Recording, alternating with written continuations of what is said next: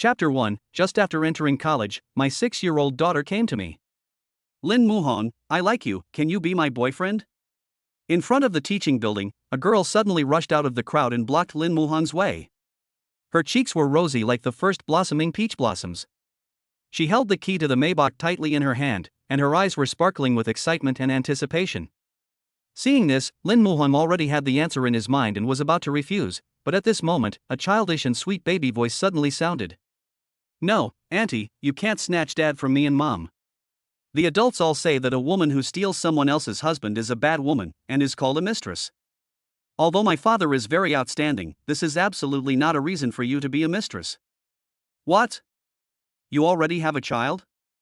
When the girl heard this, her face was full of shock. She had never expected that one day she would be lectured by a little kid and left speechless. Woo-woo. Perhaps because of the sudden breakup, or perhaps because the little guy's words broke her defenses, the girl covered her face and fled the scene in embarrassment. Lin Muhong looked at the girl's receding back, a smile appearing on the corner of his mouth. It just so happened that he didn't know how to reject the other party's confession. Only then did he lower his head and carefully look at the little girl in front of him. She looked about 5 or 6 years old, wearing a white shirt, a bright red skirt, 2 pigtails playfully hanging on both sides of her cheeks, and a white fisherman's hat. She looked delicate and cute. Lin Muhong fell in love with this little girl at first sight. Her cuteness touched his heart, making him want to reach out and pinch her pink cheeks. He even secretly complained in his heart that if he could have such a beautiful and lovely daughter, he would probably wake up laughing in his dreams.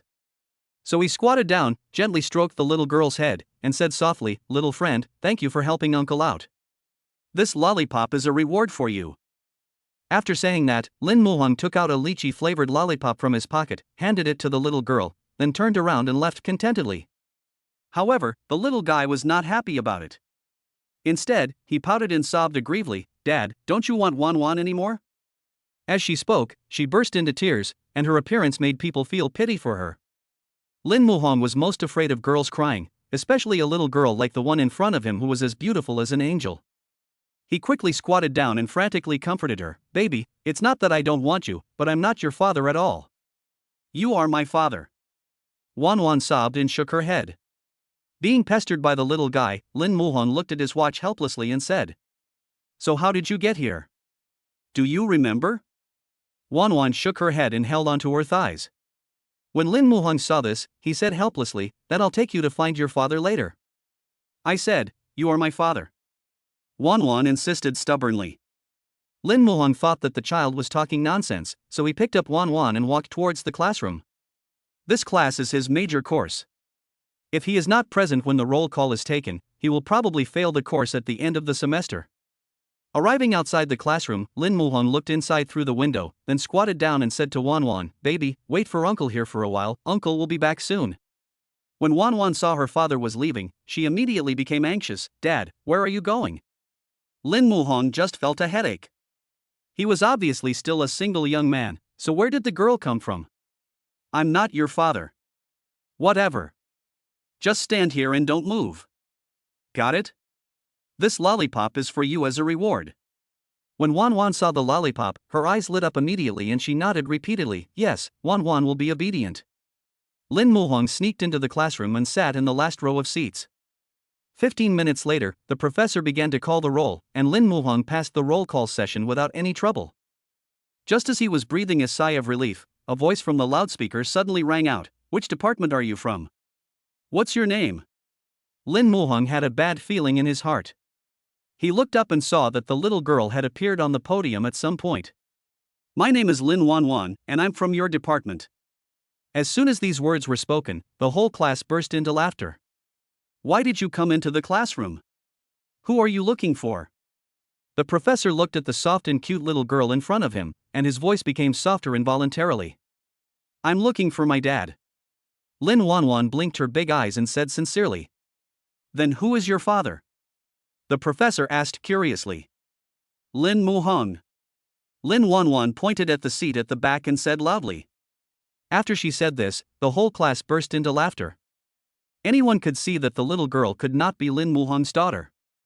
Just then, the bell for the end of get out of class rang, and Lin Wan Wan happily ran to Lin Muhong. When the little guy saw the other person's surprised look, he instantly became aggrieved and said, "Dad, you asked me to wait outside, but I waited for a long time and you didn't come out, so I came in." "You won't be angry with Wan Wan, right?" "How could that be?" Lin Muhong looked at this cute little guy, his heart filled with tenderness. "You were so cute, how could I be angry?" On the playground, Lin Muhong stared at Wan Wan closely, and suddenly he discovered that this child's eyebrows and eyes were quite similar to his own. Especially when she called out her name in front of the whole class, Lin Muhong couldn't help but wonder in his heart, could it be that this child is really his daughter? This shouldn't be the case. This child looks like she's only 5 or 6 years old, and when I was 12 or 13, I had never even held a girl's hand, so how could I have a daughter this big? When I see such a beautiful little girl, I must be missing my daughter like crazy. Am I a born daughter slave? Ding! Father and daughter meet, the life winner system is activated successfully. What the hell? Life winner system? No, father and daughter? Lin Muhong's gaze shifted to the beautiful girl in front of him. She is actually my daughter? Being stared at by her father, Lin Wan Wan said playfully, "Dad, is there something on my face?" "No." Lin Muhong answered subconsciously. In just a short while, he had completely regarded himself as Wan Wan's father.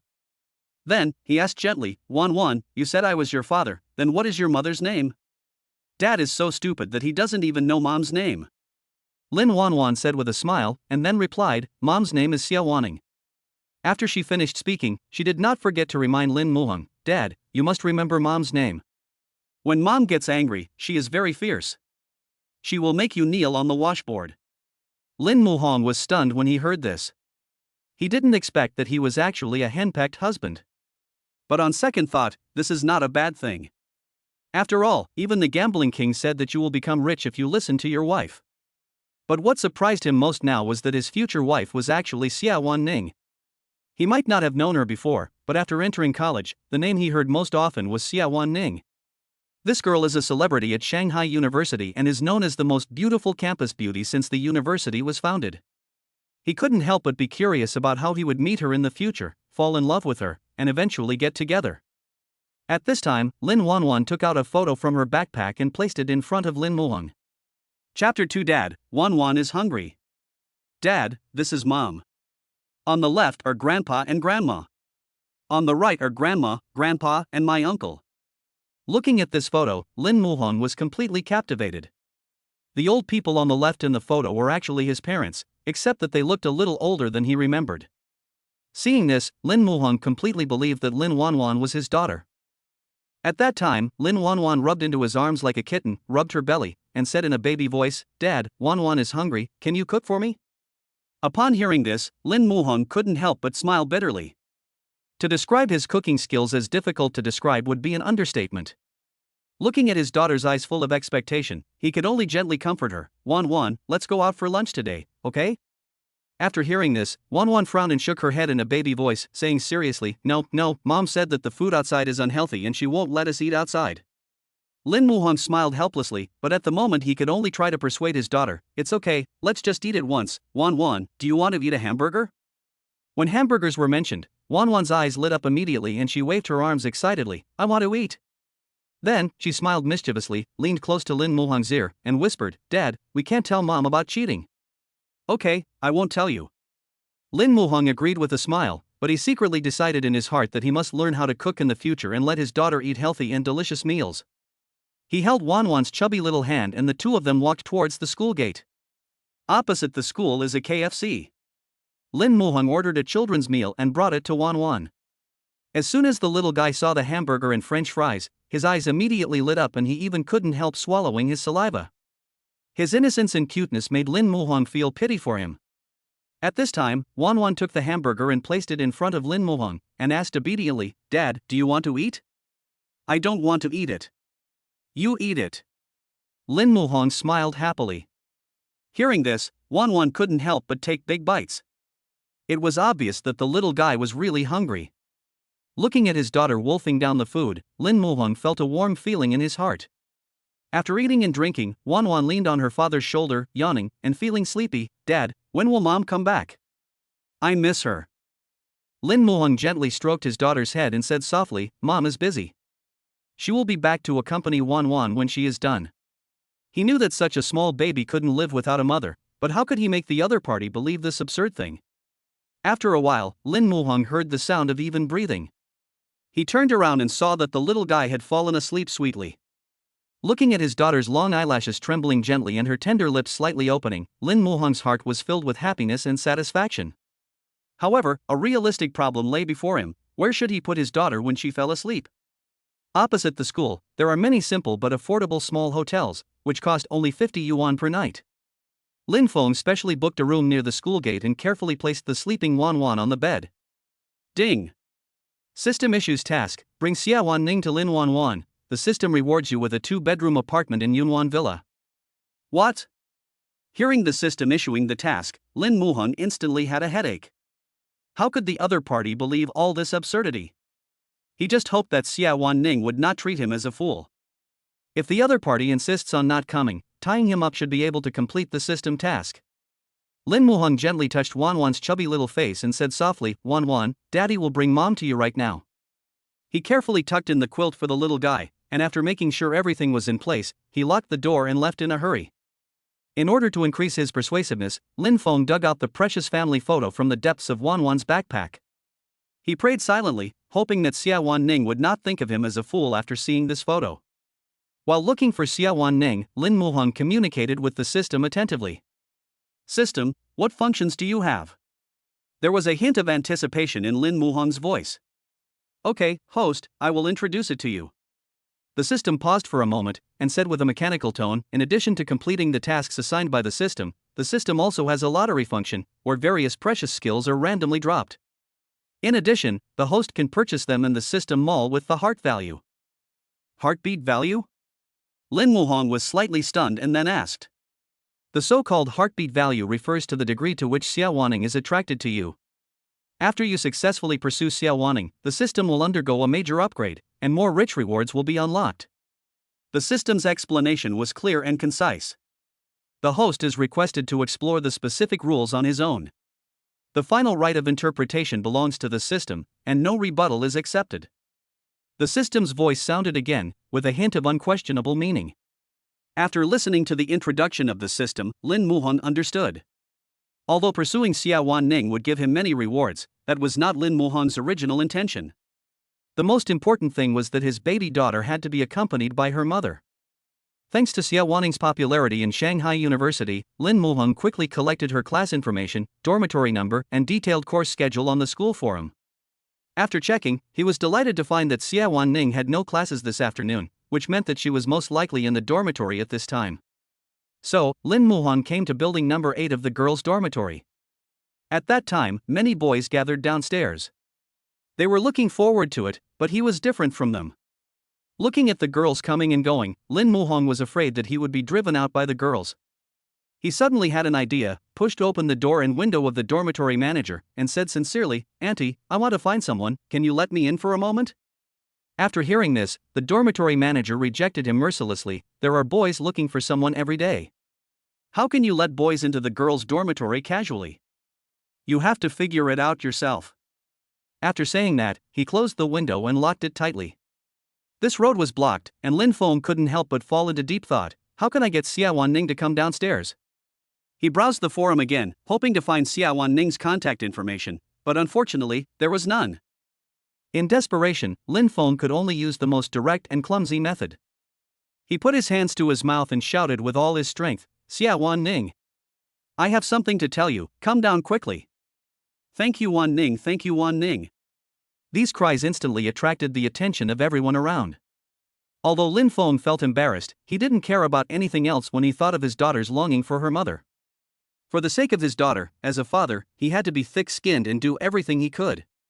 Chapter 3. We have a 6-year-old daughter. Girls' Dormitory, 308.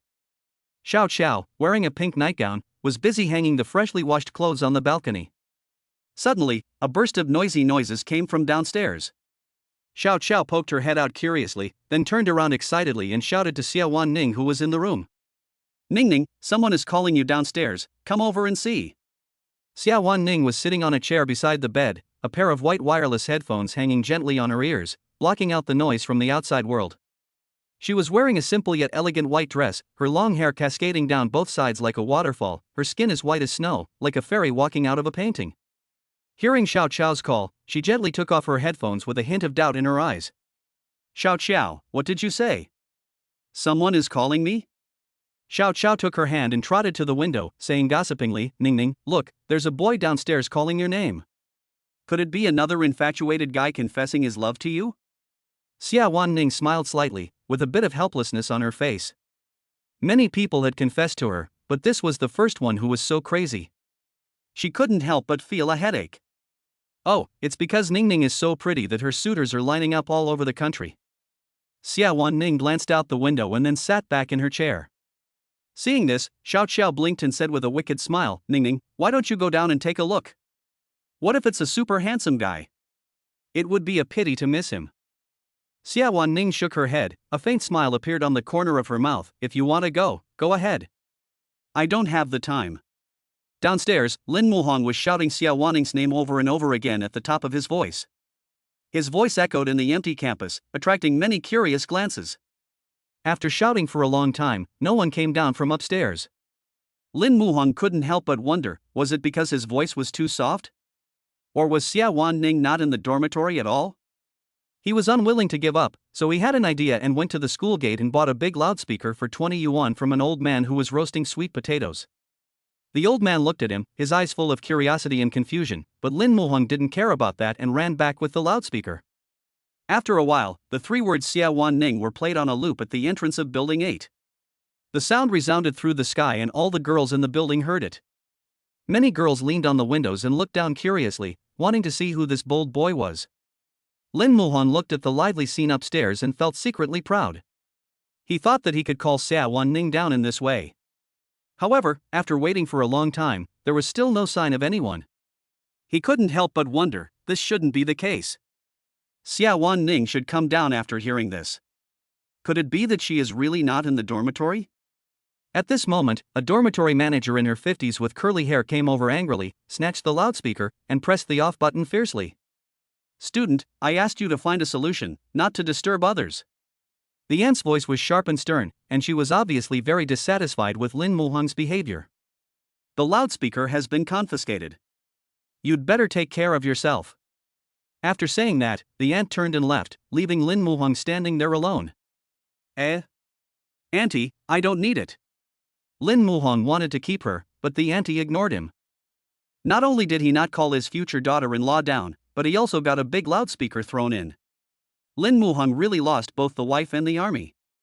He was sitting on the curb thinking of a solution when suddenly a girl in a white dress walked out from the dormitory building Xiawan Ning. She didn't want to come at first, but the sound of the horn kept repeating, which directly aroused public anger, so she had no choice but to come down. Xiawan Ning walked up to Lin Muhong and patted his shoulder gently, with a bit of indifference and curiosity in her tone. Are you the one who keeps calling me? What's the matter? Lin Muhong looked up and was stunned. He looked at the other person in confusion. Huh? Who are you? Seeing this, Xiawan Ning said speechlessly, You keep calling my name, but you don't know me? Are you playing hard to get? Hearing her say this, Lin Muhong actually felt relieved. It seemed that the girl in front of him was the one he was looking for. So it's you. He smiled awkwardly, extremely happy. In fact, Lin Muhong did not deliberately fail to recognize Xiawan Ning. He just heard of her name but had never seen her. Plus, the photo in his hand was of Xiawan Ning's future appearance, which was indeed very different from her current appearance. Therefore, when he saw Xiawan Ning for the first time, he did not recognize her immediately. His daughter might wake up at any time, so before getting straight to the point, Lin Muhong decided to give the other party a heads up. Xiawan Ning, I know what I'm going to say next is a little unbelievable. I hope you can believe me and don't treat me like a fool, okay? His eyes were full of sincerity and pleading. Xiawan Ning looked at him and nodded, indicating that she was willing to listen. Well, go ahead. Lin Muhong took a deep breath and began to speak. We two got married in the future and have a 6-year-old daughter. She traveled from the future to our present world and she misses you very much. The more Xiawan Ning listened, the deeper her frown. Although she had prepared herself mentally, she still couldn't help but sneer when she heard such absurd words from the other party.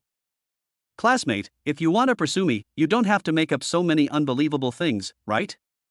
There was a bit of disdain and sarcasm in her eyes. Lin Muhong's heart tightened when he heard this, but he did not give up. I'm sorry, I know this is hard to believe, but what I said is true. You can take a look at this photo. As he said that, he took out a photo from his pocket and handed it to Xiawan Ning. Xiawan Ning took the photo and looked at it carefully. She was clearly in the photo, but that she looked more mature and charming. What surprised her even more was that her parents were also in the photo. She found that her parents were a little older than she remembered, and there were more traces of time on their faces. After seeing this, Xiawan Ning's face turned serious. How come you have photos of my parents? What do you want to do? Seeing this, Lin Muhong quickly waved his hands and explained, I don't want to do anything, really. Although this is a little unbelievable, can you listen to my explanation? Xiawan Ning acquiesced, and then Lin Muhong pointed at the photo and said, on the left of the photo are my parents, and in the middle is our daughter Wan Wan. She looks like you. After listening to this, Xiawan Ning's gaze stayed on the little girl in the middle. She looked at her carefully and was surprised to find that she was 70% similar to herself when she was a child. Even so, she still found it hard to believe. After all, she had never even held a boy's hand, so how could she have a 6-year-old daughter? Chapter 4, Will the innocent school beauty be so fierce in the future? Seeing this, Lin Muhong said pleadingly, I know this is hard to believe, but my daughter is really in the small hotel opposite the school. You will know once you meet her. After hearing this, Xiawan Ning instinctively wanted to refuse. After all, in this complex society, there were many news reports about the trafficking of female college students. However, when she saw the other's sincere and determined eyes, she followed Lin Muhong inexplicably. As soon as Lin Muhong stepped into the door of the small hotel, he clearly heard the intermittent crying of a child coming from the innermost room on the first floor. The voice was filled with helplessness and fear, and it went straight into his heart. After hearing the crying, Lin Muhong's heart skipped a beat, as if something had suddenly grabbed it. The expression on his face instantly became anxious, and a hint of worry flashed in his eyes. Then, he ran to the door like a 100-meter sprint and opened it with trembling hands. After pushing open the door, the scene in front of him made Lin Muhong's heart suddenly shrink. I saw Wan Wan walking barefoot on the ground, her pink little feet were particularly eye-catching under the dim light. Her little face was covered with tears, and tear marks were like two small streams extending from the corners of her eyes to her chin, looking so pitiful. When she woke up, she found the room empty and the unfamiliar environment made her feel very scared. When Wan Wan saw Lin Muhong, she rushed into his arms, hugged his thighs tightly with her little hands, and cried, Dad, Wan Wan thought you didn't want me anymore. Her voice was full of grievance and uneasiness, which broke Lin Muhong's heart, and he immediately hugged the little girl in his arms. Woo woo woo woo. Wan Wan's little body twitched in Lin Muhong's arms, crying like a kitten that had suffered great injustice.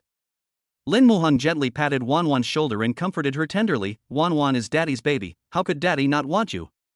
Dad just went out to do something, I didn't expect Wan Wan to wake up so soon. Seeing his daughter still sobbing, Lin Muhong tried hard to force a smile, looked at Wan Wan and said, Baby, look who Daddy brought with him? After Lin Muhong finished speaking, he gently turned Wan Wan's face towards the door. At this time, Xiawan Ning, who was standing outside the door, could see the child's appearance clearly. She was stunned, her eyes wide open, as if she had seen the most incredible thing in the world. If she hadn't seen it with her own eyes, it would have been hard for her to believe that the other person looked 70% like her. The eyebrows, nose, and mouth were simply a smaller version of her. Seeing the scene, Xiawan Ning's eyes were full of shock, and her heart seemed to be stirred by a huge wave.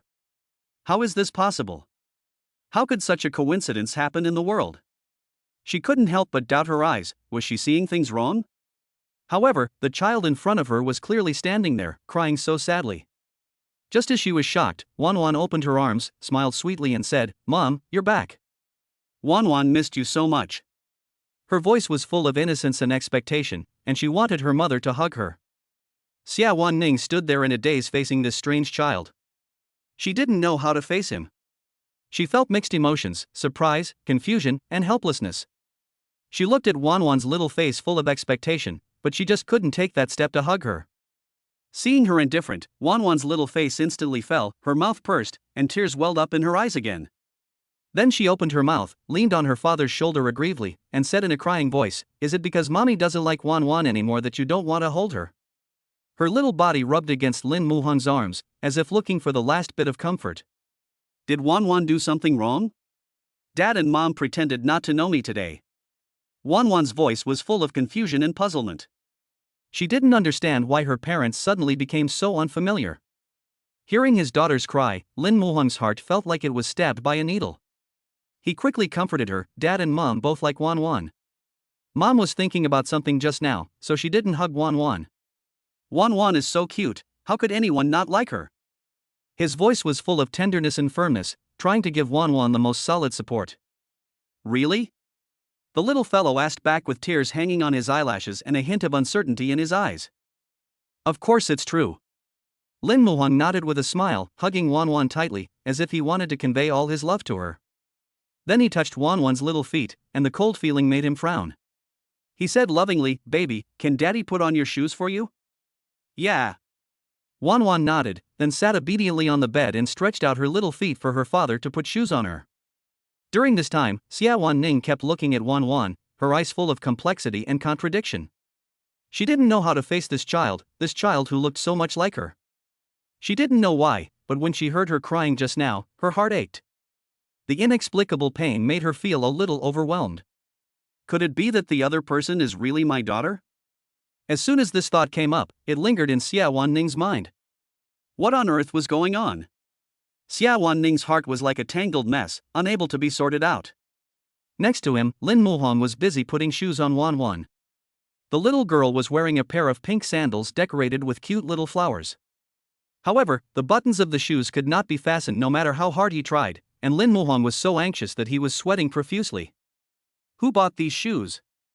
Why are they so difficult to wear? Lin Muhong couldn't help but complain. As an 18-year-old young man who had never raised a child and had an impatient temper, he was naturally a little impatient when encountering such trivial matters. When Wan Wan heard this, she quickly covered his mouth with her chubby little hands and then glanced at Xiawan Ning. There was a hint of worry and fear in her eyes, as if she was afraid that her father's words would make her mother unhappy. After a moment, the little guy whispered in Lin Muhong's ear, "Dad, shoe. These shoes were bought by my mother. If you dare to complain about what my mother bought, she won't let you enter the room." Wan Wan's little face was full of seriousness and solemnity, as if this was a very serious matter. Hearing this, Lin Muhong instinctively glanced at Xiawan Ning, only to see Xiawan Ning standing there with an awkward expression. He couldn't help but complain in his heart, will the pure school beauty be so fierce in the future? Maybe Xiawan Ning also heard what Wan Wan said just now. She lowered her head, her little face flushed, and she couldn't believe it in her heart. Was that me? Chapter 5, Mom, let Dad kneel on the board. Seeing Lin Muhong fumbling with the straps of his sandals, Xiawan Ning stood aside gently, her voice as gentle as a spring breeze. Let me do it. When Lin Muhong heard this, a hint of embarrassment flashed across his face. He then stepped aside and scratched his head embarrassedly. Yeah, okay. He replied softly, his eyes gleaming with gratitude. Xiawan Ning squatted down, her long hair falling on her shoulders like a waterfall. Her nimble fingers gently twisted and fastened the straps of her sandals securely. Her movements were skillful and elegant. At this time, Wan Wan jumped off the bed, her pink cheeks puffed up like two plump peaches. She was like a happy little bird, spreading her little wings, and ran straight towards Xiawan Ning. The little lips gently pressed against Xiawan Ning's cheek, leaving a wet, warm kiss mark. Mom, thank you. The little guy's voice is as clear as a silver bell, which makes people intoxicated. The soft touch made Xiawan Ning stunned, and an inexplicable joy surged in her heart. She looked at Wan Wan's innocent smile and felt a little dazed. Could this absurd and beautiful thing really be true? At this moment, a crisp system prompt sound suddenly rang in Lin Muhong's mind. Ding! The Life Winner system detected that the host successfully brought Xiawan Ning to Lin Wan Wan and rewarded a 2-bedroom apartment in Yunwan Villa. As soon as the system's voice fell, Lin Muhong took out a brand new key from his pocket. Before he could be happy, Xiawan Ning turned to look at Lin Muhong and asked calmly, "What are your plans next?" Lin Muhong's eyes became firm and deep. He glanced at Wan Wan, who was playing beside him affectionately, and said firmly, "Of course I have to take responsibility to raise my daughter." However, when he saw the hesitation and struggle on Xiawan Ning's face, he expressed his understanding. "As for you, it's okay if you don't want to take responsibility. My daughter and I won't make things difficult for you." His tone was full of tolerance and understanding. When Xiawan Ning heard this, she couldn't help but feel a sense of loss. She quickly explained, "If Wan Wan is really my daughter, I will definitely take on the responsibility as a mother." Her tone was full of firmness and determination, as if she was proving something to Lin Muhong. Hearing this, Lin Muhong nodded slightly and then said, "Then let's go to the hospital now and do a paternity test so that you will know for sure." The three of them walked out of the simple little hotel, hailed a taxi, and headed straight to the First Central Hospital of Demon City. The lights in the hospital corridor were dim and warm, and the air was filled with the smell of disinfectant. Lin Muhong squatted on the ground and suddenly pointed to the west and said to Wan Wan, "Wan Wan, what do you think is interesting over there?" The little girl turned her head curiously, and Lin Muhong quickly pulled a hair from her head with his quick eyes and hands. His movements were swift and agile. When Wan Wan found out that she was being teased, her little face was immediately filled with grievance and anger. Her cheeks puffed up like two glutinous rice balls filled with air, and her lower lip was pouted so hard that it could hold a weight. She put her hands on her hips and said to Lin Muhong angrily, "Daddy is bad and always teases Wan Wan. Humph, Wan Wan won't play with you anymore." After that, the little girl ran into Xiawaning's arms to seek comfort. She pointed at Lin Muhong and complained, "Mom, Dad bullied me. Mom, you have to stand up for me." She looked both cute and pitiful. Ning looked at the little baby in her arms, and a gentle smile appeared on the corner of her mouth. She pinched Wan Wan's chubby cheeks and said lovingly, "How do you want me to decide for you?" The little guy thought for a while, then said proudly, "Let Daddy kneel on the board." The tone of his voice was as if a little queen was giving orders. After hearing this, Lin Muhong couldn't help but touch his knees, thinking to himself, "A man's knees are made of gold, how could my future self kneel down so easily? What's more, can such a wife really be taken home?" Thinking of this, he couldn't help but smile bitterly. Ning was extremely embarrassed when she heard these words. She quickly pulled a hair from her head, handed it to Lin Muhong, and urged, "Send it in for testing quickly, don't dawdle." Lin Muhong took the hair, nodded, turned and walked towards the laboratory. Time seemed to become long and torturous at this moment, and every second seemed as long as a year. The three of them sat on the bench in the corridor, silently waiting for the results. Finally, 3 hours later, a nurse holding a report shouted in the corridor, "Is Lin Muhong here?" Upon hearing this, Lin Muhong immediately stood up and replied, "Yes." There was a hint of anticipation and nervousness in his voice. "Your examination report is out." After saying that, the nurse handed the form to Lin Muhong. He took the report and handed it to Ning. Although he did not see the result, he was already certain in his heart, Wan Wan was his daughter. Ning took the report and turned to the last page with trembling fingers. It was clearly written on the report, "Confirmation of parent-child relationship." These few words were like a reassurance, finally putting her mind at ease. For some reason, she felt inexplicably relieved after seeing this result. Wan Wan is really her daughter. If things develop in the future as they should, then the man opposite will be her future husband? Thinking of this, Ning couldn't help but look at Lin Muhong carefully. He was wearing casual sportswear, his posture was as straight as a pine tree, and his height of 180 centimeters made him particularly dazzling in the crowd. Under the thick eyebrows, a pair of eyes are as deep as the night sky, the nose bridge is high, and the thin lips are gently pursed. Especially the pitch-black cinnabar mole next to the nose, which is unforgettable at first sight. It would be nice if my future husband was this handsome. Ning smiled secretly with satisfaction. At this time, Wan Wan's playful words came to her ears. She blinked her big eyes and asked curiously, "Mom, why are you staring at Dad? Is there something wrong with Dad's face?" She stood at a distance of Xiawaning's palm. Hearing this, Ning suddenly came back to her senses and met Lin Muhong's deep eyes. Her face turned red and she muttered to herself, Ning, what are you thinking about?" When I came out of the hospital, the sky had turned pitch black and streetlights were lit up one by one, guiding people returning home. At this moment, Wan Wan's little belly started to sing the empty city strategy at an inopportune time, and the gurgling sound seemed particularly loud. She stuck out her tongue shyly, her eyes narrowed into slits, 2 red clouds appeared on her cheeks, and she said a little embarrassedly, "Oh, I'm hungry." The little guy suddenly thought of something and took Ning's jade-like hand.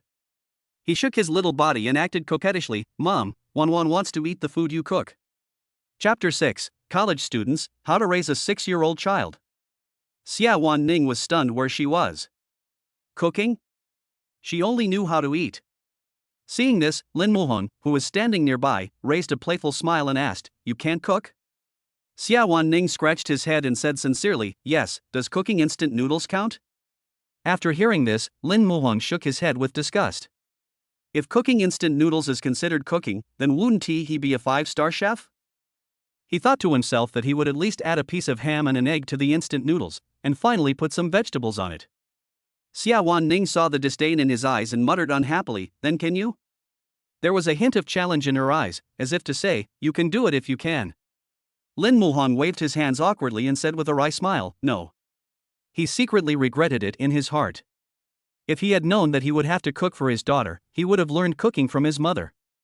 Now, he can't do anything except cooking instant noodles. It's really embarrassing. At this time, Xiawan gave Lin Muhong a white look, then looked at Wan Wan gently, and said softly, "Baby, mommy will cook for you another day. Can we eat out today?" Her voice was full of apology. When she heard that she could eat outside, Wan Wan's little eyes immediately lit up like two sparkling gems. Her little head was like a rattle, nodding continuously, and she was shouting excitedly, "Okay, okay. Let's eat outside today, and then we can eat the meal that mom cooks next time." Xiawan Ning smiled and touched Wan Wan's head, and asked, "What do you want to eat, baby?" Her eyes were full of doting, as if she wanted to give Wan Wan the best things in the world. Wan Wan tilted her head and thought for a while, then said in a baby voice, "Well, Mom, can I eat noodles?" "Of course." Xiawan Ning agreed immediately, her eyes sparkling with maternal love. After a while, the three of them arrived at a cozy little noodle restaurant. Lin Muhong ordered a bowl of clear soup noodles for Wan Wan, and the other two had pea noodles. Wan Wan sat on a small stool, her chubby hands supporting her chin, staring towards the kitchen without blinking, as if she was looking forward to the arrival of delicious food. Finally, the noodles were served. Xiawan Ning came over with the bowl of noodles. There was a lot of coriander on the top. The emerald green color looked particularly tempting under the light. Lin Muhong couldn't stand it after seeing it. He couldn't understand why anyone liked to eat coriander. He frowned, and a trace of disgust flashed in his eyes. Wan Wan saw that there was nothing in her bowl except noodles and vegetables. The little girl's eyes turned and saw the coriander in Xiawan Ning's bowl. She said in a milky voice, "Mom, I want some coriander too. Can you give me some?" Xiawan Ning smiled and touched Wan Wan's head, saying gently, "Mom will get you some more, okay?" Wan Wan nodded obediently, with a happy smile on her little face. A moment later, when Xiawan Ning put the coriander into Wan Wan's bowl, the little guy smiled contentedly. Seeing this, Lin Muhong complained in his heart, "The daughter takes after her mother, and his father is just a laborer." At this moment, Xiawan Ning suddenly said, "Lin Muhong, how much is the paternity test? I will send you half of the money later." There was a hint of seriousness in her voice, as if she was talking about something very important. Lin Muhong was not being pretentious. After all, he was just a freshman in college. When he was in college, his mother transferred half a semester's money to his card. After the paternity test, his wallet was empty. Not to mention Wan Wan, he even had difficulty feeding himself. He nodded and said, "Okay." Hearing the voices of her father and mother talking, Wan Wan held the bowl, which was bigger than her face, in her chubby little hands and began to slurp the noodles. She bit her chopsticks, looked at Xiawan Ning with a puzzled look on her face, and asked in a baby voice, "Mom, you usually call Dad husband, why didn't you call him that today?" Her eyes were full of curiosity. Husband? Hearing this word, Xiawan Ning was startled and her ears suddenly turned red. She secretly glanced at Lin Muhong's reaction, but found that he was just eating and drinking as usual, while she was the only one who was so shy that she didn't know how to answer. She muttered to herself, "How come this little guy knows everything?" However, when faced with her daughter's puzzled look, she avoided her gaze and her heart was pounding like a little rabbit. Is it really necessary to call her husband before she will give up? She thought about it, but still felt too shy to say it. At this moment, Lin Muhong put down his bowl and chopsticks, looked at Wan Wan and said teasingly, "The noodles are getting cold. If you don't eat quickly, Dad will snatch yours away." There was a hint of joking in his voice. When Wan Wan heard this, she pouted and said angrily, "Humph, Dad is bad, he just bullies the little friends." There was a hint of grievance in her eyes, as if she was accusing Lin Muhong of his evil deeds. "When we get back to Grandpa and Grandma's house, I'll sue you." Wan Wan continued to threaten, with dissatisfaction written all over her little face. Seeing this, Lin Muhong laughed even more happily. He touched Wan Wan's head and said, "Okay, then Dad will wait for Wan Wan to complain." Because there was a dad next to her who would snatch her noodles anytime and anywhere, Wan Wan ate very quickly. Her little mouth kept chewing, as cute as a little hamster. After a while, only 1/3 of the big bowl of noodles was left. It was quite amazing that a 6-year-old child could eat that much. After eating, Wan Wan touched her round belly and said contentedly, "Wan Wan is full. Dad can eat the rest of the noodles. I won't be angry with you." There was a hint of childishness in her voice. "Okay." Lin Muhong touched Wan Wan's head and nodded with a smile. He picked up the remaining noodles of Wan Wan and started eating them in big mouthfuls. Seeing Lin Muhong eating so happily, Wan Wan couldn't help but laugh. Xiawan Ning sat aside, looking at the two of them, and suddenly a warm feeling surged in her heart. Thinking of this, she suddenly realized a very serious problem. Both of them are college students, how can they raise a 6-year-old child? She frowned, a hint of worry flashing in her eyes. Our school has dormitory inspections. It's not convenient for Wan Wan to live at either your place or my place. What should we do? Xiawan Ning looked at Lin Muhong, her tone full of worry. Seeing this, Lin Muhong immediately comforted her. "It's okay, I have a house opposite the school, Wan Wan will live with me." Lin Muhong had thought of this as early as when the system issued the reward. Xiawan Ning nodded, feeling a little relieved. However, she still asked with some concern, "What about your dormitory inspection?" There was a gleam of concern in her eyes, as if she was thinking about Lin Muhong. Lin Muhong smiled and said easily, "My roommate is the class monitor. Ask him to find someone to replace me. No one will be discovered." His voice was full of confidence, as if everything was under his control. After Xiawan Ning heard this, she finally felt relieved. She nodded and said, "This is the best." After finishing their meal, the three of them got into a taxi and prepared to return to Lin Muhong's house opposite the school. Wan Wan sat in the middle, holding Xiawan Ning's hand with one hand and Lin Muhong's hand with the other, with a happy smile on her little face. Chapter 7 Why is Dad so stupid today? Yunwan Villa, Building 8, Unit 1, 1201. When I opened the door, I saw a very warm house. The room was spotlessly clean and there was a faint fresh fragrance in the air. All kinds of furniture and appliances are available and arranged in an orderly manner. The house had obviously just been renovated and there was no sign of anyone having lived there before, so everything looked so new. Wan Wan took small steps and looked around curiously at this unfamiliar environment, her big, clear eyes sparkling with excitement and curiosity. She looked at Lin Muhong in confusion and asked softly, "Dad, why do you come here and not go back to our own home?" Her eyebrows were slightly frowned, and her face was full of confusion. After hearing this, Lin Muhong showed a trace of embarrassment on his face. He did want to, but this is the present, not the future. Then, he bent down, gently touched Wan Wan's head, and asked softly, "Wan Wan, do you know the name of our neighborhood?" "I know." The little guy nodded vigorously, poking his father's nose with his little hand unconsciously, with an innocent smile on his face, as if he had discovered some great secret. "Dad, why is he so stupid today?" "Our family has Thompson's 2nd grade." Hearing the name Tang Chen Erpin, Lin Muhong couldn't help but take a breath. That is the most famous wealthy area in the Magic City and even in Dragon Country. Those who can live there are either rich or noble. It seems that I must be very successful in my future career to be able to provide my daughter with such a superior living environment. Thinking of this, Lin Muhong secretly made up his mind that if he wanted his daughter to live a life without worries about food and clothing in the future, he would have to work harder. At this time, he gently hugged Wan Wan, his eyes full of tenderness and determination. "Baby, we will live here for a while in the future, is that okay?" "Well, Wan Wan is fine as long as Daddy and Mommy are here," the little girl said softly, with a happy smile on her little face.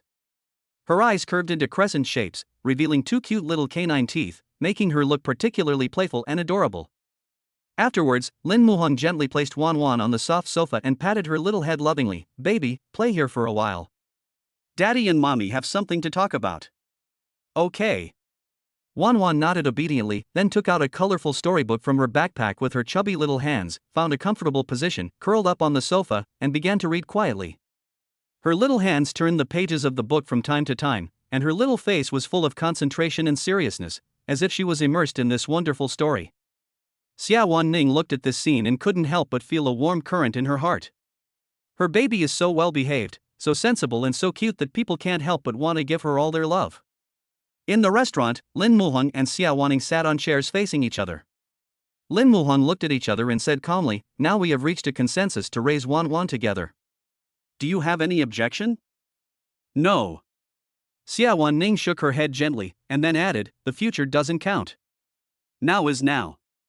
I am Wan Wan's mother, and you are Wan Wan's father. Other than that, we have no relationship. I agree. Lin Muhang nodded, expressing his agreement. Let's not interfere with each other's lives. No problem. Both of them were very satisfied with the decision. Afterwards, they added each other on WeChat, and Xiawan Ning transferred half of the money from the paternity test to Lin Muhang. Seeing that it was getting late, Xiawan Ning knew that she had to go back, otherwise the school would be closed soon. She glanced at Wan Wan reluctantly, then stood up, walked to the little girl, and gently touched her head. Baby, mommy has something to go out for. Can I come to see you tomorrow? Upon hearing this, Wan Wan immediately raised her head, her little face full of reluctance and worry. Where are you going, Mom? You won't abandon Wan Wan and Dad, will you? There was a slight tremor in her voice, and her little eyes were full of tears, as if she would cry at any time. Wan Wan doesn't want you to leave. She hugged Xiawan Ning's thighs tightly, her little face full of attachment and reluctance. Seeing this, Lin Muhang quickly squatted down to comfort her. Mom has work to do, she won't abandon Wan Wan and Dad. After he finished speaking, he looked at Xiawan Ning and raised his eyebrows slightly. Xiawan Ning immediately understood what he meant and quickly agreed. Yes, Wan Wan, how could Mom bear to leave you? Her words were full of love and reluctance, trying to make Wan Wan believe that she would really come back. Mom will come back to see you early tomorrow morning and bring you some delicious food, okay? Xiawan Ning coaxed Wan Wan gently, trying to divert her attention with delicious food. Okay then. The little guy pouted and nodded reluctantly. Although she was reluctant to let her mother leave, she also knew that her mother had work to do, so the little girl said worriedly, Mom, please come back early tomorrow. No problem. Xiawan Ning nodded with a smile, then gently pushed open the door. Just as she was about to leave, Wan Wan suddenly rushed out and threw herself into her arms like a little swallow. She kissed her mother on the cheek, then smiled sweetly and said softly, Goodbye, Mom. Goodbye. Xiawan Ning waved her hand with a happy smile on her face. She touched the place where the little guy had kissed her, and couldn't let it go for a long time. At that moment, she seemed to feel the purest happiness and satisfaction in the world. Let's go home. Lin Muhang took Wan Wan's little hand and returned to the room. Wan Wan was half kneeling on the bed, with a hint of confusion and sleepiness on her little face, as if she was about to fall asleep at any moment. Her little hands rubbed her eyes unconsciously and her little head nodded, looking particularly adorable. Although the house was fully furnished with appliances, there were no clothes or pajamas for the little one. He thought that he must take his daughter to buy some new clothes and pajamas tomorrow, so he would just make do with what he had today. Then he took off his t-shirt and gently put it on Wan Wan. This t-shirt is a little big for Wan Wan, but it can be worn as a nightgown. Wearing her father's t-shirt, she looked particularly petite and cute, like a little elf. Wan Wan, lie down quickly. Daddy will pat you to sleep. Lin Muhang said softly, trying to make Wan Wan fall asleep as soon as possible. The little guy lay obediently in the bed, his eyes almost unable to open. She said to Lin Muhang coquettishly, Dad, is there any milk? I drink a glass of milk every night before going to bed. He just opened the refrigerator and looked around, but there was nothing there. Lin Muhang shook his head and then assured him, Baby, there's no milk at home today. Dad will buy it for you tomorrow, okay? Lin Muhang said gently, trying to calm the little guy. Now he has no idea about Wan Wan's habits and tastes, and can only discover them slowly in the future. The little guy responded softly, and then begged in a milky voice, Daddy, please read me a bedtime story. No problem. Lin Muhang nodded with a smile, and then searched for bedtime stories suitable for children on his mobile phone. Soon, a magnetic voice was heard in the bedroom. Once upon a time, there was a little cat. It loved eating fish and could never get enough of it. It always thought how wonderful it would be if one fish could become many, many fish. Lin Muhang's voice was gentle and infectious, as if it had a kind of magic that made Wan Wan gradually fall asleep. There was a smile of satisfaction and happiness on her little face, as if she was having a sweet dream. After a while, her breathing became even and calm, and she had obviously fallen asleep.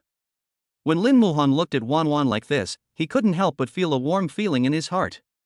He gently covered Wan Wan with a blanket and then quietly left the room. Chapter 8 Creative Ability? Can this be used to make a living? At the same time, a crisp system prompt sound suddenly rang in Lin Muhang's mind. Ding! The system detected that the host read a bedtime story to his daughter. This warm and loving behavior deserves praise. The host is specially rewarded for his ability to create children's stories. As soon as the system finished speaking, it was as if a Pandora's box was opened in Lin Muhang's mind. Countless wonderful bedtime stories emerged like a tide, and each story was full of wonderful ideas. This creative ability was simply the ultimate manifestation of a flood of inspiration. Creative ability? Can this thing be used to make a living? Lin Muhang secretly complained in his heart, while thinking about ways to make money in his head. Thinking of Wan Wan's good living conditions in the future, he vowed to give his precious daughter a better life.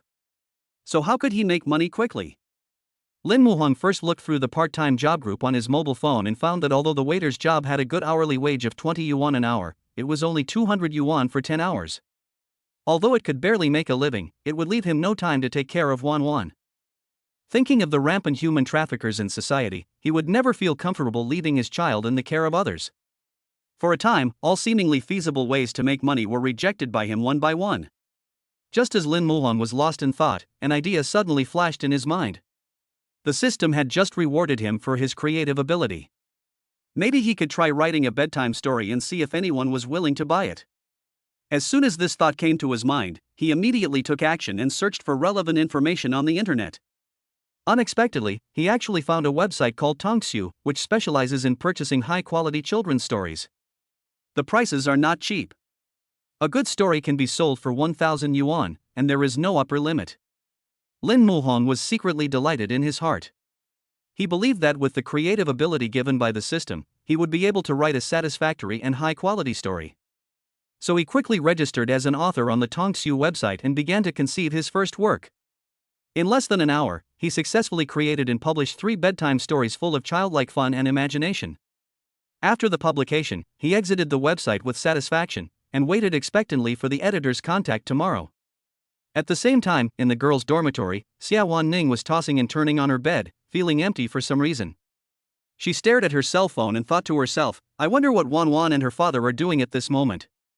She opened Lin Muhang's WeChat chat box, her fingers hesitating on the keyboard.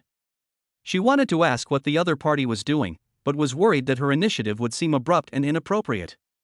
Am I being too proactive? Xiawan Ning muttered to herself, her finger hovering over the send button. Forget it, I won't ask anymore.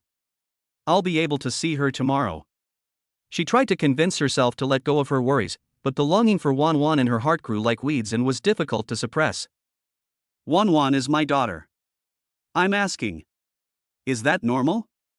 After some struggle, Xiawaning finally mustered up the courage and sent a message to Lin Muhang, is Wan Wan asleep?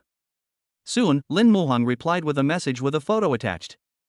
In the photo, Wan Wan was sleeping soundly, her long eyelashes drooping gently, and her chubby little face was filled with a smile of happiness and satisfaction, making people want to kiss her.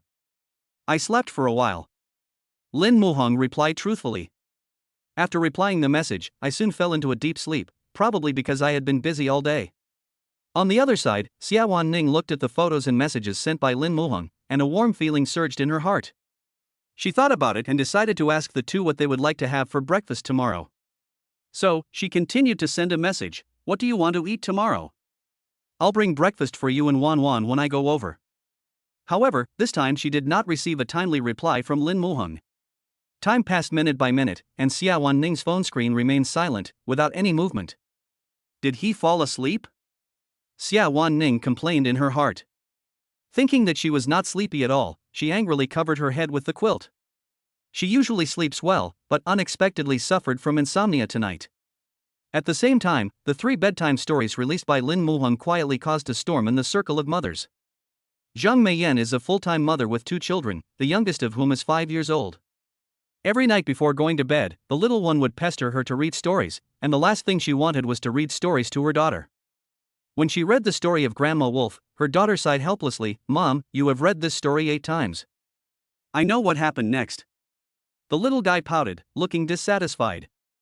Then can Mom read Little Red Riding Hood to you again? Zhang Meiyan asked helplessly.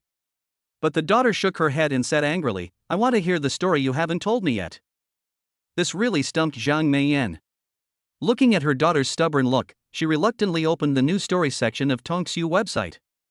Among the many stories, a story titled Star Candy in the Moonlight Forest caught her attention. She started reading with the attitude of giving it a try, but she didn't expect that she couldn't stop reading after that. This story not only has an interesting plot, but can also teach children some common sense and life philosophy. The most important thing is that after hearing this story, my daughter did not resist, but fell asleep happily. After coming out of her daughter's room, Zhang Meiyan excitedly shared her discovery in the group of mothers. Sisters, I found a very good bedtime story, you can all read it to your children. As soon as the news came out, the group of mothers immediately exploded. Someone replied, Sister, you are such a timely help. I just don't know what story to read to my daughter. She has basically heard all of them. It's really hard for me as an old mother. My daughter is the same.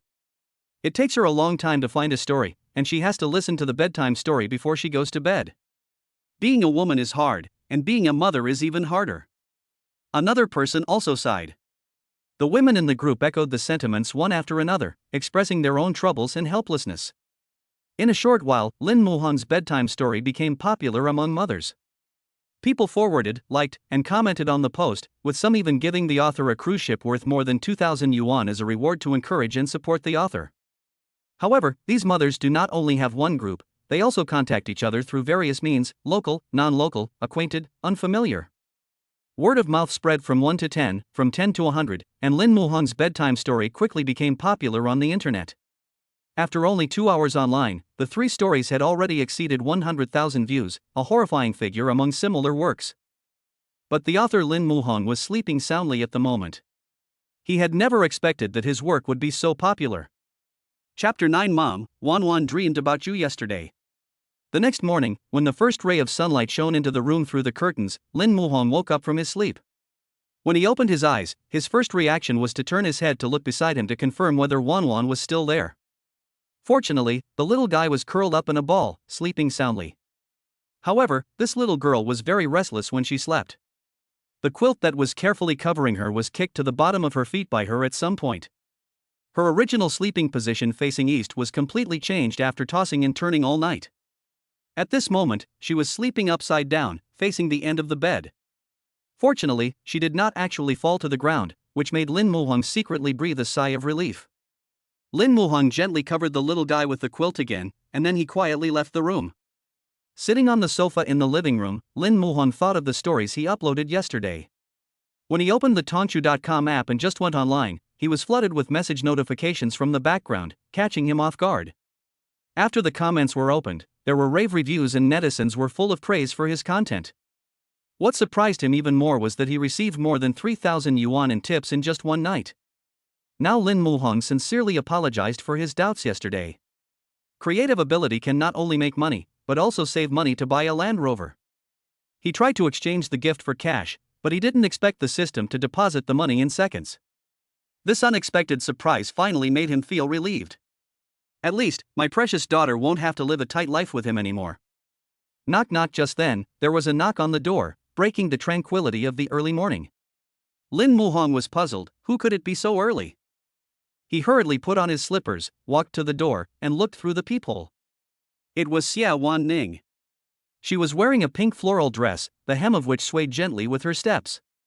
Her long black hair fell by her ears like a waterfall, and a few strands of hair danced gently in the wind, adding a touch of softness to her. She was wearing a pair of simple white low-heeled sandals, which made her look more graceful and beautiful. However, when Xiawan Ning saw Lin Muhong behind the door, she suddenly felt as if she was scalded. She quickly covered her eyes with her hands, and her little face became so red that it seemed like blood could drip out. Leo Mom. Why aren't you wearing any clothes? There was a hint of shyness and panic in her voice. I am dressed, but I am not wearing a top. Lin Muhong explained helplessly, and then stepped aside from the door. Wan Wan didn't have pajamas, so I gave her my t-shirt as pajamas. The little guy hasn't woken up yet, and there are no other clothes here, so this is the only way.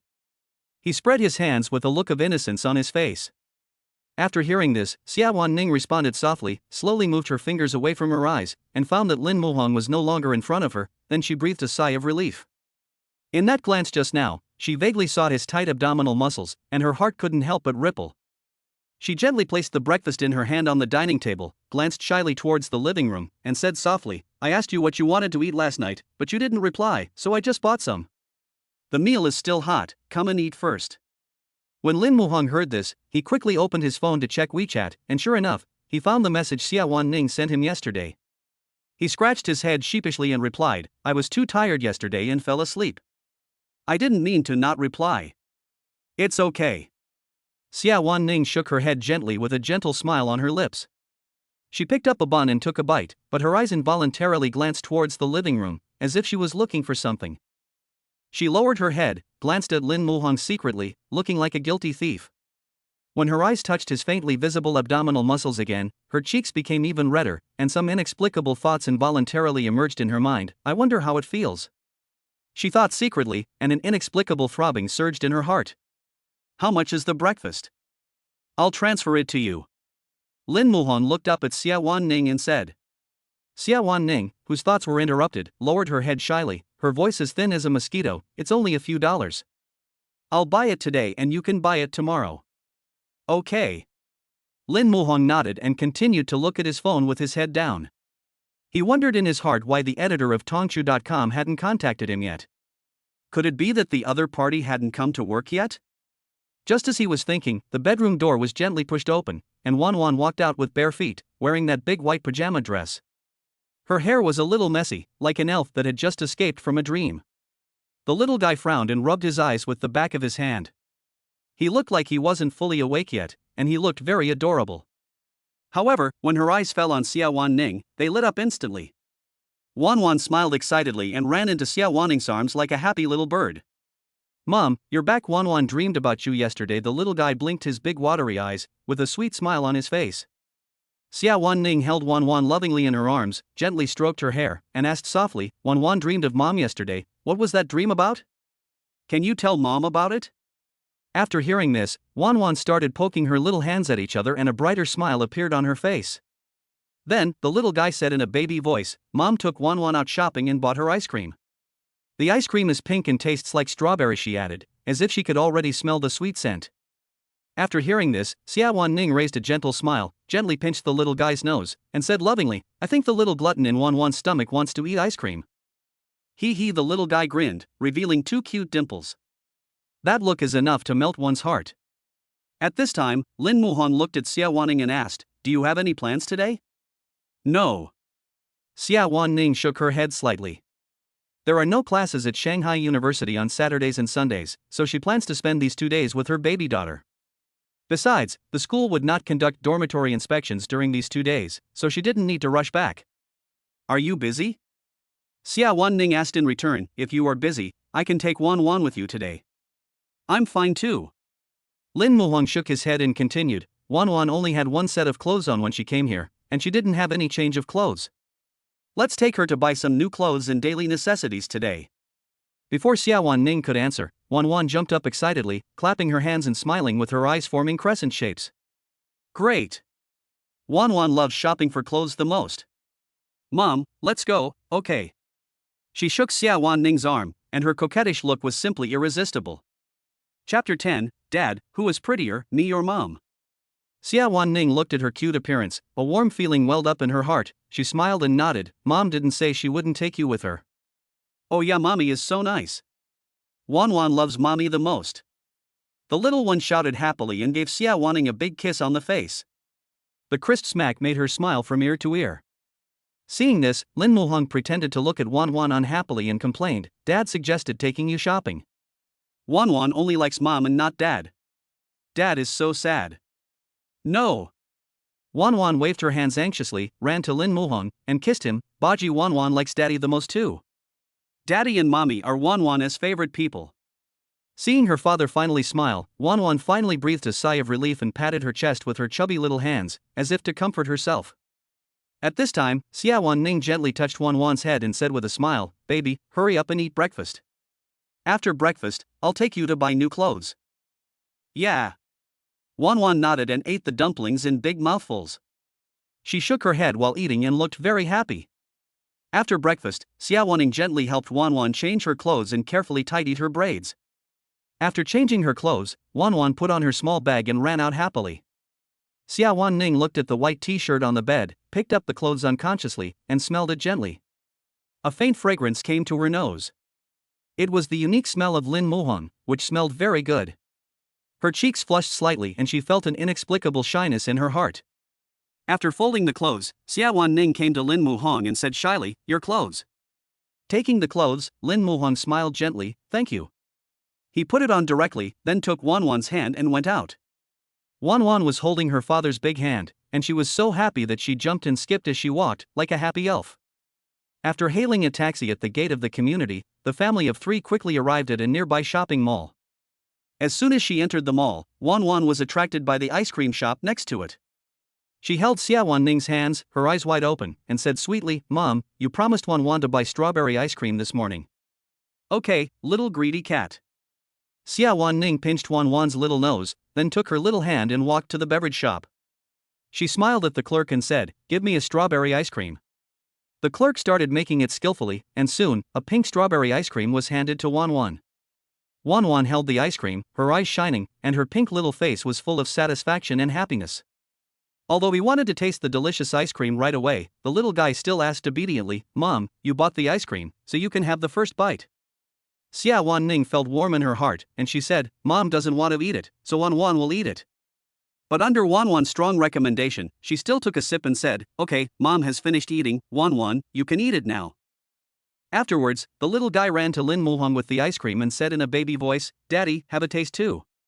Strawberry ice cream is very delicious." Lin Muhong bent down, took a sip of the ice cream, and then gave a thumbs up and praised, "It's really delicious." Hearing that her father approved of her taste, Wan Wan was overjoyed and smiled even more brightly. Xiawan Ning stood aside, watching the heartwarming interaction between the father and daughter, feeling an inexplicable sense of relief in her heart. However, when she noticed that Lin Muhong was sipping the same food she had just eaten, her cheeks turned red again and her heart was beating like a little rabbit. Is this an indirect kiss? She touched her lips and thought shyly. Realizing her messy thoughts, she slapped her face and scolded, "What are you thinking about?" After buying ice cream, the family went straight to the third floor where children's clothing was sold. The mall was bustling with people coming and going, but Wan Wan was not afraid at all. She looked at everything around her curiously. Xiawan Ning gently asked Wan Wan, "Baby, what kind of clothes do you like?" Wan Wan tilted her head and thought for a while, then said seriously, "Well, I like pink clothes with little animals on them." "Oh." Xiawan Ning nodded, and then began to choose clothes according to her baby daughter's request. She was walking among all kinds of children's clothing. At this moment, she noticed a pink puffy skirt with a bunny pattern on it in the store on the right. It was very cute. Her eyes lit up, and she pointed at the dress and asked, "Baby, do you like that dress?" Wan Wan looked in the direction her mother pointed and was immediately attracted by the pink puffy skirt. She nodded, her eyes gleaming with anticipation, "Yeah, I like it." When the clerk saw it, he came over quickly with a smile on his face, "Little girl, you have a good eye. That pink tutu is the latest model this year. It just arrived yesterday. All sizes are available now, why not try it on?" Xiawaning nodded, then pulled Wan Wan to the locker room. After a while, the door of the locker room was gently pushed open, and a fairy-like figure jumped out. Wan Wan was wearing that pink puffy skirt, the hem of which fluttered gently with her movements, like a blooming flower. She came to Lin Muhong, blinked her eyes and said with a smile, "Dad, am I beautiful?" She looked so adorable that one couldn't help but want to hold her in his arms and give her a big kiss.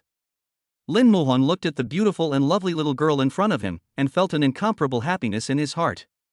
He praised sincerely, "Beautiful, our Wan Wan looks like a fairy in this little skirt." Wan Wan felt a little shy after hearing this. She lowered her head and her little hands unconsciously tugged at the hem of her skirt, which made her look even more adorable. Suddenly, Wan Wan raised her head and asked Lin Muhong with a wicked smile, "Dad, who is prettier, Mom or Wan Wan?" As soon as these words were spoken, they immediately attracted the attention of the people around them. Xiawan Ning also stared at Lin Muhong, feeling both expectant and nervous, to see how he would answer this fatal question. Being stared at by two girls, Lin Muhong felt a chill on his back. He suddenly had an idea and replied with a smile, "Of course it's because Mama's beautiful, otherwise how could she give birth to such a beautiful daughter like Wan Wan?" As soon as these words came out, they immediately won applause and praise from the people around them, and some people even shouted, "Why didn't I think of that?" However, at this moment, a woman next to him suddenly shouted, "I want the skirt the little girl is wearing." Chapter 11, Daughters Should Be Raised in Wealth. After hearing this, Wan Wan's fair and tender little face was instantly filled with worry. Her big eyes blinked as she looked at Lin Muhong and Xiawaning, as if begging her father and mother not to give this pink puffy skirt to others. Seeing this, Lin Muhong touched Wan Wan's little head and nodded gently. Then he turned his head to look at the woman and spoke politely, but his voice was firm and unquestionable. Sorry, we saw this dress first. Upon seeing this, the salesperson quickly put on an apologetic smile and explained to the woman who had just called out, Ma'am, I'm very sorry, there is indeed only one of this skirt, and someone else got it first. There was some apology in her tone, but she also tried to maintain a professional smile.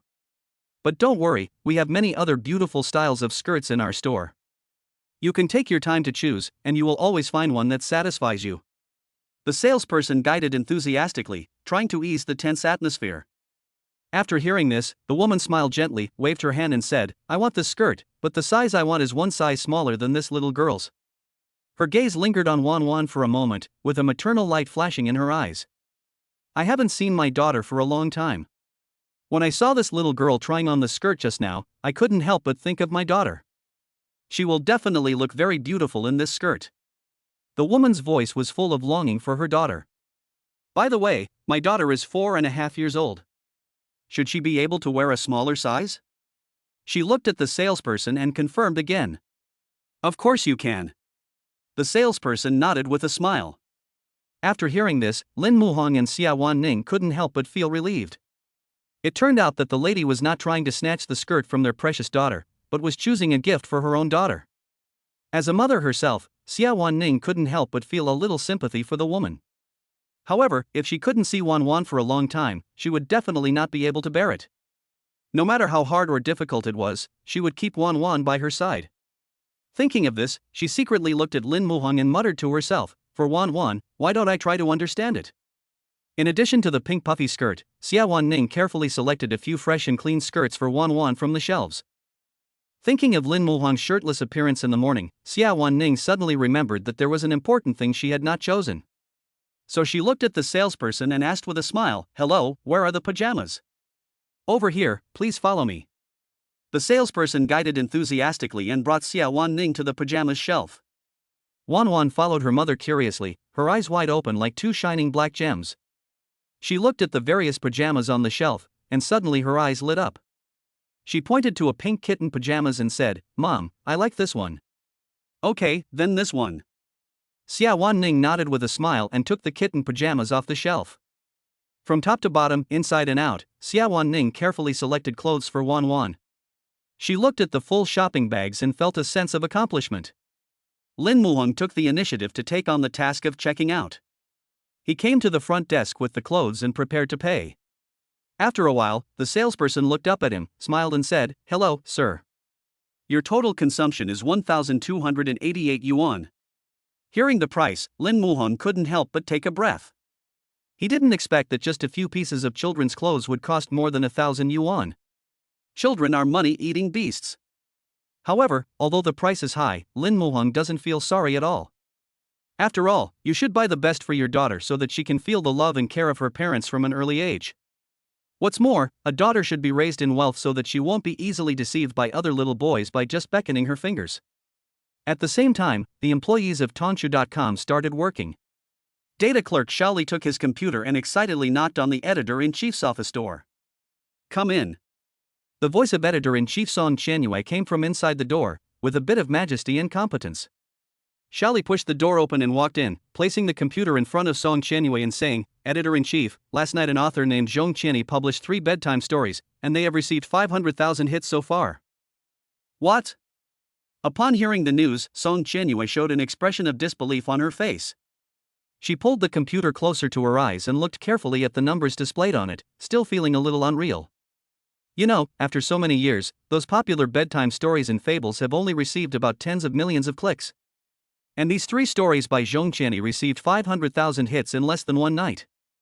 This is simply terrifying. Song Qianyue couldn't help but feel excited. She thought that if they could sign this Zhong Qianyi as the exclusive author of Tongshu.com, then their website would surely secure its position as the industry leader. Thinking of this, she could no longer suppress her excitement and quickly told Xiaoli to look up Zhong Qianyi's contact information. Soon, Xiaoli came to Song Qianyue with a piece of paper and said, Editor-in-chief, this is the mobile phone number that Zhong Qianyi left when he registered the website. Okay, I got it. Song Qianyue took the note, suppressed her excitement, and quickly dialed the other party's phone number. A male voice soon came from the other end of the phone. Hello, are you the author Zhong Qianyi? It's me. Lin Muhang nodded, frowning slightly, and wondering, who are you? I'm Song Qianyue, the editor-in-chief of Tongshu.com. I want to talk to you about signing a contract. Are you free now? There was a hint of urgency and anticipation in Song Qianyue's voice. Hearing this, Lin Muhang glanced at Wan Wan, grinned and said, I'm busy now, add me on WeChat first, I'll get back to you when I'm free.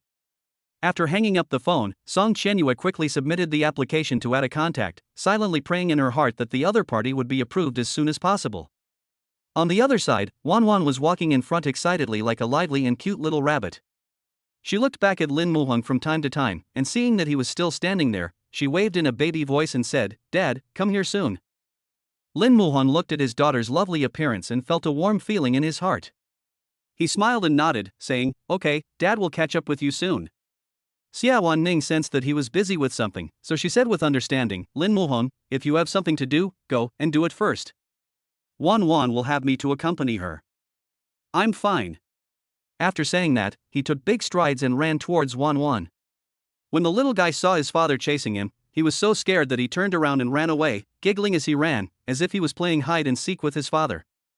Looking at the warm and lovely backs of Lin Muhang and Wan Wan, Xiawan Ning also smiled. However, when she thought of Lin Muhang's excitement and happiness when he answered the phone just now, she couldn't help feeling a little jealous. She snorted coldly and said to herself, the girl called you to urge you, but you still pretended nothing happened. Bah! I wanted to get to know you, you're such a scumbag. Chapter 12? I'm not just any girl. After buying clothes, the family of 3 went to the supermarket and started picking out some daily necessities. Wan Wan excitedly pulled her parents' hands and skipped among the dazzling shelves. When the group walked to the vegetable and aquatic product area, Wan Wan's eyes lit up instantly, as if she had discovered a treasure. She pointed at the lively shrimps on the shelf, her soft little face full of anticipation. Wan Wan looked at Xiawan Ning and said in a tender and sweet voice, Mom, Wan Wan wants to eat the fresh shrimp and tofu pot you made. Can you make it for me at noon? There seemed to be stars twinkling in the little guy's eyes, with a sweet smile on the corners of his mouth, and his chubby little hands made a please gesture from time to time. Xiawan Ning looked down at Wan Wan's coquettish look and her heart almost melted. She couldn't bear the little guy's attack at all, and nodded lovingly, Okay, Mommy will do it for you.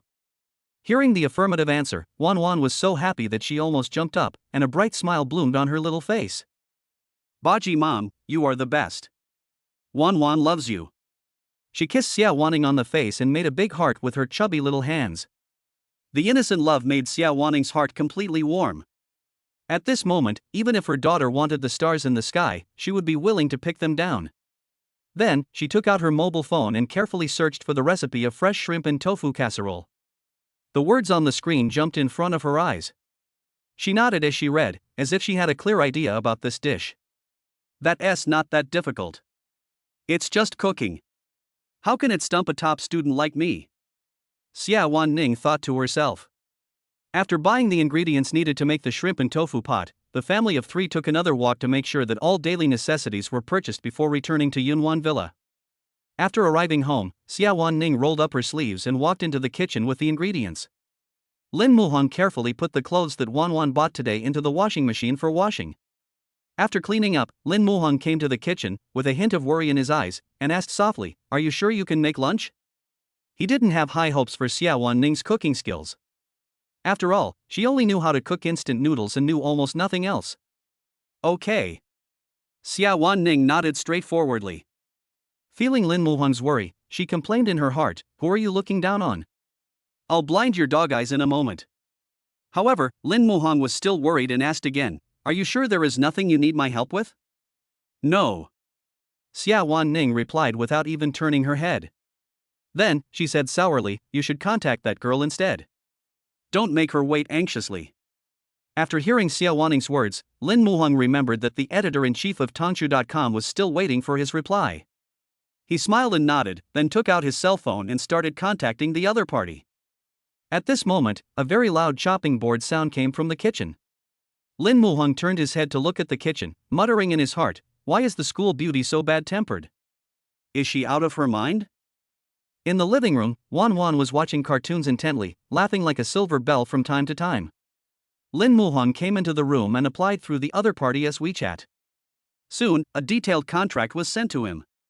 He read the contents of the contract carefully, his brows furrowed more and more.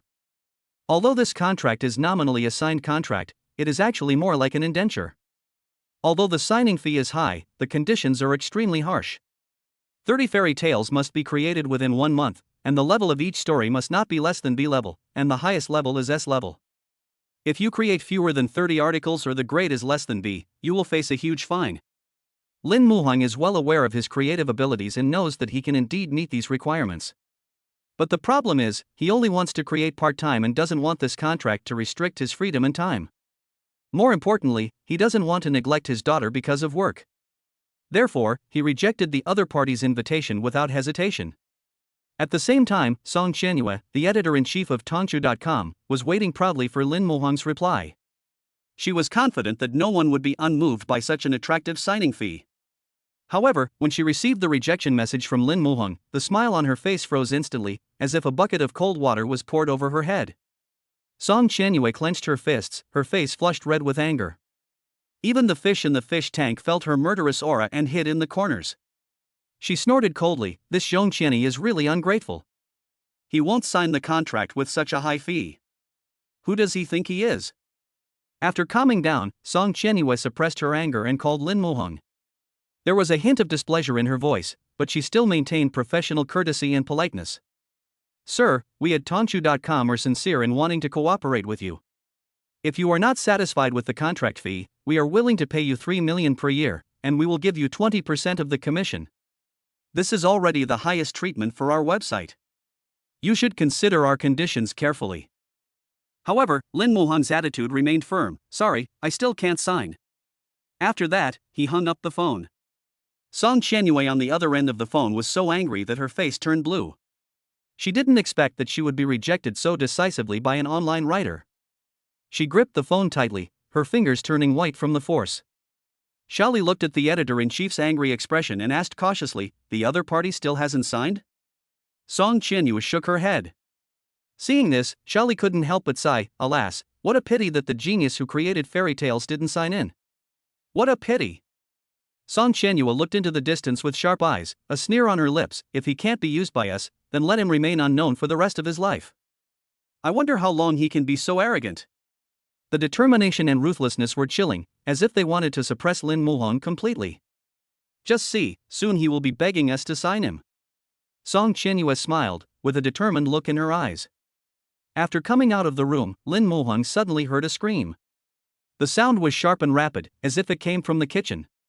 His heart tightened and he rushed in to check the situation.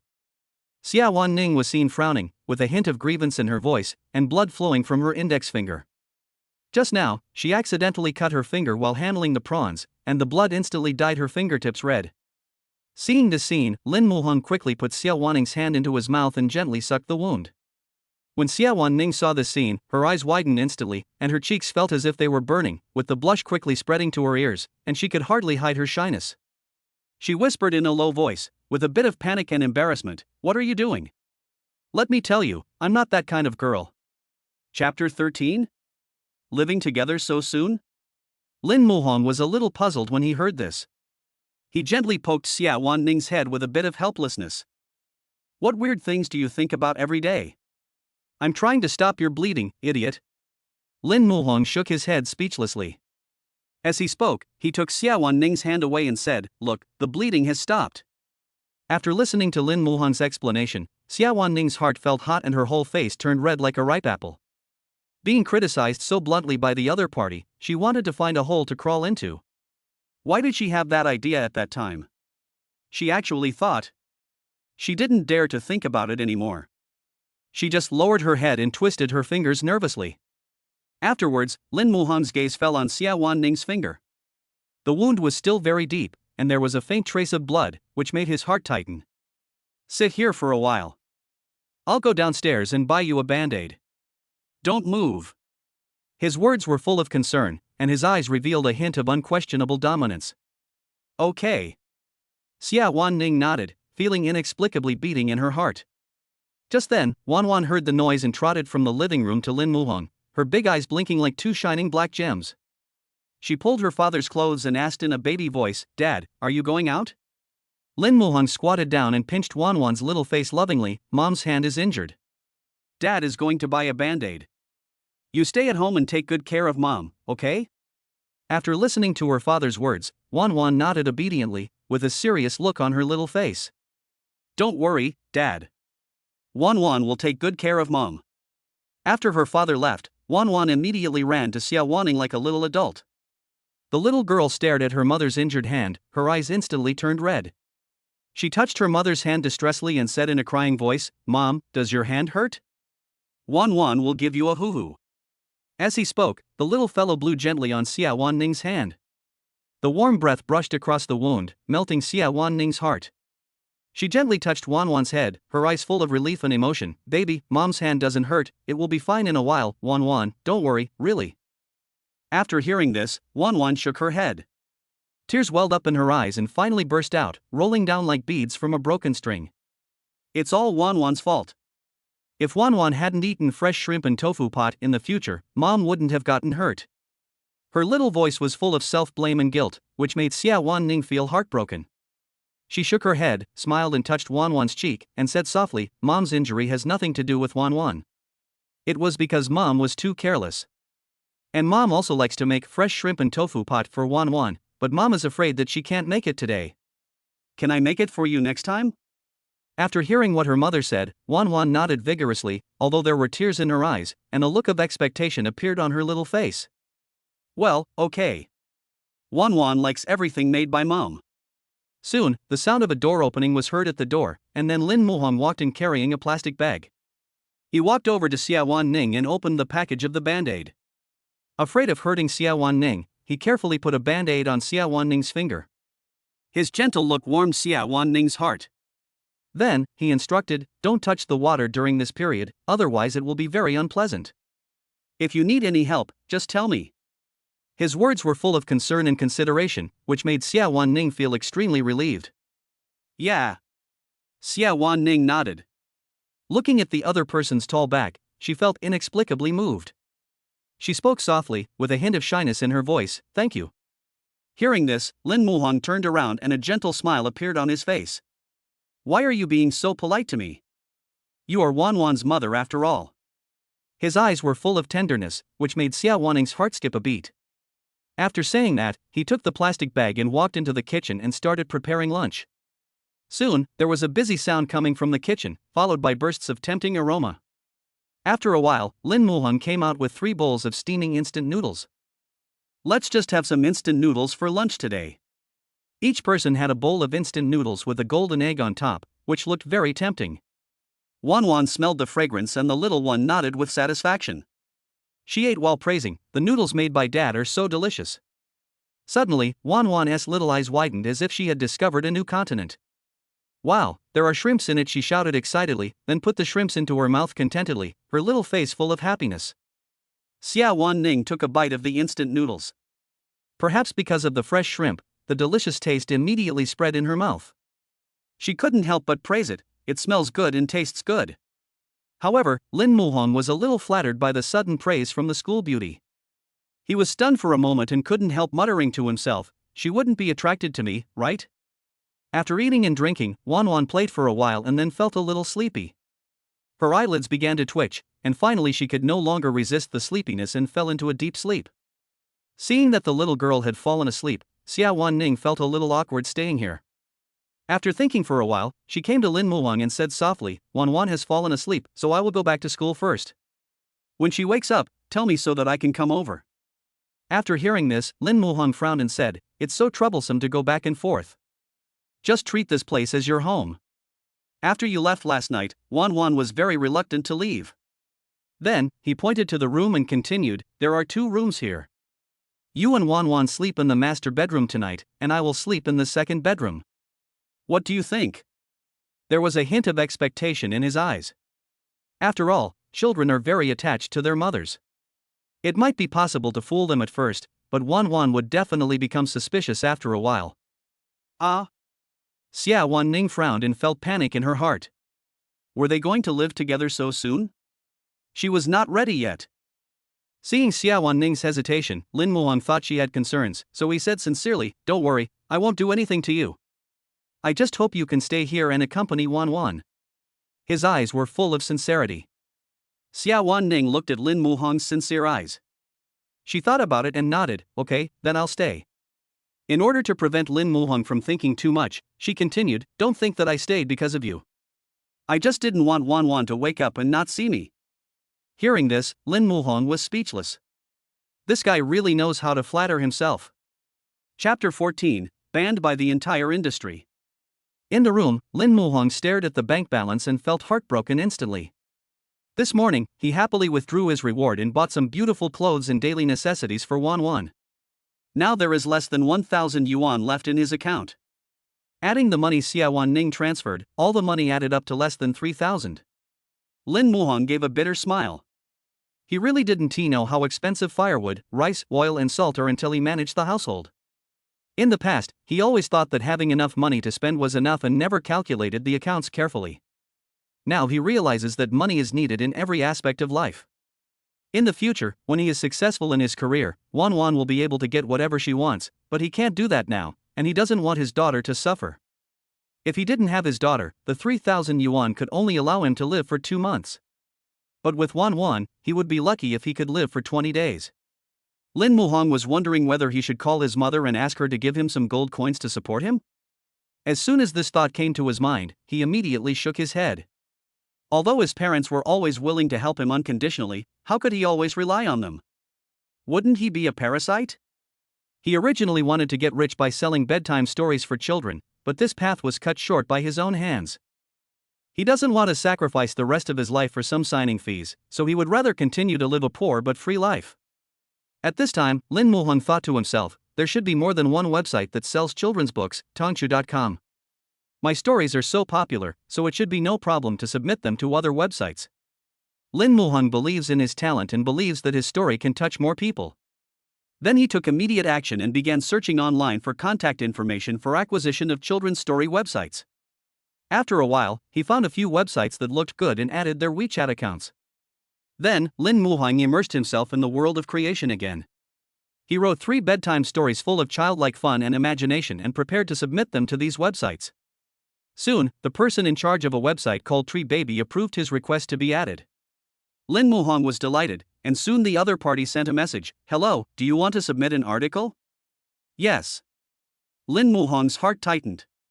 He sent the 3 latest stories he had created, and then nervously waited for the other party's reply. He stared at the screen of his mobile phone, afraid of missing any message.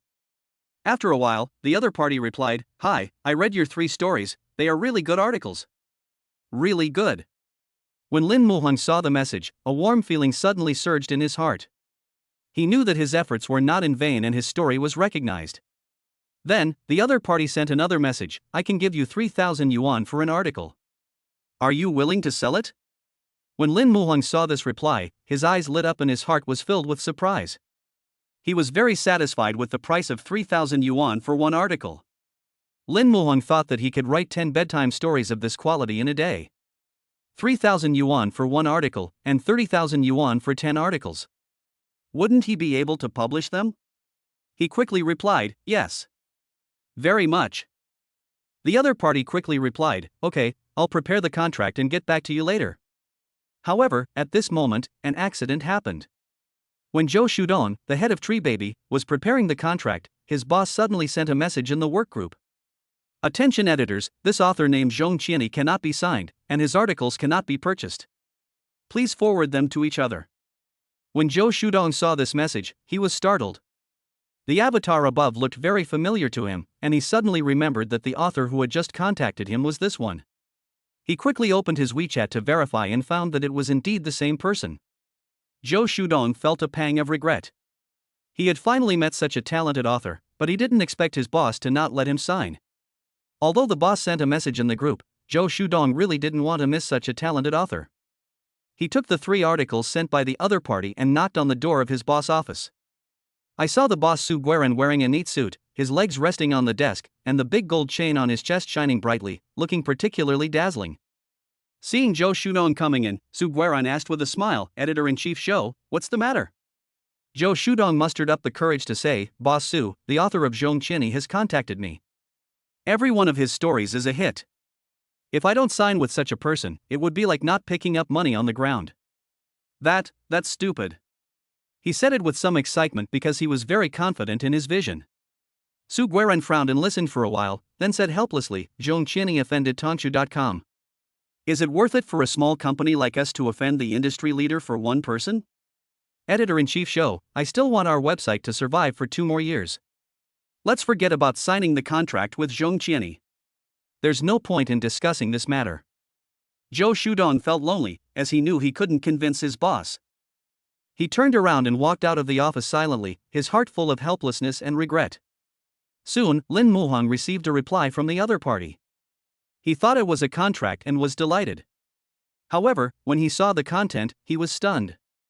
Lin Muhong asked in confusion, Didn't you like my article? Why don't you cooperate now?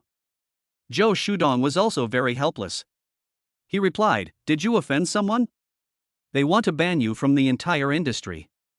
I'm sorry, although your article is well written, you have to bow your head under the eaves.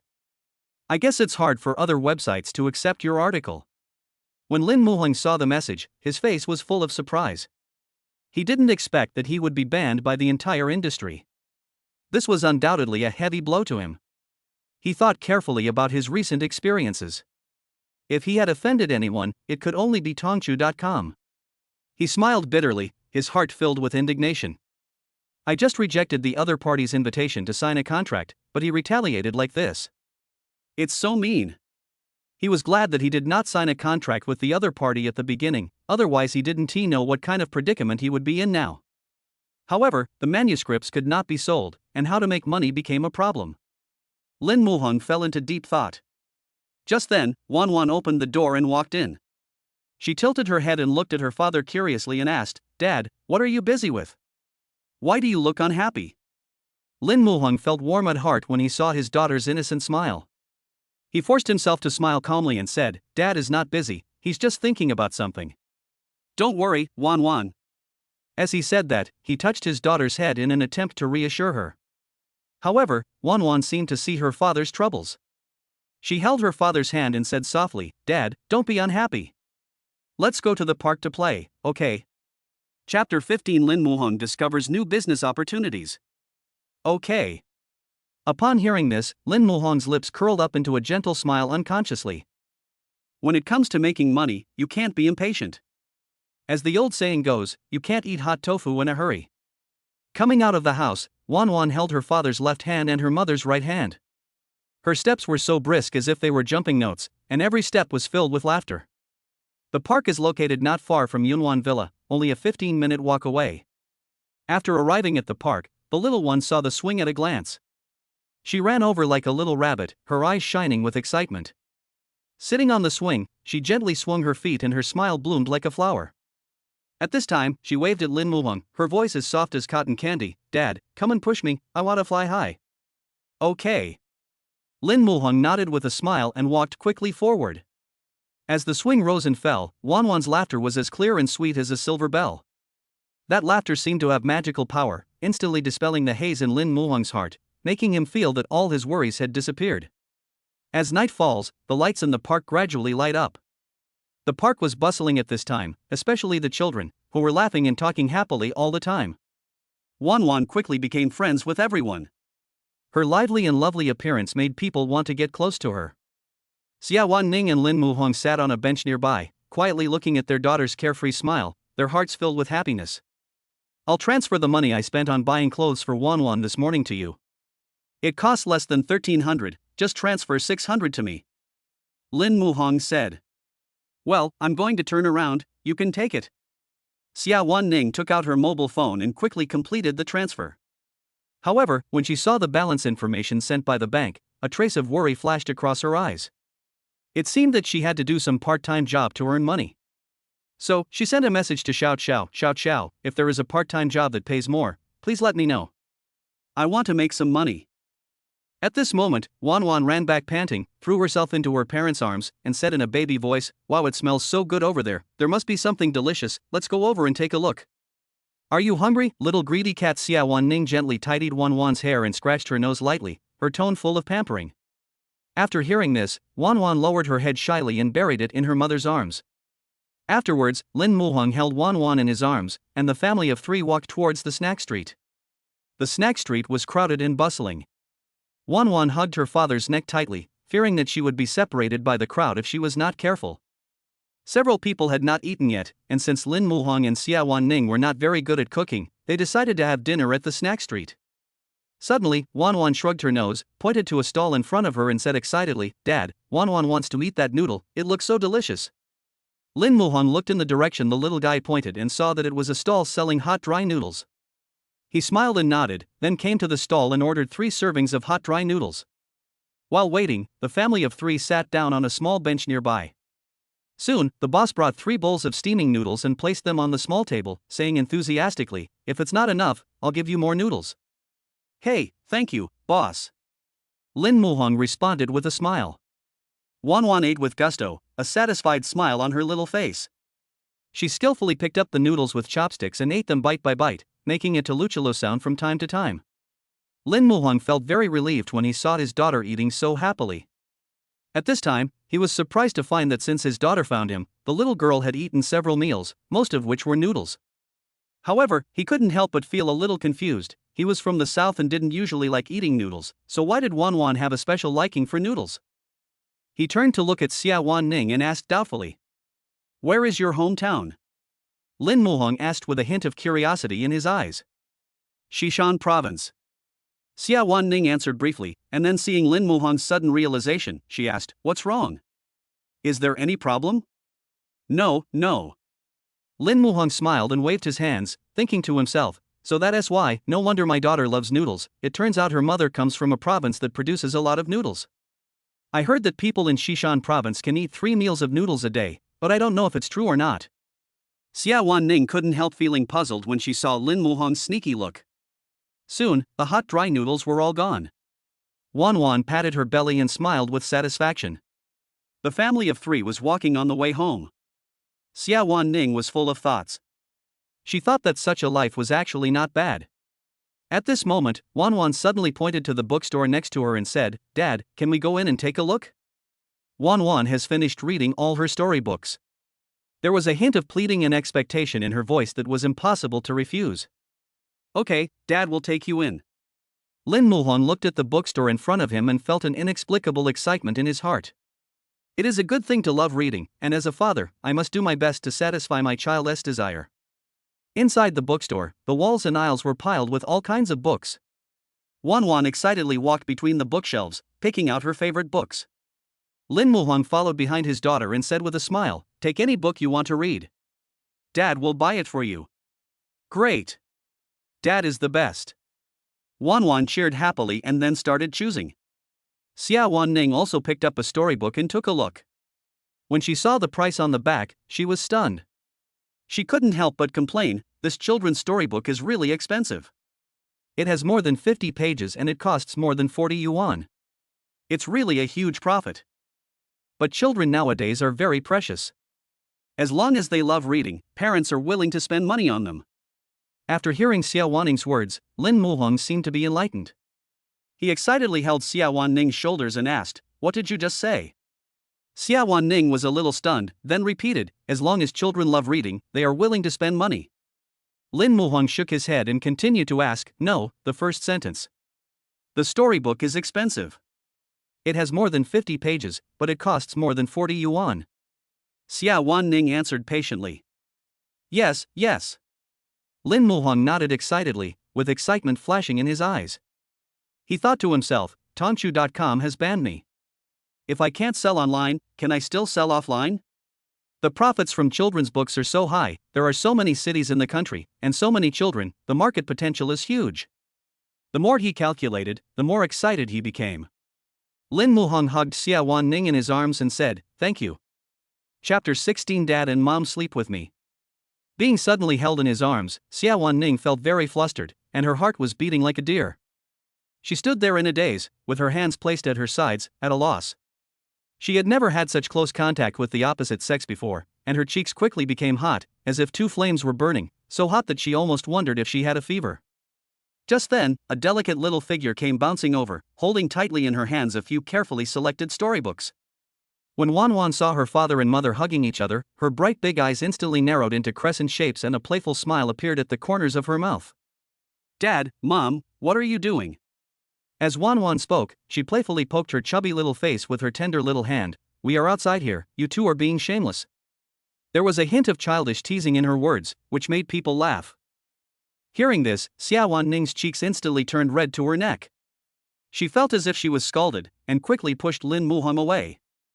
Lin Muhong also realized his own gaffe. He scratched his head embarrassedly, with a hint of apology in his eyes. "I was too excited just now. I'm really sorry." It's okay. Xiawan Ning lowered her head and shook her head shyly. Recalling the moment when she was hugged tightly just now, a warm current surged in her heart. It turned out that being held in someone's arms was so warm and so safe. Seeing his baby daughter's mischievous appearance, Lin Muhong quickly held her in his arms, gently pinched her little nose, and gave her a teaching. "You're just a little brat and don't know anything. Daddy will take you to pay the bill." There was a hint of pampering and helplessness in his tone. After hearing what her father said, Wan Wan suddenly became proud.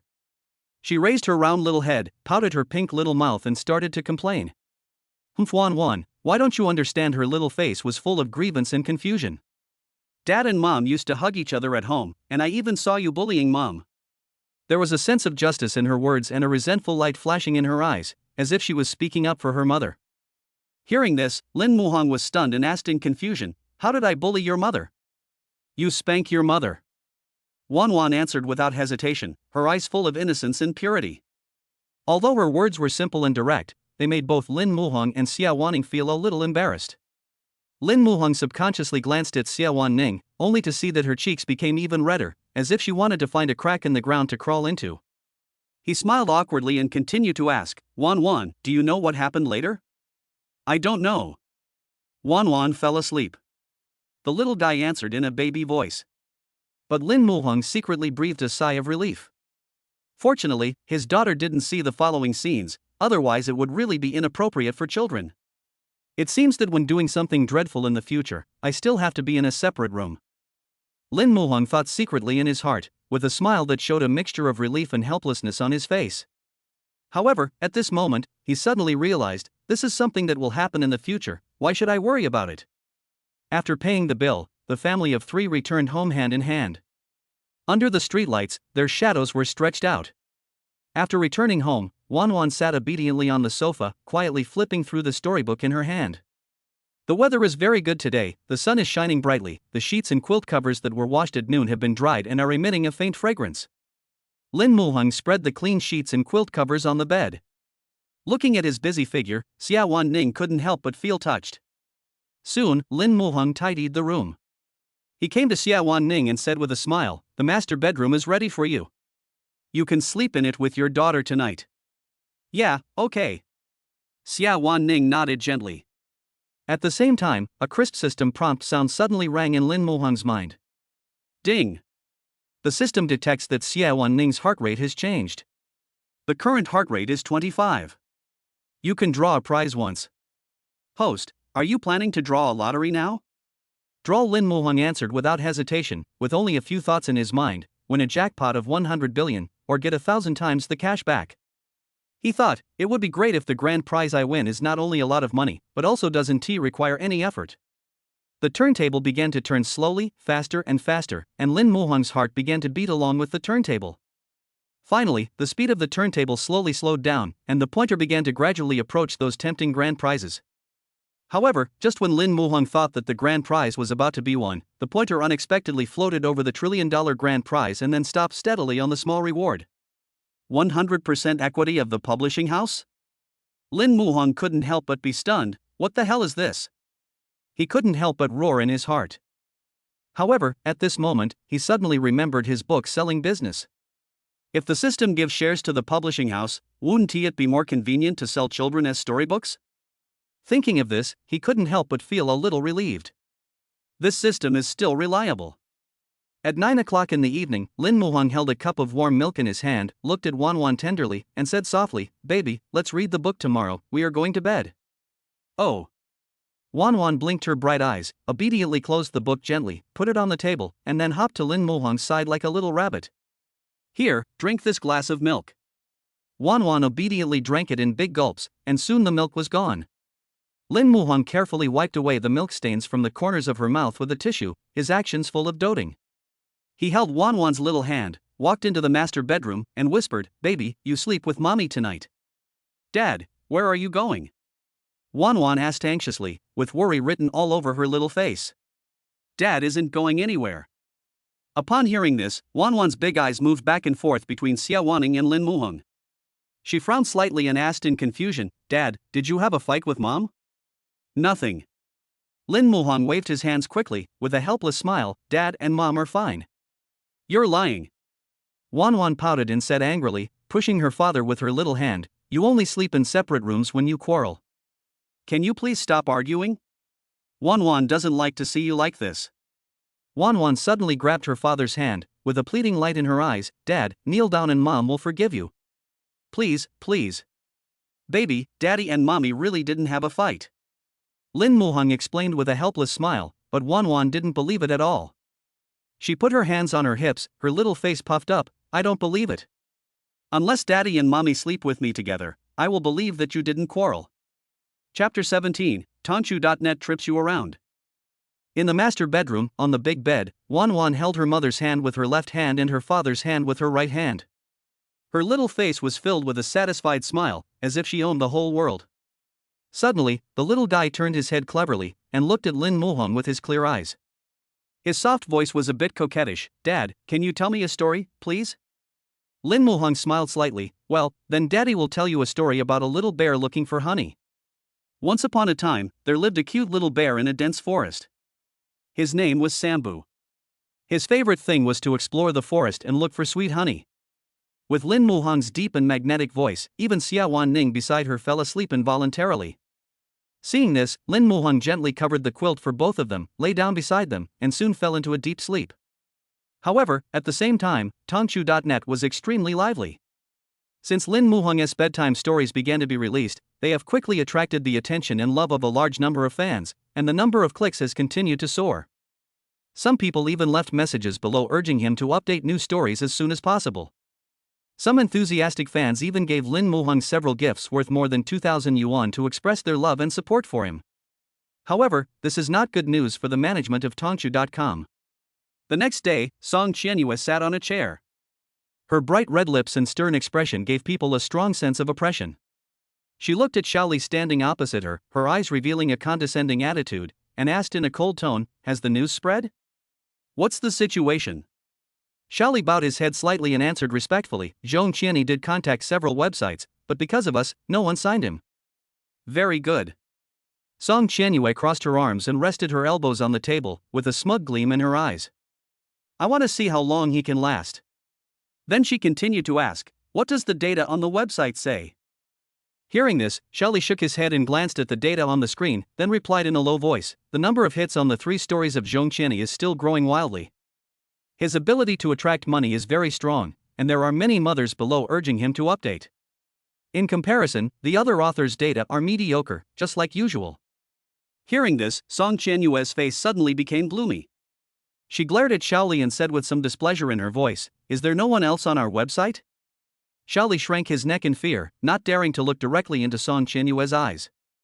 After calming down for a moment, Song Qianyue took a deep breath and ordered, "Block the account of Zhong Qiani.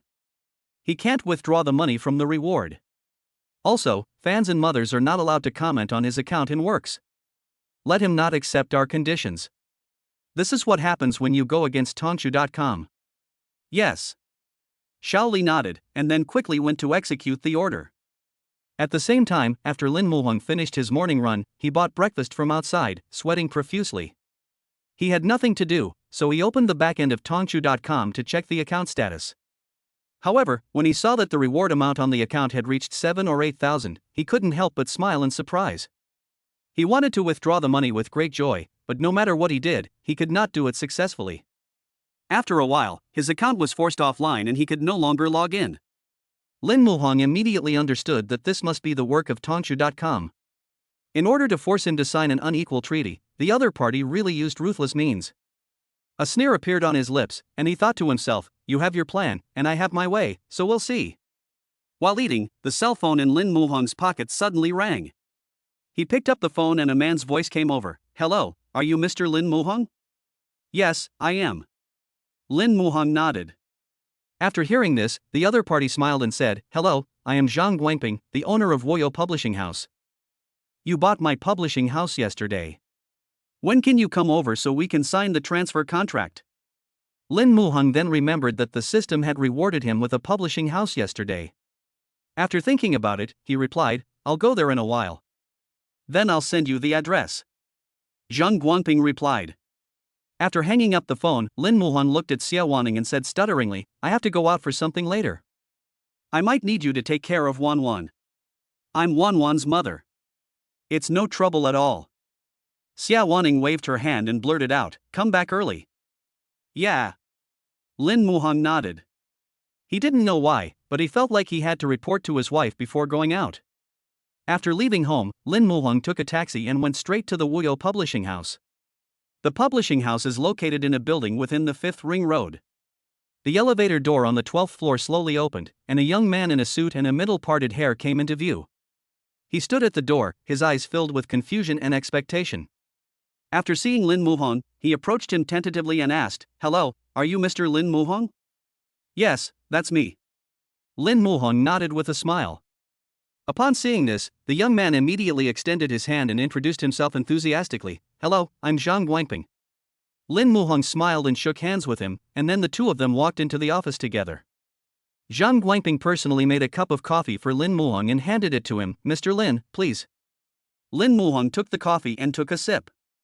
At this time, the other party put a folder in front of him and said with a smile, Mr. Lin, this is the transfer contract.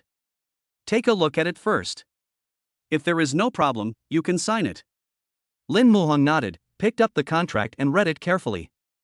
Seeing that there was no problem with the contract, he picked up a pen and solemnly signed his name on the contract. Zhang Guangping saw this and said with a smile, Boss Lin, let me take you to visit the publishing house. Soon, the two came to a spacious office. I saw a woman with a graceful figure wearing a red hip skirt sitting at the desk busying herself. Her long wavy hair was casually scattered on both sides of her neck, and her makeup was delicate and charming, but the smell of perfume on her body was a little too strong, making Lin Muhong want to sneeze. Hearing the noise, the woman raised her head and looked towards the door. When she saw Zhang Guangping and Lin Muhong, she immediately stood up and greeted them politely. Mr. Zhang, you are here. Chapter 18? That's not my sister, that's my daughter. Zhang Guangping smiled and nodded, then introduced to Lin Muhong, Xiawu, let me introduce you, this is our publishing house's new boss, Mr. Lin Muhong. You must follow him well in the future. Upon hearing this, Hu Lili immediately turned her gaze to Lin Muhong. She looked at him carefully, with curiosity and surprise flashing in her eyes. She didn't expect the new boss to be so young and looked like a college student who had not yet graduated. After a moment, she stretched out her hand and said with a smile, Hello, Mr. Lin, I'm Hu Lili. Hello. Zhang Guangping smiled and said, Boss Lin, Xiaohu is the head of our publishing house. Please don't treat him unfairly. That's for sure. Lin Muhong smiled and nodded.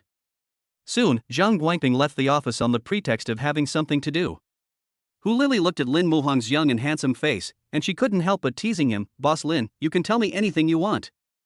Hearing this, Lin Muhong showed an awkward smile on his face, and then ordered, then call everyone to the office and let's have a meeting together. Seeing the other party's reaction, Hu Lili covered her mouth and smiled, then stood up and responded, Okay, Mr. Lin, I'll arrange it right away. Soon, the conference room was full of people, and Hu Lili followed closely behind Lin Muhong. Then, she stood in front of everyone, clapped her hands lightly, and introduced to everyone with a smile, This is Mr. Lin Muhong, the new boss of our worry-free magazine. Please give a warm welcome. Hearing these words, everyone was stunned and looked at each other. They obviously did not expect that the boss had been replaced. Some employees opened their mouths in surprise, while others were whispering and talking among themselves. After a moment, everyone came back to their senses from the shock and applauded and welcomed him. Hello, Mr. Lin. Hello, everyone. Lin Muhong sat on the bench, then looked at everyone and said, Everyone is still doing their job. Except for the change of the boss, nothing has changed. Yes. Everyone responded in unison. After explaining some things, Lin Muhong called Hu Lily to his office and asked, Editor-in-Chief Hu, I have a children's storybook. How long will it take to put it on the market? Boss Lin, you can just call me Xiao Hu. Hu Lily smiled charmingly. When she saw the other party's serious expression, she also became professional. From topic selection, typesetting, printing, transportation, sales, etc., it will take at least a week. Lin Muhong nodded, okay, I'll send you the story tonight, and you can organize it and start printing and selling it. Okay, no problem. Hu Lily nodded. Although it was her first day getting along with this new boss, she had an inexplicable trust in him. It might be that he had that kind of confidence in his bones that made her want to follow him involuntarily.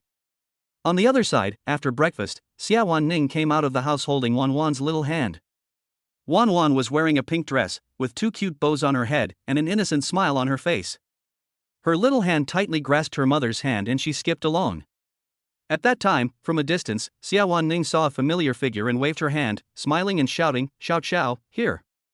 When Xiao Xiao heard the voice, she looked and saw Xiawan Ning walking towards her with a little girl who looked 70% like her. When she got closer, she smiled and pinched Wan Wan's chubby little face, then praised, Ning, this is your sister, she is so beautiful. Wan Wan was pinched so hard that she giggled. Her eyes curved into crescent shapes, revealing 2 cute dimples. She excitedly tugged at Xiao Xiao's skirt and called out in a milky voice, Hello, Auntie Xiao Xiao. Wan Wan misses you so much. Her voice was so soft and sweet that it made people's hearts ripple. Xiao Xiao laughed out loud at Wan Wan's cute appearance. Suddenly, she remembered something and looked at Xiawan Ning with wide eyes and confusion. Ning, didn't you say that there are only you and your brother in your family? When did you have a sister? When Wan Wan heard this, she blinked her big eyes and asked playfully, Mom, what is Aunt Xiao Xiao saying? Why can't Wan Wan understand? What sister? Her little face was full of confusion and curiosity. The most confused person was Xiao Xiao. When she heard Wan Wan's words, she pointed at the 2 of them in disbelief. Mom? You? She frowned, her face full of disbelief. Ning, when did you have a daughter this big? Is she your biological daughter? Xiawan Ning rolled her eyes in annoyance. They must be biological children. But it's a long story. Xiao Xiao blinked her eyes with a gossipy look on her face and asked curiously, Who is the father of the child? Do I know him? Is he from our school? Hearing this, Xiawan Ning couldn't help but think of Lin Muhong. Her face turned slightly red, and she lowered her head shyly. I'll introduce you to him when we meet next time. Seeing this, Xiao Xiao grinned and said, Okay. Then I'll have a good look to see who can win our school beauty. Suddenly, she changed the subject, raised her eyebrows, and asked lecherously, You didn't go back to the dormitory last night because you were with the child's father, right? Ha ha. I didn't expect you to be the first single person in our dormitory. You have to ask your child's father to treat you when the time comes. Xiao Xiao smiled from ear to ear, as if she was happier than herself. Oh. Let's talk about this later. After being told by her bestie, Xiawan Ning was so shy that she could hardly lift her head. Suddenly, she began to change the subject and asked, Xiao Xiao, you said there is a part-time job with a high salary, what is it? Wearing a doll costume to hand out flyers, you get 300 yuan a day, and you have to do it for 2 days in a row. Xiao Xiao finished speaking, frowning and added, This job is not easy. Wearing a doll costume in the middle of summer, it's very hot and very hard. Can you do it? Ning, how much money do you need? How about I lend it to you first? Xiao Xiao asked with concern, her eyes full of worry, fearing that her best friend would suffer. No need. Xiawan Ning looked at Wan Wan and shook her head gently. Relying on borrowed money to raise a child is not a long-term solution. She must find a way to make money on her own. I don't have classes tomorrow or the day after tomorrow. I'll take this part-time job. Xiawan Ning gritted her teeth and made up her mind, send me the contact person. Raising a child is not a one-person job, and she doesn't want to put all the pressure on Lin Muhong. Seeing her best friend was determined to do so, Xiao Xiao could only nod helplessly, Okay. I'll send you the information later. She knew Xiawan Ning's temper, and once a decision was made, it would be difficult to change it. Chapter 19 Are you Ning's boyfriend? As the two were talking, Wan Wan's chubby little hand suddenly pointed out the window excitedly, Huh? Dad. Then, the little guy patted Xiawan Ning's shoulder like a happy little bird and said excitedly, Mom, Dad is outside. There was a gleam of anticipation in her eyes and her little face flushed slightly with excitement, as if she was sharing a big secret. I'm going to find my dad. After saying that, the little guy couldn't wait to jump off his seat and ran out the door. At the door, she called out in a milky voice, "Daddy, Wan Wan is here." Then, she waved her chubby little hands, afraid that her father didn't see her. "Dad, look here, look here." Afraid that Wan Wan would fall, Xiawan Ning hurriedly followed her, her eyes full of worry. As she walked, she kept reminding people behind her, "Wan Wan, run slower, slower." Having just heard the conversation between the two, Xiao looked out the window curiously. "I saw a tall and mighty man standing on the side of the road. Although the distance was a bit far and I couldn't see his facial features clearly, I could tell that the man should be handsome." Xiao couldn't help but mutter in her heart, she seemed to have seen this face somewhere. This time, Xiao happened to meet him, so he naturally would not miss this opportunity. She ran forward excitedly, her eyes sparkling with gossip, and shouted, "Ning, you have to introduce me to him properly this time. If you don't say anything, I'll take it as your agreement." Xiao blinked mischievously, looking very proud. After getting off the car, Lin Muhong seemed to hear his daughter's cry. He looked around and his eyes soon locked on the door of the milk tea shop next to the school. He saw the little guy standing there, waving his chubby little hands at him. After seeing this, he smiled and said happily, "Wan Wan, stand there and don't move. Dad will come to find you."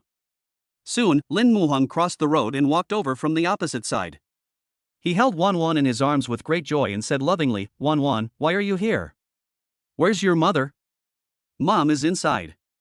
Wan Wan answered in a baby voice, pointing inside the milk tea shop with her little finger. As soon as she finished speaking, Xiawan Ning walked out of the milk tea shop. When she saw Lin Muhong, she smiled faintly and said softly, "You're back so soon." "Yeah." Lin Muhong nodded. At this time, a rough and enthusiastic voice came from behind them, "Are you Ning's boyfriend?" After Xiao finished speaking, she looked Lin Muhong up and down. She saw that he was very tall. Standing next to him, Xiao instantly looked like a dwarf, with a height difference of more than 1.5 heads. Lin Muhong has distinct facial features and a pair of charming peach blossom eyes, especially the beauty mole on the tip of his nose, which makes people unable to take their eyes away. Xiao couldn't help but sigh in her heart, he is so handsome. I didn't expect there is such a handsome guy in school, why didn't I notice him before? Seeing Xiawan Ning and Lin Muhong standing together, Xiao nodded in approval. Especially with the cute Wan Wan in the middle, they look more like a family of 3. After reading it, Xiao silently gave Xiawan Ning a thumbs up, raised her eyebrows, and her eyes were full of teasing, as if to say, "Okay, sister, you have good taste. I agree to this marriage." Regarding this little Lolita who suddenly appeared in front of him, Lin Muhong looked at Xiawan Ning with a look of confusion and puzzlement. "Boyfriend? She's talking nonsense." Xiawan Ning smiled awkwardly, her cheeks slightly flushed. She quickly winked at Xiao, signaling her not to talk nonsense. What's more, she only said that the other party was the father of her child, and did not say that he was her boyfriend. She frowned and glanced at Lin Muhong worriedly, thinking to herself, he wouldn't think that I have any improper thoughts about him, would he? In response to her best friend's psychological hint, Xiao smiled and nodded, indicating that she understood. There was indeed something wrong with the way she addressed him just now. He could not simply be called boyfriend, but should be called husband. She understands the fun between husband and wife. "Xiao, you have something to do, so go and do it," Xiawan Ning urged, wanting to end this awkward topic as soon as possible. However, Xiao looked at the other person in confusion and said without any knowledge, "Is there something wrong with me?" Her expression was full of innocence and confusion. How could she not know that there was something wrong with her? Seeing her bestie ordering her to leave, Xiao quickly smiled and nodded, "Look at my brain, I forget things when there are too many things to do. I have things to do, so I won't disturb you all." As she spoke, she waved to Wan Wan lovingly, "Bye." "Goodbye, Wan Wan." "Goodbye, Auntie Xiao." Wan Wan also waved her chubby little hands and spoke in a baby voice. Watching her best friend leave, Xiawan Ning finally breathed a sigh of relief. Seeing this, Lin Muhong looked at Xiawan Ning with a smile and asked, "Is she your roommate?" "Yeah." Xiawan Ning nodded with an awkward smile on her face. She seemed to want to explain the boyfriend thing just now, and then said, "She knows that Wan Wan is my daughter, so she calls you that, don't take it to heart." "It's okay." Lin Muhong waved his hand to show that he didn't care. He didn't know why, but being called Xiawan Ning's boyfriend made him feel inexplicably happy and satisfied. He looked at Xiawan Ning and Wan Wan with a smile, and a warm feeling surged in his heart. Suddenly, Lin Muhong slapped his head and complained in his heart, "I must be crazy. The school beauty is so fierce, who knows, she might commit domestic violence in the future. In order to let the storybook meet readers offline as soon as possible, Lin Muhong started writing the story after Wan Wan fell asleep. Fortunately, the system gave him creative talent, otherwise it would take him forever to write these 50 fairy tales. The 3 articles he had previously published on Tongchu.com did not succeed in getting a contract, so he later created 3 more stories when submitting them for publication. Now he only needs to write 44 more articles. Time passed minute by minute, and before 6 o'clock, the 44 fairy tales were finally completed. He stretched, took a long breath, and a satisfied smile appeared on his face. Then Lin Muhong sent the 50 fairy tales to Hu Lily's WeChat. Editor-in-Chief Hu, thank you for working overtime and finishing this as soon as possible. Soon, the other party received the document and sent a voice message. No problem, Mr. Lin, just don't forget to reward them well. Sales are good, so all the employees in our publishing house will get bonuses. Lin Muhong replied, then quickly put the phone aside. Listening to Hu Lily talking, he couldn't help but shiver. That artificial voice gave him goosebumps all over his body. He still thinks his future wife's voice is better.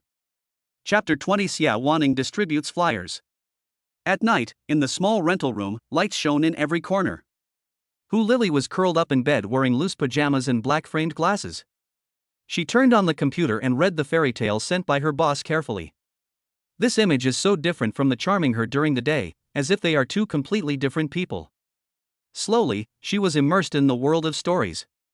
Those stories are interesting and imaginative, and they cleverly incorporate some big truths and little knowledge, which is really great. The corners of her mouth rose unconsciously, and her eyes sparkled with excitement. She was originally worried that with her boss's vision, the stories she chose would be hard to describe in words, but she didn't expect that these stories were both interesting and educational, and that mothers would definitely love them after seeing them. Thinking of this, Hu Lily began to organize the stories seriously, carrying out a series of tasks including typesetting and proofreading. At that time, it was the nightmare time for every mother, and it was time to tell bedtime stories to the babies. Zhang Meiyan picked up her mobile phone and opened Tongchu.com. A few days ago, she read all the stories uploaded by Zhong Qianni to her baby, and the baby was fascinated by the stories. A few days passed and she thought that someone might upload a new story. However, when she clicked on the profile picture of Zhong Qianni, she found that it could not be opened and she could not even comment on the story. She frowned, a hint of confusion in her eyes. What is this Tongchu.com? Why can't I even leave a comment?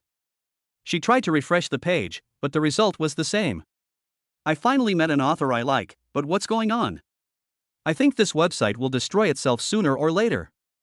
Zhang Meiyan grumbled with some dissatisfaction. Just as I finished complaining, I heard my daughter's urging voice, Mom, why don't you read me a story? I can't wait. Zhang Meiyan turned to look at her daughter and comforted her. Okay, Mom will read it to you right away. In desperation, she could only find other stories to replace them. However, the new story did not seem to suit the little girl's appetite. She listened absent-mindedly and frowned from time to time. Zhang Meiyan took a lot of effort to finally coax the little guy to sleep. She tiptoed out of her daughter's room and turned on her mobile phone, only to find that the group of mothers was already buzzing with discussions about the blocking of the Zhong Qianni account. Sisters, when I was reading a story to my daughter tonight, I unexpectedly discovered that the account of Zhong Qianni was blocked and I couldn't comment. What is going on? Who knows? My daughter loves his stories very much. Now she can't listen to new stories. I'm really worried. Do any sisters know why the account was blocked? Could it be that the website banned it? No way, his story is so good, the website must be so desperate to block it. The mothers were discussing the matter in the group, with all kinds of speculations and concerns filling the entire group chat. At this time, a mother sent a message saying, My husband works at Tongchu.com, and I heard that Zhong Qianni was banned by the industry. As soon as this sentence came out, the group exploded instantly. Sister, what's the situation? Can you tell me more specifically?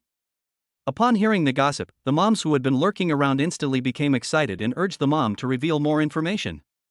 I heard that Tongchu.com paid a sky-high signing fee. In the morning, as soon as it was light, Xiawan Ning woke up. She carefully took Wan Wan's chubby little hand away from her body. Xiawan Wan was sleeping soundly, her little face was rosy like a little apple, and there was a sweet smile on the corner of her mouth. Xiawan Ning looked at her daughter's lovely appearance and her heart softened. After covering Wan Wan with a quilt, she quietly came out of the room. After washing up, she put on her bag and closed the door quietly, for fear of waking them up. Today is her first day of her part-time job and she needs to arrive early. Fortunately, the part-time job is not far away, just 2 subway stops away. When they arrived at the gathering place, Xiawan Ning was the only girl there, the rest were all boys.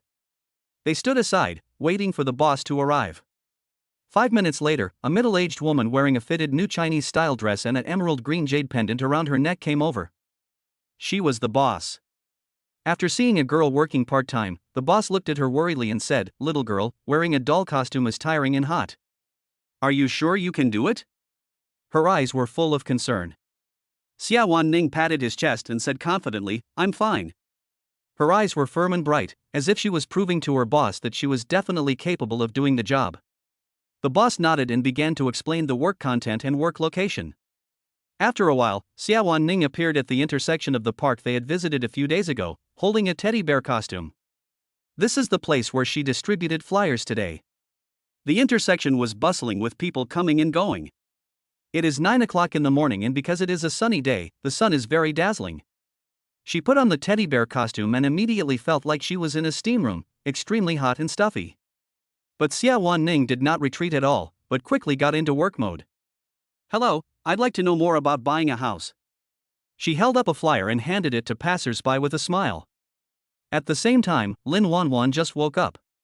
She sat on the bed and rubbed her eyes. The little guy seemed to have discovered that something was missing. He blinked his big eyes and looked around. After seeing this, Wan Wan pinched her cheek lovingly and said gently, "Wan Wan, wake up." Wan Wan looked around but didn't see her mother. She asked in confusion, "Dad, where is Mom?" "Mom went out for something." Wan Wan answered with a smile. He reached out to help his daughter tidy up her messy hair, his eyes full of doting. When he woke up, Xiawan Ning had already left, but she left him a message, "I have something to do these 2 days, I need you to take care of Wan Wan, sorry for the trouble." After hearing her father's words, Wan Wan breathed a sigh of relief and a bright smile appeared on her little face. Seeing this, Wan Wan said softly, "Baby, hurry up and get dressed, let's go out for breakfast." "Okay, Wan Wan is hungry," the little girl said excitedly, put on the princess dress her father bought, carried a small school bag and went out. After breakfast, Wan Wan brought Wan Wan to the classroom. The little girl sat next to her father and watched the cartoons attentively. Soon, more and more students entered the classroom. One of the boys with dyed red hair saw Wan Wan and pointed at him excitedly, "Ahong is there. I haven't seen this kid for a few days, but he still remembers to come to class." As he spoke, the man walked towards Wan Wan. Seeing this, his 2 roommates behind him followed him with a smile. The 3 of them sat next to Wan Wan, smiling and saying, "Ahong, I haven't seen you these past few days. What have you been busy with? You don't even come back to the dormitory at night. Could it be that you are in love and don't want to live with us anymore?" The red-haired boy joked. At this moment, a soft baby voice sounded all around, "Dad, this cartoon has ended." Chapter 21, 3 Bad Uncles. Hearing this, a hint of tenderness flashed in Wan Wan's eyes. He touched Wan Wan's head lovingly and said softly, "Dad is playing the next episode for you." At this moment, the 3 people who were originally standing aside suddenly dropped their jaws in shock, their eyes widened, and their mouths seemed like they could fit an egg. They didn't even notice that there was a cute little girl beside Ahong, especially the name she called them just now, which made them feel a little at a loss for a moment. The red-haired Zhao Zijuan looked at Wan Wan in disbelief and said in shock, "Dad? Dad?" There was a hint of confusion and disbelief in his voice. After hearing this, Wan Wan curled up a smug smile and nodded happily. "If you don't take advantage of an opportunity, you're a bastard." The word dad made him so happy that he felt as sweet as if he had eaten honey. Seeing this, Zhao Zijuan pushed him unhappily, his eyes full of suspicion, "Don't change the subject, what's going on with this little girl?" Seeing this, Wan Wan said helplessly but sincerely, "Just as you heard, she is my daughter." His expression seemed to be saying something that was perfectly natural. However, all 3 of them looked unconvinced, their eyes full of suspicion and surprise. The boy wearing a baseball cap was named Lu Xiaorong. He looked at Wan Wan with a playful smile on his face, "Ahong, this little girl looks like she's 5 or 6 years old, and you're only 18 this year. Could it be that you started bullying little girls when you were 12? You're such a beast." After saying this, the other 2 were also filled with righteous indignation and cast reproachful glances at Wan Wan. He shook his head and shouted, "Get lost! What are you talking about? Am I such a beast?" Yes. Yes. Yes. The three of them nodded with a smile, but in fact they didn't believe that the little girl was Ah Heng's daughter. At this time, the professional course teacher walked in with a school bag on his back. Seeing this, Lin Muhang hurriedly turned down the volume of his mobile phone, for fear of disturbing everyone. He lowered his head and said to Wan Wan, "Baby, let's go home and watch TV. Can you read the storybook first?" "Okay." Wan Wan nodded obediently. Her chubby little hands took out a storybook her father bought for her from her backpack and began to flip through it carefully. Her focused look makes people want to kiss her. She is so cute. Wan Kailawan, who was sitting at the southernmost end, was delighted when he saw this. Seeing Wan Wan being so well behaved, he couldn't help but complain to a few people, "My little nephew seems to be about her age, and he is never quiet. Is the difference between boys and girls really that big? It makes me want to have a daughter in the future." Seeing this, Zhao Zijuan rolled his eyes and complained, "You don't even have a girlfriend, what the hell?" The professional class lasted for more than 2 hours. During the class, Wan Wan was very quiet and not naughty at all. She sat there, flipping through the storybook in her hand from time to time, her little face full of seriousness. Soon, the bell for the end of get out of class rang, and Wan Wan was still immersed in the storybook. Seeing this, Lin Muhang gently patted the little guy's shoulder and said softly, "Wan Wan, let's go home." "Okay." Wan Wan said playfully, blinking her eyes. She looked so adorable. She put the storybook into her small backpack, like a little adult. There were many students leaving get out of class and the place was a bit crowded. Wan Wan was held in Lin Muhang's arms, and only then could Zhao Zijuan and the other two see the little girl's appearance clearly. Her face is white and chubby, with round eyes that blink from time to time and pink lips under her small nose. She is as cute as a Barbie doll.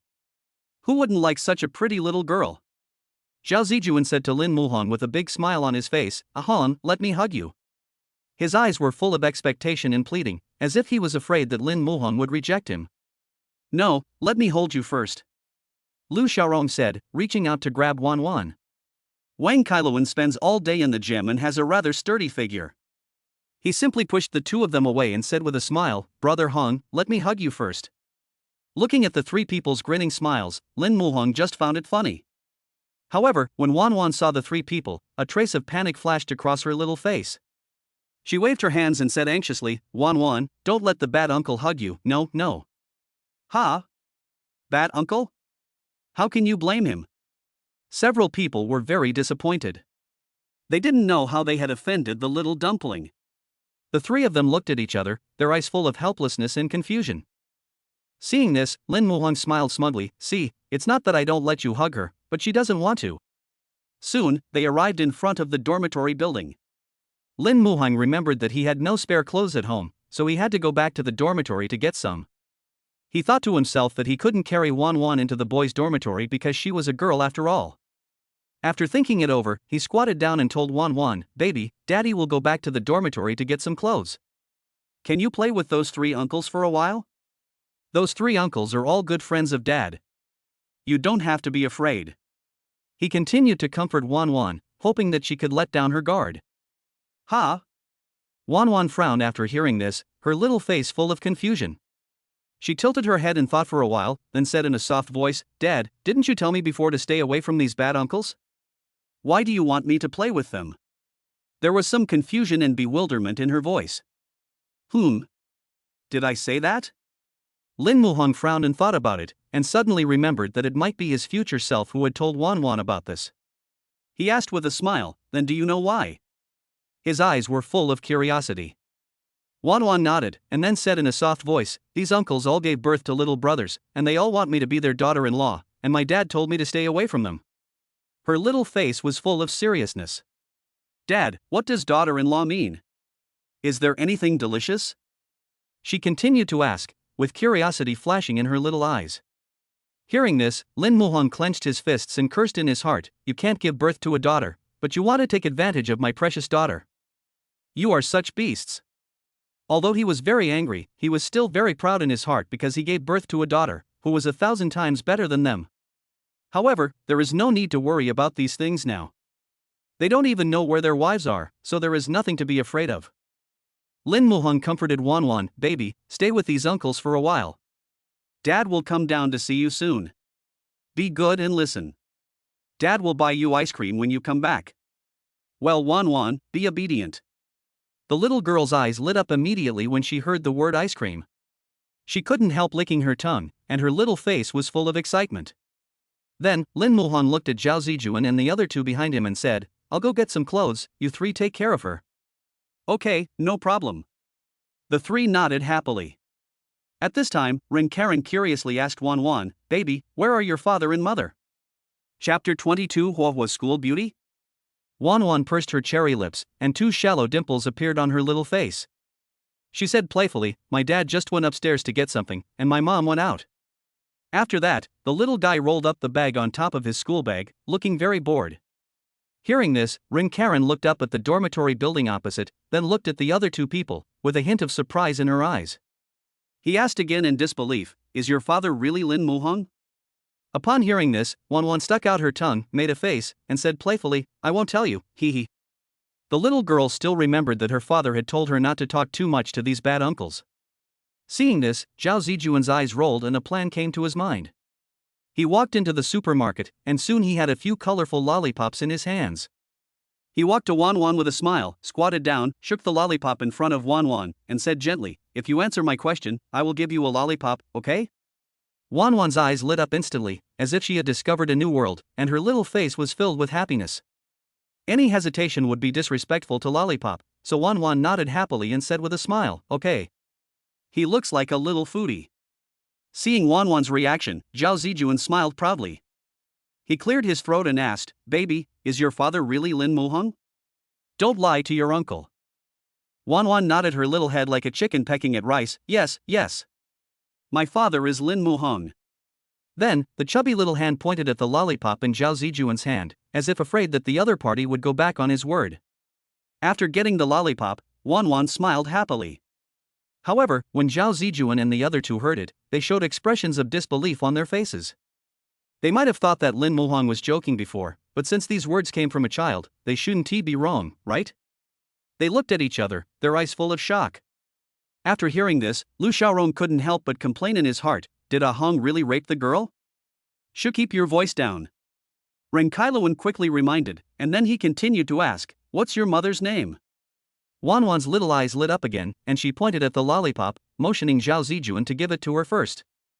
Zhao Zijuan understood what he meant and quickly took one and handed it over. Wan Wan took the lollipop, squinted her eyes in satisfaction, and then said, My mother's name is Xiawan. Ah. Hearing this name, the three of them were shocked and surprised, and shouted out almost in unison. Xiawan Ning? Isn't that the campus belle of our school? Ren Karen widened her eyes with a look of disbelief. He never imagined that Lin Muhong's wife was actually their senior, and 2 years older than them. Hong and Xiawan Ning knew each other before? Zhao Zijuan frowned, his face full of confusion. That's not right. Hong is from Shanghai. I heard that school beauty Xia is from Xishan province. The two should not have much in common, right? What's going on? It can't be the same name. Lu Xiaorong guessed. So, several people turned their attention to Wan Wan, trying to get more information from her. Wan Wan, where is your mother from? Ren Karen asked softly. Wan Wan held the lollipop with satisfaction and said with a smile, It's right here. The little guy's answer was the same as if he hadn't said anything, but they also knew that he was only 5 or 6 years old and definitely didn't understand that much. Zhao Zijuan was unwilling to give up and asked again, Wan Wan, is your mother beautiful? Wan Wan's little face was filled with a proud smile. She said softly, Of course I am beautiful. Mommy is the most beautiful, like a fairy.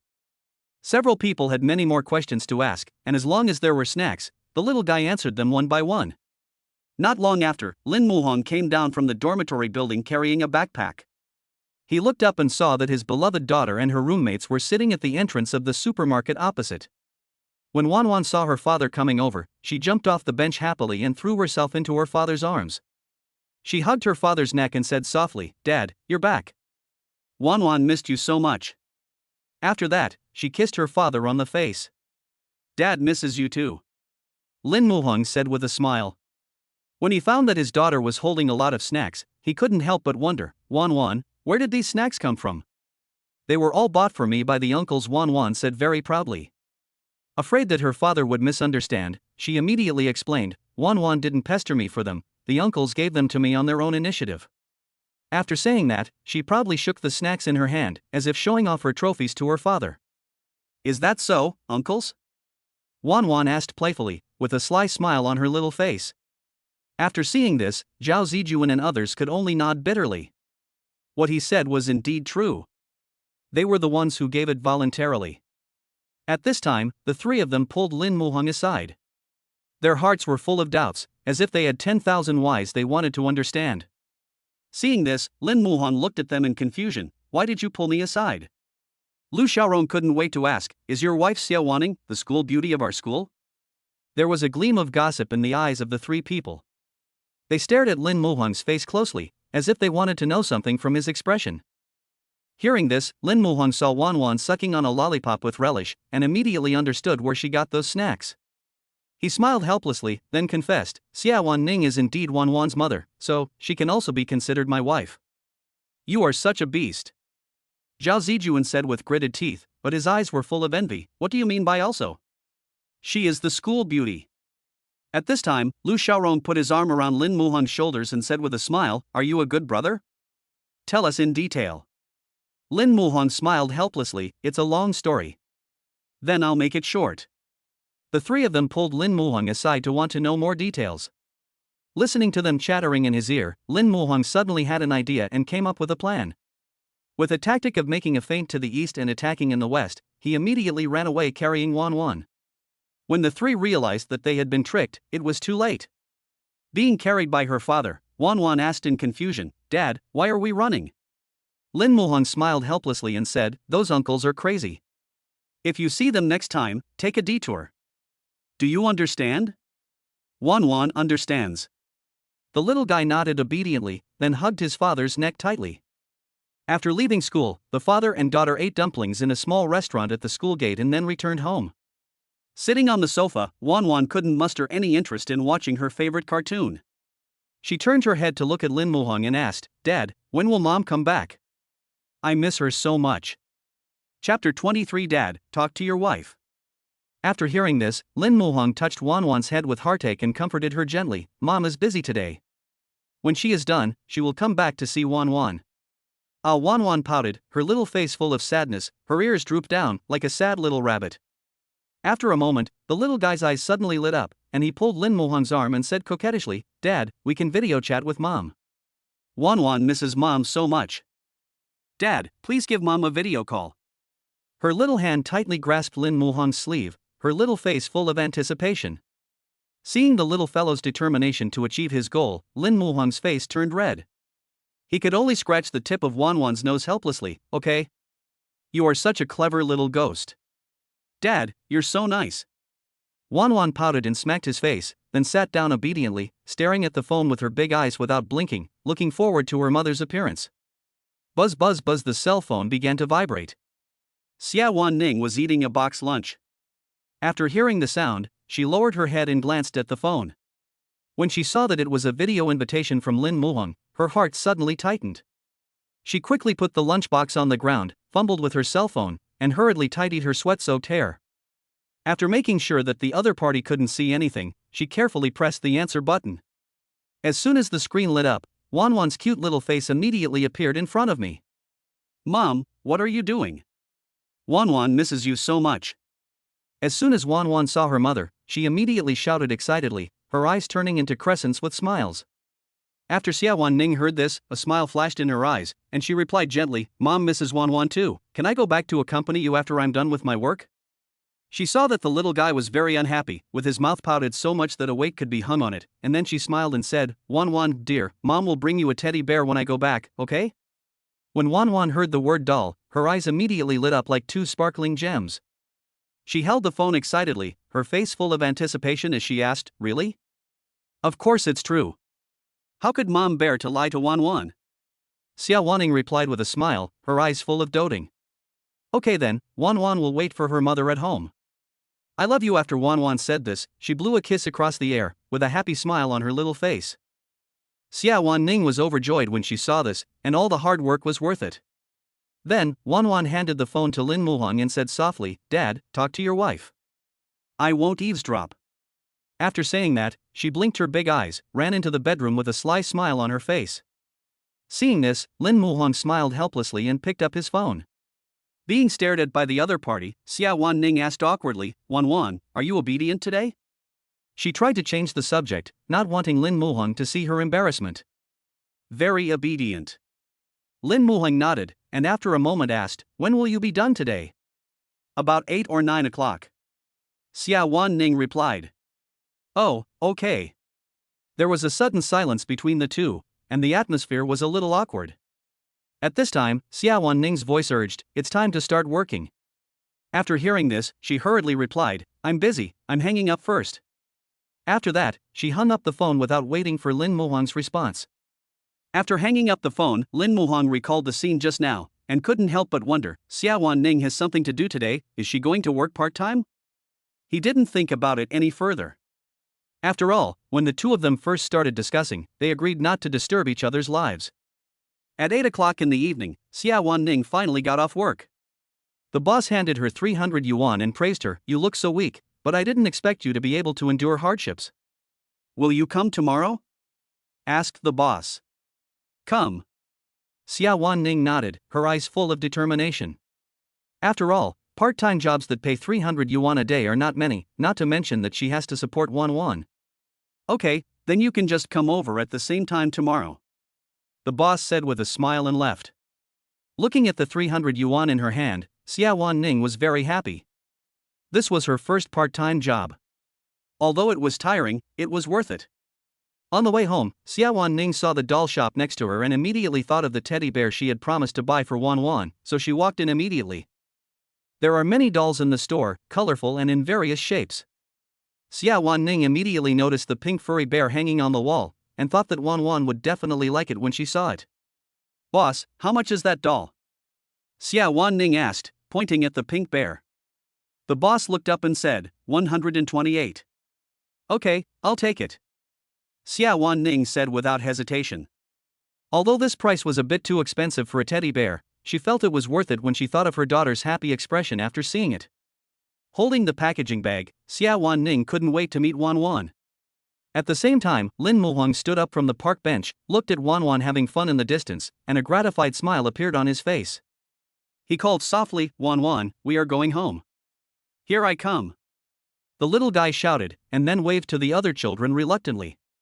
She held her father's little hand and skipped along. Dad, is Mom back at this time? Wan Wan asked curiously. She should be back by now. Wan Wan will be able to see her mother when she goes home. Lin Muhong replied with a smile. That's great. Wan Wan clapped her hands happily, looking forward to going home to see her mother. On the other side, Xiawan Ning was walking when she suddenly felt someone following her.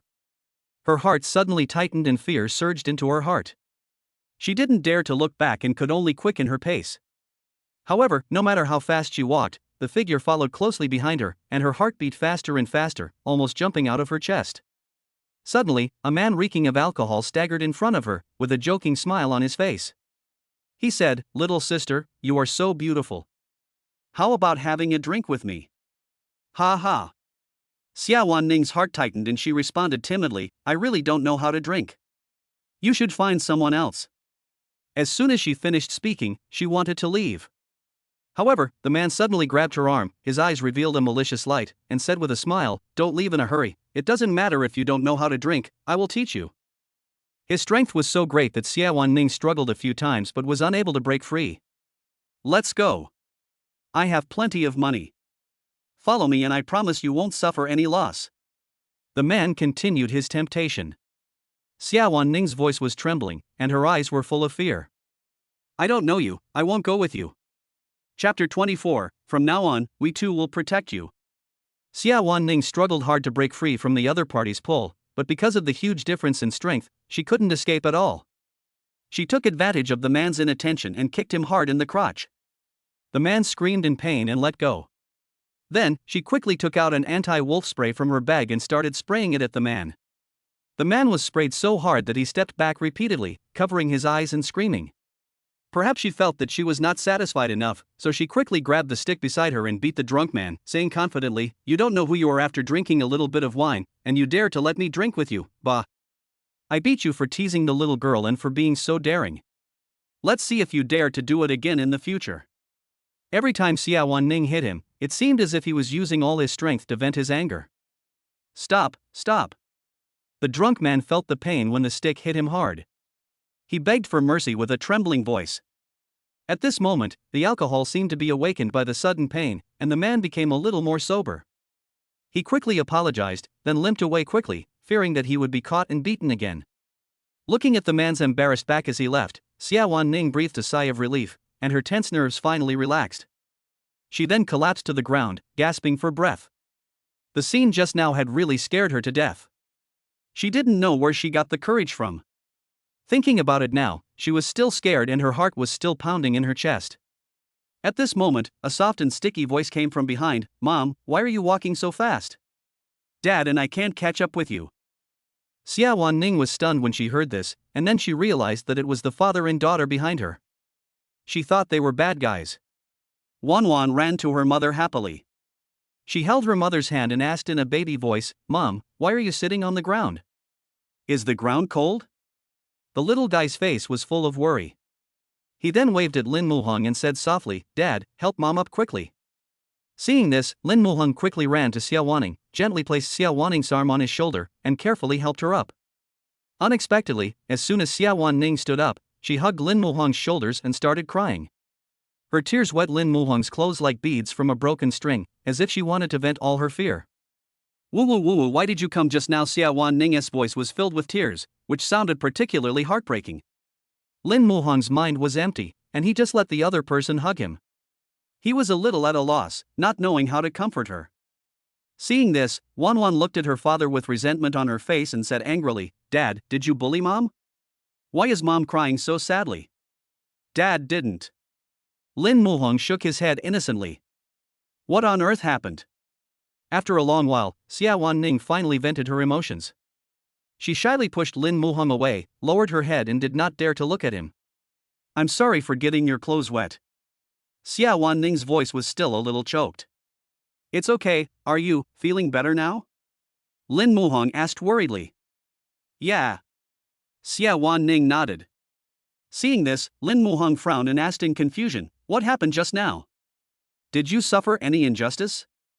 Afraid that the other party would think he was meddling in other people's business, he quickly explained, "You don't want to make Wan Wan worry, do you?" After listening to this, Xiawan Ning described in detail what had just happened. Although her voice was still a little trembling, she was much calmer than before. Lin Muhong was very angry when he heard this, and a hint of anger flashed in his eyes. Then, he looked at Xiawan Ning and said firmly, "Don't worry, we two will be here to protect you."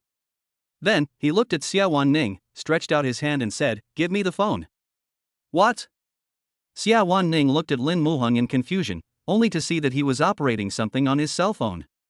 After a while, he looked up and smiled, "I changed the emergency contact in your phone to me. If there is any danger, call me and I will rush there as soon as possible." He was afraid that his behavior would make Xiawan Ning feel uncomfortable, so he added, "After all, you are the child's mother. Wan Wan doesn't want you to get into trouble, and I don't want you to get into trouble either." After Xiawan Ning heard this, she was very moved. She smiled and nodded, tears flashing in her eyes, "Thank you." At this time, Wan Wan, the clever little girl, held her mother's hand and said, "Mom, you have to be sincere when expressing your gratitude." Her little face was full of seriousness and innocence. Wan Wan always gives a kiss to Daddy when she thanks him, Mommy should give a kiss too. After hearing what his daughter said, Lin Muhong was quite expectant. A smile flashed in his eyes. He looked at Xiawan Ning pretending to be calm, but he was already very happy in his heart. Urged by her daughter, Xiawan Ning's face turned red as if blood could drip out.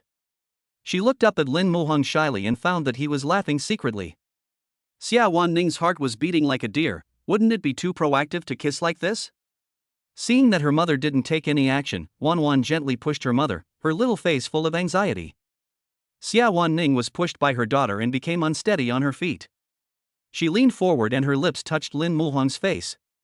The soft touch made the two of them feel confused and fascinated, as if an electric current was flowing between them. Especially Lin Muhong, he touched the place where the other party had just kissed, and thought secretly, what kind of lipstick, it smells so strong. At this moment, Xiawan Ning was so shy that she ran away, then took Wan Wan's hand and walked in front. Baby, mom bought you a little bear, let's go home and open it. Looking at the backs of the mother and daughter, Lin Muhong felt very satisfied. At the same time, a system prompt sound suddenly rang in his head. Ding! The system detected that Xiawan Ning's heart rate value has changed. The current heart rate value is 40. The system mall is open. Lin Muhong was stunned for a moment, then he was overjoyed and couldn't wait to open the system mall. There were a dazzling array of goods inside, including luxury villas, limited edition sports cars, private jets, etc., which were dazzling. Looking at the heartbeat value above, Lin Muhong felt that he had stood up. A limited edition sports car only required 30 heartbeat values, and a luxury villa required 35. My god, this system was too arrogant. Last time I used 25 heartbeat points and drew a publishing house. After deducting the last heartbeat points, I only have 15 heartbeat points left to spend. If you save up a bit, you can drive a limited edition sports car home, which is really nice. Chapter 25? Pick up the car at the 4S store. Just when Lin Muhong was thinking about good things, the system's words were like a bucket of cold water poured on his head. Tip: if the heart points are not redeemed within 24 hours, it will be deemed as giving up the reward. After hearing the news, he couldn't help but curse, what a dog. The system must have been learned from those unscrupulous merchants. Since it would expire, Lin Muhong chose the product with the best value for money. After looking around, he found only a car with 4 circles that he could redeem. He was very helpless. System, why don't you just give me the car directly? Why go through so much trouble? We must pay attention to the host experience. The system said this and then fell silent. Lin Muhong was speechless. This system definitely deserved a beating.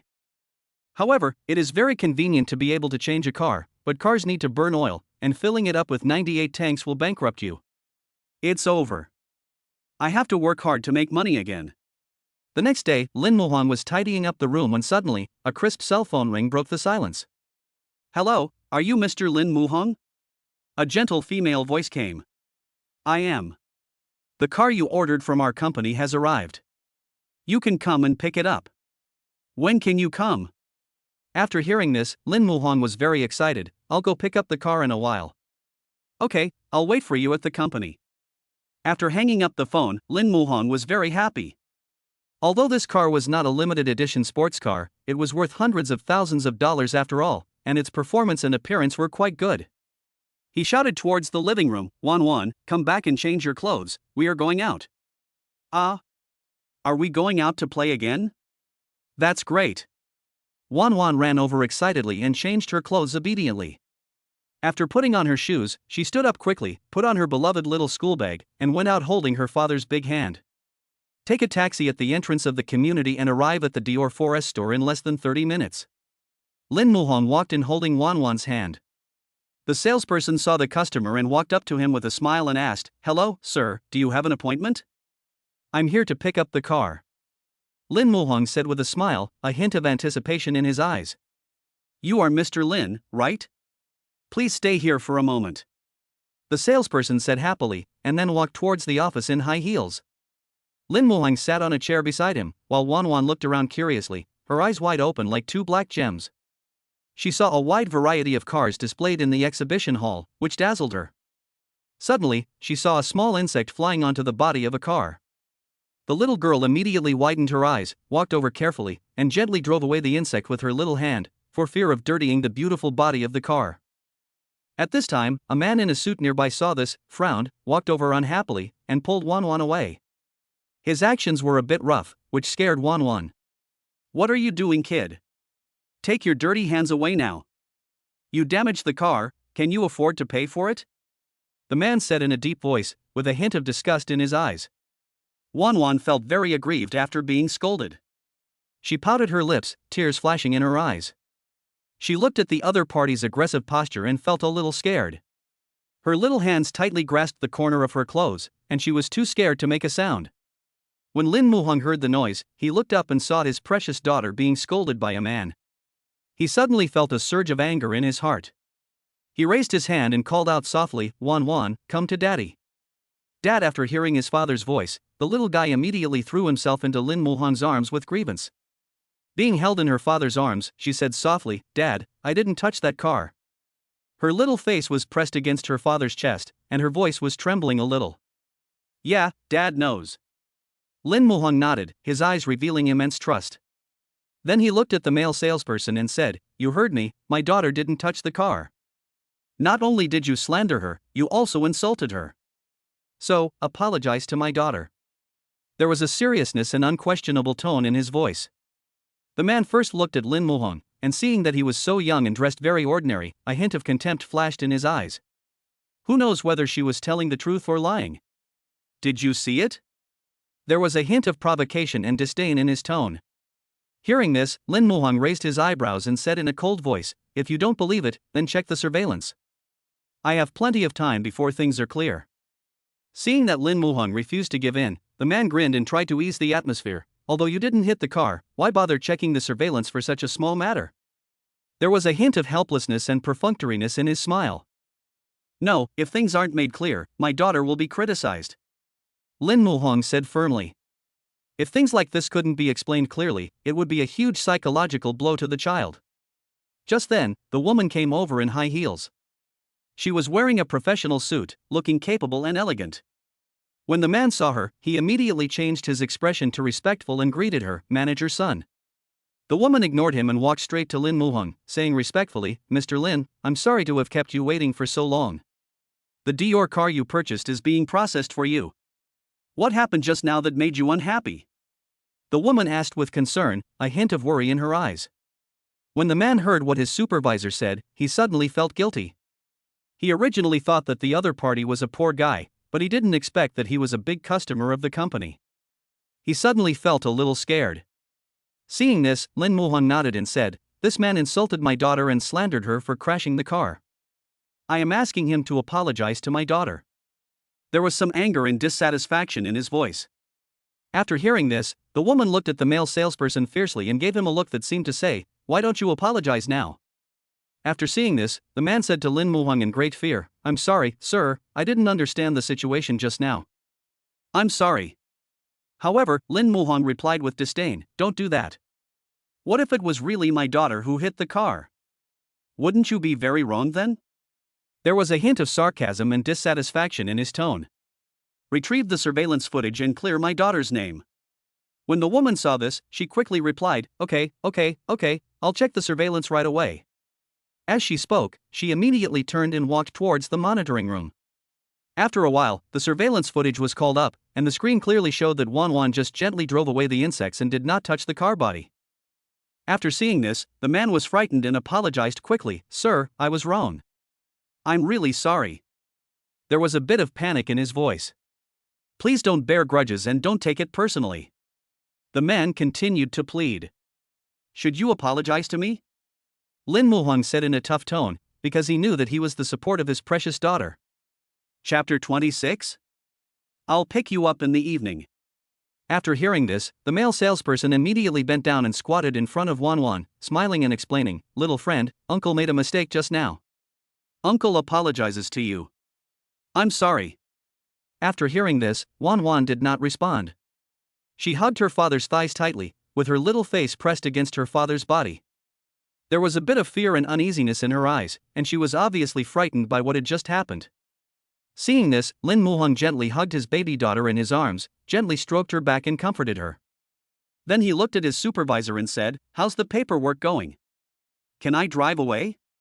Any time. The woman nodded and said with a smile. Soon, Lin Muhan completed the formalities and drove away with his daughter in a brand new Dior car. The supervisor sent them away with a smile on his face, then came to the man, his face darkened, and said coldly, From now on, you have been fired from the company, pack up your things and get out. Boss, please give me another chance. I won't dare to do it again next time. The man begged bitterly, hoping that the boss would show leniency. But the supervisor remained indifferent. In the sales industry, offending customers is a taboo, not to mention that he had offended a major customer of the company. He simply could not stay here any longer. After coming out of the 4S store, Lin Muhan drove the car and took Wan Wan for a ride. The little one sat in the spacious back seat, kicking her little feet excitedly. She opened the window wide, and the breeze blew on her cheeks. Wan Wan closed her eyes comfortably. Children's minds are always so simple and pure. At this moment, she has completely forgotten the little incident that just happened in the 4S store. Suddenly, Wan Wan lay on the seat, stretched out her chubby little hands to pat Lin Muhang's shoulders, and shouted excitedly, "Dad, let's go find Mom."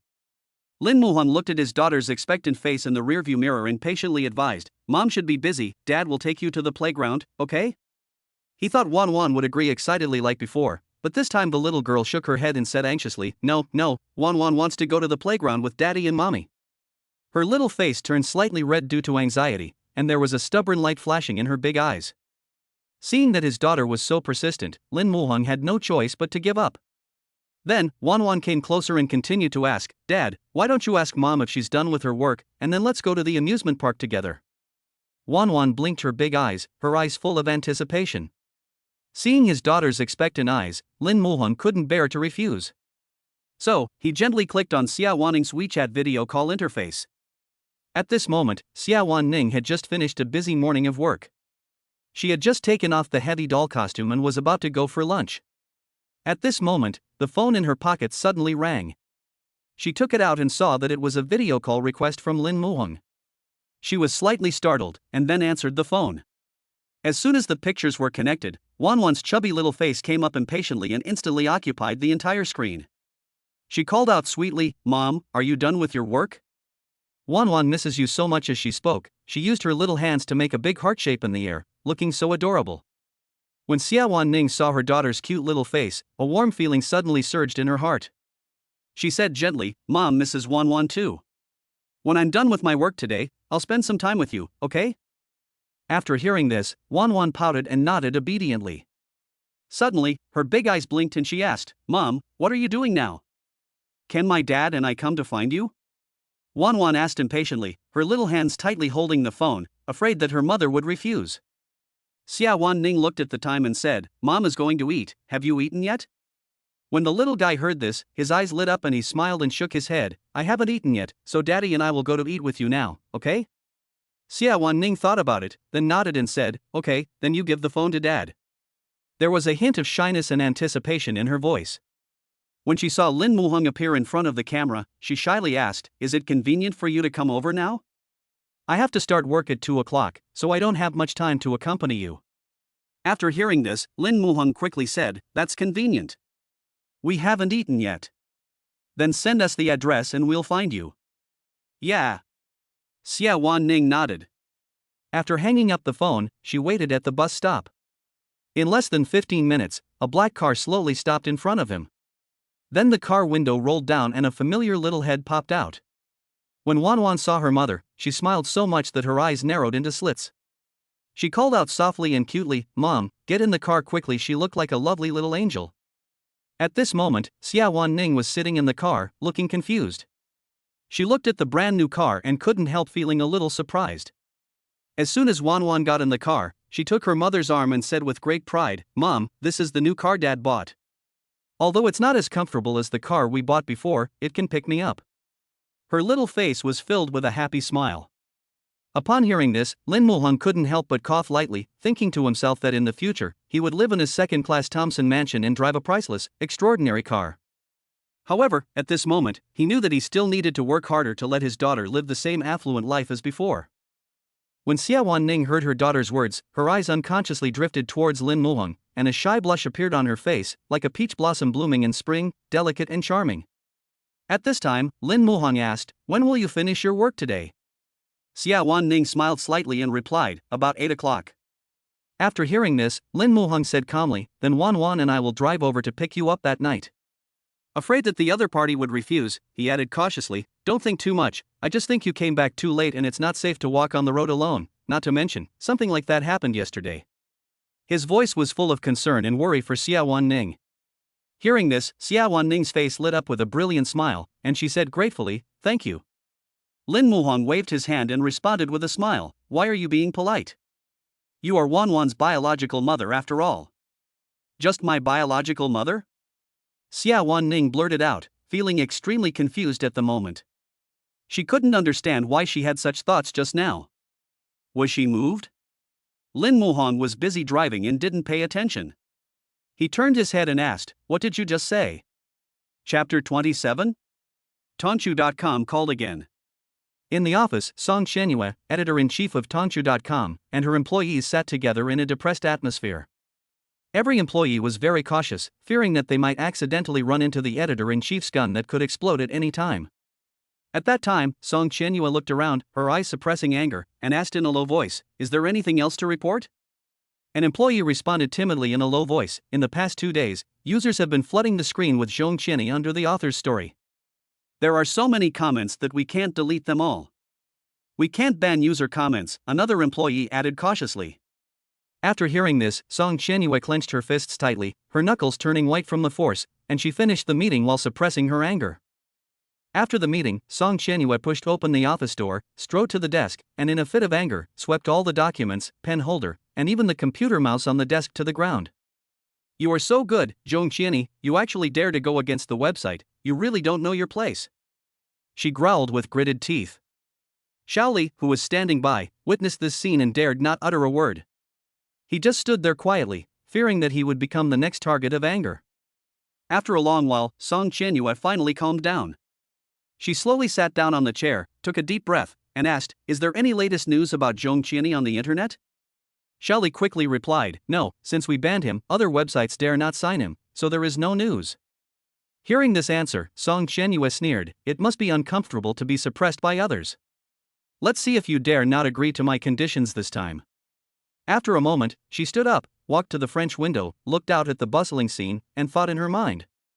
She dialed Lin Muhong's number, with a determined look in her eyes. On the other end of the phone, Lin Muhong picked up the phone and saw that it was a number with no remarks. He hesitated for a moment but still answered it.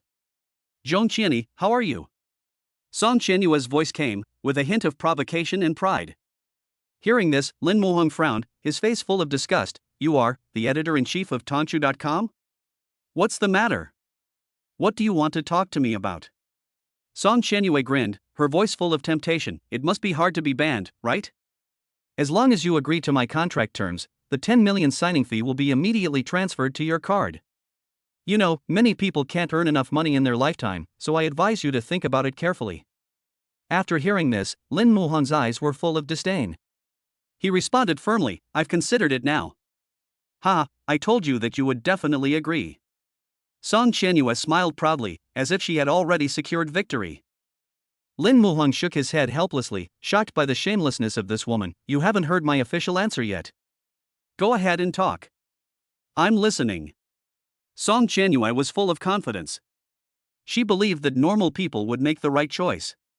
Lin Muhong pursed his lips and smiled, his tone firm and resolute. "I don't want to. Whoever wants to go to this broken Tongsu website can go. Even if you call me dad, I won't go." After saying that, Lin Muhong hung up the phone without hesitation. He didn't want to have too much entanglement with Song Xianyue. He was afraid that she had a serious illness. Hearing the busy tone, Song Xianyue didn't react for a moment. Was she being rejected again? She widened her eyes in disbelief, and an unknown fire surged in her heart. Thinking back to Lin Muhong's arrogant look, she angrily threw her phone to the ground and shouted, "Xiaoli!" When Xiaoli heard the editor-in-chief's shout, he hurried to the office and asked cautiously, "Editor-in-chief, what can I do for you?" Song Xianyue gnashed her teeth and said, "The 3 words Zhongqiani are not allowed to appear on the website. Delete them immediately. The account that posted too much will be banned immediately." Xiaoli asked worriedly, "Editor-in-chief, will this arouse the anger of users?" Hearing this, Song Xianyue shook her head coldly. "No, we are a leading website, they can't do without us. The dog will come back by itself when it's hungry." After hearing the instructions, Xiaoli began to deal with the relevant matters. At this time, Lin Muhong had just come out of the classroom, feeling extremely relieved. At this moment, the phone rang again. He thought it was Song Xianyue calling, so he answered the call impatiently and began to curse. "I already said I won't go. Do you really want to be my grandson?" However, the voice that came from the other end of the phone was Hu Lily's delicate voice. "Boss Lin, what are you talking about?" Lin Muhong got goosebumps all over his body after hearing this, and said impatiently, "Don't be so sarcastic, just speak properly." "Oh." Hu Lily responded, and then began to report, "Boss Lin, the sample of the storybook is out. I'll take it over and show it to you." Okay, then send it over now and I'll send you the address, Lin Muhong said. Going back and forth to the company takes a lot of time, not to mention that he and Xiawan Ning had made an appointment to take Wan Wan to eat grilled fish later. In the office, Hu Lily looked at the address sent by Lin, which actually showed Shanghai University. She was full of doubts. Is Lin really a college student who has not graduated yet? After getting the storybook sample, Hu Lily hailed a taxi and arrived at the gate of Magic City University in less than 30 minutes. After getting off the car, she sent a voice message to Lin Muhong. Boss Lin, they're here, where are you? Turn around, to the cafe. Lin Muhong replied briefly. Hu Lily turned her head and saw that Lin Muhong was sitting by the window. She walked in wearing 10-centimeter high heels and twisting her waist. When the door of the coffee shop was opened, everyone's eyes were focused on Hu Lily. Although she is not stunningly beautiful, she has a hot body and dresses sexy. Today she wore a black tube top and hip skirt. Her chest trembled when she walked, which attracted many people's attention. However, Lin Muhong was indifferent to this, and he was even a little disgusted. He glanced at Hu Lily indifferently and motioned her to sit down. Hu Lily smiled sweetly as she walked over to Lin Muhong and sat down, saying, Boss Lin, I need to report the round-trip taxi fare. This is official business. Lin Muhong nodded, but he felt unhappy in his heart. It's so hard to spend money before making any money. Then he looked at the other person and asked, Where's the storybook? Let me take a look. Hu Lily took out a storybook from her bag and placed it in front of Lin Muhong. He flipped through it carefully, examining every detail from the color scheme of the pictures to the illustrations. After a moment, he nodded with satisfaction. Not bad, when can it be put on the market? I've asked the factory to speed up production, and it will be in the bookstore as early as tomorrow night, Hu Lily replied. Okay, let's make it according to this version. Lin Muhong nodded. The work is well done. If the sales are good, we will give everyone bonuses. Then I would like to thank Mr. Lin on behalf of everyone, Hu Lily said in a delicate voice. Chapter 28. Damn it, Dad made Mom angry. Seeing this, Lin Muhong frowned slightly, shrank back awkwardly, and asked, Do you always talk like this? Hu Lily was stunned for a moment, and then Lin Muhong continued, Do whatever makes you feel comfortable. You don't need to pretend in front of me. Just be yourself. After hearing this, Hu Lily was a little dazed. Be yourself. That seemed like a very distant thing. She came from a small place, and in order to make others like her, help her and pay attention to her, she seemed to have not been herself for a long time. Coming out of the coffee shop, Hu Lily was very grateful for what Mr. Lin had said. She suddenly hugged Lin Muhong gratefully and said, Boss Lin, thank you. However, Lin Muhong, who was being hugged, was very panicked. He hurriedly pushed Hu Lily away, his cheeks slightly flushed with nervousness. Let go quickly, it's not good for others to see. Hu Lily looked at Lin Muhong's nervous expression and chuckled, Boss Lin, you are really a pure and innocent boy who has never experienced the world. Then, Hu Lily handed over her WeChat payment code with a playful smile on her face. Boss, I'll reimburse you for the car fare. Lin Muhong took a look and swept the money over.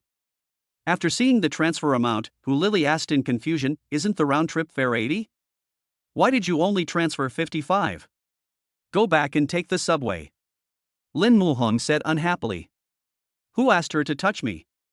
What if my future wife saw it? My reputation would be ruined. However, in the distance, there were indeed two pairs of eyes staring at him closely. Wan Wan looked up, blinking her big eyes with curiosity. Mom, who is that auntie? Why is she hugging Dad? Well, maybe he's Dad's good friend. Xiawan Ning said calmly, but her chest felt blocked, as if a huge rock was pressing on her, making it hard for her to breathe. She looked at Hu Lily carefully and saw that she had a nice perky butt and a full cleavage. She thought that if she were a man, she would definitely like her type. Thinking of this, Xiawan Ning couldn't help but look down at herself. She didn't have a perky butt and no cleavage. How could she compare to others? I guess Lin Muhong should like this too. She thought secretly in her heart, with a hint of disappointment in her eyes. Wan Wan didn't seem to notice her mother's strangeness. She happily rushed into her father's arms, and whispered in a baby voice, Dad, her little face was rosy, like a ripe apple, making people want to take a bite. Lin Muhong dotingly pinched Wan Wan's chubby little face, his eyes full of love. Baby, did you listen to your mother today? Wan Wan is very obedient, she just misses her daddy very much, the little girl said sweetly. Lin Muhong's heart melted when he heard it. Lin Muhong felt extremely proud and happy when he thought that his roommates would all have sons in the future. I am so lucky to have such a lovely daughter. After seeing Xiawan Ning coming over, Lin Muhang smiled and said, I don't have classes this afternoon, I'll take care of Wan Wan. Yeah. Xiawan Ning nodded, then followed the two of them towards the grilled fish restaurant. However, her steps were a little heavy, as if every step was stepping on cotton, and she seemed absent-minded. In the grilled fish restaurant, Wan Wan and Lin Muhang sat together, their little bodies standing straight, like little adults. Seeing Xiawan Ning put down her chopsticks after eating a few bites, Lin Muhang quietly asked Wan Wan, Baby, mommy looks listless, is she sick? After hearing this, Wan Wan frowned and asked in confusion, No way, mom was very happy when she was with me, she didn't look like she was sick. Her little hand supported her chin, and she looked like she was thinking seriously, which made people laugh. After hearing what his daughter said, Lin Muhang frowned in confusion. If she was not sick, why did she look unhappy? He wondered secretly in his heart that maybe something had happened. Since this matter involved other people's privacy, Lin Muhang was too embarrassed to ask. After eating grilled fish, the family of three walked on the road.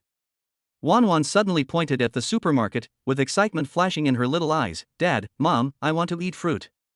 Then let's go in and take a look, Lin Muhang said lovingly, then pushed the shopping cart and put Wan Wan in the cart. Wan Wan, what kind of fruit do you want to eat? Watermelon or banana? Lin Muhang asked. Xiawan Ning followed behind him with a hint of emptiness in her eyes. When we arrived at the fruit area, Wan Wan's chubby little hands pointed here and there, looking like a real little foodie. However, when Xiawan Ning saw papaya, her eyes suddenly lit up and she suddenly felt an impulse in her heart. She didn't know whether the papaya had any effect, but she couldn't help but take one and put it in the shopping cart. Xiawan Ning's movements were a little stiff, as if she was doing something sneaky and was afraid of being discovered. However, Wan Wan still saw it, and the little guy asked in confusion, Mom, what kind of fruit is this? Is it delicious? Xiawan Ning's face flushed red, as if it was burned by fire. She said shyly, This is called papaya. It should be delicious. There was a hint of uncertainty in her voice, but it also revealed her anticipation for papaya. Oh. Wan Wan nodded, and her eyes were suddenly attracted by other fruits. Her little body twisted and turned in the shopping cart like a lively little fish. In addition to buying some papayas, Xiawan Ning involuntarily slowed down her pace when passing by the snack area. There was a trace of struggle and hesitation in her eyes, but she still couldn't help but buy some chicken feet, a lot of red and white ones. After seeing this, Lin Muhang secretly took note in his heart, so she likes to eat chicken feet. When they came out of the supermarket and walked all the way to the school gate, Xiawan Ning said nothing and just followed silently. Only Wan Wan's little mouth was chattering non-stop, like a happy little bird. Seeing this, Lin Muhang couldn't help but look at Xiawan Ning and asked, Are you unhappy about something? Xiawan Ning was stunned and looked at him in confusion, only to see Lin Muhang said in a very annoying tone, Since you are so unhappy, then tell me and make me happy. He had a playful smile on his face, trying to ease Xiawan Ning's boredom with light words. However, his words were like a thorn in Xiawan Ning's heart. She was squatting on the ground, caressing Wan Wan's little face gently, and said, Baby, mommy has to go to class. You play with daddy. I will come back to see you after class. Okay, Wan Wan will be obedient. Wan Wan nodded with a smile. Lin Muhang thought Xiawan Ning would tell him something, but he didn't expect her to just roll her eyes and turn away. Lin Muhang stood there innocently, and couldn't help but complain in his heart, I saw that she was unhappy, and I wanted to make her happy, but why did she feel even more unhappy? Seeing this, Wan Wan shook her little head and gloated, Dad, you are in trouble. You made Mom angry. Chapter 29? Chicken feet papaya? Woman, what do you want to do? After parting with Lin Muhang and his daughter, Xiawan Ning returned to the dormitory carrying a heavy shopping bag. Xiao Xiao was sitting by the bed. When she saw her come in, her eyes lit up instantly. Then she came forward curiously and said, Ning Ning, let me see what delicious food you bought. Just look at it yourself. I have to find the racket first. Xiawan Ning said as she gently placed the bag on the table. Upon hearing this, Xiao Xiao couldn't wait to open the plastic bag and peek inside. When she saw a lot of chicken feet and a huge papaya in the bag, her eyes widened and her face was full of suspicion. Ning Ning, are you going to kill all the chickens? Why buy so many chicken feet? Could it be? Suddenly, Xiao Xiao had an idea, and she came up to Xiawan Ning with a smile, staring at her chest with a sly look, and joked, Ning Ning, you bought so many chicken feet, are you trying to enlarge your breasts? Xiawan Ning blushed at Xiao Xiao's words, and muttered to herself, Is my thought so obvious? However, she would not admit it easily, so she said stubbornly, I bought the chicken feet for you. I saw that you really like it. As for papaya, I haven't tasted it yet, I just want to try the flavor. Xiao smiled, obviously not believing her words, and complained in her heart, this woman is the most stubborn person in her body. She obviously wants to have breast augmentation, but she refuses to admit it. However, she did not expose him. She just smiled and nodded, saying, then I won't be polite. After that, she took out several chicken feet from the bag and started to eat them with relish. Seeing this, Ning felt a little anxious and hurriedly muttered, hey, why don't you leave some for me? In a blink of an eye, it was time for afternoon classes. Xiao and Ning signed up for tennis lessons. After the physical education teacher finished teaching the basic movements, it was time for free activities, and the two found a shady place to sit down. Suddenly, Ning looked at Xiao curiously, blinked her eyes and said, you've eaten so many chicken feet, why haven't your breasts grown bigger? Is this chicken feet breast enlargement scam? When Xiao heard this, she immediately laughed triumphantly and whispered, look, you said you didn't buy chicken feet for breast enhancement, but you've exposed yourself. As she spoke, she deliberately poked Ning's chest, making Ning's face turn even redder. Ning lowered her head and said nothing when her thoughts were touched. However, her heart was beating like a little rabbit in her chest. Seeing this, Xiao became even more proud. She smiled and said, actually, chicken feet are still somewhat useful, but why do you suddenly want to enlarge your breasts? Could it be that your boyfriend dislikes you? After saying that, she deliberately blinked her eyes and put on a gossipy look. After hearing this, Ning quickly covered her mouth and said coquettishly, what are you talking about? Didn't I explain to you before that our situation is a little complicated? Besides, he doesn't have that kind of intention towards me. As she spoke, a trace of loneliness flashed in her eyes. Xiao nodded and said with a smile, well, I understand. You have those intentions towards her. After she finished speaking, she deliberately leaned close to Ning's ear and whispered softly, don't pretend, I can see it all. Oh, I won't talk to you anymore. Ning was touched in the heart, turned her head away shyly, and complained in her heart, am I really moved? How is it possible? Her mind was in a mess, and the image of the hot girl appeared unconsciously in her head. She was so lost in thought for a moment. Get out of the way, get out of the way. Suddenly, a hurried shout came from the side, interrupting Ning's thoughts. After hearing this, Xiao hurriedly pulled Ning to the side, but they were still unable to avoid it. A baseball hit Ning's ankle, causing her to tremble with pain and frown. Hiss, it hurts. Ning couldn't help but let out a cry, her face full of pain. Seeing this, Xiao angrily yelled at the boy who was playing basketball, how did you hit the ball? You hurt someone. Do you know how to play basketball? Seeing this, the boy ran up to her guiltily and said apologetically, I'm so sorry, I made a mistake just now. Then, he looked at Ning and asked, are you okay? Is everything serious? How about we go to the infirmary? Ning waved her hands, declining the other person's kindness, and said with a smile while enduring the pain, forget it, no need, I'll be fine after a while, it just hurt a little bit, but it's much better now. Xiao looked at the boy's back as he left and said worriedly, Ning, are you really not going to the infirmary? I see your ankle is red. Ning smiled and shook her head, saying, really, no need, I just need to take a rest. She was grateful for Xiao's concern, but she didn't want to make a fuss over such a minor injury. Seeing how stubborn she was, Xiao sighed helplessly. After a while, Ning's ankle was swollen. Xiao said worriedly, your foot is injured. Can you go back later? Or should we call Wan Wan's father and ask him to pick you up? Ning shook her head and said, no, I don't want to trouble him. I can go back by myself. Seeing this, Xiao snatched her friend's phone and said, don't be so stubborn. How are you going to walk back with an injured foot? I'll call Lin Muhong now. After saying that, she walked to a place where Ning couldn't grab the phone and called Lin Muhong. The call was connected quickly, and Lin Muhong's steady voice came from the other end. Xiao quickly said, hello, I'm Xiao. We met in front of the milk tea shop that day. Oh, it's you. Where is Ning? Lin Muhong asked puzzledly. Ning was hit on the ankle by a classmate's ball during physical education class. Would you be able to come over and pick her up? As she spoke, she deliberately glanced at Ning, only to see that she was staring at her nervously. When Lin Muhong heard this, his heart tightened, and he agreed without thinking, okay, I'll be right over. After a while, Xiawan Ning felt very nervous when she saw Xiao Qiao coming over. She asked nervously, her eyes gleaming with anticipation, is he coming? Xiao Qiao nodded and said with a smile, we'll be there in a moment. Please wait for a while. Xiawan Ning nodded, a happy smile appearing on the corner of her mouth. However, time passed by minute, but Lin Muhong never showed up. People were coming and going on the playground, and the next group of people who were having physical education class also started their class. Xiao Qiao frowned, her face full of impatience. Why hasn't this person come yet? He promised he won't go back on his word, will he? Xiawan Ning felt a little disappointed, but she still pretended to be calm and said, maybe he's on his way. Chapter 30? Carrying Xiawan Ning home.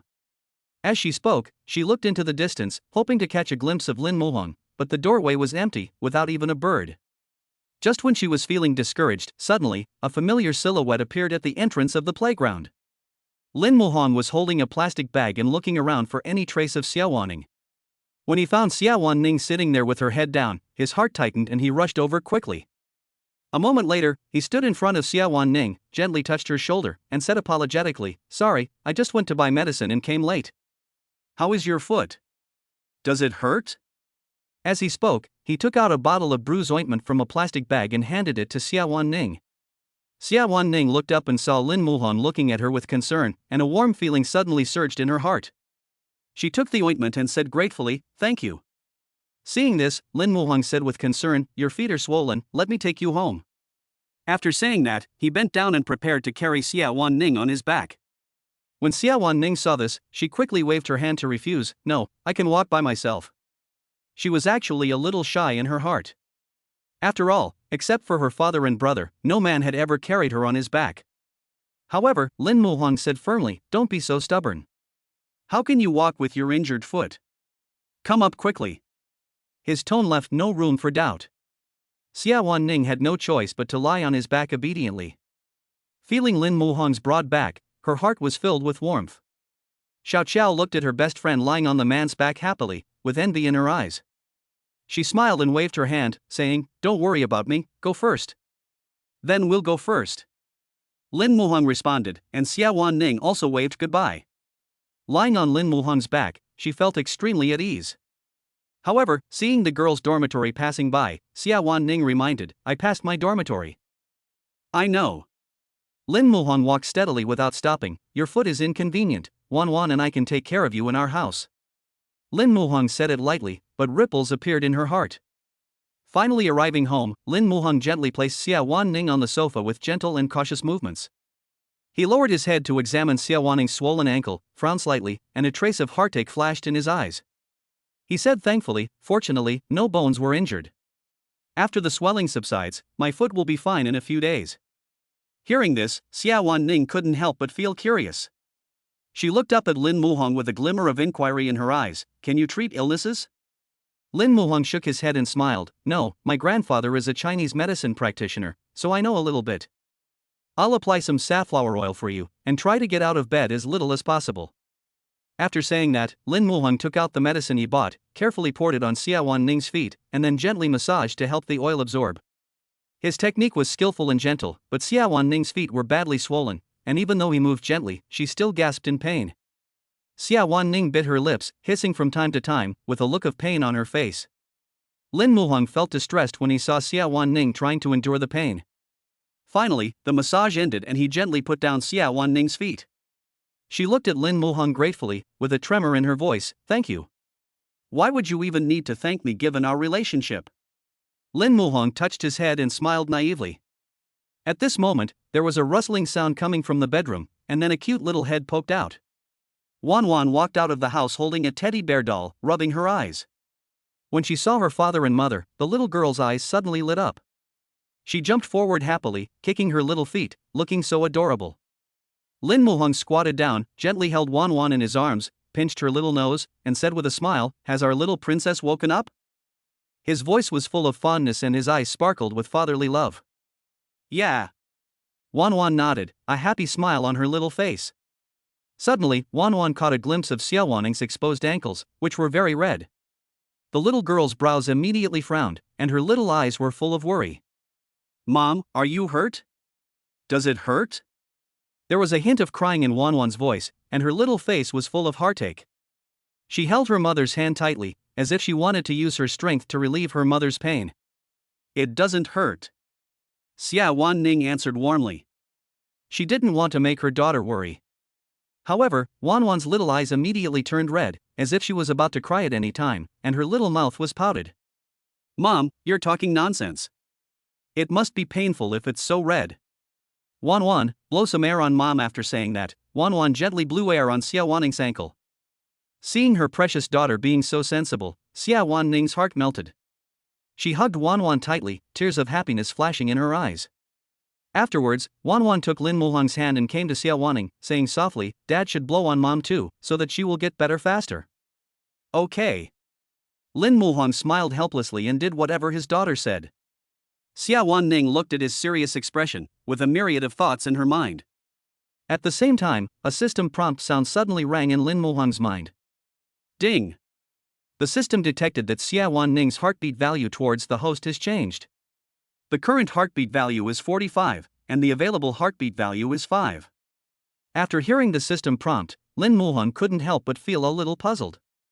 He asked, "What can I do with a heartbeat value of 5?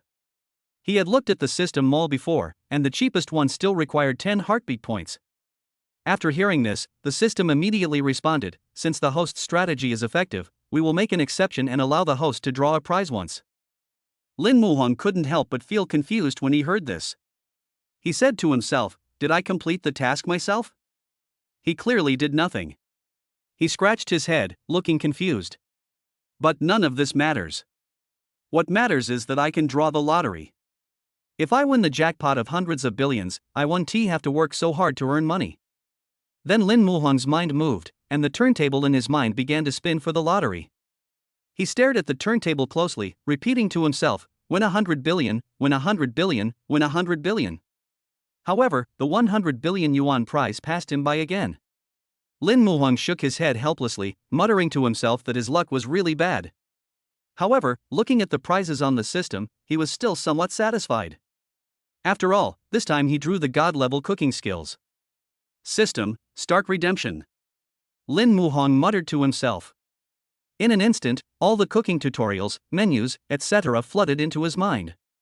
It was no exaggeration to say that he could now prepare a state banquet.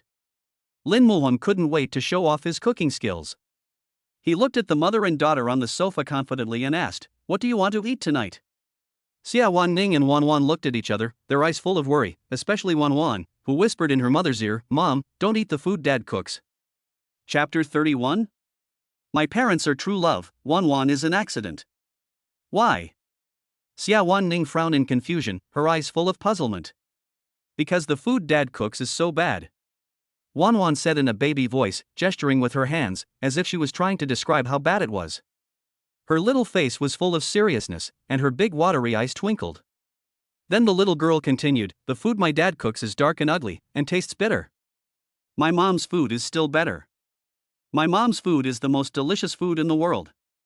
After hearing this, Xiawan Ning didn't know whether to laugh or cry. She gently pinched Wan Wan's little face and complained in her heart, "It seems that this has left a shadow on my daughter. It seems that Lin Muhang is good at making instant noodles, but she can't try anything else. But now, her cooking skills are hard to describe." Feeling the disbelieving gazes of the mother and daughter, Lin Muhang patted his chest and assured seriously, "Don't worry, my cooking skills will definitely be fine this time. Just trust me this time." Lin Muhang added, with a hint of pleading in his voice. Seeing this, Xiawan Ning felt a little tender in her heart.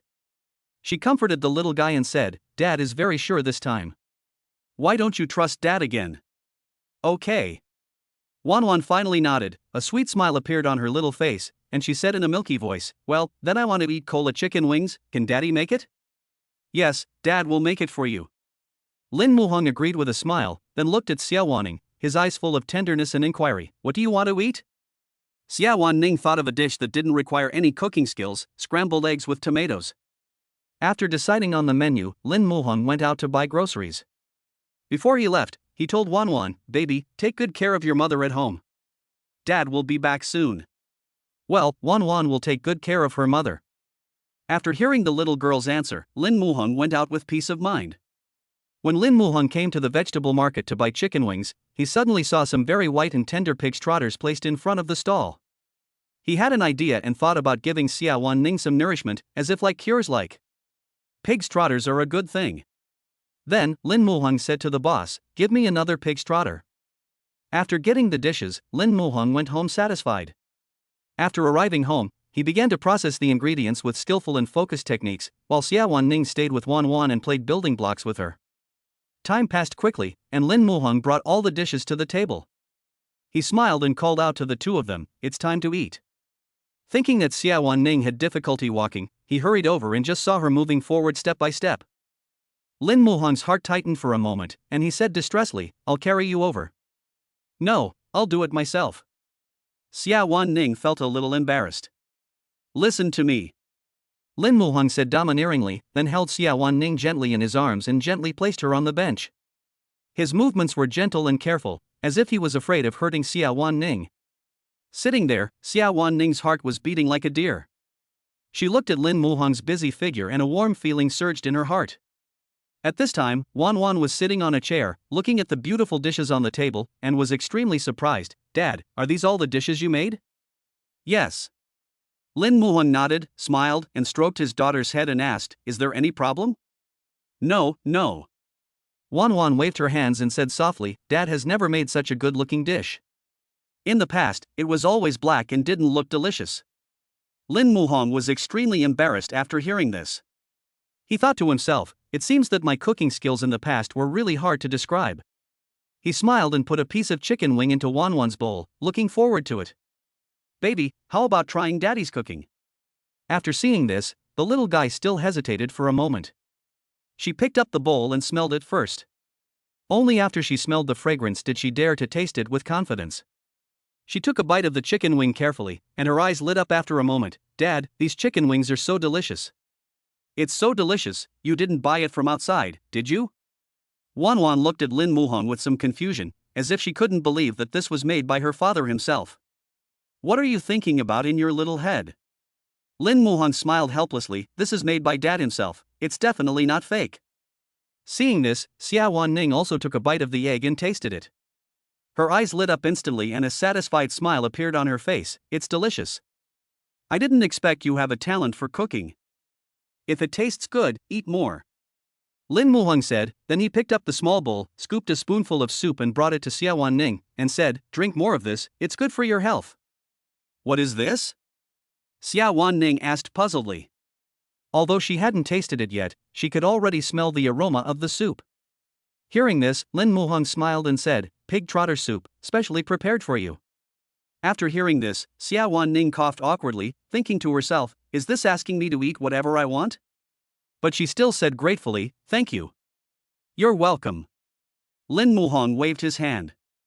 Watching the interaction between Dad and Mom, Wan Wan pouted and crossed her arms over her chest, seeming very unhappy. Her little face was full of grievance and dissatisfaction.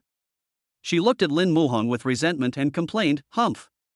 Dad is partial. Ha? How am I biased?" Lin Muhong looked at Wan Wan in confusion, not understanding why she suddenly said that.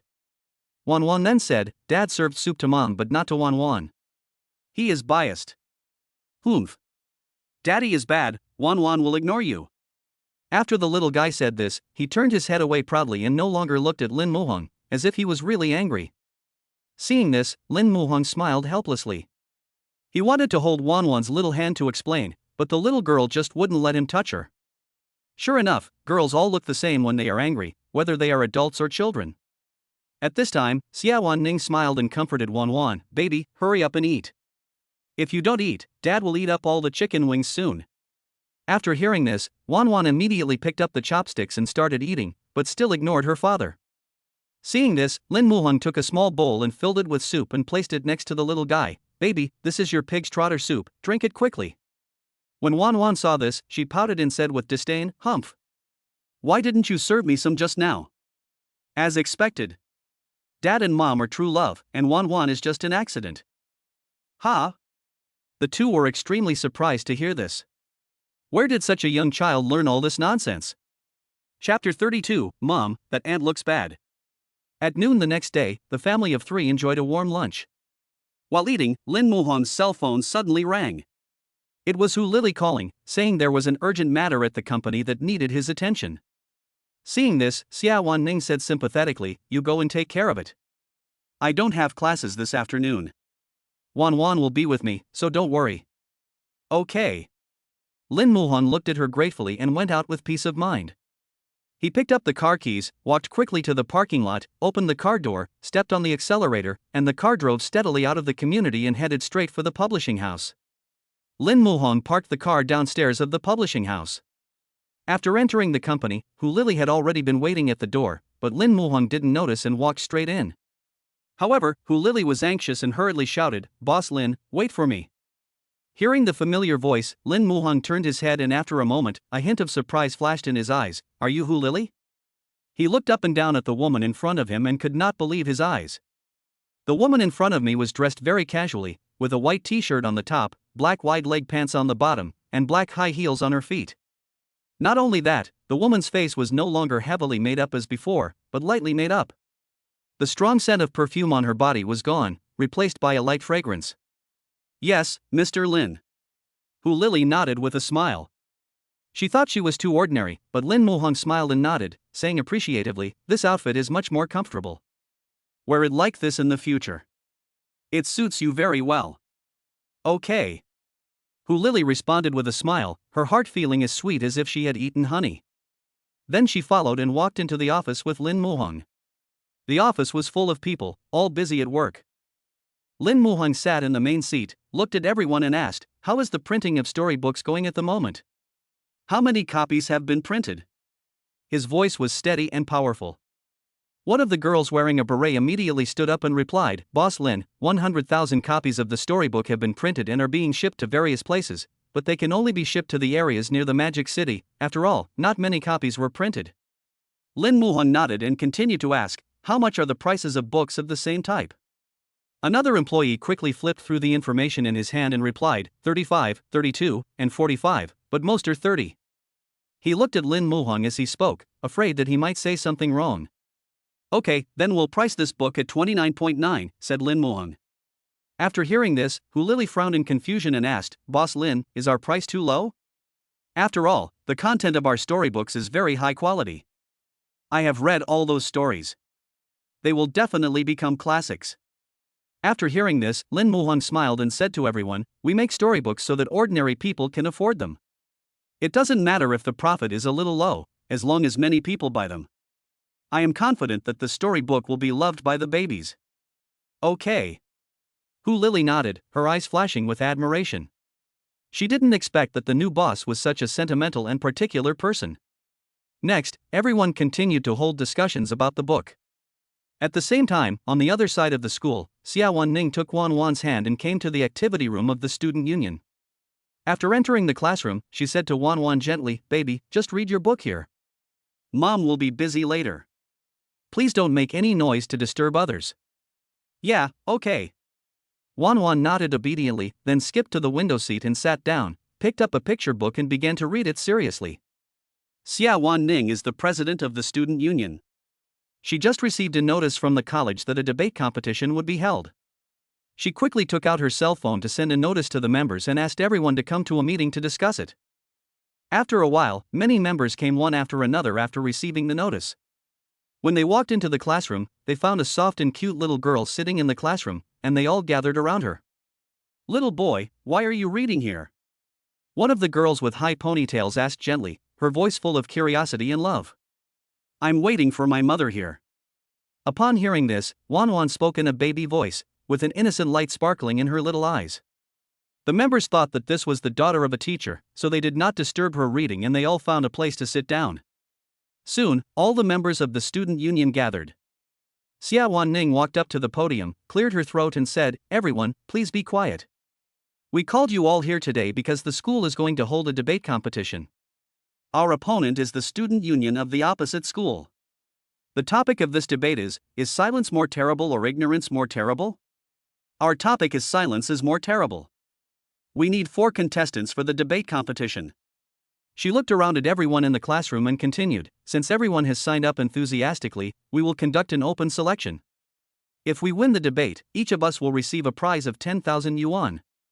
Xiawan Ning added. As soon as she finished speaking, there was a burst of exclamations in the classroom. After all, a bonus of 10,000 yuan is still very tempting for college students.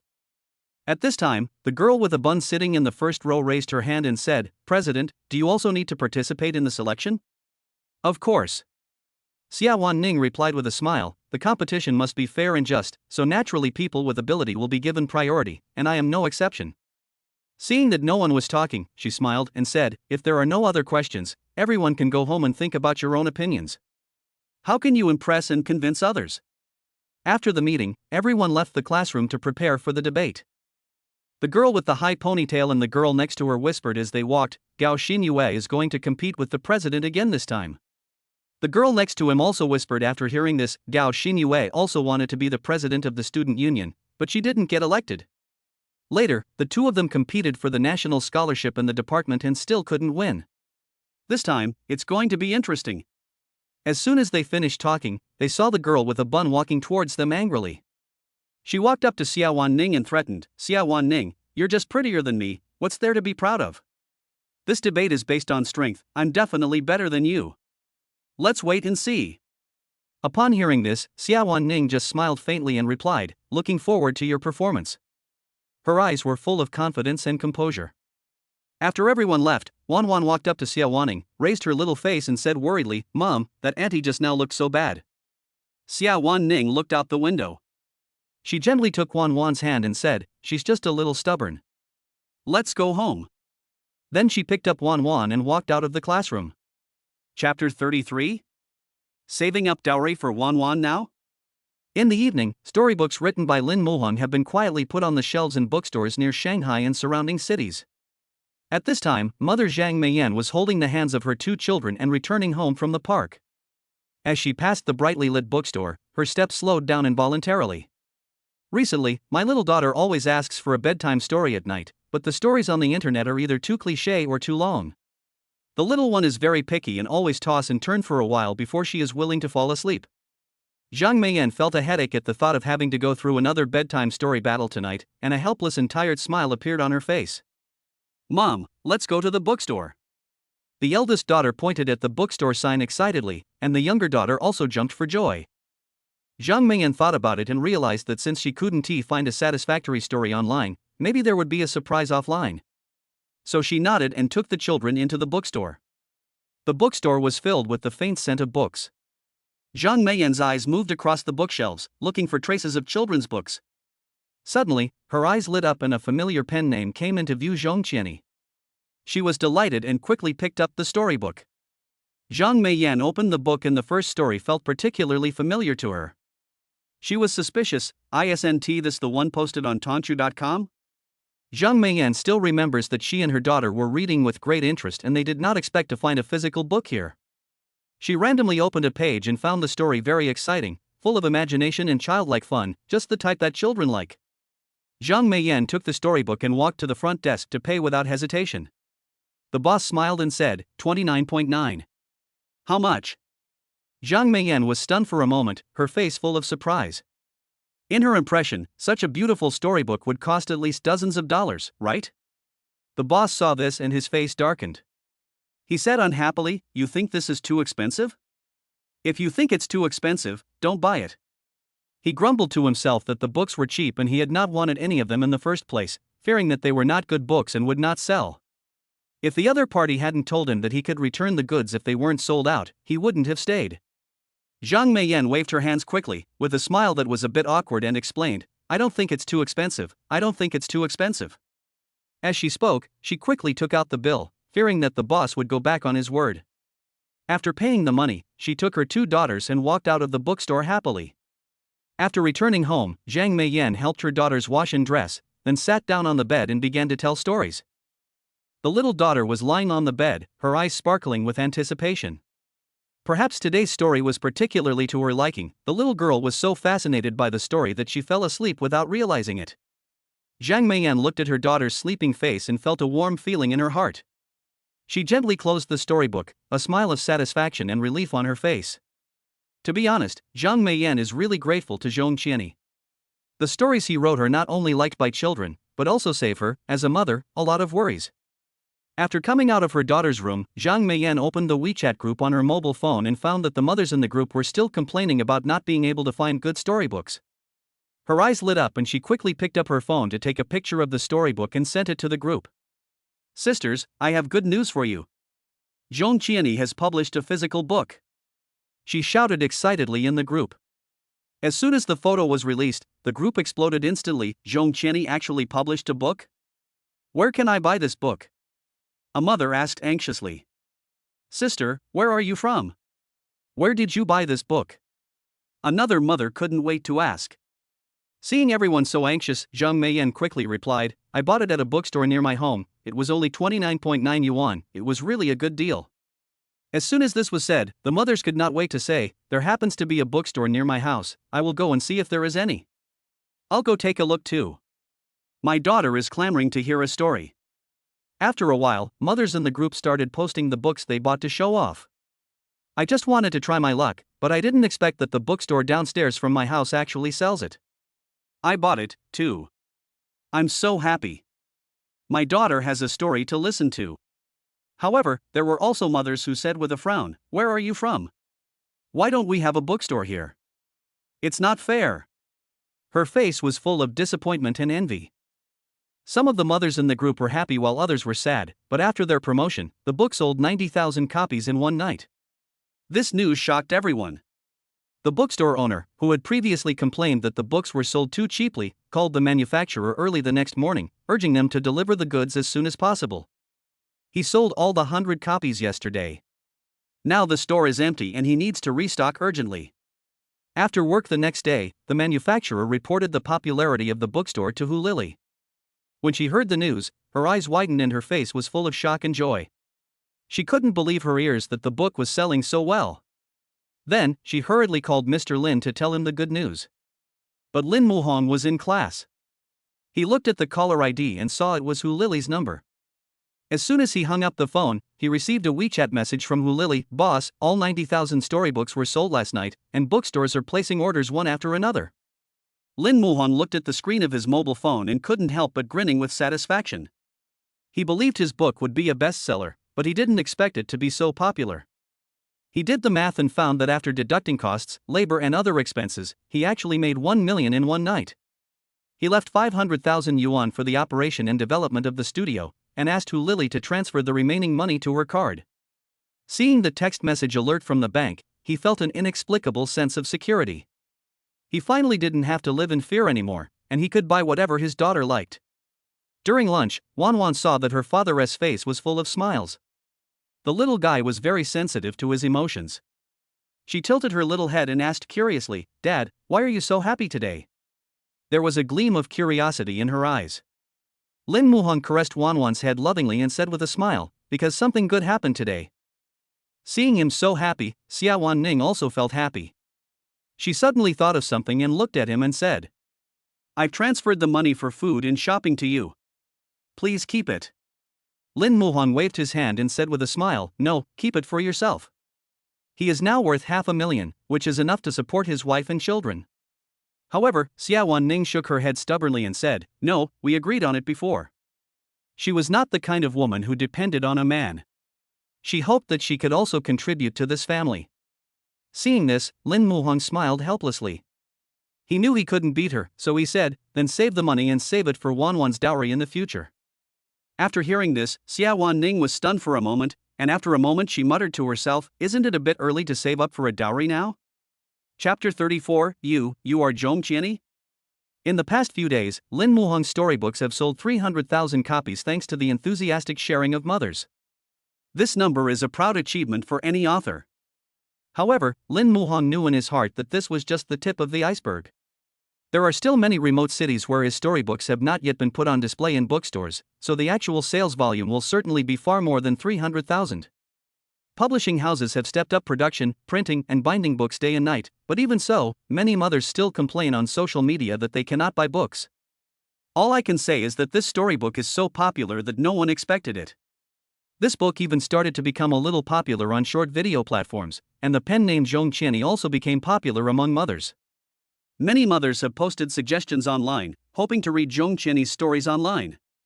These suggestions have come in like a tide, making Zhong Qianni's name even more famous on the internet. Zhou Shudong, to whom Lin Muhong had contributed his work before, saw the comments from netizens, and his eyes lit up as if he saw hope. He sat in front of the computer, tapping his fingers lightly on the desk, an impulse surging in his heart. Now all major websites are banning Zhong Qianni. If his story can be put on his own website, wouldn't it attract many people? The more Zhou Shudong thought about it, the more he felt that there was a way to do it. He seemed to have already seen the scene where the traffic to his website would surge because of the story of Zhong Qianni. He quickly picked up his phone and sent a WeChat message to Lin Muhong. Hello, Zhong Qianni, I saw the storybook you posted and wanted to talk to you about cooperation. Do you have time? After sending the message, Zhou Shudong held the phone nervously, fearing that the other party would reject him because of the rejection of the manuscript. On the other side, Lin Muhong was stunned when he received the news. He didn't expect that the other party would come to him to discuss cooperation. This was simply a business that came right to his doorstep, so why not do it? He immediately replied, I have time. It was not convenient to talk online, so the two soon made an appointment to meet offline. Zhou Shudong was so excited that he almost couldn't sleep all night. He imagined the scene of meeting Lin Muhong and felt extremely excited. Finally, the agreed day arrived. Zhou Shudong was the first to arrive at the coffee shop and chose a seat by the window. He looked at the door from time to time, looking forward to Lin Muhong's arrival. Soon, the doorbell of the coffee shop rang, and a handsome and sunny young man came in. Dressed in a simple white t-shirt and jeans, he looked like an ordinary college student. When he saw this person, Zhou Shudong instinctively felt that this could not be Zhong Qianni. In his mind, Zhong Qianni should be a middle-aged man with rich life experience and profound writing skills. How could he be such a young guy? He immediately shook his head, turned his head to the window, and continued to wait. However, at this moment, a clear voice came to his ears, Are you Zhou Shudong? Zhou Shudong turned his head and saw that it was the young man he had just seen. He was stunned. Then, he asked in great surprise, You are Zhong Qianni? His eyes were full of disbelief. Yes, it's me. Lin Muhong sat opposite with a smile. Zhou Shudong still felt very surprised. He stared at Lin Muhong with wide eyes, as if he was looking at a monster. After a long while, he regained his composure and smiled awkwardly. Seeing this, Lin Muhong smiled and said, Your website doesn't want to accept my manuscript, so why do you still want to cooperate with me? Zhou Shudong scratched his head awkwardly, and said with a wry smile, It's not Tree Baby who is looking for you to cooperate, it's me who is looking for you to cooperate. His eyes revealed sincerity and expectation. Lin Muhong raised his eyebrows and showed a puzzled expression. He didn't expect Zhou Shudong to say that, and he couldn't help feeling curious. Zhou Shudong took a deep breath and said slowly, I resigned from Tree Baby and raised some investment to build a website. Today, I want you to authorize the story to our website. You decide the price. After hearing this, Lin Muhong grinned. He didn't expect Zhou Shudong to quit his job and start a business. He looked at Zhou Shudong with admiration and said, Aren't you afraid that other websites will gang up on you and try to kill you? Zhou Shudong nodded, a solemn look flashing in his eyes, I've thought about it. After all, we are a new website, far behind other websites, but I want to take a gamble. I believe your story can attract enough users. Okay. Lin Muhong nodded. He admired Zhou Shudong's courage to think and act. He smiled and agreed, Okay, I agree. How much can you give as the agency fee? Zhou Shudong scratched his head a little embarrassedly and said, 300,000. He knew that the price was a bit low.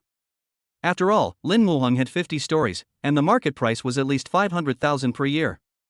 After hearing this, Lin Muhong smiled and nodded, Okay, then 300,000, and you will be the exclusive agent for 3 years. His eyes revealed his trust and support for Zhou Shudong. I will not authorize this story to other websites. After all, they have banned me and I will not cooperate with them. I hope your website can continue. Lin Muhong said with great expectation. After hearing this, Zhou Shudong felt a warm current in his heart. He looked at Lin Muhong gratefully and said, Thank you. I won't let you down. After returning home, Lin Muhong received a remittance notification from Zhou Shudong, stating that 300,000 yuan had arrived. His current account balance is 1.3 million yuan. Moreover, book sales are still rising, and he will earn more in the future. Looking at the numbers on the screen of his mobile phone, he felt a sense of accomplishment.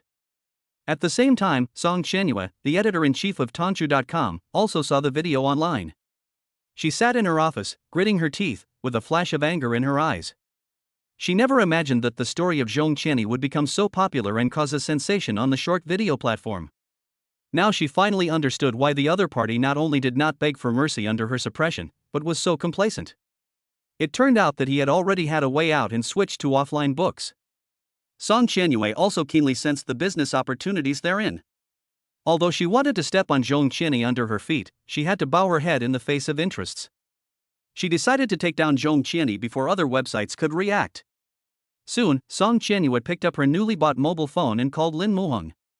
Looking at the phone number without any remarks, Lin Muhong hesitated for a moment and finally answered it.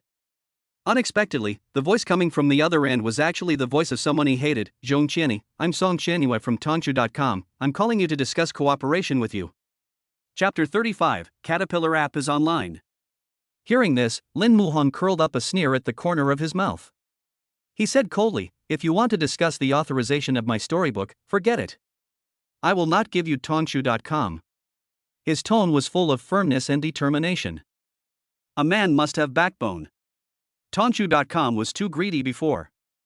Even if the other party offered a sky-high price, Lin Muhong would not give it to them.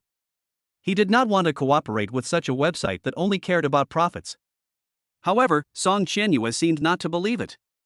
She said proudly, don't be so absolute. Listen to my offer first. Her tone was full of confidence.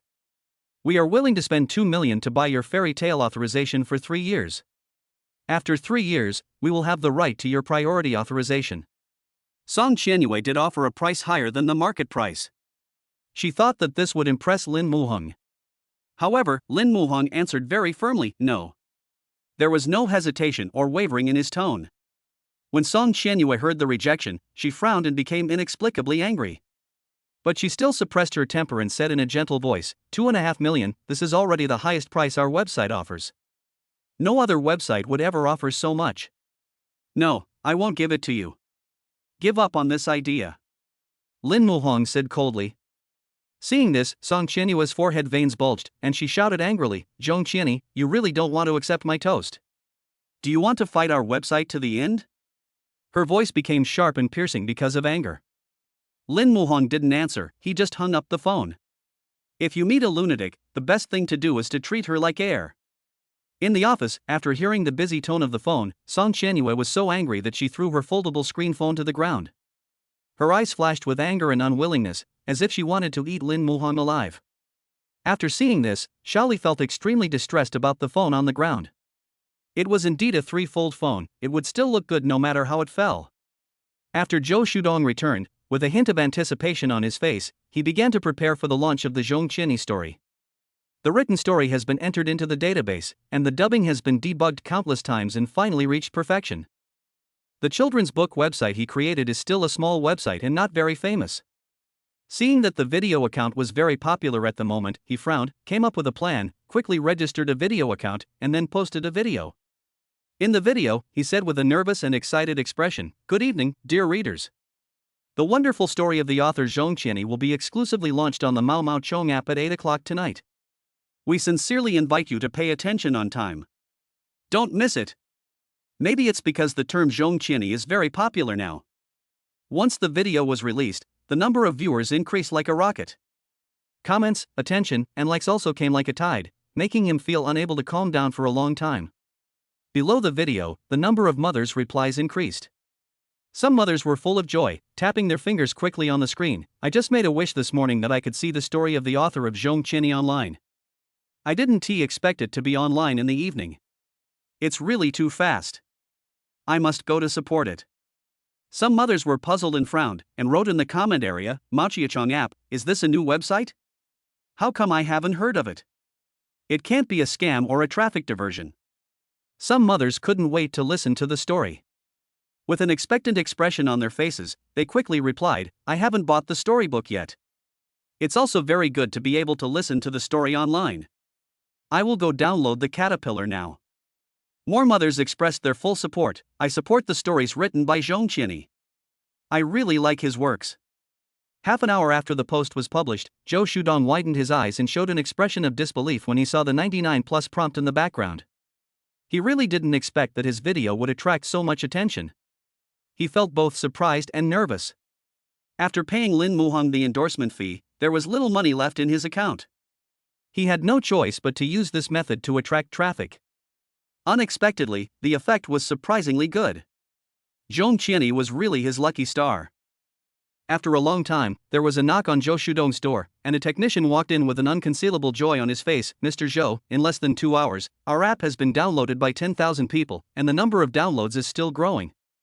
Zhou Shudong stood up suddenly after hearing this, his eyes sparkling with excitement. Good, very good.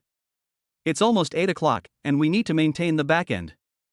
I'm afraid that there will be too many people and it may get stuck. The technician nodded, a pleased smile on his face, and stepped out the door. As soon as 8 o'clock in the evening, mothers opened the Caterpillar app one after another.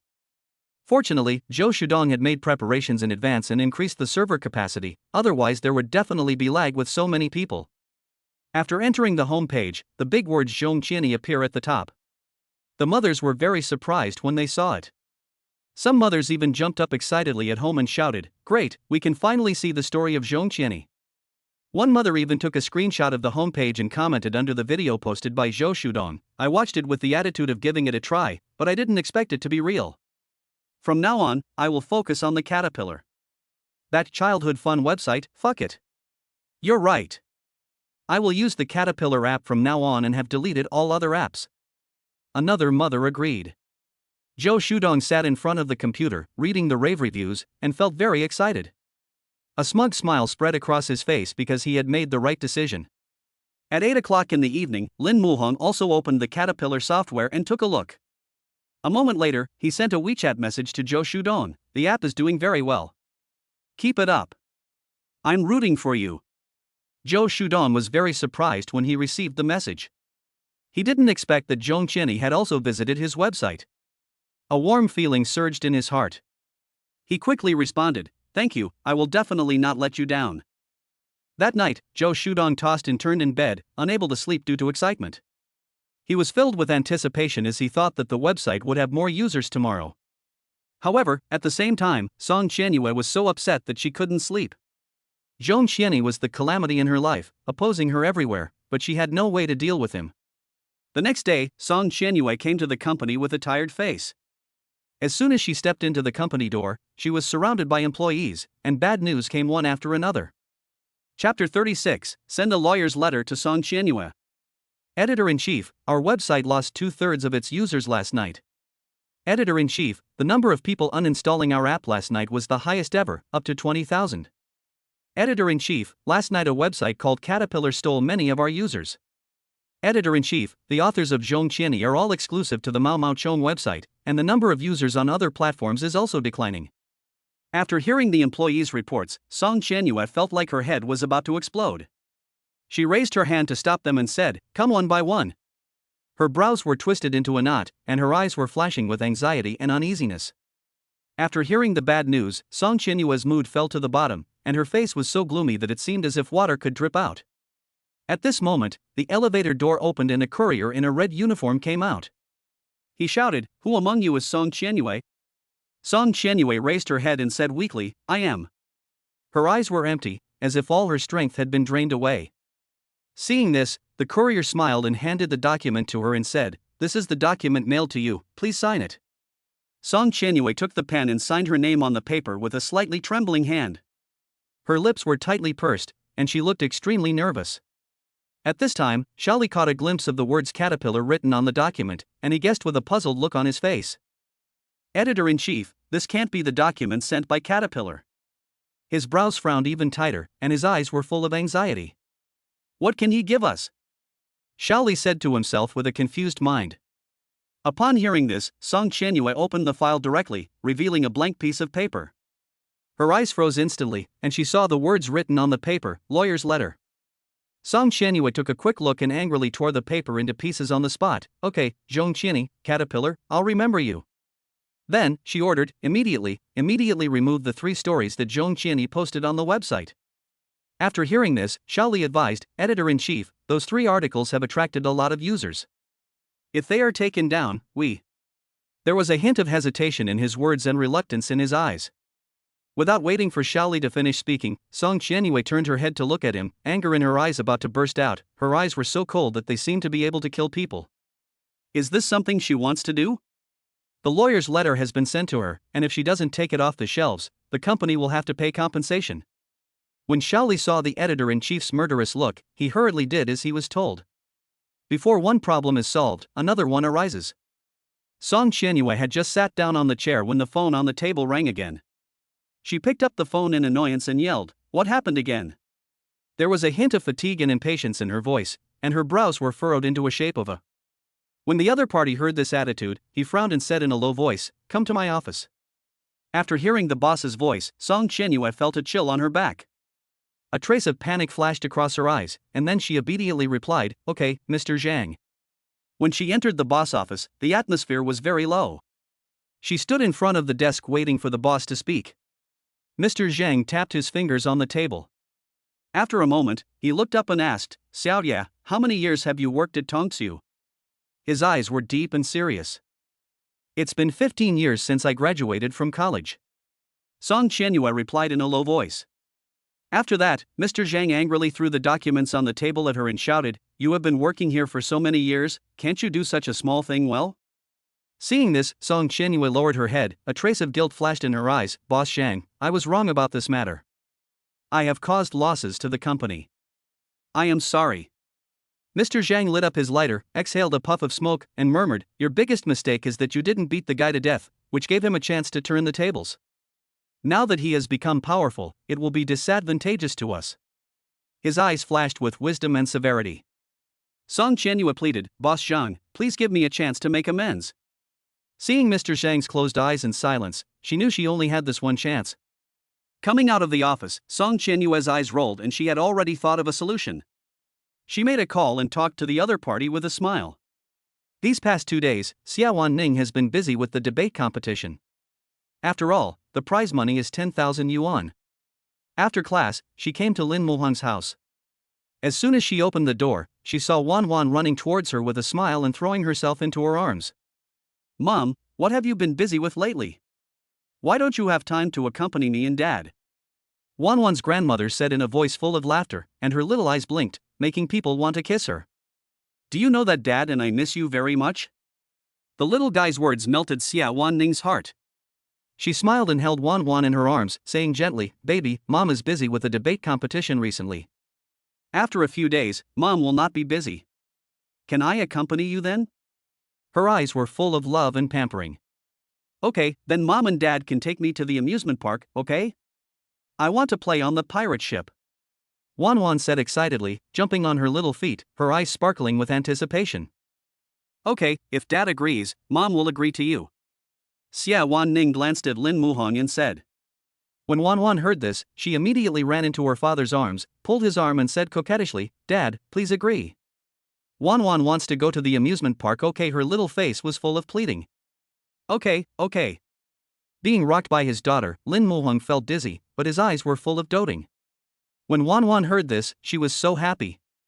She was finally going to the amusement park with her father and mother. After a while, the little guy was playing with building blocks seriously. Xiawan Ning came to Lin Muhang and asked tentatively, "Are you free tomorrow? Our club is having a small discussion competition, would you like to come and watch?"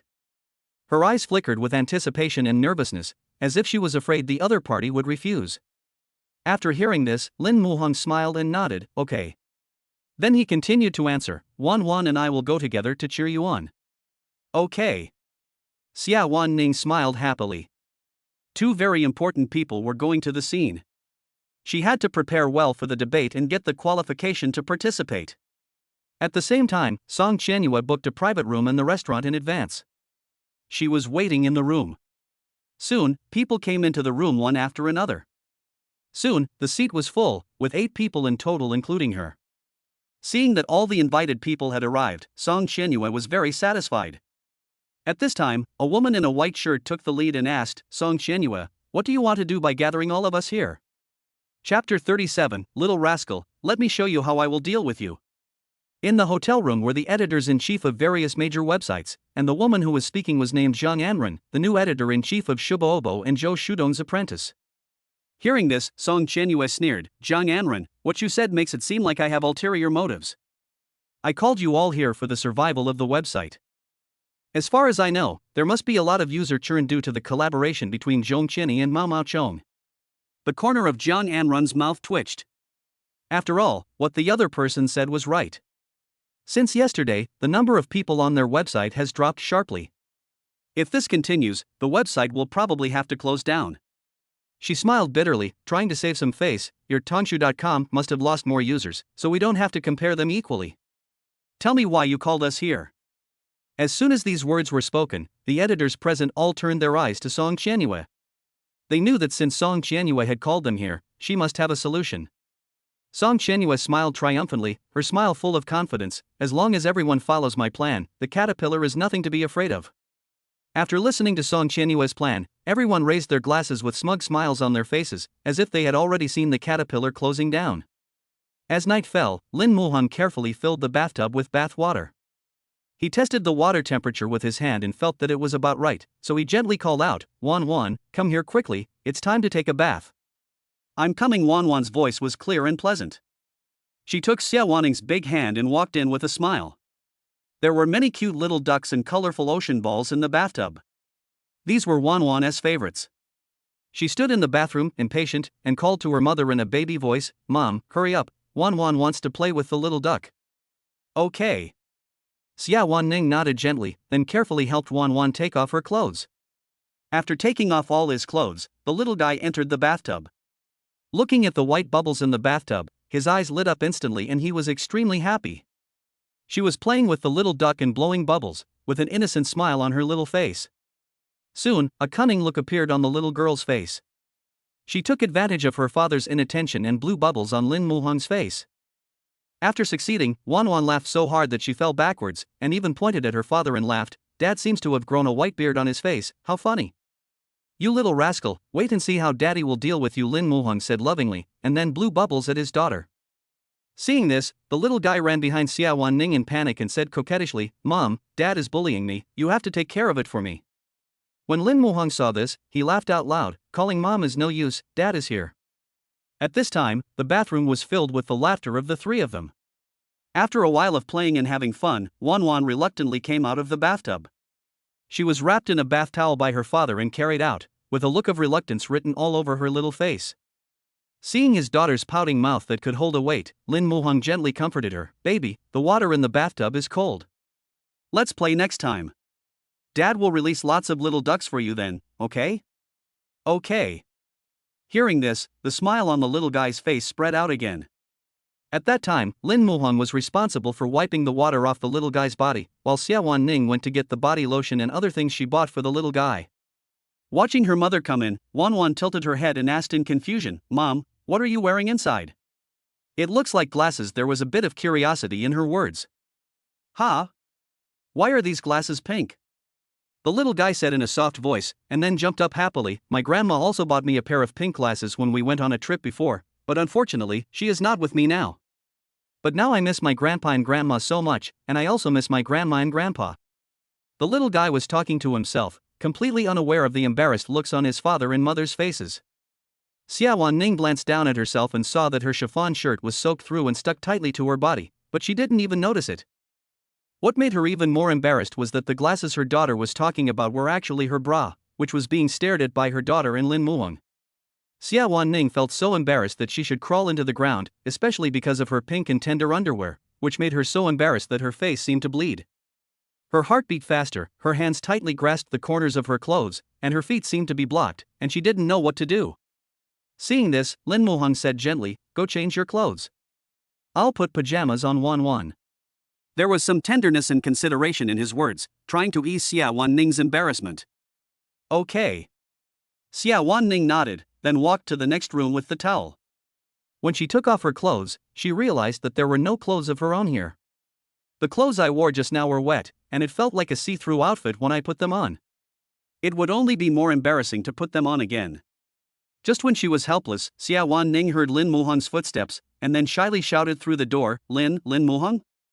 There was a hint of nervousness and uneasiness in her voice. Yes, I'm here. After hearing the call, Lin Muhong leaned close to the door of the second bedroom and answered. Then, Xiawan Ning said shyly, Can you lend me your clothes? Fearing that the other party might misunderstand her, she quickly explained, My clothes are wet, and there are no clean clothes for me here. After hearing this, Lin Muhong smiled and nodded, Of course, please wait a moment. After that, he went back to the room, took out a white t-shirt, came to the door of the second bedroom and knocked. I've put the shirt on the handle for you. I'm going to heat up the milk. Please open the door and take it. Okay. After hearing the footsteps of Lin Muhong leaving, Xiawan Ning covered her chest and opened the door embarrassedly to take her clothes. She clutched her white t-shirt tightly, her heart beating very fast. Xiawan Ning lowered her head and smelled the clothes, then smiled. It was the smell of Liddy laundry detergent. After putting on her clothes, she came out of the room shyly, just in time to see Lin Muhong walking towards her with milk. Her cheeks flushed slightly and she didn't dare look directly into Lin Muhong's eyes. Xiawan Ning clutched the corner of her clothes and said gratefully, Thank you for lending me your clothes. I'll wash them and bring them back to you. Yeah, okay. Lin Muhong nodded. After the two entered the room, Wan Wan saw the clothes on Xiawan Ning while drinking milk, and said softly, Mom, why are you wearing Dad's clothes? Is it because Daddy's clothes are pretty? The little guy tilted his head and thought about it. After a moment, he shook his head and said excitedly, Oh, I know. Daddy must like to see Mommy wearing Daddy's clothes, especially when sleeping, right? Chapter 38? This child actually tells the truth. After saying this, Wan Wan blinked her big eyes, looking forward to her mother's affirmation. Hearing this, Lin Muhong raised his head and met Xiawan Ning's eyes. Looking at the other person's shy little face that looked like a red apple, he quickly explained, Wan Wan must be talking nonsense, don't take it seriously. There was a bit of embarrassment and helplessness in his voice, and he muttered to himself in his heart, This little cotton padded jacket is leaking, it's really a bummer. After hearing her father's explanation, Wan Wan didn't buy it. She put her hands on her hips proudly, stomped her little feet, and said stubbornly, I'm not talking nonsense, Dad, don't you like to see Mom wear it? After saying that, she tilted her head and looked at her father with a questioning look. Seeing this, Lin Muhong's face was filled with embarrassment, and he secretly complained in his heart, how could this child tell the truth? He coughed and tried to change the subject, Baby, you should go to bed, otherwise Daddy won't make you dumplings tomorrow. As he said that, he reached out and pulled Wan Wan into the quilt. When Wan Wan heard the word Xiaolong Bao, her eyes immediately lit up. She loved the Xiaolong Bao made by her father the most. So she lay down obediently, her little fingers still tightly grasping a corner of the quilt, as if she was afraid that the quilt would run away. At this time, she blinked her eyes, looked at Xiawan Ning playfully, and said, Mom, can you tell me a story tonight? Okay. Xiawan Ning smiled gently. She sat on the bed and read softly the story on the phone that Lin Muhong handed over. Looking at this scene, Lin Muhong couldn't help but complain in his heart, he just published a storybook, but he still has to read it on his phone. How pitiful. In less than 15 minutes, Wan Wan fell asleep. Xiawan Ning considerately covered the little one with a quilt and then quietly left the room.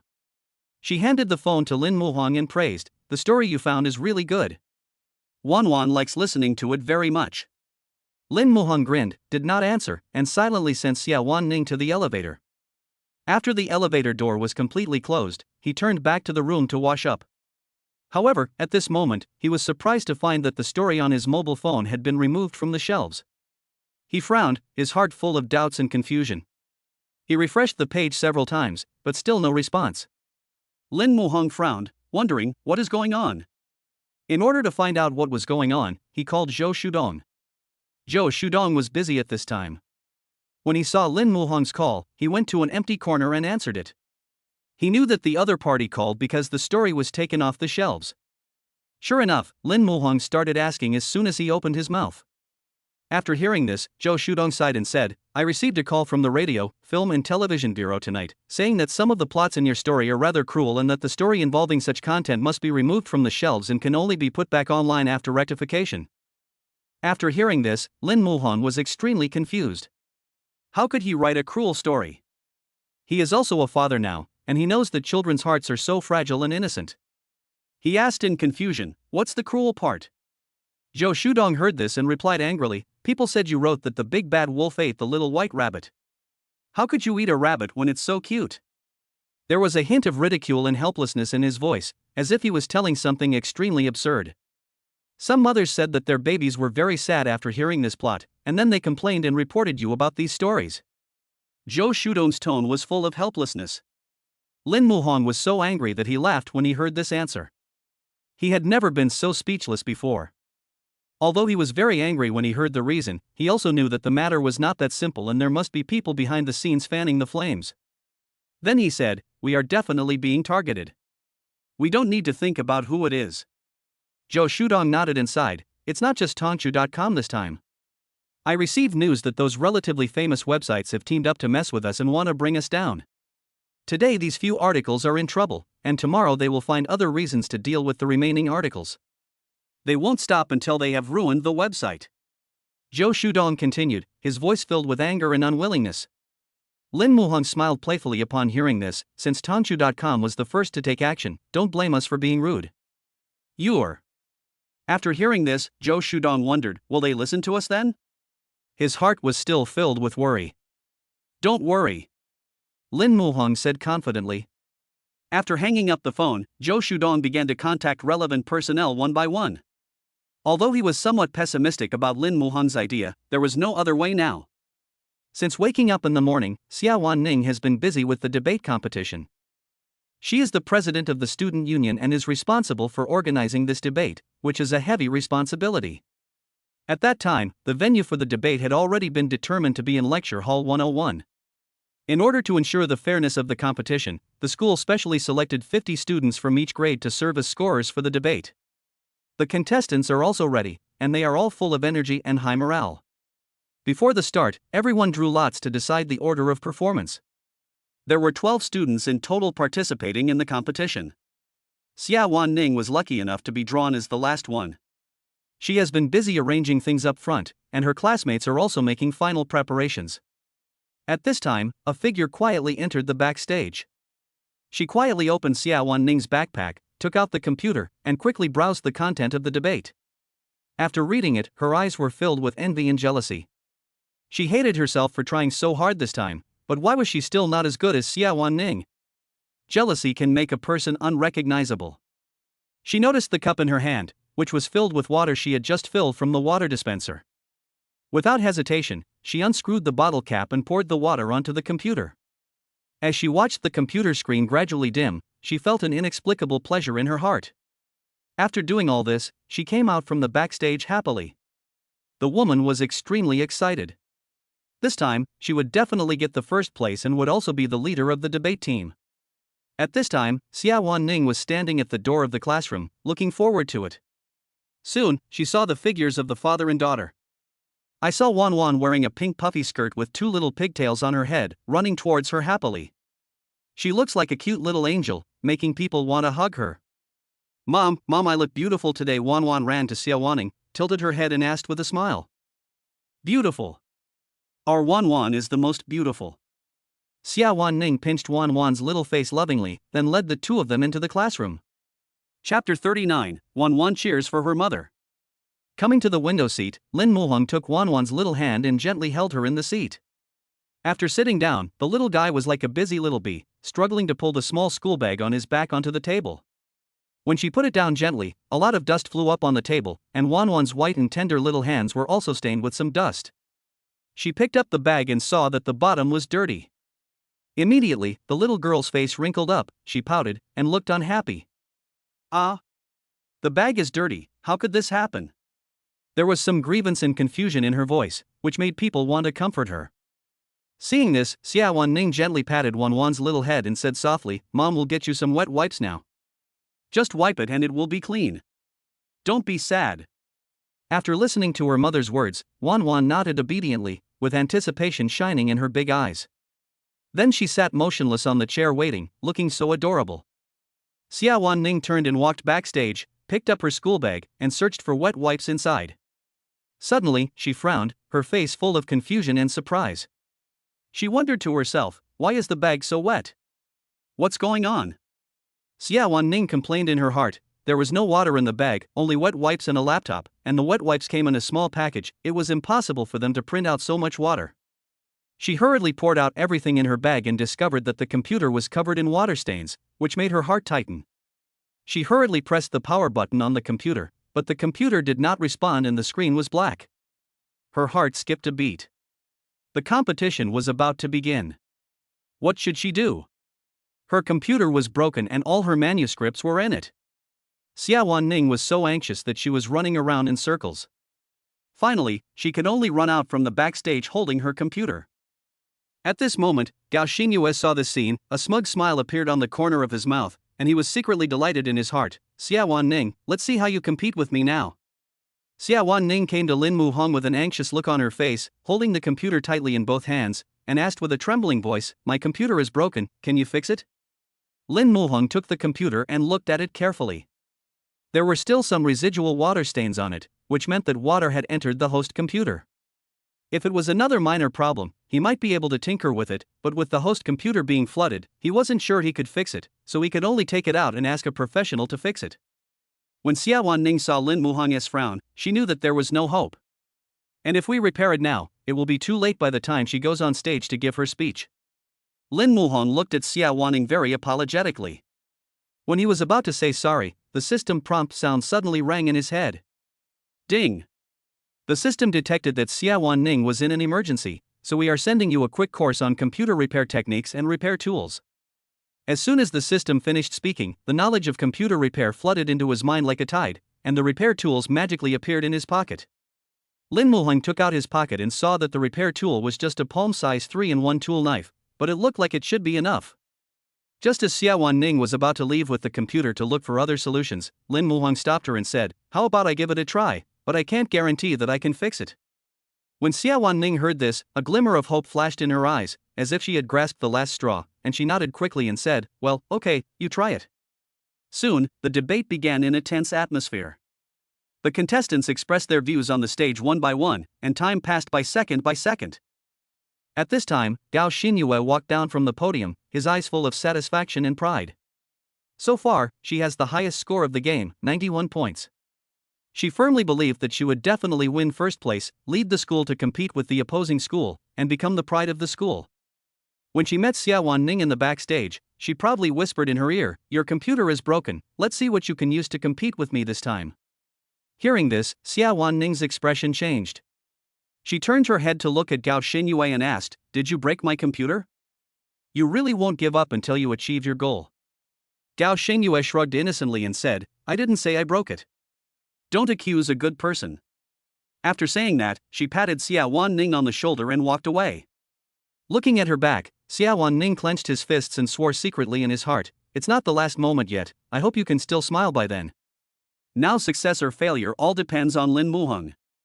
Xiawan Ning doesn't know why, but she trusts him very much, as if there is an inexplicable sense of trust supporting her.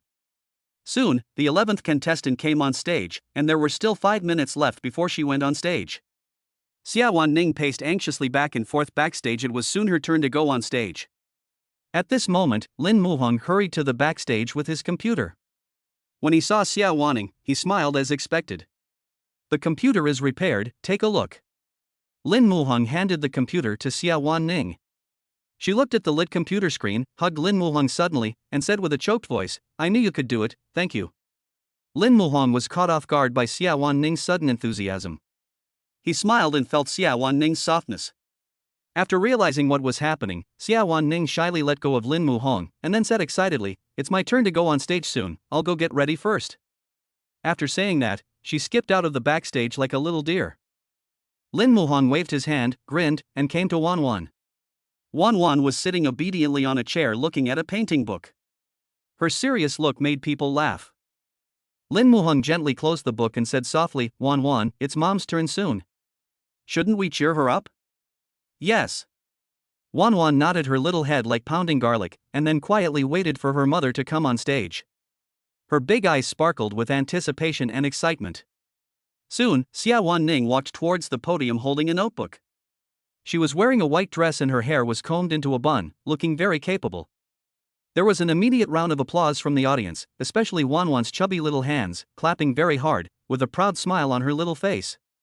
When Gao Xinyue saw this scene, a trace of panic and uneasiness flashed through his heart. She clenched her fists tightly and muttered in her heart, "Impossible. I saw with my own eyes that her computer broke down, how could it be fixed so quickly? That must be her last struggle. Yes, it must be that." She tried to comfort herself, but she was very anxious in her heart. Chapter 40? Looking for a stepmother for Wan Wan? Seeing her mother at ease on the stage, Wan Wan excitedly leaned close to Lin Muhan's ear and whispered, "Dad, Mom is so amazing on the stage. I want to be like her in the future, shining brightly on the stage and having everyone applaud for me." Lin Muhan felt warm at heart when he heard this. He scratched the tip of the little guy's nose and said with a doting look in his eyes, "Then you better try your best. Dad believes in you." After hearing this, Wan Wan nodded vigorously, clenched her fists, and said firmly, "Dad, don't worry, I will definitely work hard." As they spoke, the father and daughter looked towards the podium again, only to see Xiawan Ning talking animatedly on the stage, and Lin Muhan was fascinated by what she was saying. He couldn't help but sigh in his heart. It seems like marrying the school beauty is really good. As Xiawan Ning's speech progressed, the atmosphere in the classroom became more and more heated. When she ended her speech with a powerful word, thunderous applause broke out in the classroom. Finally, the judges gave their scores, and Xiawan Ning won first place with a high score of 96. Wan Wan jumped up excitedly in the audience, clapping her hands and cheering. Gao Xinyue was so angry when she saw this scene. She clenched her teeth, clenched her fists, and her heart was filled with resentment and anger. She had worked so hard and prepared so carefully for this competition, even destroying her opponent's computer to prevent her from giving a speech. Why could he still bully her? Should she be the second forever? She was unwilling to accept this. She really was unwilling to accept this. Just then, Xiawan Ning walked up to the stage and announced the list of contestants for the debate. In addition to Gao Xinyue, 2 other boys were also selected. As everyone applauded and congratulated, Xiawan Ning suddenly put her arm around Gao Xianyu's shoulders and whispered in her ear, "God is watching what you do. You will suffer for your own mistakes. You are also very good, why do you have to be so stubborn? I won't make a fuss about it this time. I hope you can take care of yourself." When Gao Xinyue heard this, her body stiffened. She felt mixed emotions and didn't know what to say. After all, there was no monitoring in the background, so a guess was useless, and Xiawan Ning didn't want the other party to continue making mistakes. The debate was over and everyone left the classroom. Wan Wan held Lin Muhan's hand and skipped along, "Dad, let's go congratulate Mom. She's so great." Lin Muhan smiled and nodded. When he was about to take Wan Wan to congratulate them, a man suddenly walked into the classroom. The tall man, wearing a basketball uniform, shouted with joy on his face, "Ning, congratulations." Wan Wan turned her head curiously, looked at the strange uncle, blinked her eyes and asked, "Dad, who is he? Why does he call Mom so affectionately?" Lin Muhan's heart tightened. He didn't know who this man was, but when he heard him call him so affectionately and Xiawan Ning saw how happy he was, he felt inexplicably uncomfortable. He squatted down and hugged Wan Wan, and said softly, "That's Mom's friend. Mom is busy, so let's not disturb her. Dad will take you to dinner, okay?" "Yeah, okay." Although Wan Wan was a little reluctant, she nodded sensibly and left with her father. Here, Xiawan Ning ran up to the man and shouted excitedly, "Brother Ditsong, why are you here?" The man's name is Su Tsong, and he is Xiawan Ning's neighbor's brother. Currently, Su Tsong is studying for a doctorate, and he is also a good brother to Xiawan Ning's brother, so he treats Xiawan Ning like a sister. "I heard that you were holding a debate competition, so I came to take a look. I didn't expect that our Ning is still so amazing." She stunned everyone as soon as she opened her mouth. Su Tsong praised with a smile. Xiawan Ning waved her hand modestly, but her face was filled with a happy smile. "Brother Ditsong, you are too kind. By the way, let me introduce someone to you." Then she turned her head to look at the classroom, and saw that there was no one in the classroom except for the 2 people. She murmured, "Where did he go? He was here just now." After seeing this, Su Tsong smiled and joked, "Ning, are you going to introduce your boyfriend to me? If your brother knew about this, he would definitely fly back from abroad immediately." Xiawan Ning blushed with embarrassment after hearing this. She quickly changed the subject and said, "No, he is just an ordinary friend. He may have left for something. I will introduce you to each other next time." "Okay." Su Tsong nodded, and the 2 chatted for a while before parting. Carrying her school bag, Xiawan Ning walked out of the classroom, took out her cell phone and checked, only to find that Lin Muhang had not sent her a single message. She felt a little disappointed and hesitated whether to call the other party. However, when she passed by the cafeteria, she was surprised to find Lin Muhang eating and chatting with a girl there. Moreover, his beloved daughter, Wan Wan, was by his side. When Xiawan Ning saw the scene, her face suddenly darkened and she stomped her feet in anger. She stared at the girl with eyes wide open, her heart filled with jealousy. Xiawan Ning looked at the two of them and muttered, "Lin Muhang, you are already looking for a stepmother for Wan Wan? You are awesome." Humph. She had been busy until now and her stomach was growling with hunger. She wanted to have lunch to celebrate her victory, but when she saw the scene, she instantly lost her appetite. Xiawan Ning turned away angrily, feeling full of grievance and dissatisfaction. In the cafeteria, Lin Muhang was speechless as he looked at Hu Lily sitting opposite him. She was eating so fast as if she had not eaten at all. "Eat slowly, no one is going to snatch the food from you." Lin Muhang couldn't help but complain. He was also thinking about Xiawan Ning and felt a little annoyed. Hu Lily didn't care when she heard this. Instead, she praised, "Boss Lin, the food in your school cafeteria is really delicious. You have never eaten takeout. It's 100 times worse than this." Seeing this, Lin Muhang shook his head helplessly. He might not have experienced the hardship of working people ordering takeout, so it was difficult for him to empathize with them. He smiled and said, "Then why don't you just order something delicious?" Hu Lily blinked her eyes and said expectantly, "The delicious food is too expensive. How about Mr. Lin, can you give us a raise?" Upon hearing this, Lin Muhang was speechless. What a guy, there are people waiting for him here. He smiled helplessly, "Next time we pay salaries, I'll give everyone a bonus of 10,000 yuan each. There are more than 30 people in the company, and each person earns 10,000 yuan, which adds up to more than 300,000 yuan. Although Lin Muhang feels sorry for the money, he also knows how difficult it is for his employees. What's more, everyone worked together to speed up the progress of the storybook and worked overtime to produce it, so these are the rewards they deserve. Mr. Lin is so generous. Thank you on behalf of everyone," Hu Lily said with great gratitude. Lin Muhang smiled and waved his hand, then continued to ask, "How is the thing I asked you to prepare going?" Chapter 41, Misunderstanding between Xiawan and Lin Muhang. Hu Lily looked up at Lin Muhang with a hint of helplessness in her eyes. "You were such a black-hearted boss, at least let me finish my meal before discussing work." Hearing this, Lin Muhang smiled bitterly and said, "Okay, you eat it, you eat it." The other person has been in the workplace for several years, and Lin Muhang, a novice boss, really can't handle it.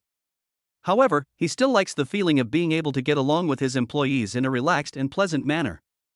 While eating, Wan Wan kept staring at Hu Lily, her big eyes full of love. Hu Lily felt her gaze and asked with a smile, "Little boy, why are you staring at you?" Her voice was gentle with a hint of teasing. "Because my aunt is very beautiful." Wan Wan blinked and said playfully. Hu Lily was so happy to be praised for her beauty, especially when praised by a child, because children cannot lie after all. "Baby, why are you so cute?" Hu Lily said to Wan Wan lovingly. At this moment, the little guy suddenly had an idea, and his soft voice sounded again, "Auntie, do you have a boyfriend? My uncle is very handsome, will you marry my uncle?" Hearing this, Hu Lily almost spit out a mouthful of rice. This little girl, who was so small, actually became a matchmaker. She coughed twice and glanced at Lin Muhang out of the corner of her eye. She saw that his face was slightly red and he looked a little embarrassed. Hearing this, Lin Muhang quickly tried to smooth things over. "The child is just talking nonsense, don't take it seriously." Wan Wan refused to give in. She puffed out her chest proudly and said, "Dad, I'm not talking nonsense. Uncle is handsome and considerate, but it's a pity that he still doesn't have a girlfriend. Grandma and Grandpa are very worried." When Hu Lily heard the word dad, she felt her brain was not enough. A dad who was in college? A daughter who was about to go to kindergarten? Playing role-playing games here? However, she did not ask. After all, he was the boss. If she, an employee, asked about his family affairs, she would really be living too long. Hu Lily smiled, stroked Wan Wan's head, and joked, "Wow, your uncle is so nice, it's not a loss to be your aunt." When Wan Wan heard this, her eyes lit up and she said with a smile, "Wow, Auntie, do you agree? I'll tell my uncle when I see him." Her voice was full of anticipation and excitement, as if she had already seen her uncle and aunt's happy faces. "Okay." Hu Lily nodded with a smile. It wasn't a difficult task to coax a child. However, she never expected that this unintentional joke of hers would actually get her into trouble. It seems that people really can't agree blindly. After eating and drinking, Lily began to report on her recent work progress. After finishing the report, Lin Muhang nodded and said, "There is a drinking party tonight, you can come with me then." "Okay, no problem." Lily agreed readily and left. Before leaving, Wan Wan said to her playfully, "Aunt Lily, wait for me to bring Uncle to find you." "Okay." Lily smiled knowingly, then left the cafeteria in her high heels. On the other side, Xiawan Ning returned to the dormitory and sat on the bed sulking. She was holding a bag of chicken feet in her hand and eating them angrily in big mouthfuls, as if she wanted to vent all her dissatisfaction on the chicken feet. After Xiao Xiao entered the dormitory, she saw her roommate sitting on the bed with a resentful look in his eyes, and asked curiously, "Ning, you didn't make it to the debate competition? How is that possible?" Hearing this answer, Xiao Xiao pursed her lips and smiled, then sat on the bed and said with a smile, "Did you have a quarrel with Lin Muhang?" "No, I didn't," Xiawan Ning said excitedly. You could tell she was lying from her shy look. Seeing Xiao Xiao covering her mouth and laughing secretly, Xiawan Ning came over to her angrily and sat down next to her, saying with a sad face, "Actually, we didn't have any quarrel." There was a hint of helplessness and grievance in her voice. "What's going on?" Xiao Xiao asked puzzledly. Xiawan Ning hesitated for a moment, then told Xiao Xiao the whole story. After hearing this, Xiao Xiao indignantly confirmed again, "He didn't tell you when he left the classroom, and he was eating with Wan Wan and chatting and laughing with the girls?" She clenched her fists and gritted her teeth. Is this kid really going to find a stepmother for Wan Wan? After hearing her roommate's analysis, Xiawan Ning's sense of crisis intensified. She admitted that she was a little selfish, but she just didn't want to see Lin Muhang with other girls. She secretly complained in her heart, "Could it be that I really like him? But Lin Muhang should have someone he likes."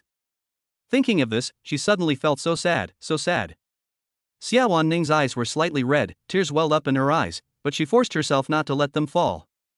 Seeing her roommate's listless look, Xiao Xiao hurriedly comforted her, "Ning, you are Wan Wan's biological mother, so you are closer to her than to others. Even if Lin Muhang already has someone he likes, you two can still foster your relationship by spending time with the child. With your looks, you will definitely be able to win him over." After listening to this, Xiawan Ning nodded, her heart filled with hope. After all, their family has spent so much time together, and she believes she has a chance to win Lin Muhang's heart. After being enlightened by Xiao Xiao, she felt much better. After class, Xiawan Ning was packing up her books when her cell phone suddenly rang. When she saw that it was Lin Muhang calling, her heart tightened, and then she happily answered the call. Soon, the other party's voice came, "Are you free now? I have something to do tonight, so I might need you to take care of Wan Wan." "Okay, where are you?" "I'll come find you." Xiawan Ning agreed readily. After hanging up the phone, Xiawan Ning walked towards the school gate. Soon, a Dior car was seen parked opposite the school with the window half open, and Lin Muhang and Wan Wan were sitting inside. When Wan Wan saw Xiawan Ning, she waved at her excitedly and shouted, Mom, Dad and I are here." Xiawan Ning walked quickly to the front of the car, and saw little Wan Wan saying in a milky voice, "Mom, you are here." She jumped out of the car happily and threw herself into Xiawan Ning's arms. Her little hands were tightly around her mother's neck, as if she was afraid that she would run away. "Mom came here as soon as get out of class was over." "Is Wan Wan being well behaved?" Xiawan Ning asked gently while tidying up the little tuft of hair on Wan Wan's head. "Be good," Wan Wan said with a smile. Although Xiao Xiao's analysis was correct, Xiawan Ning still felt a little awkward after meeting Lin Muhang. Perhaps she still felt a little aggrieved and dissatisfied. After all, when she saw Lin Muhang and Lily together, she felt very upset. Lin Muhang was the same. When he saw the seemingly intimate interaction between Xiawan Ning and Su Song, he felt like there was a thorn in his heart. He took a deep breath, tried to adjust his emotions, and then said, "I may be back late tonight, Wan Wan is in your care." "It's okay, just focus on your work." Xiawan Ning replied softly, but with a hint of distance and politeness. As soon as the two finished talking, an urgent voice sounded. Chapter 42? Xiawan Ning leaves her father and keeps her daughter? Lily said softly with a hint of apology, "Sorry, I'm late." "It's not too late, get in the car." Lin Muhang answered calmly. Lily saw her boss sitting in the driver's seat. She stood in front of the car door, hesitated for a moment, and glanced around the car. Sit in the back seat? Wouldn't that mean the boss is the driver? She muttered to herself, but finally decided to sit in the passenger seat, with a hint of relief on her face. When Xiawan Ning saw that the person coming was the girl who was chatting and laughing with Lin Muhang at noon, her eyes were full of jealousy. After seeing Hu Lily sitting down, Lin Muhang turned to Wan Wan with a smile, his eyes full of doting. Baby, Daddy will come back as soon as he is done with his work to accompany you. Yeah. The little guy nodded obediently, with anticipation twinkling in his big eyes. Then he waved his little hand and said sweetly, Goodbye, Daddy, and Aunt Lily. Lin Muhang's eyes stayed on Xiawan Ning for a moment, his eyes were complex and deep. In the end, he said nothing, just nodded slightly, and drove away. Looking at the car slowly driving away, especially seeing Hu Lily sitting in the passenger seat, Xiawan Ning felt a little uncomfortable. There was a hint of sadness in her eyes, and she bit her lower lip tightly, feeling mixed emotions. Although Lin Muhang is Wan Wan's father, in Xiawan Ning's eyes, he is just a man who values women over girls. In order to live in a world of two, he actually left Wan Wan to her. She stood there, unwilling to leave for a long time, with a determined light flashing in her eyes, as if she had silently made up her mind, if Lin Muhang didn't have time, she could take care of the child by herself. There is a saying that goes go with the father and keep the daughter. In the car, Hu Lily was talking intermittently. Suddenly, she asked curiously, Boss Lin, who was that person next to Wan Wan just now? She is Wan Wan's mother. Lin Muhang was stunned for a moment and spoke. After hearing this, Hu Lily nodded in sudden realization and said with a smile, Oh, I thought so. No wonder she looked at me with a strange look in her eyes. There was a hint of teasing in her tone, but it also revealed a bit of sharpness. What do you mean? Lin Muhang asked in confusion, frowning slightly, obviously surprised by the answer. After hearing this, Hu Lily smiled and blinked her eyes, and said confidently, She regards me as a love rival. I don't know why, but when I heard these words, Lin Muhang felt inexplicably happy and the corners of his mouth rose unconsciously. He began to reflect on his own behavior. Could it be that he really misunderstood the other person? At that time, in a private room of the hotel, Zhou Shudong called the editors-in-chief of all websites except Tongshu.com. Everyone sat on the bench, looking at each other, somewhat confused about Zhou Shudong's arrangement of the game, with a bit of confusion and curiosity in their eyes. Mr. Zhou, why did you call all of us here? An editor-in-chief asked first, with a bit of impatience in his tone. You might as well revise your article instead of wasting time here. Another editor-in-chief echoed, with a mocking gleam in his eyes. After hearing this, Zhou Shudong cursed in his heart. Sure enough, it was these bastards who did this. But he remained calm on the surface, smiling and saying to everyone, Why I called you here today, you will know in a moment. 2 more people are about to arrive. They will be here soon. Everyone present was wondering who the people coming were. Some even guessed that they were from Tongshu.com. Zhou Shudong smiled without saying anything. 5 minutes later, the door of the box was pushed open, and Lin Muhang and Hu Lily walked in smiling. Their appearance surprised the editors. After all, this circle is very small and everyone knows each other. There was surprise and curiosity in everyone's eyes as they looked at the 2 unfamiliar figures. Who are these 2 people? Someone looked at Zhou Shudong and asked, with a hint of doubt in his tone. He smiled and stood up from his chair, walked over to Lin Muhang, and solemnly introduced him to everyone. This is the author Zhong Qianni, the one you banned. Upon hearing this, the editors looked at Lin Muhang with disbelief in their eyes. After all, someone who can write such a good children's story shouldn't be that young. Seeing everyone's confusion, Lin Muhang smiled and said, I am indeed the real Zhong Qianni. I called you all here today through Mr. Zhou because I have a business deal to discuss with you all.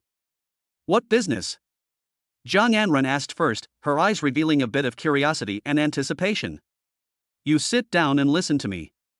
Lin Muhang sat down first, and then continued, I know that the launch of Caterpillar will have some impact on your website. But even if one caterpillar is gone, there are still thousands and millions of caterpillars. We should still find a way out for the website. It's easy to say, but if we could find a way out, we wouldn't. One of the editors sneered, with helplessness flashing in his eyes. Lin Muhang waved his hand and said with a smile, Hey, you don't have to find this way out.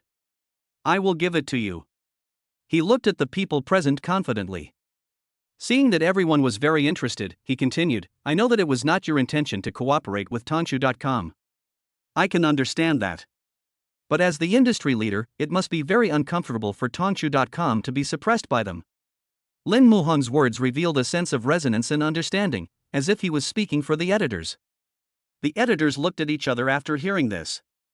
After all, they were a small website and it was impossible for them to compete head-on with the top websites. Now there is a chance to surpass it. Are you willing to give it a try? Lin Muhong's words were full of temptation and expectation, and everyone felt itchy after hearing it. You have to tell me what the opportunity is. After all, everyone can brag.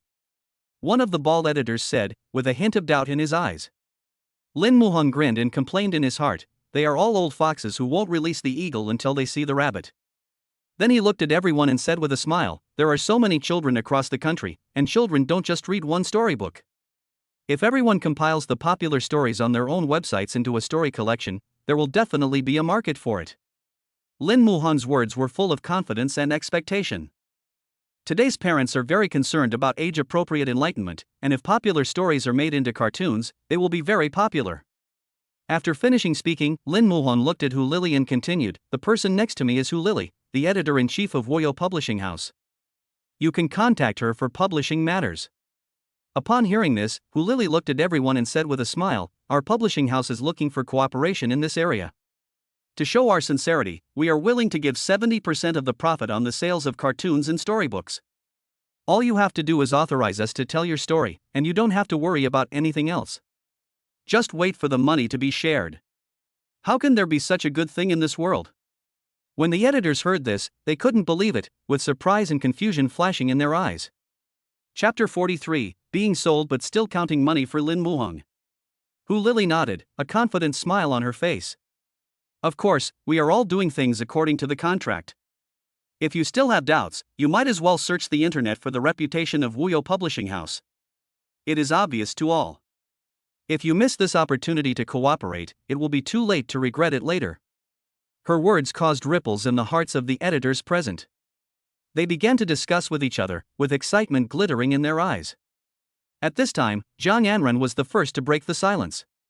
She stood up and replied with a smile, we, Tree Baby, are willing to cooperate with your publishing house. As soon as she finished speaking, other editors-in-chief also expressed their willingness to work hand-in-hand with Woyo Publishing House to create brilliance together. Seeing that everyone agreed so quickly, Zhou Shudong was surprised. He widened his eyes, as if he couldn't believe his ears. Seeing this, Lin Muhong was secretly proud of himself. He raised his teacup and said with a smile, since everyone is so straightforward, I'll drink first as a sign of respect. Happy cooperation. Hu Lili was in high spirits when she took out several contracts that she had prepared in advance from her bag. She gently spread the contracts on the table and smiled at everyone, if there are no problems, you can take them back and have them signed by the boss. Our publishing house is very efficient. Once the cooperation is confirmed, we will start production immediately. The editors picked up the contract and read it carefully. Hu Lili continued, after signing tomorrow, mail the contract to our publishing house. Now that we have confirmed the cooperation, we will produce the storybooks and age-appropriate animations as soon as possible. However, I have to remind everyone that there are several websites here and we cannot produce them all at the same time. There must be a sequence. We will produce the work of whoever sends the contract first. There was a sly smile in her words, as if suggesting that everyone should hurry up. When the editors present heard this, they all had some concerns in their minds. They took out their mobile phones and secretly contacted their bosses. Some even used the excuse of going to the bathroom to take the contract, but in fact they asked someone to deliver it to their boss. Seeing this, Hu Lili curled up a smug smile. She thought to herself, Mr. Lin's move was really brilliant. Not only did it successfully attract everyone's attention, but it also cleverly made them feel a sense of urgency. After a while, everyone sat back in the private room. Lin Muhong said with a smile, since we are a partner, then Tongshu.com. Before he could finish his words, he was interrupted by an editor-in-chief. Don't worry, we will definitely not listen to her arrangements. She relies on her status as the big brother to bully us younger ones. Now that she has a new way out, she is nothing. Another editor-in-chief also agreed, that's right, now we are not afraid of her. With the support of Worry-Free Publishing House, we will definitely be able to produce better content. Listening to everyone's opinions, Lin Muhong felt even more proud. He smiled and nodded. Now that the matter has been resolved, there is no need for him to stay here. Before leaving, he pulled Hu Lili out and said in a deep voice, your work is over, go home quickly, I will reimburse you for the travel expenses. Okay, thank you, Mr. Lin. who Lily waved her hand and left with a smile. At this time, Zhou Shudong suddenly chased out from the restaurant. He said shyly, "Boss Lin, can our website also cooperate with your publishing house?" Lin Muhang stopped, thought for a moment, and replied, "Forget it." "Why?" Zhou Shudong asked anxiously. He didn't understand why Lin Muhang would cooperate with others but not him. Could it be that he disliked that his website was small and not well known? Seeing this, Lin Muhang patiently explained, "I set a trap for those websites this time. Although storybooks and age-appropriate stories can indeed make money, it takes a long time to recover the funds. If you rent out the copyright directly, you can save trouble and make money. Do you understand now?" "Oh, I understand." Zhou Shudong nodded in sudden realization. "Boss Lin, you are really my benefactor." Hearing this, Lin Muhang waved his hand and said, "You're welcome. Keep working hard. Maybe you'll be the boss in this circle in the future." "Okay." Zhou Shudong nodded happily. After getting in the car, Lin Muhang drove towards home, his eyes full of joy. Although the decision he proposed sounds beneficial to those websites, the publishers are the ones who really make money. He was secretly proud of himself. These websites were sold and he was counting the money for himself. After returning home, the room was dark. Lin Muhang turned on the light in the living room and found Xiawan sitting on the sofa. She was wearing a simple white t-shirt and jeans, with her hair casually draped over her shoulders. Lin Muhang was startled. He didn't expect Xiawan Ning to be sitting here waiting for him. After a moment, he asked, "Wan Wan fell asleep?" "Yeah, I slept for a while." Xiawan Ning nodded and replied. Then she stood up from the sofa, put on her bag and said, "Since you're back, I'll leave first. I'll come to see Wan Wan tomorrow morning." Lin Muhang looked at the clock on the wall and said worriedly, "It's so late, don't leave. You and Wan Wan sleep in the master bedroom, and I'll sleep in the second bedroom." "Okay then." Xiawan Ning nodded. Today happened to be Friday, so there was no need to check the dormitories. At this time, Lin Muhang hesitated whether to ask the other party about the man in the classroom. However, when he saw Xiawan Ning had turned and walked towards the master bedroom, he finally retracted his hand that was trying to stop her. He was struggling in his heart. Even if he wanted to ask, what identity should he use to ask? Wan Wan's father? But the two of them had agreed at the beginning not to disturb each other's life. The question of love is so profound that Lin Muhang tossed and turned in bed, unable to fall asleep for a long time. Xiawan Ning in the master bedroom also had trouble falling asleep. She lay on the bed, staring at the ceiling with wide eyes, her heart filled with mixed emotions. Lying next to Wan Wan, she thought a lot. Even if she had to leave her father behind and keep her daughter, she had to have enough money. In the evening, she took an urgent order, which was a comic convention, to cosplay anime characters. Xiao Xiao helped her find this part-time job. She could earn 2,000 yuan a day. Although it might be a bit hard, she felt that it was all worth it when she thought about providing better living conditions for Wan Wan. As soon as the sky was getting light, Xiawan Ning came out of Lin Muhang's house. After waking up, he saw the note left by Xiawan Ning and felt mixed emotions. It was a sunny Sunday, and Lin Muhang took Wan Wan to the playground to bask in the sun. Wan Wan was wearing a cute little skirt and running around on the grass. Lin Muhang sat beside her and watched her with a happy smile on his face. At this time, a gaze rested on Lin Muhang. The man clenched his fists, his eyes full of indignation. Chapter 44? Dad, do you like Mom? The woman strode angrily to Lin Muhang. She glared at him fiercely, her eyes seemed to be able to spit fire, and her tone was full of reproach. "Lin Muhang, are you going to find a stepmother for Wan Wan?" Seeing the person coming, Lin Muhang frowned slightly, and a hint of doubt flashed in his eyes. He looked at the girl in front of him carefully and felt that she looked familiar. After a moment, he remembered that she was Xiawaning's roommate, the straightforward Xiao Xiao. However, when he heard what the other party said, he was puzzled and frowned. "When did I find a stepmother for Wan Wan? Did Xiawaning tell you that?" He asked doubtfully, muttering to himself. No wonder Xiawan Ning had been a little distant from him these past 2 days. It turned out she had misunderstood him. He felt very aggrieved, as if he had been greatly misunderstood. "I don't have this idea at all. How could she think that I want to find a stepmother for Wan Wan?" After hearing this, Xiao Xiao's tone softened a little, but he was still indignant on behalf of his roommate. She put her hands on her hips and said righteously, "On the day of Ning's debate competition, you didn't wait for her and ate with other girls, chatting and laughing. Isn't that right?" Her eyes were shining with heartache for her friend, as if Lin Muhong was the unfaithful man. When Lin Muhong heard this, he immediately understood the reason. He sighed helplessly and explained, "The person who had dinner with me was my colleague. We were talking about work that day." After he finished speaking, a trace of dissatisfaction surged in his heart, his brows knitted, and his tone was a bit complaining. "On the day of the debate, Xiawan Ning was talking happily with a man, so I didn't disturb her." Xiao saw that the other person seemed to be jealous. She smiled helplessly, with a bit of teasing and ridicule in her eyes. "That's Ning's neighbor's brother. We grew up together, and he has a girlfriend. So that's how it is." Hearing this, Lin Muhong was instantly happy, his brows relaxed, and a relieved smile appeared on the corners of his mouth. Xiao continued, "Ning mistakenly thought you found a stepmother for Wan Wan, and she was so sad. It can be seen that she has you in her heart. What's your attitude towards our Ning?"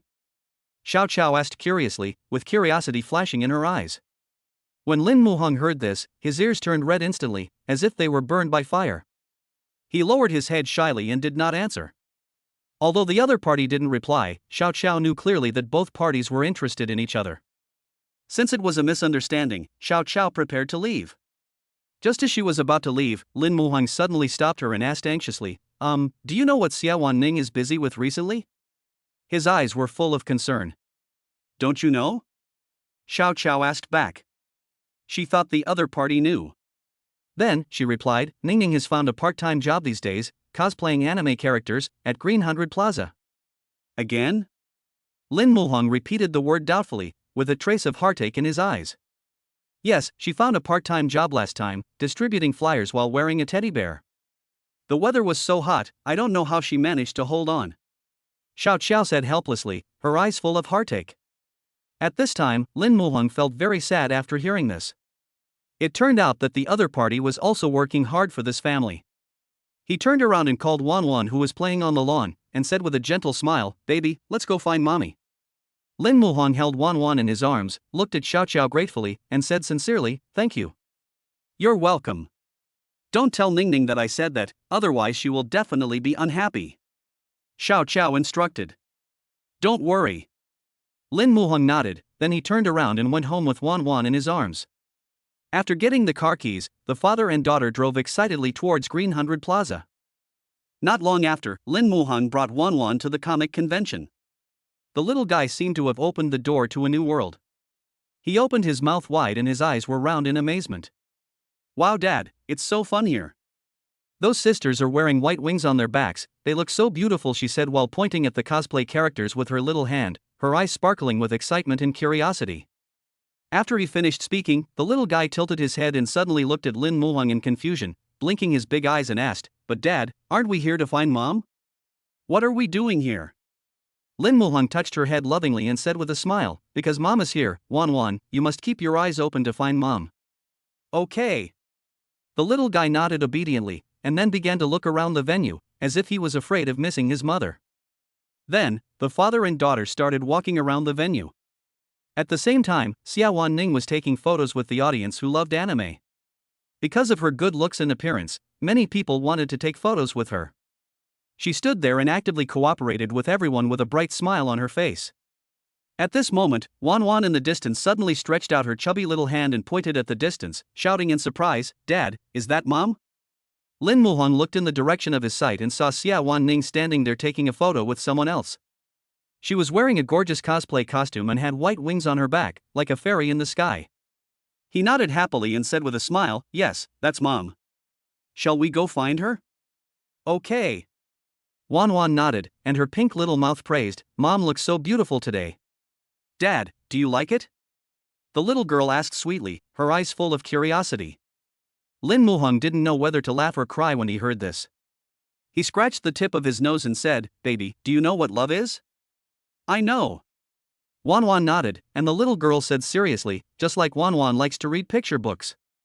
She feels lost when she can't see." Her tone was full of innocence and purity. After hearing this, Lin Muhong's heart tightened.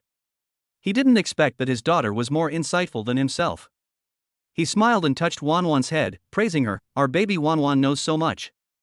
"Dad, you haven't told me whether you like it or not," the little girl asked curiously, looking eager to know the answer.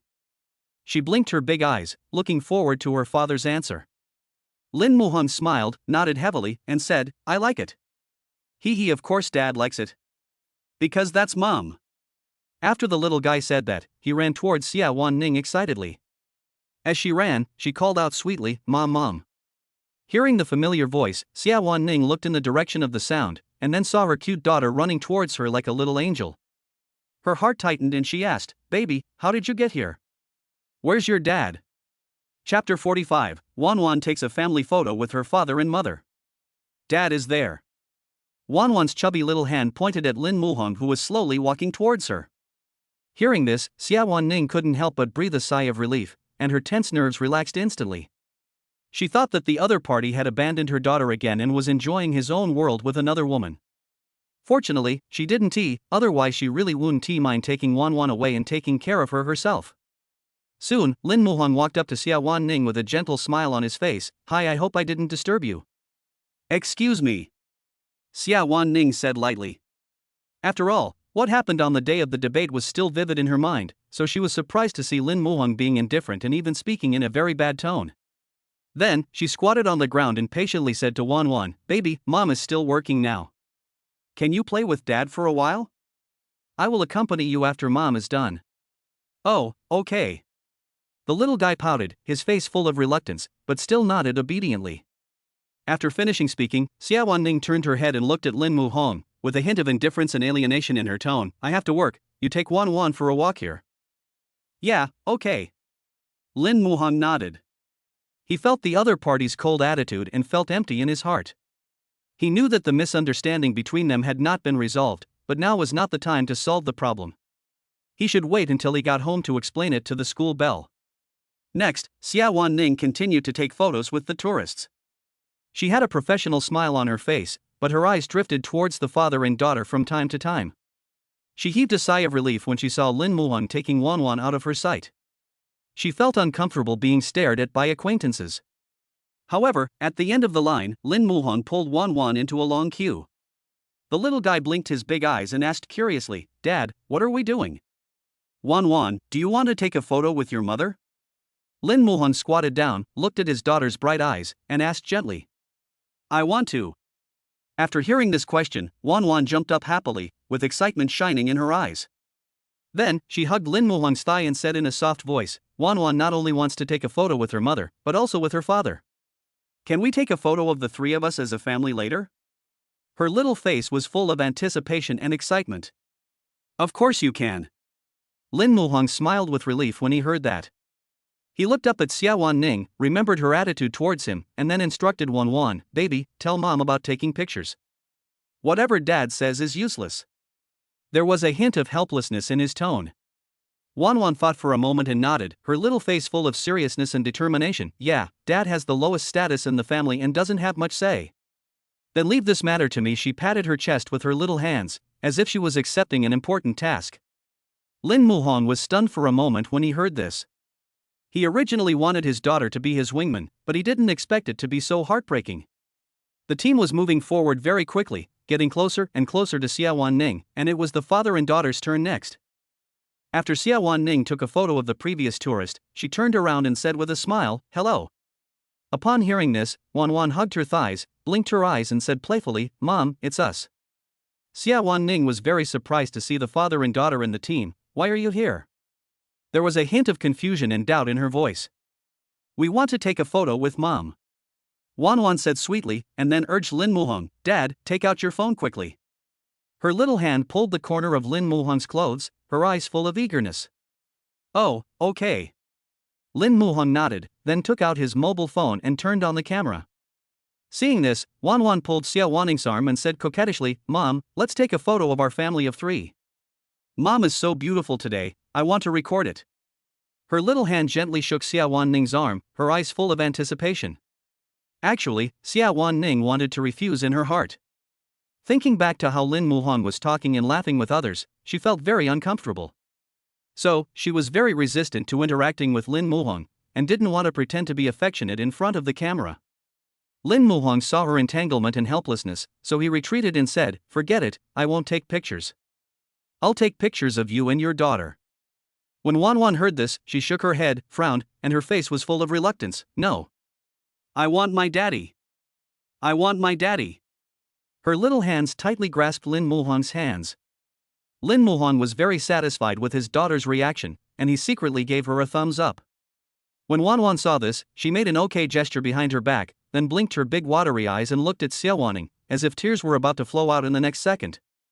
Looking at her daughter's eyes full of expectation, Xiawan Ning couldn't bear to refuse. She knew that it was a very happy thing for her daughter to take photos with her parents. So, she could only force a smile and agreed to the proposal. Okay, let's take a photo as a family of 3. Hearing this, Wan Wan broke into a bright smile, with 2 dimples appearing at the corners of her mouth. She jumped up excitedly. Great! We can take a photo together. Lin Muhong was holding the phone, Wan Wan was sandwiched between the two of them, and Xiawan was standing on the right. Wan Wan saw through the phone screen that her mother was not smiling, so she immediately turned around and poked Xiawan's cheeks with her chubby little hands. Mom, smile, we want to take beautiful pictures. Her little face was full of pleading.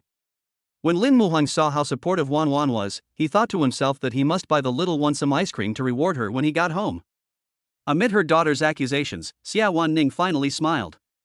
Although her smile was a little forced, she was indeed very beautiful at that moment. Lin Muhong froze this moment on his mobile phone. The family of 3 were smiling so happily and joyfully. Lin Muhong and Wan Wan are very satisfied with this photo. They know that the happiness at this moment was given to them by their parents, and it is also one of their most precious memories. When Xiawan Ning saw the photo, her heart was a little moved. The 3 people in the photo were smiling so happily. She felt mixed emotions and thought silently, it would be great if the family of 3 could remain a family of 3 in the future. After taking the photos, she began to urge the 2, okay, you 2 go have fun, I have to start working. Okay, Wan Wan and I will wait for you to get off work, and we'll go home together. Lin Muhong said gently, but Xiawan did not reply and continued taking pictures with the tourists. Chapter 46 Peeping Tom. Next, the father and daughter continued to stroll around the comic convention venue. The venue was bustling with activity. Not only were there various cosplayers walking around, playing classic characters from anime, but there were also DIY figures, which was a feast for the eyes. When Wan Wan saw the exquisite figurines on display at the booth, the little one's eyes suddenly lit up and were filled with great interest. She held Lin Muhong's hand and walked forward happily, looking like a lively and cute little rabbit. After a while, Wan Wan pointed at one of the figurines and said with a smile, Dad, look, this one looks like Uncle. Seeing this, the man whom Wan Wan called Uncle walked over with a smile. He was slightly plump and had a kind smile on his face. He was the owner of the store, and Wan Wan was pointing at his action figure. Smelling business, he asked enthusiastically, little boy, do you want to make a unique figurine? After hearing this, Wan Wan's eyes lit up and she nodded excitedly, yes. She looked at Lin Muhong and said coquettishly, Dad, let's make one. Wan Wan likes it so much. Okay, let's make one. Lin Muhong said happily with a doting smile on his face. After hearing this, the boss praised even more enthusiastically, little boy, your father is so kind to you. What kind of action figures do you want to make? Upon hearing this, Wan Wan tilted her little head up and thought. After a moment, her eyes lit up as if she had discovered a new world. Can we take a family photo? She asked excitedly. Of course, no problem, as long as you have photos, I can make it for you. The boss patted his chest and said confidently, as if there was no model in the world that he could not make. At this time, Wan Wan urged Lin Muhong beside her, Dad, take out your phone quickly and open the photos we just took together. Lin Muhong asked while picking up his phone, Wan Wan, do you really want to take a family photo? After hearing this, the little girl nodded playfully, yes. Her little face was filled with a happy smile, this way I can see my dad and mom all the time. Okay. After hearing this, Lin Muhong gently stroked Wan Wan's little head and said lovingly, then listen to Wan Wan. Hee, the little girl grinned, revealing her sweet dimples. She handed her father's mobile phone to the boss and said expectantly, Uncle, we want to make this figurine. The boss happily took the phone, looked at the family photo, and said with a smile, no problem, you just sit here and wait for a moment, it will be done in less than 30 minutes. His voice was full of confidence. Well, okay, Wan Wan said, then sat on a chair beside her and waited. The little girl was looking forward to it, with great expectation. Her little eyes were fixed on the operating room, but she could not see anything from outside. Nowadays, the equipment is all high-tech. After just 20 minutes, the boss held up the finished figurines and called out to the two of them, children, your figurines have been made. Come and have a look. When Wan Wan heard this, she ran over excitedly, even faster than a little rabbit.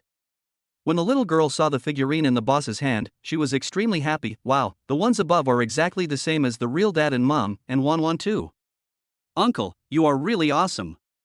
She held the figurine in her little hands, with admiration shining in her eyes. Hee, it's okay. The boss who was praised stroked his head and smiled foolishly. At this time, Lin Muhong asked, Boss, how much? I usually sell it for 400, but seeing that the girl is so sweet, I'll just give her 360, the boss said cheerfully. Thank you, Uncle Wan Wan smiled sweetly and jumped around happily with the figurine in her hand. Lin Muhong readily scanned the code to pay. Next, the father and daughter continued to stroll around. The venue was not big, but there were a wide variety of stalls, which was overwhelming. Soon, the two had finished visiting the entire venue. Tired from shopping, the father and daughter sat down on the public chair next to Xiawan Ning and waited for her to get off work. Wan Wan sat on the chair, dangling her little feet, looking leisurely and comfortable. From time to time, she would pick up the figure and look at it, as if it were her treasure. At that time, Xiawan Ning was busy working. She looked up and happened to see the figures of the two people. Just at this moment Lin Muhong also looked at her, and their eyes met. Lin Muhong smiled, nodded, and greeted her. Xiawan Ning felt a little embarrassed when she saw this. She quickly retracted her gaze and took a photo with everyone uncomfortably. After that, she would glance at the two of them from the corner of her eyes from time to time, and found that Lin Muhong was staring at her. The look in his eyes was fiery and deep. Xiawan Ning felt angry and happy at the same time. She couldn't help but complain in her heart, how could this person be so shameless while eating from the bowl and looking at the pot? She simply stopped looking at the two of them and concentrated on her work. Wan Wan, who was standing next to her, saw that her father was always looking away and became very curious. She twisted Lin Muhong's face with her chubby little hands and asked in a milky voice, Dad, what are you looking at? I didn't see anything. Lin Muhong waved his hand, looked at his daughter with a smile and said, Baby, what's wrong? Wan Wan covered her stomach a little embarrassedly and said shyly, I'm hungry. When will mommy finish? Lin Muhong touched his daughter's head lovingly and said gently, It will be soon. Can we hold on a little longer? Okay. Wan Wan nodded and waited obediently. She sat on the chair, her little feet no longer shaking, but quietly holding the figurine.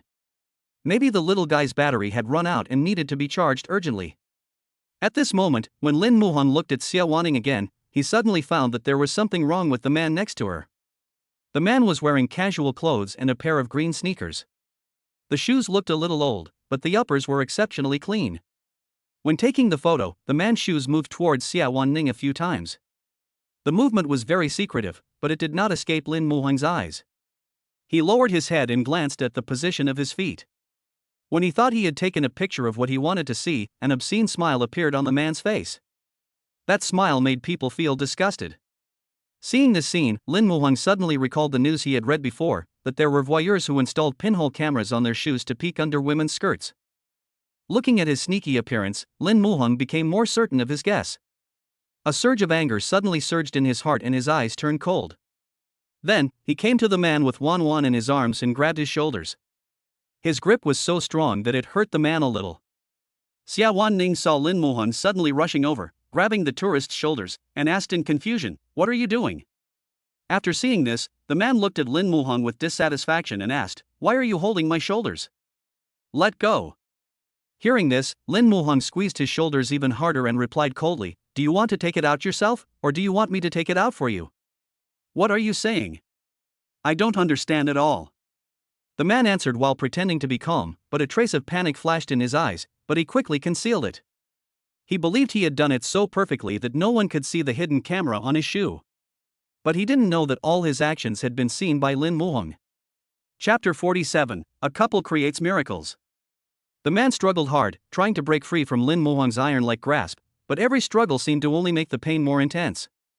With no hope of breaking free, his eyes flashed with ruthlessness, and he said viciously, If you don't let go, I'm going to call the police.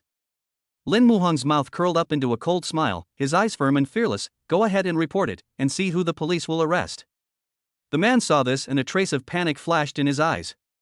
He then quickly adjusted his expression, pretending to be pitiful. He turned to the people around him and said in a tearful voice, "Everyone, please judge for yourself. I don't even know this person. Why is he holding on to me?" The man's tearful performance did indeed arouse some people's sympathy. They all cast strange looks at him, some began to whisper, and some directly rebuked him. "Young man, he already said he doesn't recognize you, why are you still holding him? Let him go." "That's right. Even if you two have any conflicts, just talk it out nicely. Why bother with violence?" A young man wearing glasses echoed, his eyes revealing his dissatisfaction with Lin Muhong. "Everyone is right, let me go." The man saw someone speaking for him, turned his head and looked at Lin Muhong, his eyes flashing with pride, as if he thought that this would make Lin Muhong let go. Xiawan Ning stood aside, brows furrowed, eyes full of confusion. She knew that Lin Muhong was not an impulsive person and there must be a reason for him doing this. So, she quietly approached Lin Muhong and asked in a low voice, "Why did you catch him? If things get out of hand, you'll be kicked out by the security." She tried to remind Lin Muhong, with a hint of anxiety in her eyes. Upon hearing this, Lin Muhong replied in her ear with dissatisfaction, "He took a picture under your skirt." Although his voice was low, it was full of unquestionable certainty. "Ah." Upon hearing this, Xiawan Ning's face turned red, and she instantly felt a surge of blood rushing to her head. She hurriedly lowered her head to adjust her skirt, her fingers trembling slightly, feeling both shy and angry. "Then do you have any evidence?" she asked shyly.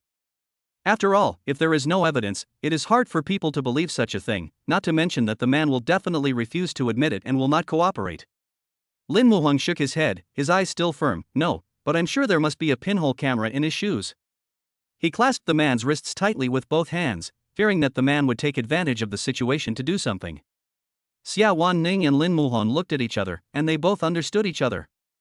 Her eyes quickly scanned the man's body and finally locked on the shoe on his right foot.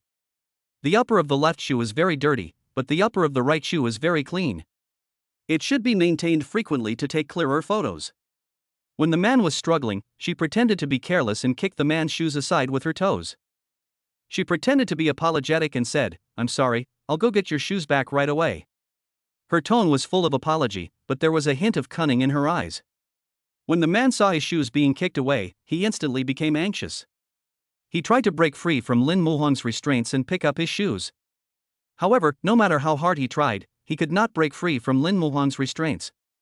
Seeing that the truth was about to be exposed, the man became a little furious. He widened his eyes and roared, "Let me go quickly, I'm going to put on my shoes." There was a hint of hysteria in his voice, as if he had lost his mind. Seeing this, Lin Muhong raised a smug smile. He tightly grasped the man's wrist and said leisurely, "Didn't I tell you to bring it to you? Just wait." His tone was full of teasing and mockery, and he felt even happier when he saw the man's anxious look.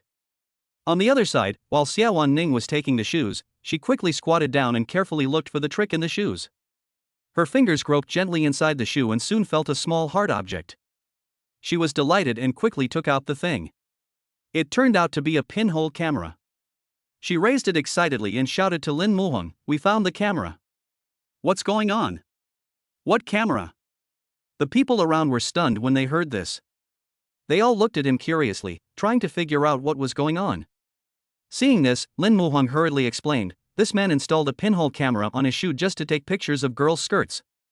He is a real voyeur." "Ah." When these words were spoken, the girls in the team were shocked.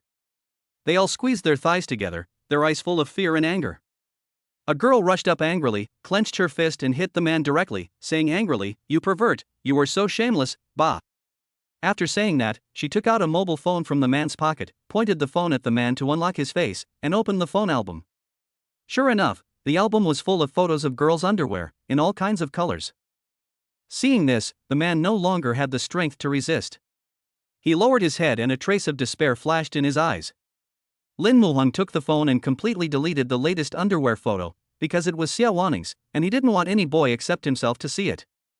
There are so many underwear photos in the photos, which are enough to convict this voyeur. Afterwards, Lin Muhong called the police without hesitation. The police quickly arrived at the scene and arrested the peeping Tom. They handcuffed the peeping Tom and put him in a police car. Since the police needed to understand the situation at the scene, one of the muscular men said to Lin Muhong, "Thank you for coming back to the police station with us to take a statement." Lin Muhong nodded, "No problem, this is what I should do." He turned to Xiawan Ning and said, I'll pick you up after I finish taking the statement, wait for me. Yeah. Xiawan Ning replied subconsciously. She looked at Lin Muhong's departing back and felt warm in her heart. Suddenly, she slapped her cheek and reminded herself, he is only Wan Wan's father. What's more, he has a girlfriend. It must be convenient for him to come back to pick me up. When he arrived at the police station, Lin Muhong was taken into a reception room. The female police officer in police uniform and with her hair tied up came over with a smile and asked, Are you the person who reported the case just now? Yes. Lin Muhong nodded. Come with me now, I will record the situation at that time. The policeman said seriously, and then took Lin Muhong into an interrogation room and began to ask in detail about the situation at that time. Lin Muhong sat on a chair and narrated the process of the comic exhibition word by word, while the policewoman sat beside him, carefully recording every detail. After a moment, the policewoman closed the notebook and said gratefully, Thank you for cooperating with our investigation. You're welcome. Lin Muhong waved his hand with a humble smile on his face. He knew that he was just doing something that he should do. After walking out of the interrogation room, Lin Muhong saw Wan Wan waiting in the lobby and smiled happily, Wan Wan. Hearing Lin Muhong's voice, she turned her head and shouted excitedly, Dad.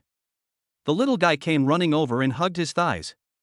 Lin Muhong squatted down, smiled and hugged his baby daughter, and said softly, Wan Wan, let's go pick up Mom and take her home. Chapter 48? Dad doesn't he have a say? After leaving the police station, Lin Muhong drove to Green 100 Plaza with Wan Wan. At that time, the staff began to dismantle the venue. The two walked around and finally saw Xiawan Ning sitting on a public seat.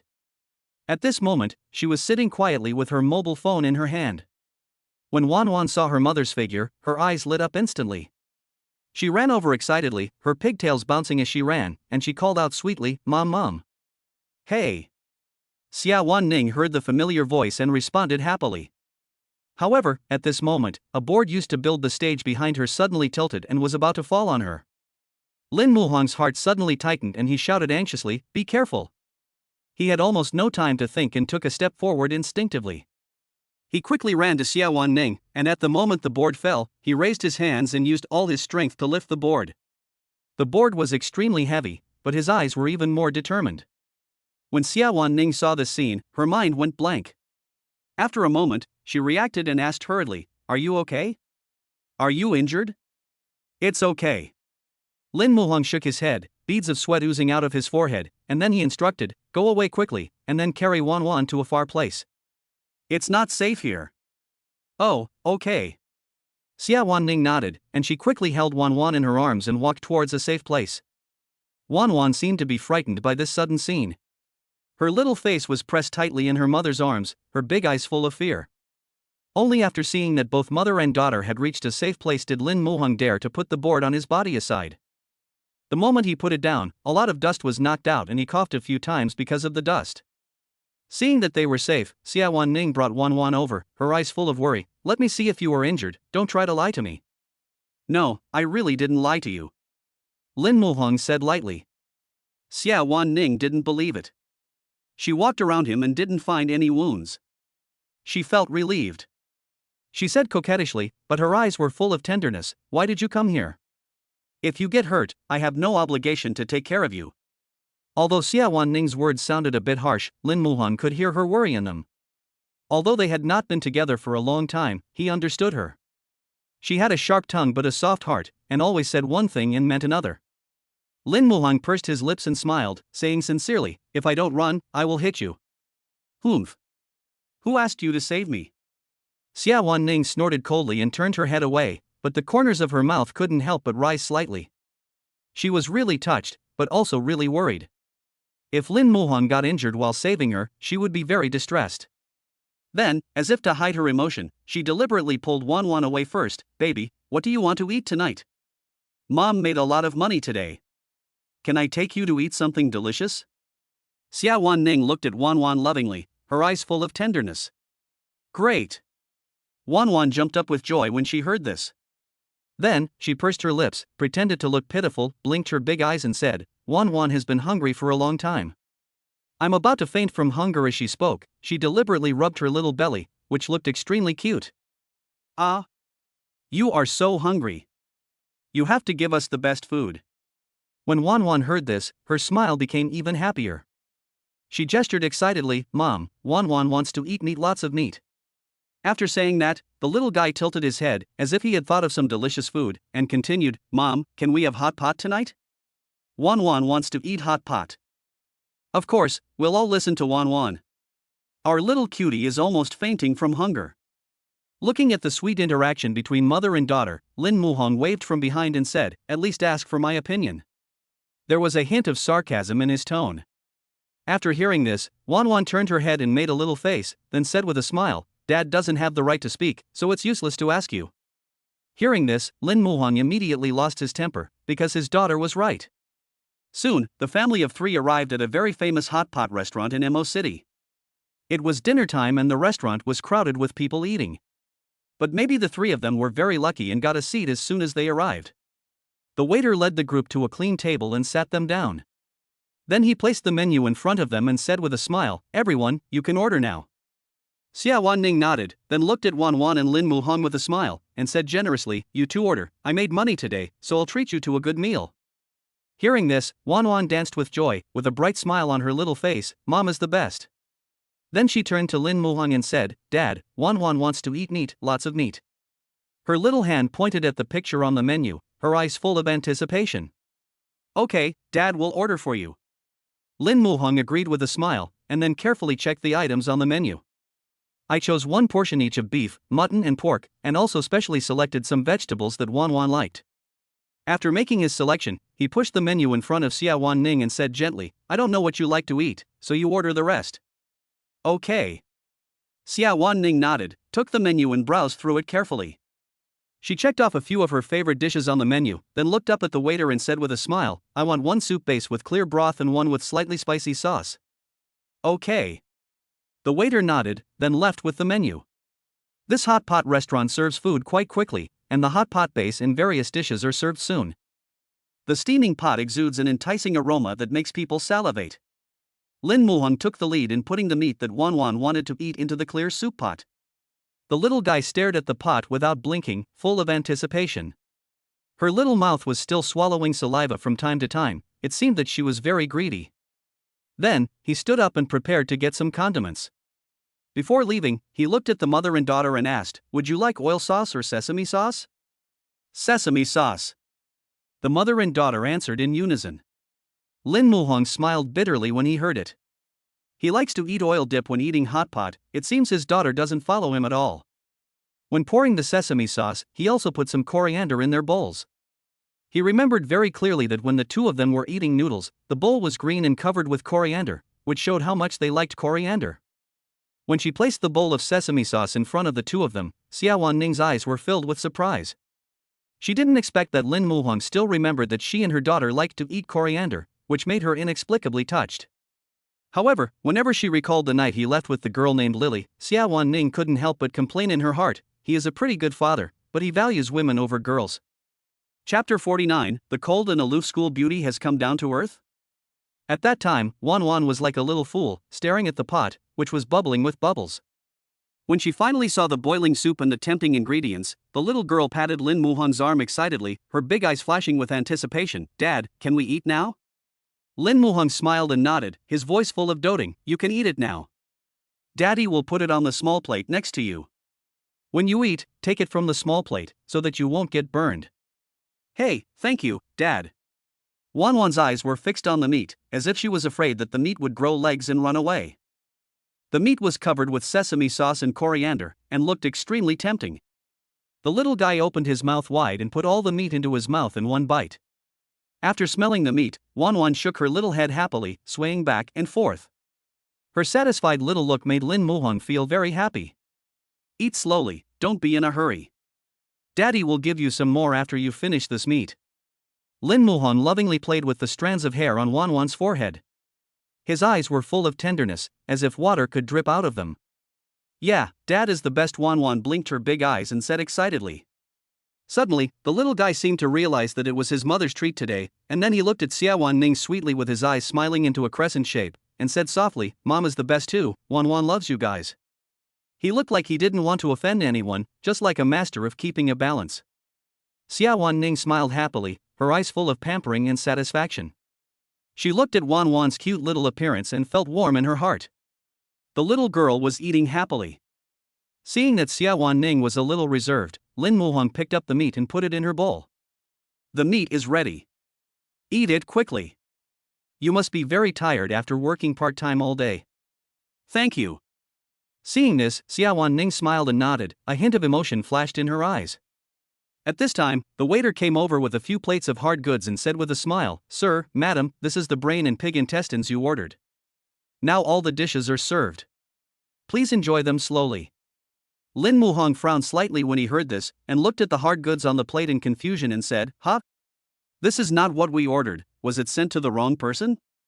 Seeing this, Xiawan Ning said somewhat embarrassedly, "I ordered it, it was not delivered to the wrong person, thank you." She looked at the waiter and thanked him with a smile. To be honest, Lin Muhong really didn't expect that Xiawan Ning would like to eat things like brains and pig intestines. In his impression, school beauties should be high and mighty and should stay away from these heavy-tasting foods. But now, he only had one feeling: the cold and aloof school beauty had come down to earth. Feeling Lin Muhong's scrutinizing gaze, Xiawan Ning couldn't help feeling a little embarrassed. She whispered, "If you don't like the taste, I'll put it in the pot after all the dishes are rinsed." "It's okay, I like it, I like it," Lin Muhong said with a smile. He really didn't expect that she had such a down-to-earth side. He thought he knew the other person well enough, but Lin Muhong found that what he knew was just the tip of the iceberg. However, he was not discouraged, but became more determined to get to know Xiawan Ning better. When the brain was cooked, Xiawan Ning put a small piece of it into Lin Muhong's plate, smiling expectantly, "Try it." Lin Muhong looked at the thing that looked like a brain and couldn't help but frown slightly. However, he still plucked up the courage to put it in his mouth and taste it carefully. Maybe he really didn't like the taste, and an unnatural expression flashed across his face. Xiawan Ning looked at the other person's expression pretending to be happy, and asked with a sly smile, "Is it delicious?" "It's delicious, delicious." Lin Muhong nodded with a smile. He didn't want to disappoint Xiawan Ning, so he had to bite the bullet and say it was delicious. "It's delicious, eat some more." After saying that, Xiawan Ning wanted to put some more brains on his plate. Seeing this, Lin Muhong quickly refused, "No, you eat it." There was a hint of panic in his voice, as if he was afraid that Xiawan Ning would give him more. Looking at Lin Muhong's stubborn look, Xiawan Ning couldn't help but smile. At this time, Wan Wan pouted, looked at the two of them with a smile and said, "Dad, Mom, there is no meat on Wan Wan's plate." Hearing this, Lin Muhong said lovingly, "Okay, Dad will pick it up for you." He also praised, "My Wan Wan is really amazing. She eats so fast that Dad has to admit defeat." Hee Wan Wan grinned, revealing sweet dimples. Then, Wan Wan put the bowl of sesame sauce in front of Lin Muhong, blinked her big eyes and said, "Dad, there's no more sesame sauce in the bowl, can you go get me some?" "Okay, then you wait here." After saying that, Lin Muhong stood up and walked to the entrance. Just as he was serving the sesame sauce, a pair of eyes behind him were fixed on him. When the woman saw it, a hint of excitement and surprise flashed in her eyes. She couldn't help but whispered, "Boss Lin." "Boss Lin." Lin Muhong frowned, feeling a little confused. Could it be that someone is calling me? When he looked back, he saw Hu Lily waving her hands and looking at him with a smile. "Boss Lin, what a coincidence, you also come here to eat hot pot." "Yeah." Lin Muhong nodded, looked around and asked, "Are you here alone?" "Yes, I'm waiting for a seat," Hu Lily said with a smile. In order not to disturb the other party, she waved her hand and urged, "Boss Lin, you go eat first. It will be my turn in a while." "Oh, okay." Lin Muhong nodded, turned around and walked back. However, on the way, he couldn't help but murmur in his heart, "Now Xiawan Ning has misunderstood our relationship. Wouldn't it be best if I took this opportunity to clarify the misunderstanding?" Thinking of this, Lin Muhong couldn't help but feel a little excited. He walked quickly to Hu Lily and said with a smile, "Since you are alone, come and eat with us." His voice was full of enthusiasm. Seeing this, Hu Lily refused on the surface, "That's not a good idea, Mr. Lin." However, her legs moved forward unconsciously. "There's nothing wrong with it, but I'm not letting you eat it for free." Lin Muhong waved his hand, a hint of cunning flashed in his eyes. Hu Lily heard this and complained in her heart, "I know there is no such thing as pie falling from the sky. Those who can become bosses are all profiteers." Then she asked curiously, "What conditions, you say?" When we have dinner later, you have to naturally clarify the relationship between us and what we did that night. It's that simple. Lin Muhong said with a smile. He hoped that through Hu Lily's clarification, Xiawan would be able to resolve her misunderstanding of him. After hearing this, Hu Lily pointed at Lin Muhong with interest and said, "Oh, Mr. Lin, you want me to help you clarify the misunderstanding in front of the boss's wife?" "No problem." She patted her chest and said confidently, "I'll take care of this matter." Chapter 50, Misunderstanding Resolved. At the dining table, the bowl of sesame sauce was taken away by her father. Wan Wan turned back from time to time, and her expectant look was like a father-looking stone. Finally, Lin Muhong appeared in sight. When Wan Wan saw him, she pouted her pink lips and said coquettishly, "Dad, why did you come back just now?" "I've been waiting for you for a long time." Lin Muhong walked over with a smile and said gently, "Dad met an acquaintance, so he came back late." "Oh." Wan Wan nodded obediently. She picked up a piece of meat and put it in her mouth. While chewing, she blinked her big eyes curiously and asked, "Who is the acquaintance that Dad met?" At this moment, Hu Lily walked out from behind Lin Muhong. She looked at Wan Wan with a smile and said, "It's me." When the little guy saw it, his face was immediately filled with excitement, and his eyes were bright like stars. "Wow, it turned out to be Aunt Lily. Come and sit down, come and sit here." As she spoke, she patted the chair beside her with her little hands, looking so adorable. "Thank you." Hu Lily nodded with a smile, then sat next to Wan Wan. Xiawan Ning, who originally had a smile on her face, was stunned when she saw the person coming. Especially when she saw how much her daughter liked the other person, she felt even worse. She clenched the chopsticks tightly, and a barely perceptible complex emotion flashed in her eyes, but in front of Wan Wan, she pretended to be calm. After everyone took their seats, Lin Muhong noticed that Xiawan Ning's face was cold and expressionless. His heart skipped a beat and he thought to himself, "Oh no. It seems she has misunderstood again." Then, he quickly introduced, "This is my colleague, Hu Lily." Hearing this, Hu Lily had a bright smile on her face. She stood up, extended her hand to Xiawan Ning, and spoke enthusiastically. "Hello, Madam Boss. It's all because Mr. Lin is so kind. He saw me waiting for a table at the door for a long time and called me over to eat with you." "Ha?" Hearing this, Xiawan Ning frowned and muttered to herself, "Boss lady, are you calling me? Mr. Lin is calling Lin Muhong?" She was a little confused, but her face remained calm. Anyway, the other person was talking with a smile, and she didn't want to refuse him, so she forced a smile and replied, "Hello, are you his employee?" she asked in surprise. Hu Lily nodded. After hearing this answer, the gloom on Xiawan Ning's face instantly dissipated a lot. Could it be that she had always misunderstood that Lin Muhong was looking for a stepmother for Wan Wan? She secretly breathed a sigh of relief, knowing that the other party was not her love rival, so there was no need for her to be so nervous. She immediately became enthusiastic and greeted with a smile, "You have been waiting for a long time, come and eat something, there are meat and vegetables, order whatever you want, don't be polite." "Boss lady, you are so nice." "I won't be polite then." After saying this, Hu Lily quickly picked up the chopsticks and started eating. When Xiawan Ning heard this name, her face instantly turned red. She secretly looked at Lin Muhong and found that he did not correct her either, which made her feel even happier. Thinking of this, she felt a little guilty. She had always misunderstood the other party. Why not apologize to him when she returned? Afterwards, Hu Lily chatted with Xiawan Ning intentionally or unintentionally about her visit to their school and accompanying Lin Muhong to the dinner party. After listening to this, Xiawan Ning finally realized that she was totally wrong. Thinking back on this, she couldn't help but feel a little apologetic. Listening to Hu Lily calling her the boss lady one sentence after another, Xiawan Ning felt a little embarrassed. She smiled and said, "Don't call me the boss lady. You can call me Wan Ning or Ning Ning. This is not the company, and I am not your boss." "Okay, then I'll call you Ning Ning and you call me Lily." Hu Lily said happily, secretly thinking in her heart, "If I can please the boss's wife, how long will it take for me to get a promotion and a raise?" At this time, Wan Wan, who had been concentrating on eating, suddenly looked up at Xiawan Ning, her little face full of seriousness. "Mom, Aunt Lily has agreed to be Wan Wan's aunt. Is Uncle busy recently? Can Wan Wan ask Aunt Lily to go play with him?" The little guy blinked his big eyes, looking very sincere.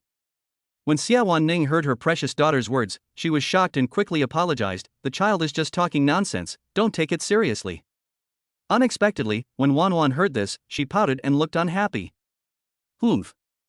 Wan Wan is not talking nonsense. Wan Wan is an honest and good child. Aunt Lily really agreed to be Wan Wan's aunt, right, Aunt Lily? She tilted her little head and looked up at Hu Lily. Seeing this, Hu Lily nodded gently. Well, Wan Wan is so cute, of course I am willing to be your aunt. As she spoke, she reached out and scratched the tip of Wan Wan's nose, full of love. Xiawan Ning knew that the other party must be trying to coax Wan Wan, so she smiled helplessly and replied, Uncle is busy recently, Mom will tell you when he is not busy, okay? Well, okay. Wan Wan nodded, and then whispered in Hu Lily's ear, Aunt Lily, my uncle is very powerful and handsome. You will definitely like him when you see him. Then when your uncle is free, let's go play with him. Hu Lily said with a smile. She didn't expect Wan Wan to be so persistent.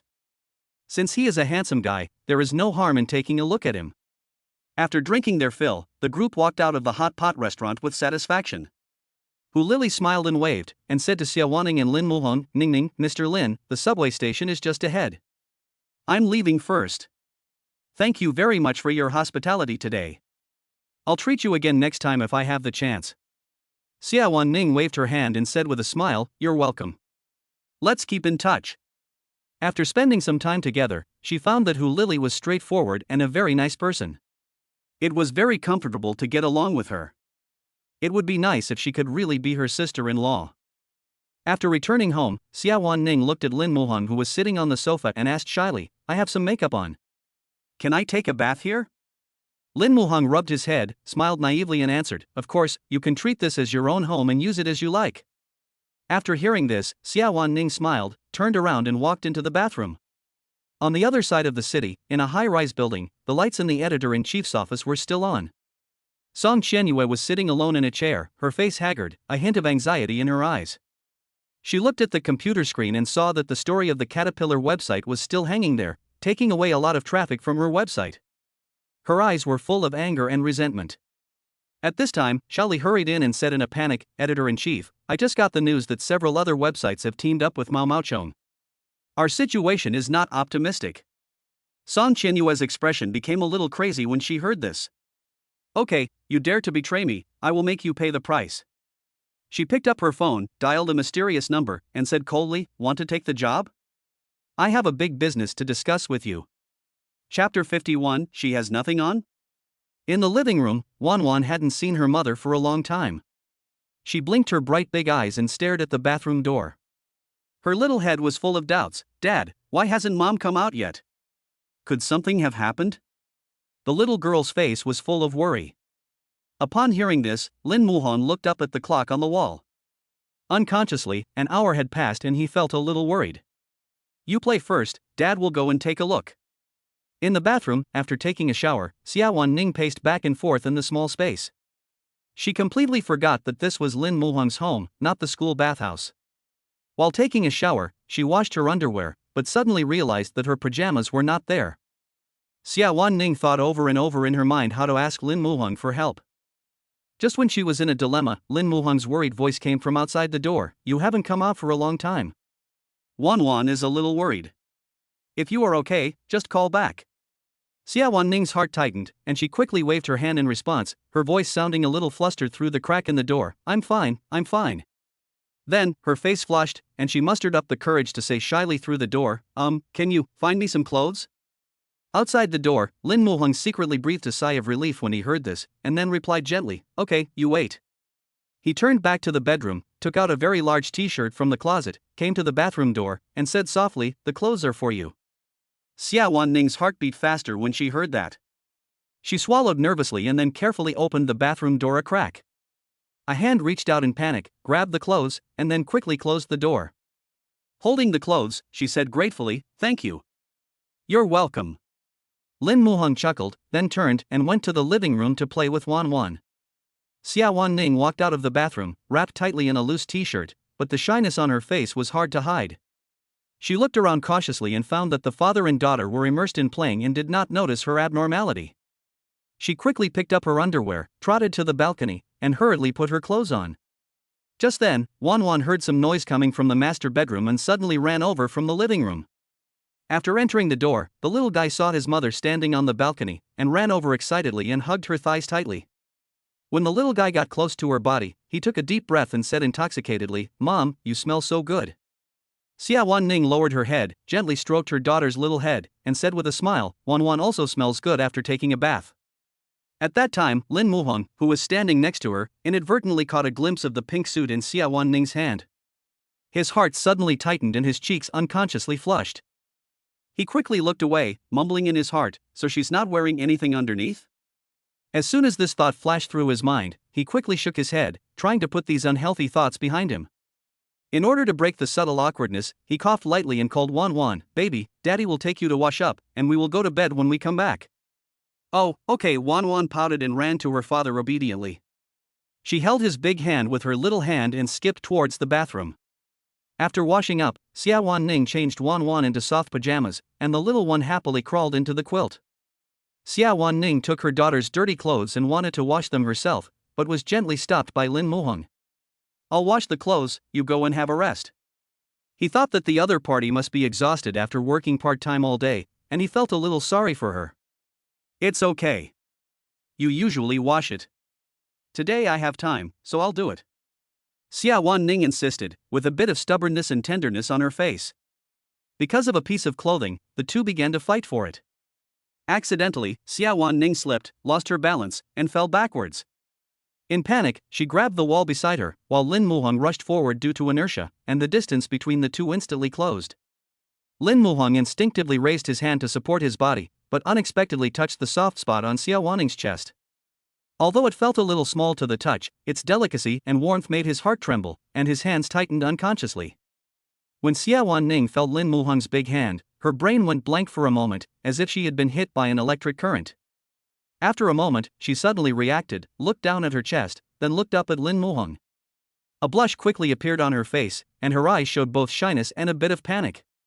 Lin Muhong realized that he had touched the wrong place, and his face turned red instantly. He quickly retracted his hand and explained awkwardly, "Well, I didn't mean to do that, I'm really sorry." There was a slight tremor in his voice, and he was obviously overwhelmed by this sudden contact. "Yeah." Xiawan Ning nodded shyly, her voice as thin as a mosquito, "I know you didn't mean it, don't take it to heart." Although she said this, her face was still blushing. Lin Muhong looked at her with an apologetic look on his face, his voice firm, "You go out first, I'll wash Wan Wan's clothes." "Okay then." Xiawan Ning lowered her head and walked out of the bathroom in small steps, but her heart felt like countless deer were running around in her chest. Recalling the moment of skin contact just now, her heartbeat accelerated again and her face flushed again. She secretly blamed herself. "Xiawan Ning, you must be crazy, how could you miss something like this?" After washing the clothes, Lin Muhong came to the balcony. When he saw the pink suit in the corner, he couldn't help but take a second look, "It's so pink." Just as he was about to leave the room, Wan Wan suddenly took him aside and said coquettishly, "Dad, please read me a story today." "Okay." Lin Muhong said gently, then picked up his phone and started reading. Wan Wan held her father and mother's hands tightly, and fell asleep happily like the little bear in the story. She snuggled between her parents, as if she owned the whole world. However, Xiawan Ning and Lin Muhong, who were lying next to them, had their eyes closed but could not fall asleep for a long time. Xiawan Ning felt mixed emotions. She couldn't help but start to wonder, will he dislike my small breasts? These thoughts were like little hands, fiddling with her heart, making her feel shy and uneasy. And what about Lin Muhong? His heart was also restless. Thinking back to the scene just now, an indescribable emotion surged in his heart.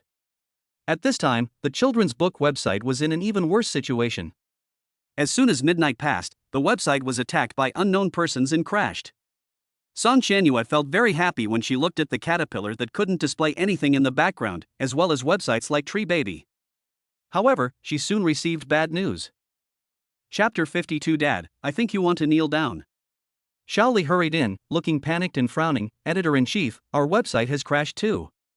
When Song Qianyue heard this, she suddenly raised her head, a hint of disbelief flashed across her eyes, and then was replaced by anger.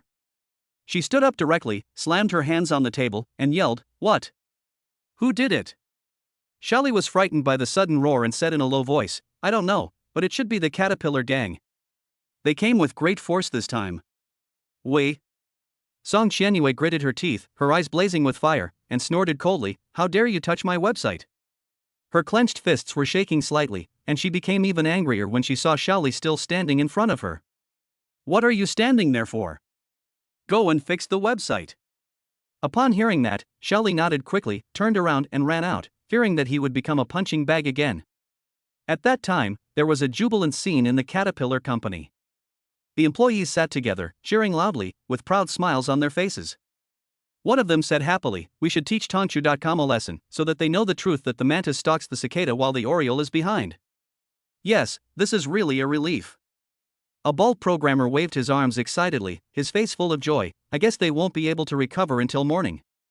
Zhou Shudong stood in the middle of the crowd, looking at everyone and said with a smile, "Everyone has worked hard, this operation was very successful, go back and rest first, they are already busy with their own affairs." It turned out that several websites had just joined forces and used advanced technical means to directly take down the backend of Tongchu.com, and now they couldn't recover it for a while. The hackers hired by Song Qianyue had been defeated by them and had no power to fight back. This website was then counterattacked by all the websites, which was really a case of shooting itself in the foot. Soon, Song Qianyue received an anonymous call. The other party used a voice changer and sounded eerie. "There are too many people on the other side. We can't defeat them, but we agreed that the money cannot be refunded." When Song Qianyue heard this, she slammed the table in anger, stood up and shouted, "You took my money, but you still don't want to do the job? How can it be so good?" Her eyes were flashing with anger, as if she wanted to eat the person on the other end of the phone alive.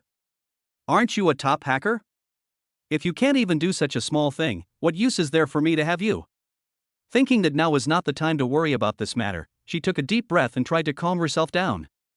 She understood that the most important thing now was to restore the website as soon as possible, so she softened her tone and said, "I won't ask you to return my money either. If you fix our website, I'll give you another 50,000 yuan. How about that?" I thought the other party would agree readily, but he refused without hesitation. "No. After being defeated by the other party, I can't interfere in your affairs. This is the rule of the industry. You should find someone else." After that, I heard a beeping sound from the other party on the phone. Song Qianyue was so angry that she gritted her teeth, clenched her fists and slammed them hard on the table. She was filled with resentment after working so hard on all this and ended up like this. It was not until 6 o'clock in the morning that Song Qianyue received the news that the website had been restored. She didn't sleep a wink that night, and kept thinking about what she had done wrong and how she had ended up in this place. Thinking back to the past, her heart was filled with hatred. If Zhong Qianyi hadn't intervened, she wouldn't have made so many mistakes. Her hatred for Zhong Qianyi increased a bit. In the morning, before the working hours, President Zhang learned about what happened in the company and hurried over. With a grim face, he called Song Qianyue to his office. After Song Qianyue came in, she lost her usual arrogance. She lowered her head and said in a low voice, "Mr. Zhang." Seeing this, Zhang Donglai looked at her angrily, his eyes full of disappointment.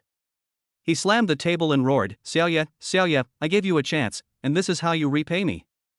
Look at what you have done." Upon hearing this, Song Qianyue hurriedly pleaded, "Mr. Zhang, I'm sorry. I didn't expect things to turn out like this. Give me another chance, and I will definitely shut down those websites that are against us." There was a pleading gleam in her eyes, but Zhang Donglai was not moved at all. He looked at Song Qianyue coldly and said angrily, "I gave you a chance, but you didn't use it. You know the price. Get out." Hearing this, Song Qianyue realized that she no longer had a chance. She looked at the place where she had worked for so long, her heart filled with reluctance and unwillingness. Looking at the familiar place, her resentment towards Zhong Qianyi deepened.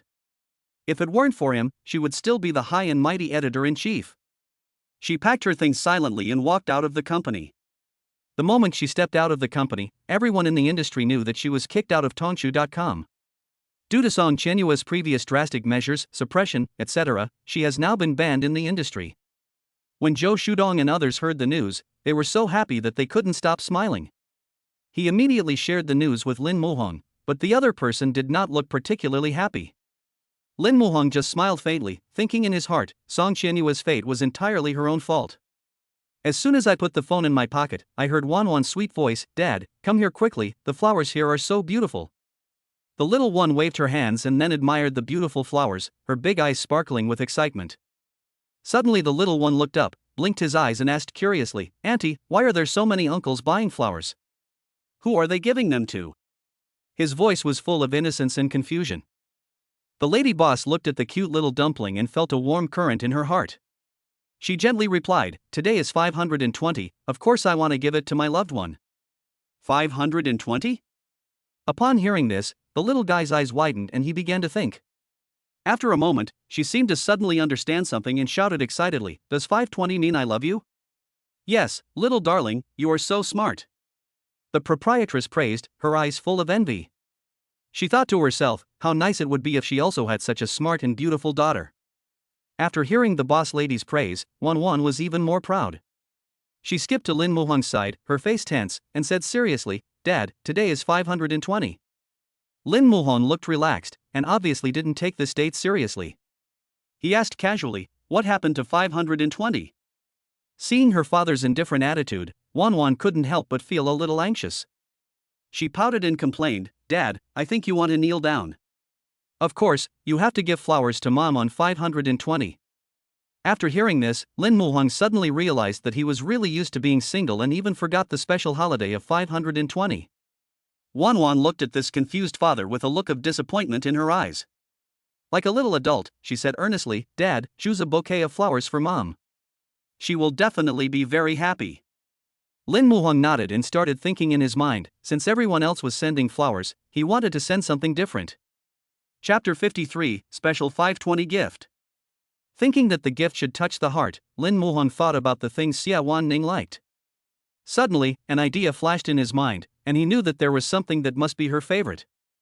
Then, he took Wan Wan's little hand and went to the shop next door. Seeing this, the little guy blinked his big eyes and asked in confusion, "Dad, what are we doing in the store? Don't you have enough money to buy flowers for Mom?" After saying this, she pouted her lips seriously, looking like she knew everything. Lin Muhong found it a little ridiculous when he heard this. He would be a man living in Thompson's second floor in the future, so why would he need to hide his private money? But looking at her sincere little expression and chubby face, he somewhat believed that his future self would have a cleaner pocket than a cleaner face, perhaps because of his family tradition. Seeing his father looking like he wanted to cry but couldn't, the little guy opened the backpack behind him with his chubby little hands and said generously, "Dad, this is my pocket money, you can spend it." As she spoke, she stood on tiptoe and tried hard to hand a $100 bill to Lin Muhong, her eyes full of pride. Seeing this, Lin Muhong said with a smile, "Dad has money, you can keep the pocket money. If Dad really has no money in the future, I will borrow from you, okay?" "Oh, okay." Wan Wan nodded and carefully put the pocket money into her small backpack. After entering the store, Lin Muhong began looking for that special gift. The dazzling array of merchandise in the store is dazzling, but Lin Muhong's gaze is unusually firm. Soon, he found it on the innermost shelf: chicken feet. That's right, it was chicken feet. The last time he and Xiawan Ning were shopping in the supermarket, he saw the other party taking a lot of chicken feet. He must have loved eating them very much, so he bought them. This time, Lin Muhong bought some red and white. After buying them, he came to the flower stand across the street and said sincerely, "Boss lady, can you help me wrap these chicken feet in flowers?" When the woman saw the chicken feet in the man's hand, her eyes were full of confusion. What does it mean to give a girl chicken feet on 520? She couldn't help but look at Lin Muhong a few more times. Although she didn't understand, she was very supportive. After all, she had to do the business that was delivered to her door. The proprietress smiled and nodded, "No problem, I'll get it done for you right away." Then, Lin Muhong selected a bunch of pink roses. The roses were so beautiful that they were dripping with color. In less than 10 minutes, the proprietress propped up the chicken feet with a stick and skillfully inserted them into the flowers. "Young man, it's done." "Thank you." Lin Muhong nodded with a smile, then went home with Hua Hua and Wan Wan in his arms. At that time, Wan Wan stared at the unique bouquet and whispered, "Will Mom really like this chicken claw flower?" Thinking of this, the little guy patted his chest again, smiled confidently, and said, "It doesn't matter, Mommy still has me." After lunch, Wan Wan pulled Lin Muhong to her side and said in a milky voice, "Dad, today is 520, and I love Mom too, so I want to use my pocket money to buy a gift for Mom. Please accompany me to pick one this afternoon." There was a gleam of anticipation in her little eyes, as if she was doing something incredibly great. "Okay." Lin Muhong smiled and nodded when he heard that. Although he didn't have his own gift, his heart felt warm. After waking up from a nap, Lin Muhong drove to a nearby shopping mall with Wan Wan. Entering the mall, Lin Muhong looked at his beloved daughter tenderly and asked, "Wan Wan, what gift do you want to give to your mother?" The little girl tilted her head and thought seriously. After a moment, she said excitedly, "Buy a water cup for Mom. This way she can think of me when she drinks water." Her little face was filled with a happy smile. "Okay, I'll listen to Wan Wan." Lin Muhang rubbed the little guy's head lovingly, and then walked towards the jewelry store. After entering the jewelry store, the father and daughter went straight to the cup area. There were all kinds of cups on the shelves, which were dazzling and overwhelming. Wan Wan's little eyes rolled back and forth, as if she was comparing which one was better. She picked up this one and looked at it, then picked up that one and looked at it, and she couldn't put each one down. However, there were too many good-looking ones and she couldn't make up her mind. At this time, she looked at Lin Muhan pleadingly and asked, "Dad, which cup do you think Mom will like?" Lin Muhan looked carefully at the cups on the shelf, then pointed to a pink piggy cup and said, "Let's go with this pink piggy one. I think your mother will like it." "Okay, then this is it." Wan Wan shouted excitedly. After that, the little guy came to the front desk with a pink piggy cup and said in a baby voice, "Hello, Auntie, I want this piggy cup." When the cashier heard the soft and sweet baby voice beside her, she was immediately melted by it. She smiled and nodded, "Okay, Auntie will pay for you." After scanning the code, the cashier smiled and put the piggy cup into the packaging bag, bent over and handed it to Wan Wan, saying, "Little friend, this piggy cup is easy to break, so please hold it carefully." "Thank you, Auntie. I'll get it." Wan Wan carefully carried the packaging bag, and walked out contentedly holding her father's big hand. She bought this gift for her mother today with her own pocket money. Since they were at the mall today, Lin Muhang remembered that he didn't have Xiawaning's pajamas at home, so he thought of buying a set as a gift for her. Soon, he pulled Wan Wan to the second floor. However, as soon as he reached the second floor, Lin Muhang felt very embarrassed. There were small panties hanging at the doors of those shops selling pajamas, especially the black lace ones, which made him too embarrassed to look at them. Seeing this, Wan Wan asked in confusion, "Dad, what's wrong with you? Why is your face so red?" Lin Muhang smiled awkwardly, "It's nothing, Dad is just a little hot." He fanned himself with his hands as he spoke, trying to hide his embarrassment. After walking around, he still didn't have the courage to go into the store. Seeing this, Wan Wan asked in confusion, "Dad, what are we buying here?" "Buy a set of pajamas for your mother." Lin Muhang had just finished speaking when Wan Wan pulled his big hand and walked straight to the shop nearby. Looking at the little guy's attitude, it seemed that he disliked this useless old father. To be honest, this is the first time that Lin Muhang has stepped into such a store. You know, he is still an innocent college student. When the salesperson saw a customer coming into the store, he walked up and asked enthusiastically, "Young man, what do you want to buy?" Before Lin Muhang could answer, Wan Wan came up to him with a black lace suspender and said in a soft voice, "Dad, you like Mom to wear this style the most?" When Lin Muhang felt the salesperson's gaze looking him up and down, he just wanted to crawl into the ground. This little guy was such a rip-off. At this time, Wan Wan saw her father's evasive gaze and came closer in confusion. She tilted her head and asked innocently, "Huh? Dad, you don't like it now?" Chapter 54, Wan Wan betrayed both her father and mother.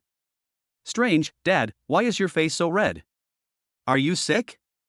The little guy saw that Lin Muhang's face was as red as a monkey's butt, and his face was full of worry.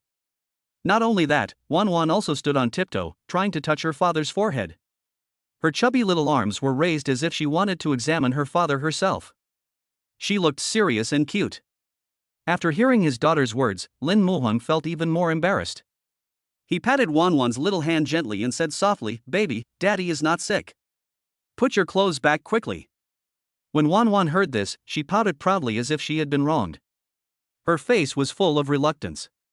She retorted in a baby voice, "No, Mom also likes this style. Let's buy this one for Mom." The little girl really couldn't praise her father's taste. She tilted her head and thought, what if Mom doesn't like the pajamas Dad bought? Then Dad will have to sleep on the sofa.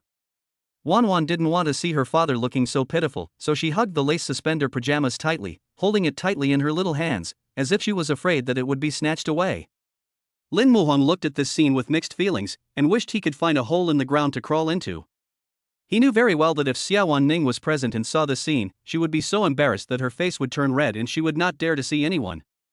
In order to prevent his little girl from saying anything shocking again, he could only smile helplessly and nodded, agreeing to Wan Wan's request. Then, Lin Muhang turned to the salesperson, smiled awkwardly, and said sheepishly, please pack this for me." Okay. For the salesperson, they have become accustomed to it. After all, Which man can resist the charm of black lace suspenders? After returning home, Wan Wan couldn't wait to give her mother the gift she had carefully selected. She sat on the sofa, twisting her little body constantly, her big eyes full of expectation sparkling. Dad, when will Mom come back? I guess it will be soon. Lin Muhong replied while sorting the ingredients. Wan Wan seemed unable to wait any longer, and immediately jumped down from the sofa, skipped to the table, picked up Lin Muhong's mobile phone, and her little fingers slid across the screen deftly, and she quickly dialed her mother's number. At the same time, Xiawan Ning heard the vibration in her bag and quickly took out her cell phone. When she saw that it was Lin Muhong's call invitation, a warm feeling surged in her heart. After the call was connected, Wan Wan's soft voice came over immediately. Mom, when will you come back? Wan Wan has prepared a surprise for you. Oh? Hearing this, Xiawan Ning's eyes were full of tenderness. She asked gently, what's the surprise? Can you tell Mom? No, there will be no surprise if I tell you. Wan Wan shook her head, her little face full of seriousness and mystery. Seeing this, Xiawan Ning stopped teasing Wan Wan and replied, in about half an hour, Mom will be able to go back to accompany Wan Wan. Okay. Wan Wan nodded, and then said excitedly, Mom, Dad, and I will pick you up. I'll secretly tell you that Dad has prepared a surprise for you as well. Xiawan Ning's eyes lit up immediately when she heard that. Her heartbeat also accelerated, pounding like a deer. She was very happy, and at the same time, she was full of curiosity and anticipation about the surprise that Lin Muhong had prepared. After hanging up the phone, Xiawan Ning couldn't calm down for a long time. At that time, Lin Muhong had already prepared the ingredients and was just waiting for Xiawan Ning to come back so that they could start eating. As soon as he came out of the kitchen, he saw Wan Wan holding a mobile phone, her little face full of excitement. Baby, what are you doing? Lin Muhong asked gently. I'm calling my mom. Wan Wan answered sweetly, then ran to Lin Muhong, took his hand and said, Dad, Mom asked us to pick her up, let's go now. Huh? Lin Muhong felt a little doubtful when he heard that. In his opinion, Xiawan Ning would not take the initiative to ask them to pick her up. He wondered, could there be something wrong with the other party? Lin Muhong didn't think much about it, and immediately put on the pair of pink sandals for Wan Wan and prepared to go out. Just before closing the door, the little girl suddenly called him, Wait a minute, Dad, I'm going to get something. After that, she ran into the living room like a gust of wind, and soon came out holding the bouquet of flowers that was half a person's height. She looked at Lin Muhong playfully, her eyes full of helplessness. Dad, you have a really bad memory, we need to send flowers to Mom. Seeing the little girl coming out with flowers, Lin Muhong didn't know whether to laugh or cry. Wan Wan, why don't we wait for Mom to come back and give them to her? He tried to persuade Wan Wan, but the little girl was very determined. Upon hearing this, Wan Wan sighed, then patted her father on the shoulder like a little adult and said earnestly, Dad, you are so silly. Mom holds the flowers so that no other man will miss her. I see that on TV. Lin Muhong was stunned. He didn't expect Wan Wan to say such a thing. However, after thinking about it carefully, he found that what his daughter said made sense and that was what they should do. On the other side, in the classroom, Xiawan Ning and 3 other student union members were discussing tomorrow's debate competition. Looking at the clock on the wall, she looked at a few people and said, Everyone has worked hard today. Go back and have a good rest. There will be a tough battle tomorrow. After hearing this, the 2 boys waved and left first. Xiawan Ning looked at Gao Xinyue who stayed behind, thinking that she was going to do something to intimidate him again, so she smiled helplessly. We are a team now, so let's not fight among ourselves. Hearing this, Gao Xinyue smiled, shook her head and said sincerely, I was wrong to deliberately break your computer last time. I'm sorry. It's okay, that thing is in the past, and my computer has been repaired. Xiawan Ning didn't expect the other party to apologize to her. Thinking that the other party had the courage to take responsibility for the mistake, she was still very happy. Let's work hard together tomorrow. Yeah. Gao Xinyue nodded with a smile. She listened to what the other party said in her ear last time. She was obviously very outstanding, so why did she have to dwell on such a small matter? She waved her hand, put on her bag and walked out of the classroom. Since she had spoken her heart out, Gao Xinyue felt a lot more relaxed. Soon, footsteps were heard outside the classroom, and then Lin Muhong and his daughter walked in. Mom, we're here to take you home, Wan Wan shouted excitedly, and she threw herself into her mother's arms like a little bird. Xiawan Ning hugged Wan Wan tightly, with a happy smile on her face. At this time, Wan Wan looked at Lin Muhang behind her, waved her hand and said excitedly, "Dad, come here quickly." Hearing this, Lin Muhang shyly handed the flowers to Xiawan and said softly, "Happy 520." Looking at the bright pink roses with red and white chicken feet in between, Ning was stunned and muttered in her heart, "What's the meaning of giving me chicken feet? Do you think I have small breasts?" She couldn't be happy at all now, because Wan Wan was still there, so she forced a smile and said, "Thank you." Chapter 55, Mom, close your eyes and don't peek. Lin Muhang saw Ning smiling and feeling complacent about her own behavior. He sighed, it is indeed a wise choice to cater to someone's preferences. Afterwards, Ning slowly walked out of the school gate holding the bouquet of gorgeous rose and chicken feet flowers given by Lin Muhang. When the students passing by saw this, they couldn't help but cast curious glances, and some even whispered. Feeling the gazes of others talking, Ning's cheeks couldn't help but flush. She quickened her pace and muttered to herself, "This is so embarrassing." Wan Wan saw her mother walking so fast, and the little one followed behind her happily with her short legs. She looked at Lin Muhang with a puzzled look on her face, blinking her big watery eyes and asking, "Dad, Mom walks so fast, is she angry?" Lin Muhang gently touched Wan Wan's head and consoled her with a smile, "No, baby, your mother must be starving and is anxious to go home for dinner." He thought to himself that Ning must be so happy that she lost herself in thought and that was why she was so anxious. Upon hearing this, Wan Wan frowned and muttered to herself, "Really?" She remembered that her mother walked so fast when she was angry. She couldn't understand why. Wan Wan pouted inside, the adult world is really complicated. After returning home, Lin Muhang tied on an apron and looked like a chef. After a while, he brought the steak pasta to the table. This was the dish that Wan Wan specially ordered. Now both mother and daughter are full of praise for Lin Muhang's cooking skills. Every time he cooks, they can enjoy a feast. When Ning saw the delicious food, her mood instantly improved. She sat down at the table, picked up her chopsticks and started to eat. After eating the delicious food, her previous unhappiness was forgotten.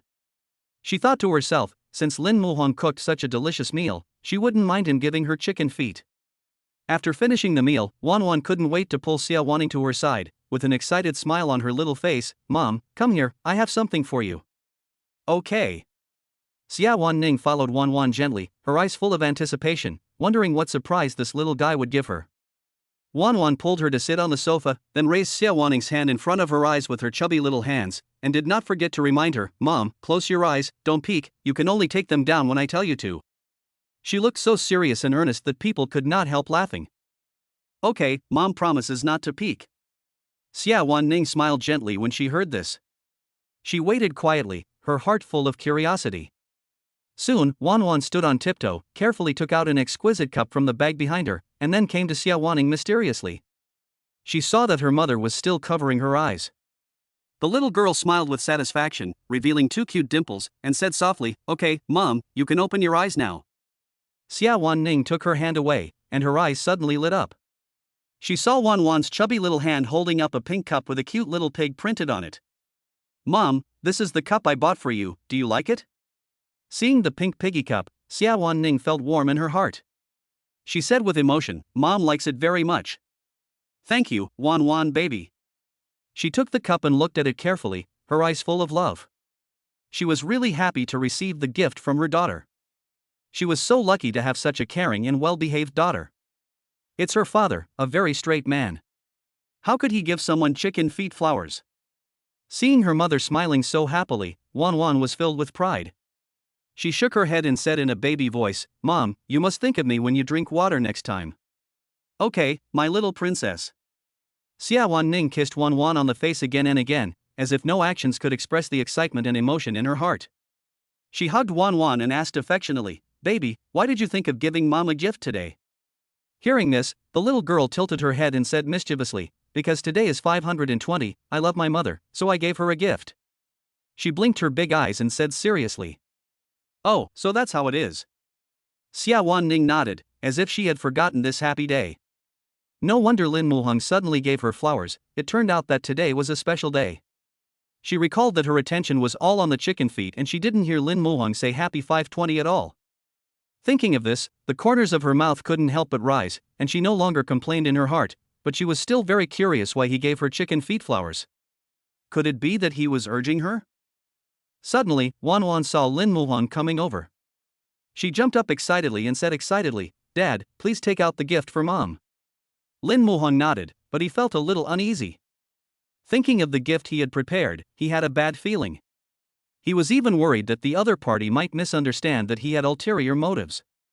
Seeing Wan Wan urging him, he quickly turned around to get the gift.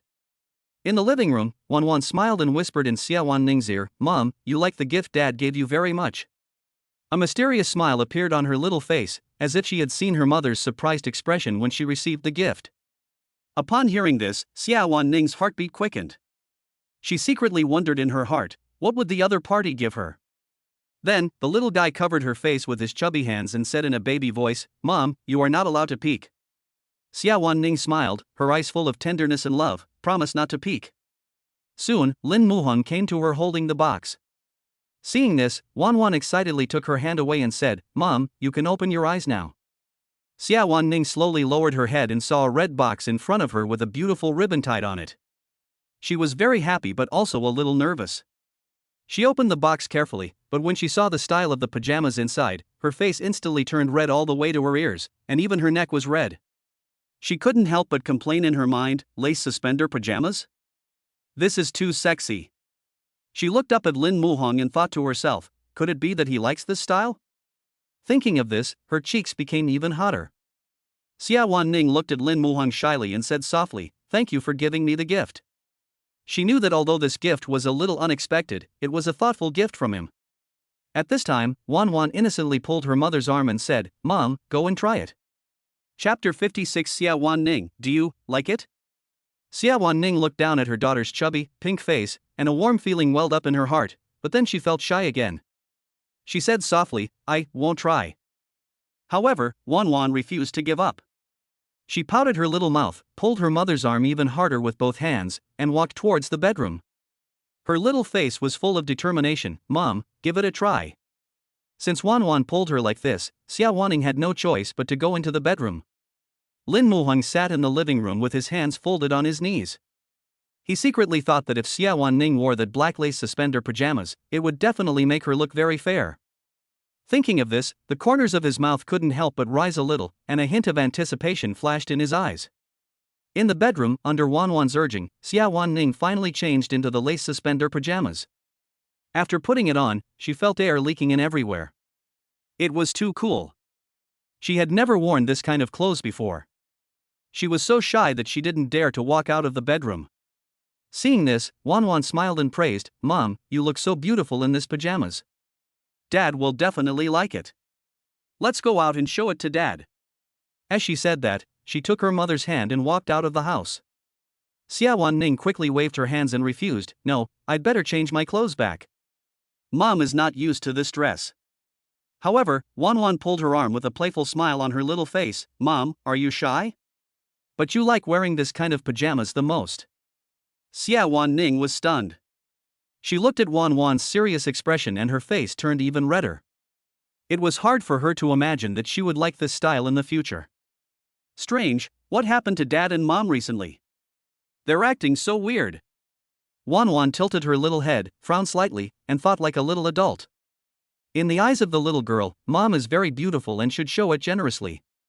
Then she took Xiawan Ning's hand and said coquettishly, "Mom, just go out and show Dad. Dad will definitely be very happy." Faced with Wan Wan's cute attack, she had no choice but to let the little guy pull her out of the room. In the living room, Lin Muhong heard the sound of the bedroom door opening and his eyes widened instantly. He sat up straight, his eyes fixed on the bedroom door. When he saw Xiawan Ning appear in his sight, he couldn't help but blurt out, "Jinbai." Wan Wan didn't hear clearly what her father said. She patted her father's arm and asked curiously, "Dad, what did you just say?" Hearing this, Lin Muhong hurriedly explained, "I said your mother is really beautiful, this pajama suits her very well." After hearing this, Xiawan Ning couldn't help but smile, and her heart was pounding. She lowered her head shyly and asked tentatively, "Do you like it?" After she said that, she felt a little regretful. Didn't this make her seem too proactive? Lin Muhong was stunned when he heard this, and he looked at Xiawan Ning carefully. She had a slender figure and well-proportioned body, and except for her small breasts, everything else was perfect. Especially the hollow back, which is very bony, coupled with the long neck, distinct collarbone, and a face that is more beautiful than Lu Tianxian.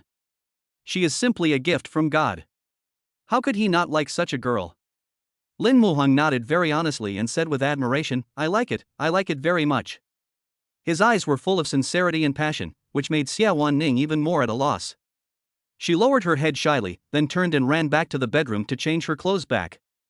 Holding the lace pajamas, Xiawan Ning smiled and felt an inexplicable happiness in her heart. Seeing that the time was almost up, she should go back to school. Before leaving, Xiawan Ning looked at Lin Muhang with a gleam of reluctance in her eyes. She said, tomorrow our school will have a debate competition with the school across the street. Do you want to come and watch? When Lin Muhang heard this, a hint of surprise flashed in his eyes. He said gently, is this the one you selected last time? Yes. Xiawan Ning nodded, her eyes full of anticipation. Then I'll go and see you guys. Lin Muhang encouraged. Unconsciously, he was also looking forward to meeting Xiawan Ning every day. At that time, in an upscale residential area in Shanghai, Song Qianyue was sitting alone in a spacious but somewhat deserted living room. When she looked at the mortgage information sent by the bank and the repayment information sent by Huabei on her mobile phone, she suddenly felt as if a mountain was pressing down on her head and her mood became extremely heavy. At that time, in pursuit of a higher quality of life, she resolutely bought the house. However, now that she is unemployed, she can no longer afford to pay her mortgage. Although she has some savings from working over the years, it is still a drop in the bucket compared to the mortgage that she still has more than 20 years to pay off. What's more, she has been banned from the industry now. No website is willing to hire her, and she can't afford the huge mortgage. Song Qianyue sneered as she drank. She thought back to how much contribution she had made to the company and how much dirty work she had done for Zhang Donlai, but now she was kicked out. She was furious. Her eyes were filled with anger and unwillingness, as if she wanted to devour the world. Song Qianyue raised her wineglass, sneered, and said to herself, since you don't let me live easily, I won't let you live easily either. Zhang Donlai, Zhong Qiani, I will not let you go. She said, gritting her teeth, with hatred flashing in her eyes. Then, Song Qianyue picked up her cell phone and dialed a mysterious number. After the call was connected, she said coldly, help me check the two people, money is not a problem. In the auditorium, there was a busy scene. Xiawan Ning was organizing the members of the student union to set up the venue and make final preparations for the upcoming debate competition. The debate will begin in an hour, and all work is proceeding in an orderly manner. However, at this moment, Xiawan Ning suddenly felt something was wrong with her body, and she had a bad premonition. She looked at the calendar reminder on her phone and suddenly realized that today was the day her period was coming, but she had nothing prepared in her bag. Xiawan Ning glanced at Gao Xinyue who was present. She squeezed her legs together and walked over shyly. She came to Gao Xinyue and whispered in her ear, did you bring your sanitary napkin? Gao Xinyue shook her head when she heard that. Then she turned to look at Xiawan Ning and asked in horror, didn't you bring it? Her eyes were full of worry. Xiawan Ning smiled bitterly and said, I just got here, and I didn't expect it to be so sudden. There was a hint of helplessness in her voice. Gao Xinyue looked at Xiawan Ning's anxious expression and couldn't help but feel sympathy in her heart. As a girl herself, she understood her very well. She comforted him, don't worry, I'll give you some toilet paper first, you can use it first, I'll go buy you sanitary napkins now, it should be in time. Since the last computer incident, Gao Xinyue's attitude towards Xiawan Ning has changed a lot. She no longer felt hostile towards Xiawan Ning, but instead had a feeling of mutual respect. To be honest, Xiawan Ning was very moved when she heard this, but the lecture hall was still very far from the school supermarket. It would take more than 50 minutes to go back and forth, and neither of them would be able to keep up with the debate, so the proposal was rejected. At this time, Gao Xinyue continued to ask, think carefully about whether there is anyone who happens to be here right now and ask them to buy it for you. Ah, there is no one here at this time. However, as soon as she said this, a figure appeared in her head. Chapter 57, You want a grown man like me to buy women's products? Xiawan Ning completely believed in this person. Thinking of this, she hurried to the side and called Lin Muhang. The phone was answered almost the first second it rang. She was so excited that her voice trembled slightly, and she said shyly, can you buy me a pack of sanitary napkins? I need them urgently now. Her voice was as thin as a mosquito, and she was obviously embarrassed by such a request. Lin Muhang on the other end of the phone was stunned when he heard Xiawan Ning's request. He never expected that the other party would let a grown boy buy girls' products. For a moment, his cheeks turned slightly red. Okay, don't worry, I'll send it to you soon. Although Lin Muhong was a little embarrassed, he agreed without hesitation when he heard Xiawan Ning's anxious tone. After hanging up the phone, Wan Wan blinked her big watery eyes and asked playfully, "Dad, is it Mom calling?" "Well, Mom needs us to buy some things, let's leave quickly," Lin Muhong said gently, then picked up Wan Wan and hurriedly left home. Afraid that Xiawan Ning would get anxious waiting, he trotted with Wan Wan in his arms, and soon appeared at the supermarket in front of the school, panting. It was the end of get-out-of-class time and the supermarket was crowded. Lin Muhong pulled Wan Wan and awkwardly walked through the crowded crowd to the girls' supplies area. There were a few girls nearby who were also choosing sanitary napkins. When they saw Lin Muhong, a big boy, suddenly appear here, they felt embarrassed, their cheeks flushed, and they hurriedly picked one and ran away. Looking at the girls' fleeing backs, Lin Muhong wanted to stop them and ask them what they should choose, but he didn't expect them to run faster than rabbits. Looking at the dazzling array of sanitary napkins on the shelves, Lin Muhong couldn't help but feel a headache. Having never used this thing before, he had no idea how to choose. He scratched his head, looking a little at a loss. Thinking that time was running out, Lin Muhong finally took a box, picked out one expensive sanitary napkin each from the shelf, and then took them to the counter. Most of the cashiers in the supermarket are college students who work part-time to support themselves. Seeing the box full of sanitary napkins, the girls couldn't help but look up at Lin Muhong a few more times. She couldn't help but mutter in her heart, "This boy is quite handsome, is he a pervert?" However, she remained calm on the surface and said, "A total of 128. Feeling the gazes from everyone around him, Lin Muhong awkwardly scanned the code, then looking at so many packs of sanitary napkins, he said sheepishly, "Please give me a plastic bag." The girl was very considerate and gave him a black plastic bag so that others would not see what he bought. After packing all the sanitary napkins, Lin Muhong picked up Wan Wan and ran quickly towards the classroom. On the other side, Xiawan Ning stood at the door of the classroom, waiting anxiously, looking at her watch from time to time. There are still 20 minutes before the debate starts. Although time is tight, she believes that Lin Muhong will deliver it to her in time. Soon, two figures ran over from the entrance. Xiawan Ning looked carefully and saw that it was Lin Muhong and Wan Wan. She ran over excitedly, with an excited smile on her face, "You are here." Lin Muhong nodded, handed over the plastic bag in his hand, and said in a panic, "I don't know what you like, I just bought some at random." Upon hearing this, Xiawan Ning looked down into the plastic bag and saw all kinds of sanitary napkins. Her face turned red, and a warm feeling surged in her heart. "Thank you so much," she said gratefully, and pointed to the classroom, "Take Wan Wan in, the debate will start soon." "Okay." Lin Muhong nodded and walked into the classroom holding Wan Wan. Looking at the heavy plastic bag in her hand, Xiawan Ning felt warm in her heart and immediately went to the toilet to deal with it. When the debate began, she appeared on the podium on time. With the order from the school leaders, a thrilling debate began. Looking at Xiawan Ning on the stage, who was full of energy and eloquence, Lin Muhong's eyes were full of admiration. Although Wan Wan didn't understand the content of the debate, when she saw her mother stand up to speak, she waved her hands excitedly and shouted happily, "Dad, it's Mom." Her innocent look made people laugh. Soon, the debate was over, and Xiawan Ning and her friends won as expected. This was inseparable from everyone's joint efforts. She tightly grasped the 10,000 yuan prize money of the debate, feeling extremely excited. After the game, people in the classroom left one after another. Lin Muhong came to Xiawan Ning holding Wan Wan and said happily, "Congratulations."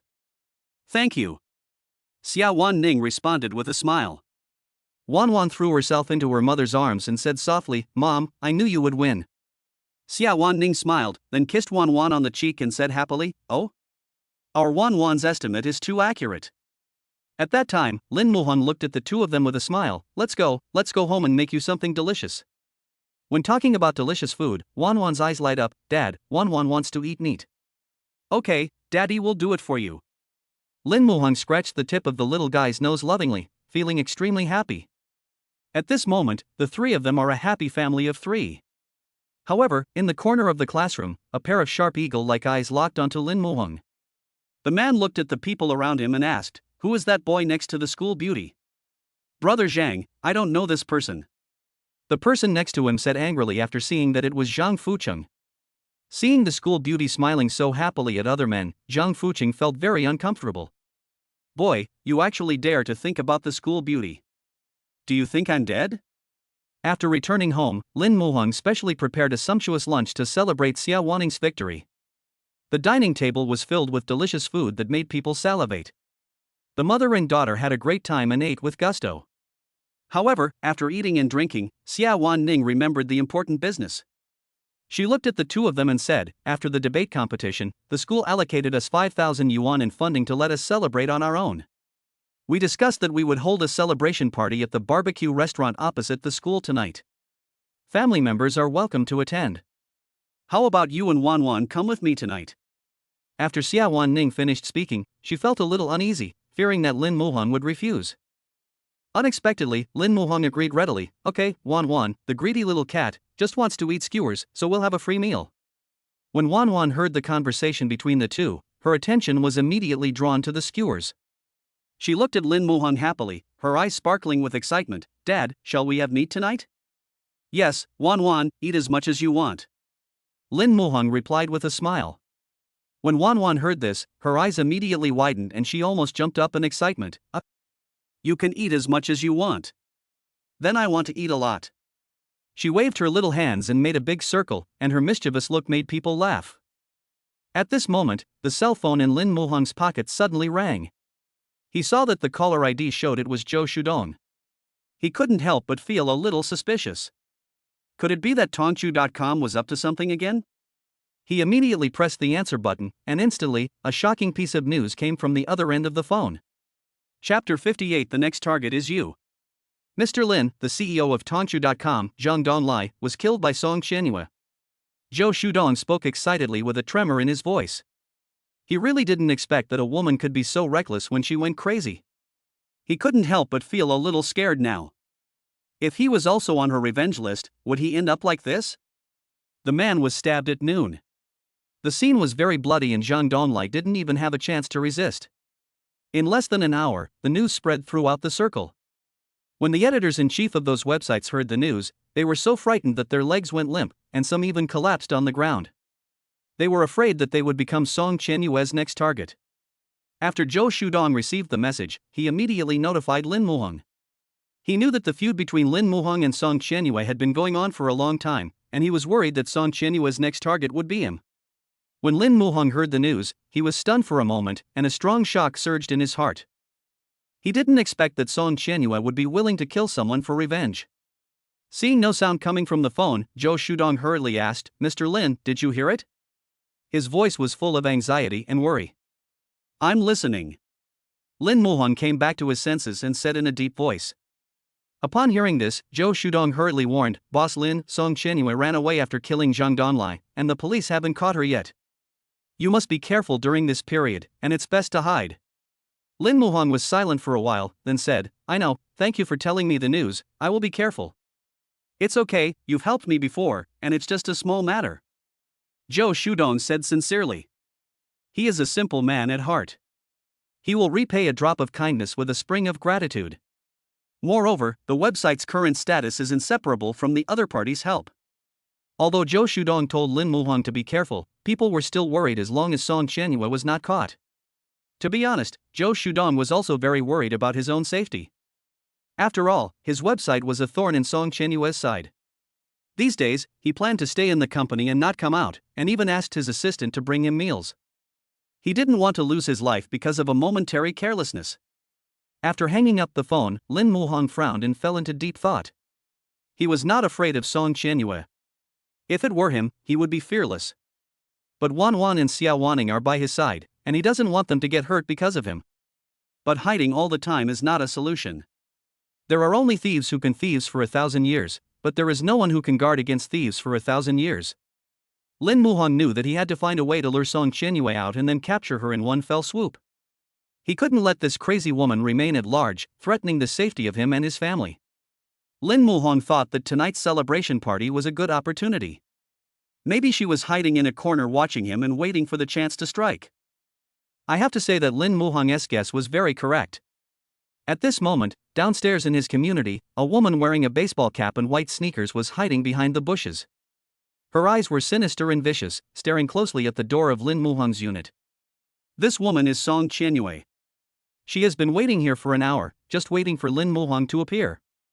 Looking at the photos on the phone, Song Qianyue felt so angry that her teeth were itching. She didn't expect that the Zhong Qianni she hated was actually a college student. When she thought about being pulled down from the altar by this young boy, the anger in her eyes seemed to be about to burst out. She clenched her fists, her nails digging deep into her flesh, but she felt no pain, only the rage burning in her heart. Song Qianyue stared at the door of the apartment angrily. Once Lin Muhan came out, she would follow him and find a corner where no one was around and. It was late in the evening. Xiawan Ning looked at the clock on the wall, smiled at the father and daughter and said, "I'll go out and reserve a table first. You two can come over at 7. After hearing this, Wan Wan tilted her head and blinked her big eyes at her mother, asking in a baby voice, "Mom, what are you doing outside now?" "Mom, go reserve a table, otherwise Wan Wan won't be able to eat meat." Xiawan Ning rubbed Wan Wan's little head lovingly. When the little one heard that she couldn't eat meat, she immediately became anxious and hugged her mother's thighs tightly, fearing that her mother would not take her with her. Wan Wan wants to go with her mother. Her little mouth was pouted so high that you could hang an oil bottle on it. Lin Muhan couldn't help laughing when he saw Wan Wan like this. He thought that it might be unsafe for Wan Wan to be with him, so he agreed, "Since Wan Wan is going with you, then you can take her with you." "Okay then." Xiawan Ning nodded, and then ordered, "Then go put on your shoes, Mom will take you." "Hee Mom, I love you," the little guy said sweetly, and then put on his little sandals obediently on the small bench. When she was putting on her shoes, she did not forget to look up at her mother, fearing that her mother would leave without waiting for her. After getting dressed, Xiawan Ning came out holding Wan Wan's little hand. Wan Wan followed her mother as she walked, swaying from side to side like a little penguin. Lin Muhong stood at the door, smiling and admonishing, "Baby, you have to listen to your mother, understand?" "I know."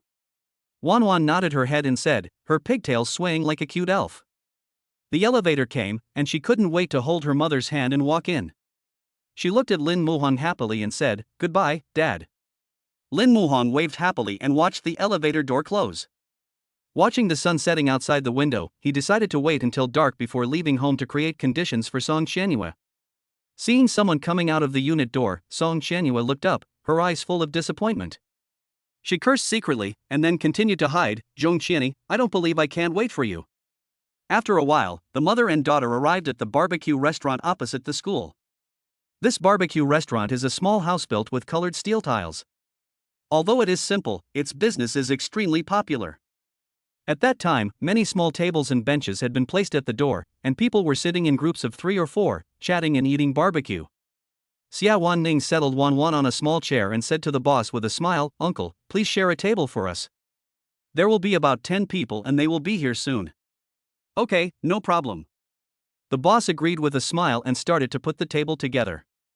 He moved very quickly and had put together a large table in no time.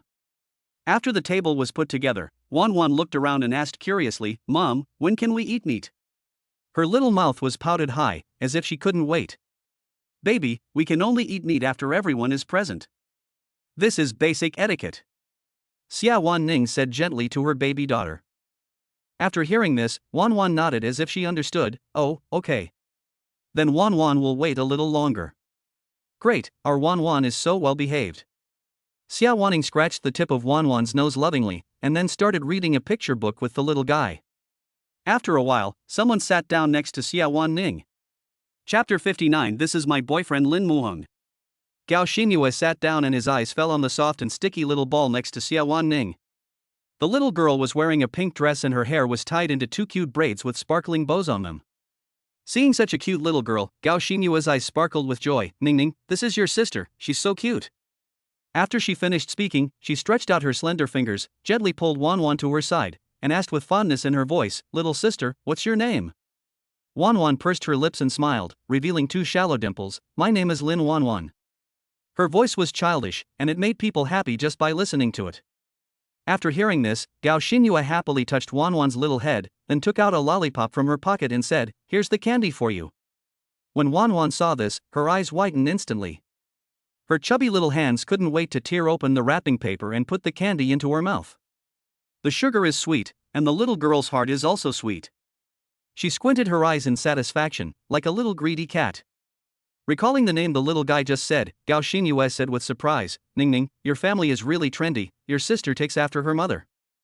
Upon hearing this, Xiawan Ning smiled helplessly and said, "What do you mean by taking after the mother's instincts? Wan Wan is my daughter. Although no one would believe it if she said it out loud, her heart was filled with happiness and pride. Is this true? Gao Xinyue looked the two of them up and down, his face full of disbelief. Xiawan Ning said very sincerely, really. But Gao Xinyue was still a little bit unbelievable, but she didn't take it seriously. Thinking that he had something important to tell her, he patted her shoulder and gave her instructions. Ning, I heard some news from others. Zhang Jinfu and others have agreed to take turns getting you drunk at night. I'm worried that they have bad intentions, so you must not drink with them. Gao Xinyue's voice was full of worry. She didn't want to see Xiawan Ning suffer. There was a hint of coldness in Xiawan Ning's eyes, that coldness was like ice, making people shudder. Yeah, thank you for telling me this news. I won't drink with them. She knew in her heart that Zhang Jinfu appeared to be very kind, but in fact he was full of bad intentions.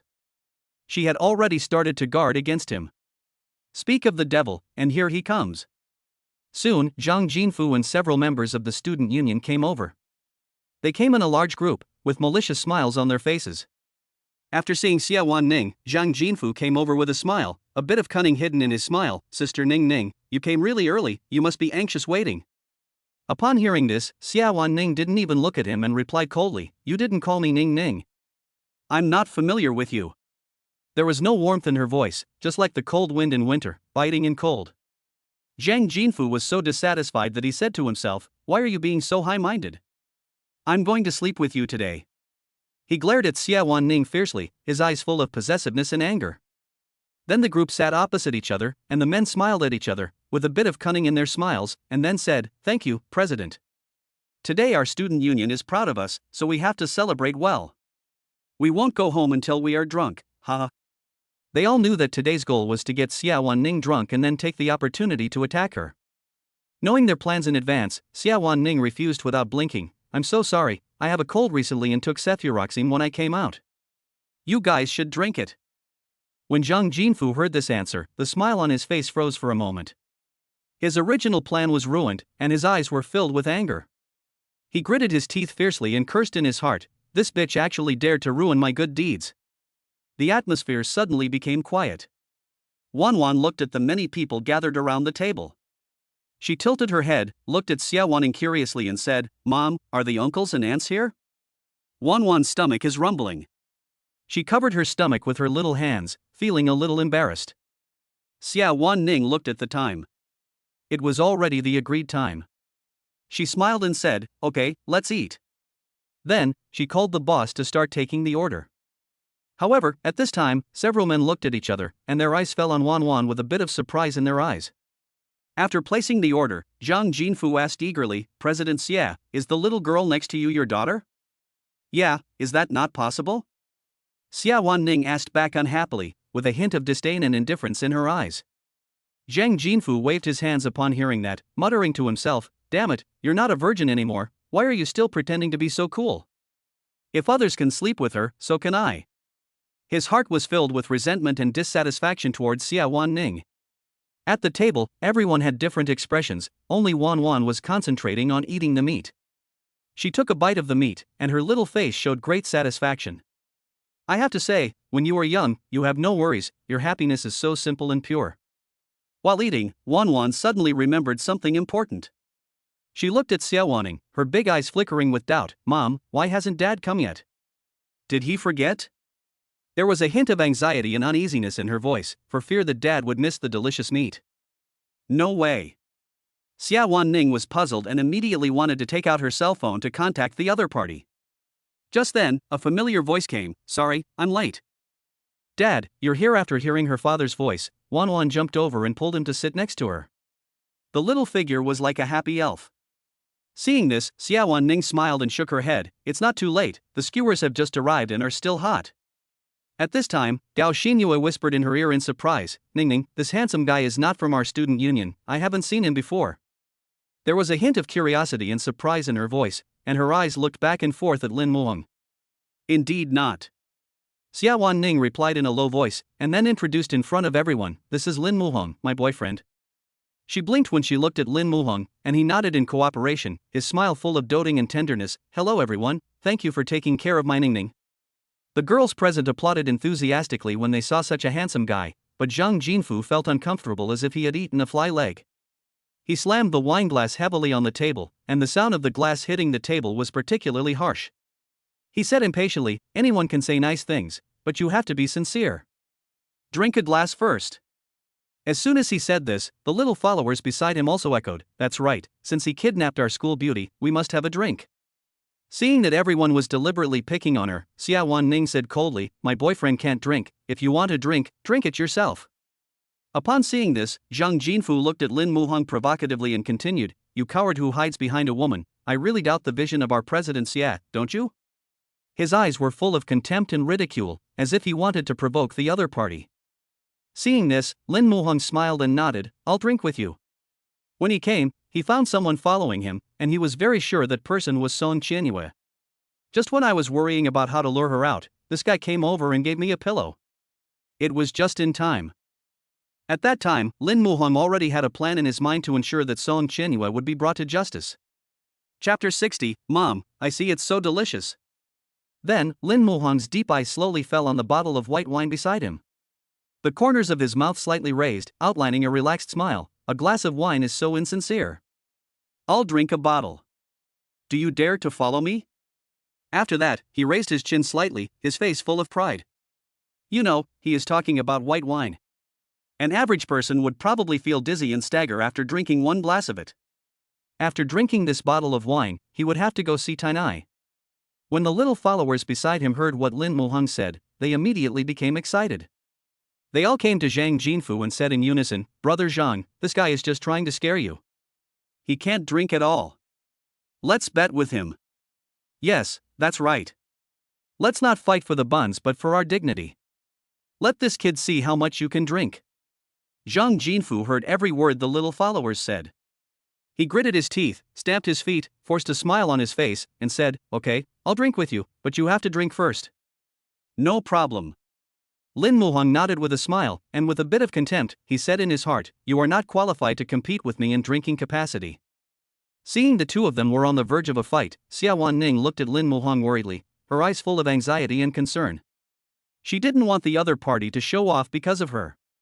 If something happened, she would feel guilty for the rest of her life. However, when she looked at Lin Muhong, his eyes seemed to tell her, "Don't worry, I know what I'm doing."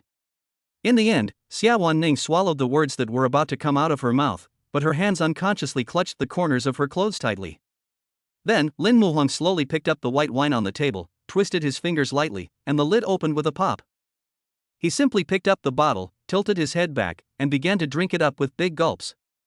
His Adam's apple rolled up and down as he swallowed. It seemed as if he was not drinking liquor, but ordinary water. When the people around him saw him drinking, they couldn't help swallowing, their eyes widened, and their faces were full of disbelief. Seeing the scene, Zhang Jinfu couldn't help but feel a little regretful, and kept muttering in his heart, "This person is not drinking alcohol, he is just drinking water." After the little followers around him felt the boss's anger, they dared not speak and lowered their heads. During the process, Xiawan Ning stared at Lin Muhong closely, not daring to relax for a moment, for fear that he would feel uncomfortable in any way. Soon, after drinking a bottle of white wine, Lin Muhong looked at Zhang Jinfu proudly, with the corners of his mouth slightly raised. "I finished drinking, it's your turn." Frightened by the other party's momentum, Zhang Jinfu stuttered, You can't have water in here, right? Otherwise, how could you drink it so fast? You are cheating, I won't follow you." As soon as these words came out, all the girls in the room went wild, saying indignantly, "Zhang Jinfu, you brought the wine, so how could they have the chance to tamper with it? I think you guys are obviously afraid to compete." "That's right. If you can't drink as much as others, just say it directly. It's really shameful to make up excuses." Gao Xinyue and others put their hands on their hips, shook their heads mockingly, with contempt on their faces. When Zhang Jinfu heard this, his face turned red and white, and he felt ashamed and annoyed. He gritted his teeth, stamped his feet, and roared, "Who said I don't want to drink anymore? I'll drink." After saying that, he took the full bottle of white wine, frowned, and started drinking with a painful look on his face. After just a few sips, his brows furrowed even more tightly and an uncomfortable expression appeared on his face, as if what he drank was not wine but poison. However, before he had drunk much, he felt his stomach churning. Seeing this, Lin Muhong mocked, "Your alcohol tolerance is not embarrassing enough. Don't ever say you can drink in the future. I'm embarrassed for you. You." Ugh! Zhang Jinfu was about to curse when he felt his stomach churning. He quickly covered his mouth and ran towards the alley next to him. When his followers saw this, they hurriedly followed him. At this time, Xiawan Ning couldn't bear it anymore and asked worriedly, "Are you feeling uncomfortable after drinking so much liquor just now?" "I'm sorry, they targeted you because of me." Her eyes were full of self-blame and heartache. Hearing this, Lin Muhong smiled and waved his hands, his face full of relief. "It's okay, that little bit of wine is a piece of cake for me, you don't have to blame yourself, not to mention that you are Wan Wan's mother, it's my duty to protect you." Xiawan Ning smiled and nodded when she heard this, but she felt something else in her heart. Wan Wan's mother? But she doesn't just want to be Wan Wan's mother. Next, Lin Muhong ate the barbecue with big mouthfuls, enjoying it so much. Soon, they came over. Zhang Jinfu's face was as red as a monkey's butt and he walked unsteadily. It was obvious that he was drunk. Then he fell asleep on the table. At that time, Song Qianyue was hiding in the corner in the darkness, staring at Lin Muhong. Seeing the other person leisurely eating barbecue, she couldn't help swallowing her saliva, and her stomach started to growl. She has been following Zhang Donglai since this morning and hasn't eaten a single bite of food until now. She is really hungry. She waited quietly, her eyes full of resentment, and she muttered softly, "Zhong Qianyue, just eat well, this is your last meal." At 9 o'clock in the evening, Lin Muhong saw that there were fewer people in the alley, so he got up and prepared to go fishing for big fish. Seeing this, Xiawan Ning asked in confusion, "What are you going to do?" Her eyes were full of worry, and her hands unconsciously grabbed the corner of Lin Muhong's clothes. "Deal with some personal matters," Lin Muhong said softly. When Xiawan Ning heard this, she thought he was going to defecate. Her little face immediately turned red like a ripe apple, and she quickly let go of his hand. At this time, the little followers saw Lin Muhong getting up from his seat, and they were all very excited. They quickly patted Zhang Jinfu, "Brother Zhang, wake up quickly, that guy named Lin Muhong went to the alley, let's go over and teach him a lesson." Zhang Jinfu opened his eyes dazedly. Hearing this, he suddenly perked up, sat up abruptly, and said, "Well, since you've embarrassed me so much, I'll break your legs.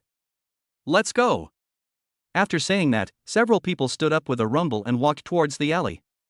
Seeing this, Xiawan Ning's heart skipped a beat. "I hope they won't cause trouble for my boyfriend." Her eyes were full of worry and uneasiness. "I don't think so. Maybe he drank too much and felt like throwing up." Gao Xingyue patted her shoulder to comfort her, and Xiawan Ning didn't think much about it, but she still felt a little uneasy, as if there was a stone pressing on her heart. When they came to the alley, Lin Muhong pretended to be drunk, his body staggering, and finally he squatted on the ground and vomited. While pretending, he observed the situation around him with his peripheral vision, his eyes showing vigilance. He noticed a figure approaching him quietly, with light footsteps, as if afraid of being discovered. After getting closer, the man rushed over suddenly, holding a sharp dagger in his hand, and stabbed at Lin Muhong fiercely with a decisive action. Then Song Qianyue's hoarse voice was heard, "Zhong Qianyue, die." After her revenge, she opened her eyes and looked at the person in front of her. Song Qianyue was stunned. "Who the hell are you?"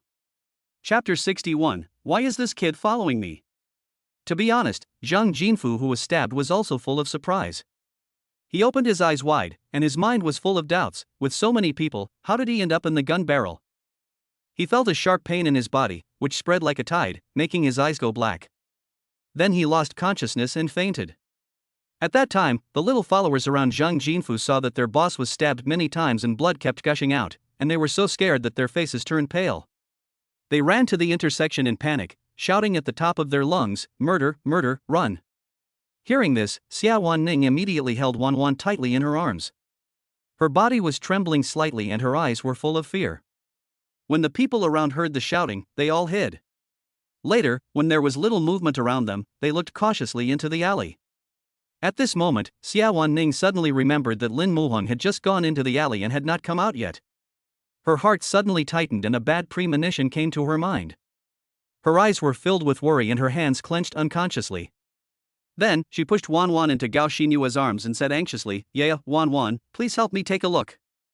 "I'll go over and take a look." "Ning, it's dangerous inside, don't go over there." Gao Xinyue frowned and advised with a worried look on her face, but Xiawan Ning's back looked resolute. At this time, Lin Muhong found a good opportunity nearby. His eyes were sharp as he stared at the dagger in Song Qianyue's hand. When she wasn't paying attention, he rushed forward and knocked the dagger off Song Qianyue's body with a stick. Then he kicked Song Qianyue in the stomach. She screamed and fell heavily to the ground. Soon, Lin Muhong tied up Song Qianyue using the same method as tying a pig. He was very skilled and tied her up tightly in no time. Then, he took out his cell phone and called Yaoling and Yaoling. Seeing that Lin Muhong was still fine, Song Qianyue shouted at the top of her lungs, "Zhong Qianing, I'm going to kill you, I'm going to kill you." Her voice was full of resentment and anger, as if she wanted to eat Lin Muhong alive. Hearing her fierce voice, Lin Muhong frowned. He slowly walked to Song Qianyue, took off her hat, rolled it up and stuffed it into her mouth. He curled his lips and said disdainfully, "It's so noisy." Looking at Zhang Jinfu lying on the ground in a pool of blood, Lin Muhong shook his head, sighed and said, "Why did this kid follow me? God doesn't want you to die, but you are looking for death." There was a hint of helplessness in his eyes. At that time, Xiawan Ning turned a deaf ear to the advice of people around her. Her eyes were determined and she had only one thought in her mind, to find Lin Muhong. She ran into the alley desperately, tears streaming down her face unconsciously. As she ran, she prayed in her heart, "Lin Muhong, please don't be in any trouble." The alley was pitch dark, and Xiawan Ning vaguely saw a tall, large black figure from a distance. Her heartbeat involuntarily quickened and her pace became hurried. When she got closer and saw that it was Lin Muhong, she couldn't bear it anymore and pounced on him. "You really scared me to death, I thought, woo-woo. I thought." Xiawan Ning cried, her voice choked with sobs. "You thought something was wrong with me?" Lin Muhong smiled. He patted Xiawan Ning's back gently and comforted her, "I'm fine. Don't cry. I'm just worried about you," Xiawan Ning said coquettishly. She raised her head, looked at Lin Muhong with tearful eyes, then patted his chest and complained. After adjusting her mood, Xiawan Ning touched Lin Muhong's arm, turned him around, and asked worriedly, "Are you not hurt? Is Zhang Jinfu going to attack you?" "No, he is also a victim." Lin Muhong shook his head, then pulled Xiawan Ning out of the alley. He didn't want the other party to see the bloody scene of Zhang Jinfu, so as to avoid her having a nightmare. Soon, the ambulance and Yaoling arrived at the scene, and the doctors quickly lifted Zhang Jinfu onto a stretcher and sent him to the hospital. When the people around him saw so much blood on his body, they frowned and couldn't help feeling scared. "It's so cruel," someone whispered, his eyes filled with fear. At this time, the police handcuffed Song Qianyue and took her away. Before leaving, Song Qianyue stared at Lin Muhong viciously, as if she was very resentful that she had not yet gotten her revenge. Soon, the police came to Lin Muhong and asked, "Did you call the police? Can you go with us to the police station to make a statement?" "Well, okay."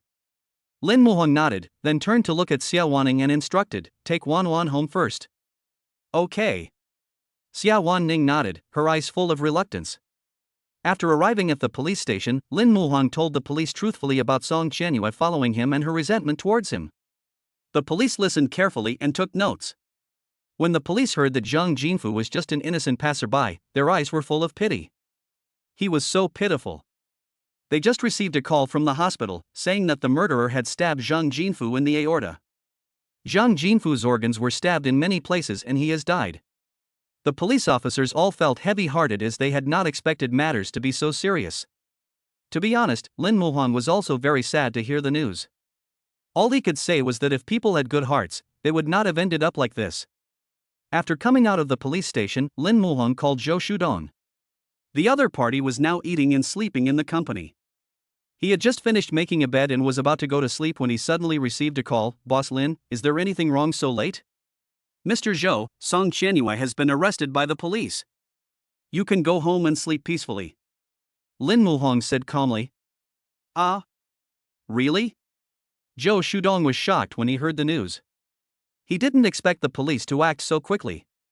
He sat up from the ground all of a sudden, his eyes wide open, but he still asked curiously, "Boss Lin, where did you get the news from?" Lin Muhong said calmly, as if it was a trivial matter, "The police arrested her in front of me. She really came for me." Zhou Shudong nodded after hearing this, and asked after a moment, "Boss Lin, are you not hurt?" "No, that's good, we'll talk another day." After hanging up the phone, Zhou Shudong notified everyone in the circle that they could finally have a good night's sleep. After arriving home and turning on the lights in the living room, Lin Muhong found Xiawan Ning sitting on the sofa waiting for him. He smiled and said, "Why don't you go take a rest?" Chapter 62. 3 Followers. Xiawan Ning raised her head, her eyes full of concern. I was a little worried about you and couldn't sleep. Recalling the look the woman gave Lin Muhong when she was taken away by the police, she couldn't help but feel a little suspicious, and then asked, Is that woman's target you? Do you have a grudge against her? Seeing that he couldn't hide it anymore, Lin Muhong nodded helplessly. Hearing this, Xiawan Ning's heart suddenly tightened, and she was worried and scared, but she was relieved to see that he was safe and sound. She looked at Lin Muhong distressfully and asked, You asked me to bring Wan Wan here first tonight. Did you sense the danger? Yes. Lin Muhong didn't expect her to be so perceptive. Xiawan Ning's tears instantly fell like pearls from a broken string. She cried and said worriedly, You are Wan Wan's father. Don't do such dangerous things next time. I don't want you to get into an accident. Wan Wan can't live without you. Do you understand? Seeing that she was so worried about him, Lin Muhong quickly shook his head and promised, Well, I won't do that next time. Xiawan Ning said with a coquettish voice, You sleep in the second bedroom tonight and reflect on your behavior. I'm going to bed first. After that, she turned and walked towards the bedroom. Lin Muhong looked at her departing back, feeling like crying but without tears, thinking to himself, I called him my boyfriend so gently last night, now she has turned against me?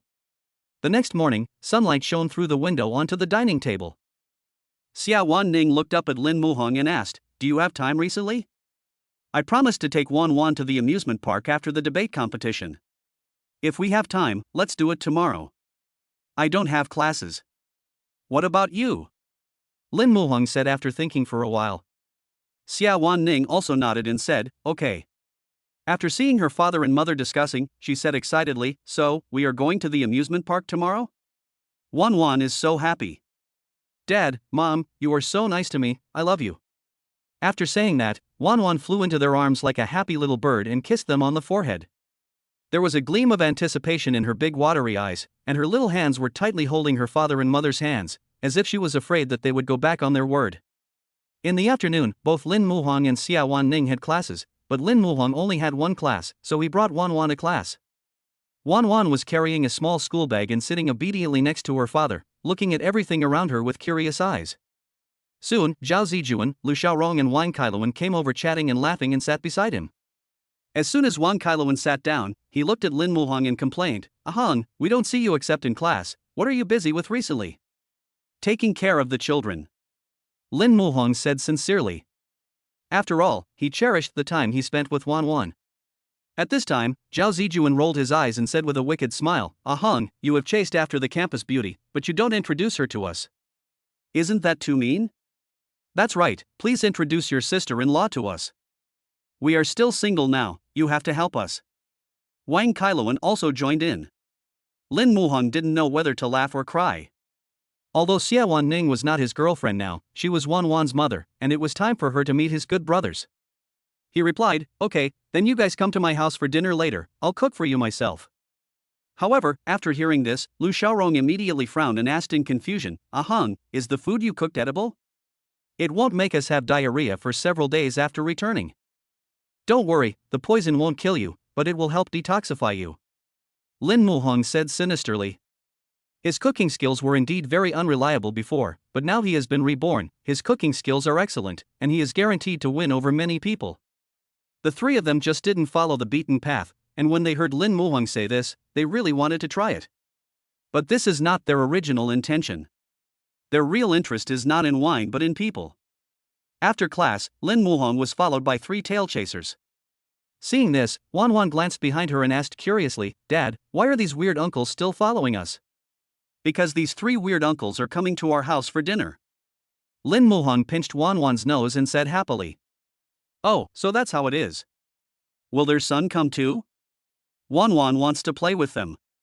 After hearing this, Wan Wan said playfully, pouting her little mouth with a look of anticipation on her face. Hearing what the little guy said, Lin Muhong quickly replied, Baby, you must stay away from their son in the future. He didn't want his roommate's son to kidnap his precious daughter, otherwise they would be proud for the rest of their lives. Okay then. Wan Wan tilted her little head, full of confusion, but she still listened to her father and nodded. After buying some vegetables and meat from the supermarket downstairs in the community, Lin Muhong led a few people home. After opening the door, Zhao Zijuan and the other 2 were envious of the cozy little house in front of them. The decoration here is very nice, warm and comfortable. No wonder my good brother doesn't go back to the dormitory. I will never go back either. At this time, Lin Muhan looked at the three people and said, please sit wherever you like. Don't be restrained. I'll go cook. Okay. The three nodded, then sat on the sofa, either playing with their phones or watching TV. Dad was cooking and had no time to accompany her, so Wan Wan started playing by herself. She played with her doll for a while, then played with building blocks. Maybe the little girl was born to like playing with water, so she went to the bathroom to play. She couldn't reach the faucet on the sink and could only touch the water in the toilet. At this time, Wan Wan noticed a small cup next to her. Her eyes lit up, and she picked up the cup to scoop out the water in the toilet, having a lot of fun. Her little hands stirred the water, splashing tiny water droplets, and her face was filled with an innocent smile. Later, the little one didn't want to play in the bathroom anymore, so she came to the coffee table with a small cup. Zhao Zijuan looked at the small teacup in front of him and thought that the little guy was bringing him water. His eyes lit up, he picked up the cup and looked at the two of them and said proudly, look, this is the water that Wan Wan brought me. You don't have it, right? I just want the kids to like it, there's nothing I can do. After saying that, he drank the water in the cup, then looked at Wan Wan with a smile and said, baby, go pour another cup for uncle, okay? Upon hearing this, Wan Wan nodded, took the cup and ran away. She ran towards the bathroom with her short legs, bouncing back and forth, looking so adorable. Zhao Zijuan only saw Wan Wan running away, but didn't see where she ran to. At this moment, he said with a smile, look at the treatment I received, and then look at the two of you. Alas, there is nothing I can do.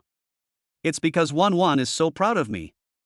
Wan Kailawan and the other man were so angry when they saw the other party's expression of taking advantage of them. Lu Xiaorong complained sourly, it's just a glass of water, what's the big deal? Chapter 63, thanks to Wan Wan, I drank toilet water all afternoon. Soon, Wan Wan's round little face was gently pursed with her cherry-like lips, and she held the cup in both hands. However, the water in the cup swayed gently with her steps, as if it would spill out at any time. She took every step with extreme caution, her eyes fixed on the cup, fearing that the water would spill out and her uncle would have less to drink. Zhao Zijuan was originally sitting on the sofa chatting with Lu Xiaorong and Wan Kailawan. When he looked up, he saw Wan Wan walking towards him with her short legs like a little angel. He stood up with an extremely excited smile, took the cup with both hands, and said proudly, Wan Wan is so sensible, thank you uncle. It's okay. Wan Wan shook her head, looking very well behaved. Then, Zhao Zijuan held the cup and waved it in front of Lu Xiaorong and Wan Kailawan, and said proudly, look, how considerate Wan Wan is. Forget it, it doesn't make sense to you people who don't have water to drink. After saying that, he raised his head with a smile and drank it all in one gulp. After drinking it, he deliberately smacked his lips and said with satisfaction, this water is so sweet. Looking at Zhao Zijuan's arrogant look, Lu Xiaorong and Wan Kailawan were filled with resentment. At this time, Wan Kailawan's eyes turned, his face was full of smiles, he waved at Wan Wan, and gently called out, baby, uncle is thirsty too, can you pour uncle a glass of water too? Okay, Wan Wan will pour it for you. Wan Wan agreed crisply. After that, she jumped away like a happy little rabbit. Seeing this, Lu Xiaorong also smiled and shouted, pour uncle a glass of water too. Okay, I know, the little guy said in a milky voice. His voice was so soft and cute that it made people's hearts melt. Lin Muhan, who was busy in the kitchen, couldn't help but smile when he heard these words. Looking through the glass door of the kitchen, he looked at Wan Wan's lively and lovely figure, and his heart was filled with relief. His daughter Wan Wan is really well behaved and sensible, and knows how to help her father take care of guests. However, he was a little confused. There was no water in the direction where Wan Wan ran. Lin Muhang thought, maybe the little guy went to find a water cup. At that time, Lin Muhang suddenly remembered an important matter. 3 of his roommates were coming to visit his home, and he should inform Xiawan in advance, otherwise she would feel uncomfortable with so many more people at home. So he quickly opened the WeChat chat box and sent a message to the other party, my roommate is coming to my house for dinner today, do you mind? Xiawan Ning felt her phone vibrate, opened it and looked at it. The corners of her mouth couldn't help but slightly raised, and she replied, nothing. Then come back after class and we'll have dinner together. Lin Muhang said happily. Looking at the message sent by the other party, Xiawan Ning felt a warm current in her heart. She felt Lin Muhang's respect for her. After class, Xiawan Ning dragged Xiao back to the dormitory in a hurry. Seeing the school beauty Xia rummaging through boxes and cabinets, Xiao Xiao smiled helplessly and said, Ning Ning, what are you doing? You pulled me back. Are you asking me to help you find clothes? Xiawan Ning said nothing, but picked up a pink skirt and compared it in front of herself, then asked with a smile, Xiao Xiao, do you think I look good in this skirt? She looks good. Our Ning Ning is the campus belle of Shanghai University. She's stunningly beautiful even with a sack on. Xiao Xiao leaned back in her chair and replied with a smile. Upon hearing this, Xiawan Ning frowned slightly, puffed up her cheeks and said helplessly, Xiao Xiao, seriously, do I look good in this skirt? It looks good, it looks good. Xiao Xiao nodded affirmatively. After all, with that pretty face, she would look good in anything. Looking at the other party's abnormal behavior, Xiao Xiao tilted her head and asked excitedly, Ning Ning, did Lin Muhang ask you out? Xiawan Ning shook her head and said shyly, his roommate is coming to visit my house, I can't embarrass him. Hearing this, Xiao Xiao pulled Xiawan Ning to her side in frustration and said excitedly, come on, you're the campus beauty of Magic City University, you can only make him proud. But, Ning Ning, have you two made any progress now? Has he confessed his love to you or something? Xiao Xiao asked puzzledly. When Xiawan Ning heard this, her face instantly turned red and she said shyly, no. Seeing this, Xiao Xiao hurriedly took her hand and told her, Ning Ning, boys often don't cherish girls who are too easy to get. You have to be more reserved. Is that so? Xiawan Ning thought to herself. Besides, she had never been in love before and didn't know much about this. Then she looked at Xiao Xiao and asked with a smile, how do you know so much? Of course. I can walk through thickets of grass without getting a single leaf on me. Xiao Xiao's eyes were evasive and her tone became more guilty. Seeing this, Xiawan Ning did not expose her. She put on a pink dress and carefully put on some light makeup. She looked at Xiao Xiao and blinked. Xiao Xiao immediately understood and nodded with a smile, very beautiful, Lin Muhon will definitely fall at your feet. Hearing Xiao Xiao's words, Xiawan Ning's face turned red as if blood could drip out. She ran away in embarrassment, leaving behind a sentence, Xiao Xiao, you are so mean. Looking at the other persons fleeing back, Xiao Xiao smiled and said to herself, I must have been born into the wrong family in this life. Women love me so much even though I'm such a bad guy. At the same time, Wan Wan was helping her father take care of several uncles. She was like a little spinning top, fetching water back and forth and having a lot of fun.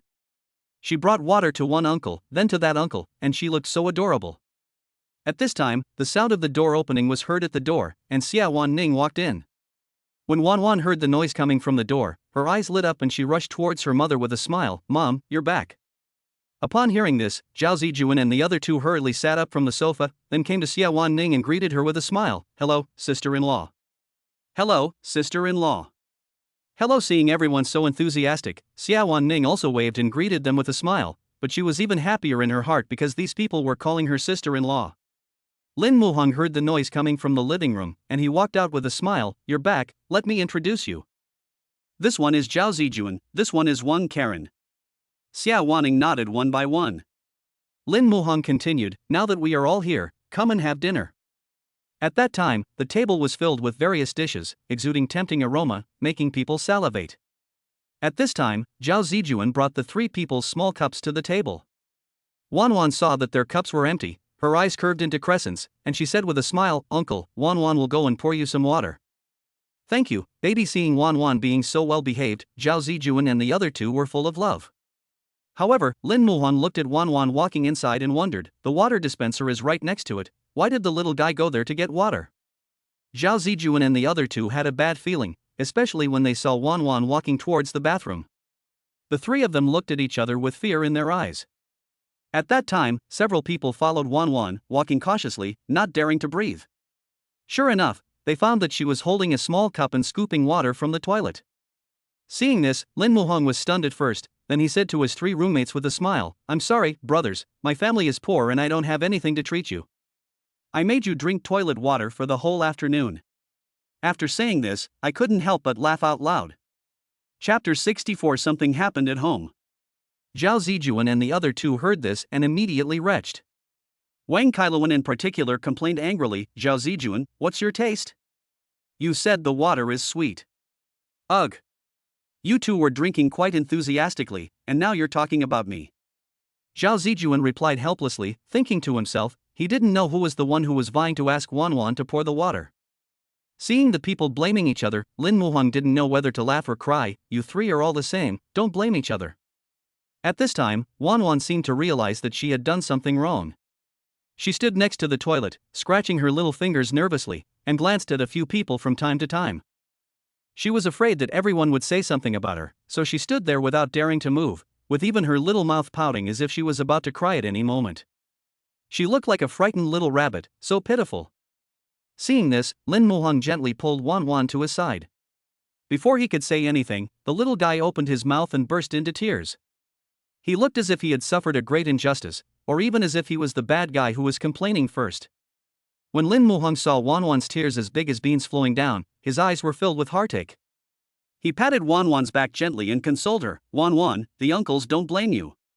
If you cry again, you will turn into a little cat. The little guy was sobbing, and his appearance was so heartbreaking. Zhao Zijuan and the other two looked at her crying and were suddenly at a loss as to what to do. Then, Wang Kailuan quickly echoed, Wan Wan, the uncles are fine, we were just joking. Seeing this, Lu Xiaorong also continued, that's right, Wan Wan has hosted us for such a long time, and she has no complaints at all. It's not a big deal. The water in the toilet is also water, and it's very clean. Zhao Zijuan said with a smile. As he spoke, he actually convinced himself and nodded seriously. After hearing this, Wan Wan gradually stopped crying, and then said aggrievedly, Uncles, Wan Wan didn't know that this water can't be drunk, I'm sorry. It's okay, this water is drinkable. Who says it's not drinkable? It's just that you can't drink it often. Zhao Zijuan said with a smile. In order to comfort Wan Wan, they really did everything they could. When Wan Wan heard this, a smile appeared on her face like a flower blooming in spring.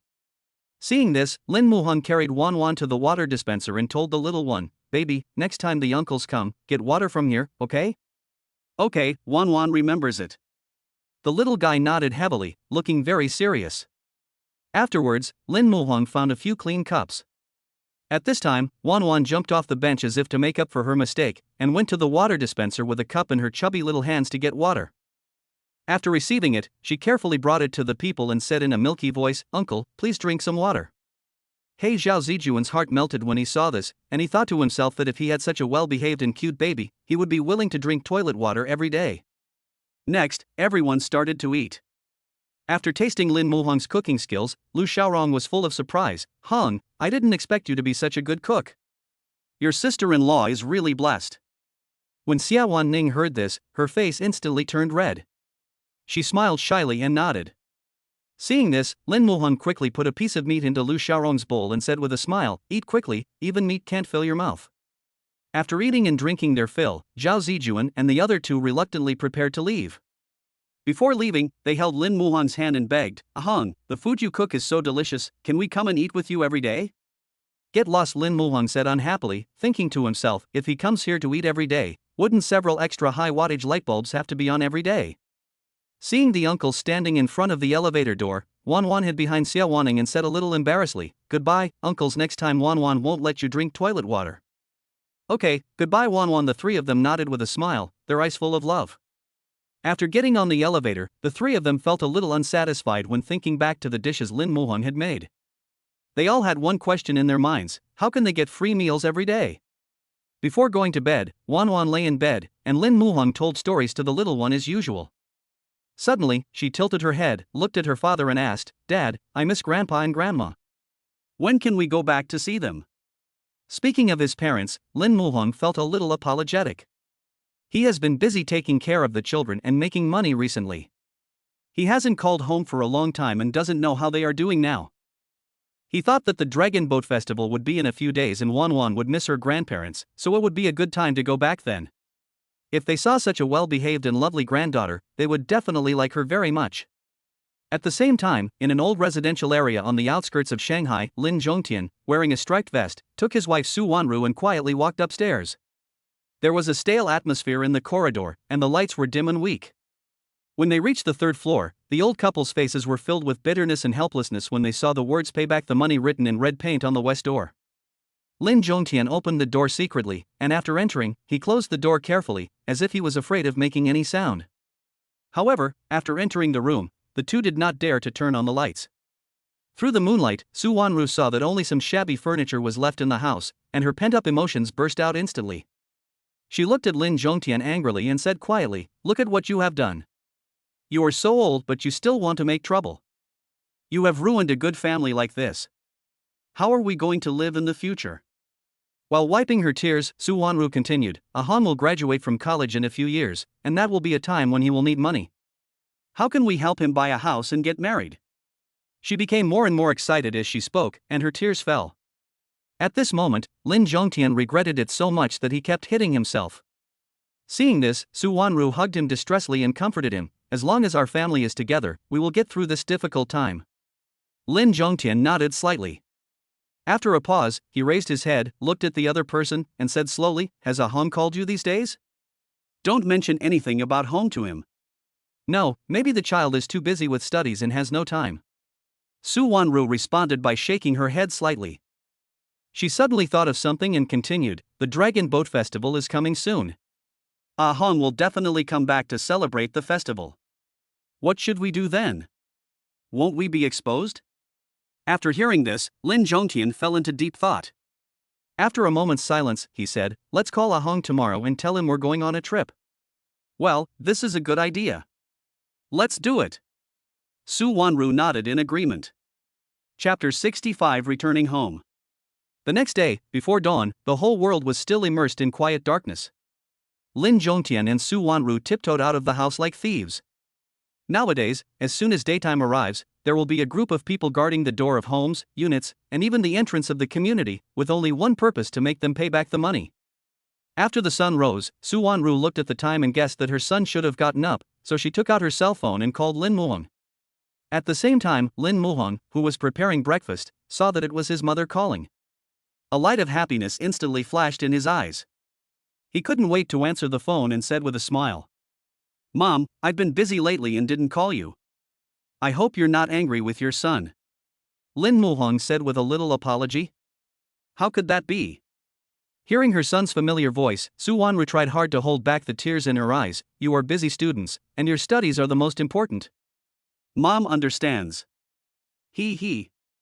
Lin Muhong smiled innocently, and then continued, "Mom, I will go home during the Dragon Boat Festival, and I will have a surprise for you then." "No." Hearing this, Su Wanru refused flatly. When Lin Muhong heard this, he immediately smelled something strange in his heart. "Mom, don't you always hope that I can go home more often to accompany you? Why didn't you let me go back for the Dragon Boat Festival this time? Did something happen at home?" he said worriedly. No. Su Wanru was afraid that her son would think too much, so she smiled awkwardly and replied, "Everything is fine at home. Your dad and I have signed up for a tour group for the Dragon Boat Festival and are planning to go out and play for 2 days. Do you really want to disturb our time alone? Your dad and I don't want you." Su Wanru said this in a relaxed manner, but there was a slight tremor in her voice. After hearing this, Lin Muhong frowned tightly. "Are you telling the truth?" "Of course it's true. We'll leave this afternoon." Su Wanru nodded, trying to make her voice sound normal, hoping her son would not notice anything unusual. Lin Muhong heard this. Although he was a little helpless, he still nodded. "Okay, then you and my dad have fun. Remember to send me the information of the tour group. There are a lot of rip-offs these days. I can help you check whether it is legitimate or not." "Okay." Su Wanru responded softly. After hanging up the phone, Su Wanru couldn't hold back any longer and cried into Lin Zhongtian's arms, "Old Lin, I miss our son." Hearing this, tears welled up in Lin Zhongtian's eyes. He patted Su Wanru's back gently and comforted her. "When we're done, let's take our son home." After that, Lin Zhongtian looked at his phone and said, "The person we met is almost here, let's go check it out." After hanging up the phone, Lin Muhong felt more and more that something was wrong, especially since he seemed to hear sobbing sounds when he was on the phone just now. Moreover, he always had a bad feeling in his heart. Could it be that something really happened at home? Lin Muhong's suspicions grew stronger and stronger, especially when he saw the photos of the tour group sent by his mother. He became more certain of his guess. "I saw that the date of the tour group in the photo had passed. My mom must have been worried about me and found a picture to send to me. The date was written at the bottom, but I probably didn't notice it because I was careless." Seeing this, Lin Muhong thought that he must go home. At this time, the bedroom door opened, and Wan Wan, wearing a pretty little skirt, walked over with cheerful steps. She threw herself into Lin Muhang's arms and said in a baby voice, "Dad, Mom and I are ready, let's go to the amusement park." Looking at Wan Wan's excited eyes, Lin Muhang frowned, his heart full of guilt. He bent down and said apologetically, "Wan Wan, I'm sorry, Dad is going to break his promise this time." He patiently explained, "Something may have happened in our hometown. Dad has to go back to see Grandpa and Grandma now. Dad will take you to the amusement park after we deal with it, okay?" After hearing this, Wan Wan's excited face dimmed instantly, but she quickly adjusted her mood, nodded obediently, and said in a baby voice, "It's okay, Dad has something to do." Wan Wan can understand, then wait until Dad is done with his work and then take Wan Wan with him. At that time, Xiawan Ning looked at Lin Muhang worriedly and asked, "What happened in your family? Is there anything I can do to help?" Lin Muhang shook his head. "I don't know. My parents might be afraid that I would worry and they dare not tell me." Then, he turned his gaze to Wan Wan and said softly, "Wan Wan will need you to take care of her for the next few days. Thank you for your help. It's okay, you can go with peace of mind. I will take good care of Wan Wan," Xiawan Ning said gently. After all, Wan Wan was also her daughter. Afterwards, Lin Muhang simply went back to his room to pack up, then picked up his small bag and prepared to go out. At this time, Wan Wan suddenly caught up with him and grabbed his thigh tightly without letting go. She looked up at Lin Muhang with her big round eyes full of expectation and said, "Dad, Wan Wan also wants to go back with you. I miss Grandpa and Grandma." Looking at the little guy's expectant eyes, Lin Muhang felt very conflicted. He was afraid that something might happen at home and he would not be able to take care of Wan Wan, but he really didn't want to refuse the little girl's request. Seeing this, Xiawan Ning bit her lip and finally said, "I don't have classes these 2 days, how about Wan Wan and I accompany you home?" Fearing that the other party might think too much, she added, "I don't mean anything else. Wan Wan wants to see Grandpa and Grandma, and I don't want her to be disappointed." When Lin Muhang heard this, his heart warmed and he was very grateful. After a while, the mother and daughter simply packed their clothes and came out of the room, and then the family of 3 went out. Because he was worried about things at home, Lin Muhang tried to speed up the car while ensuring safety. His home is in the suburbs of Shanghai, and it takes about 2.5 hours to drive there from school. Seeing Lin Muhang's anxious look, Xiawan Ning comforted him, "Don't worry, maybe nothing happened at home." "Yeah," Lin Muhang responded softly. "If that was the case, it would be great." Soon, the 2.5-hour drive ended, and Lin Muhang arrived at the gate of the community in just 2 hours. At this time, there were many people gathered at the entrance of the community, and most of them were strangers. Looking at the landing pole in the community, Lin Muhang rang a beep, and soon a man came out and asked, "Whose car is this going to?" "Building 5, Unit 1, 302, Lin Zhongtian." Hearing this, the people gathered at the gate of the community instantly surrounded Lin Muhang's car. The leader was wearing a white t-shirt and his arms were covered with tattoos. He came to the driver's side, knocked on the car window impatiently, and said viciously, "Boy, get out of the car quickly." Chapter 66. Don't worry, I won't run away. Inside the car, Wan Wan was sitting quietly in her seat. She saw through the window that a lot of people had surrounded the car outside. The little guy couldn't help but snuggle into Xiawan Ning's arms, his tiny body trembling slightly, and she asked in a crying voice, "Mom, what are these people doing? Wan Wan is so scared." Wan Wan's little face turned pale with fright, her eyes were full of terror, and her chubby little hands tightly grasped the corner of Xiawan Ning's clothes. Xiawan Ning felt distressed when she saw her daughter's frightened look. She gently patted Wan Wan's back and comforted her, "Don't be afraid, Wan Wan. Mom will be by your side to protect you." After saying that, she gently buried Wan Wan's head in her arms, using her body to block the view outside the car, so that Wan Wan could not see the people outside. At this moment, Lin Muhang was sitting in the driver's seat. Without anyone telling him, he had already sensed from the tense atmosphere around him and the expressions of those people that something major had happened at home. His brows were furrowed, his eyes were full of confusion, and he kept thinking in his heart, "My parents are just ordinary workers, and they are honest people on weekdays. Why would these people come to our house? The most urgent thing is to understand the situation first so that we can know what happened at home." Lin Muhang took a deep breath and tried to calm himself down. Then he turned his head to look at Xiawan Ning and Wan Wan behind him and said, "I'll get off the car to take a look. You and Wan Wan stay in the car. No matter what happens, don't get off." Xiawan Ning was filled with worry when she heard this. She replied anxiously, "Be careful." Lin Muhang nodded, gave Xiawan Ning a reassuring look, and then got out of the car. Afraid that these people would cause trouble for the mother and daughter, he quickly locked the door after getting out of the car.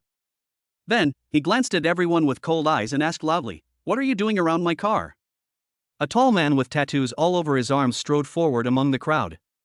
He glanced back and forth at Lin Muhong, with a meaningful smile on his face. "I heard that Lin Zhongtian has a son who is in college, that must be you." After a moment, the man with tattoos turned to everyone and said with a smile on his face, "Everyone, this is Lin Zhongtian's son." When everyone heard this, a light flashed in their eyes. Then, the tattooed man's eyes sparkled with excitement. "If I can't stop your parents, I can stop you. As long as you are here, I don't believe they can hide forever." "What did my parents do to you?" Lin Muhong's face was full of worry. He stared at the man with tattoos, trying to catch some clues from his expression. "Boy, you are still in the dark." The man with tattoos sneered and responded fiercely, "Your parents owe the workers wages, and we are here today to seek an explanation." As soon as these words came out, the people around him immediately exploded. Their faces were full of anger, and they all echoed, "We haven't received our salary for several months. How can we live like this? If you don't pay us today, we won't leave." A short, dark-skinned man shouted at the top of his voice. "Yes, we're not leaving." Others followed suit, and the scene became noisy and bustling. Looking at the indignation of the crowd, Lin Muhong was full of doubts. He kept thinking, how could his parents, who are ordinary office workers, have the money to open a factory? What was going on? Thinking of this, a bold guess suddenly popped up in his mind. Could it be that my parents are actually hidden wealthy people, and they have been pretending to be ordinary people in order to cultivate me, and I am actually a rich second generation or a family heir? But as soon as this idea came up, he rejected it. After all, his parents lived a very frugal life and didn't look like rich people at all. Before Lin Muhong could continue thinking, a burst of urgent horn sounds suddenly came from behind him. It turned out that his car was blocking the entrance to the community, which had caused dissatisfaction among the car owners behind him. The car owners who were stuck behind kept honking their horns, their faces full of anxiety and anger, and they kept cursing. In order to clarify the whole story, Lin Muhong showed a sincere look and said solemnly, "It's not a big deal to be stuck here. I'll drive the car in and we can talk inside." As soon as Lin Muhong finished speaking, a thin man wearing glasses stood up next to the man with tattoos. He was wearing a wrinkled shirt, his hair was messy, and he looked very unkempt. He pushed his glasses up nonchalantly and said, "It's blocked behind, so what? It's none of my business. If you run away, who are we going to ask for money? Brothers, we can't let him drive away with this car."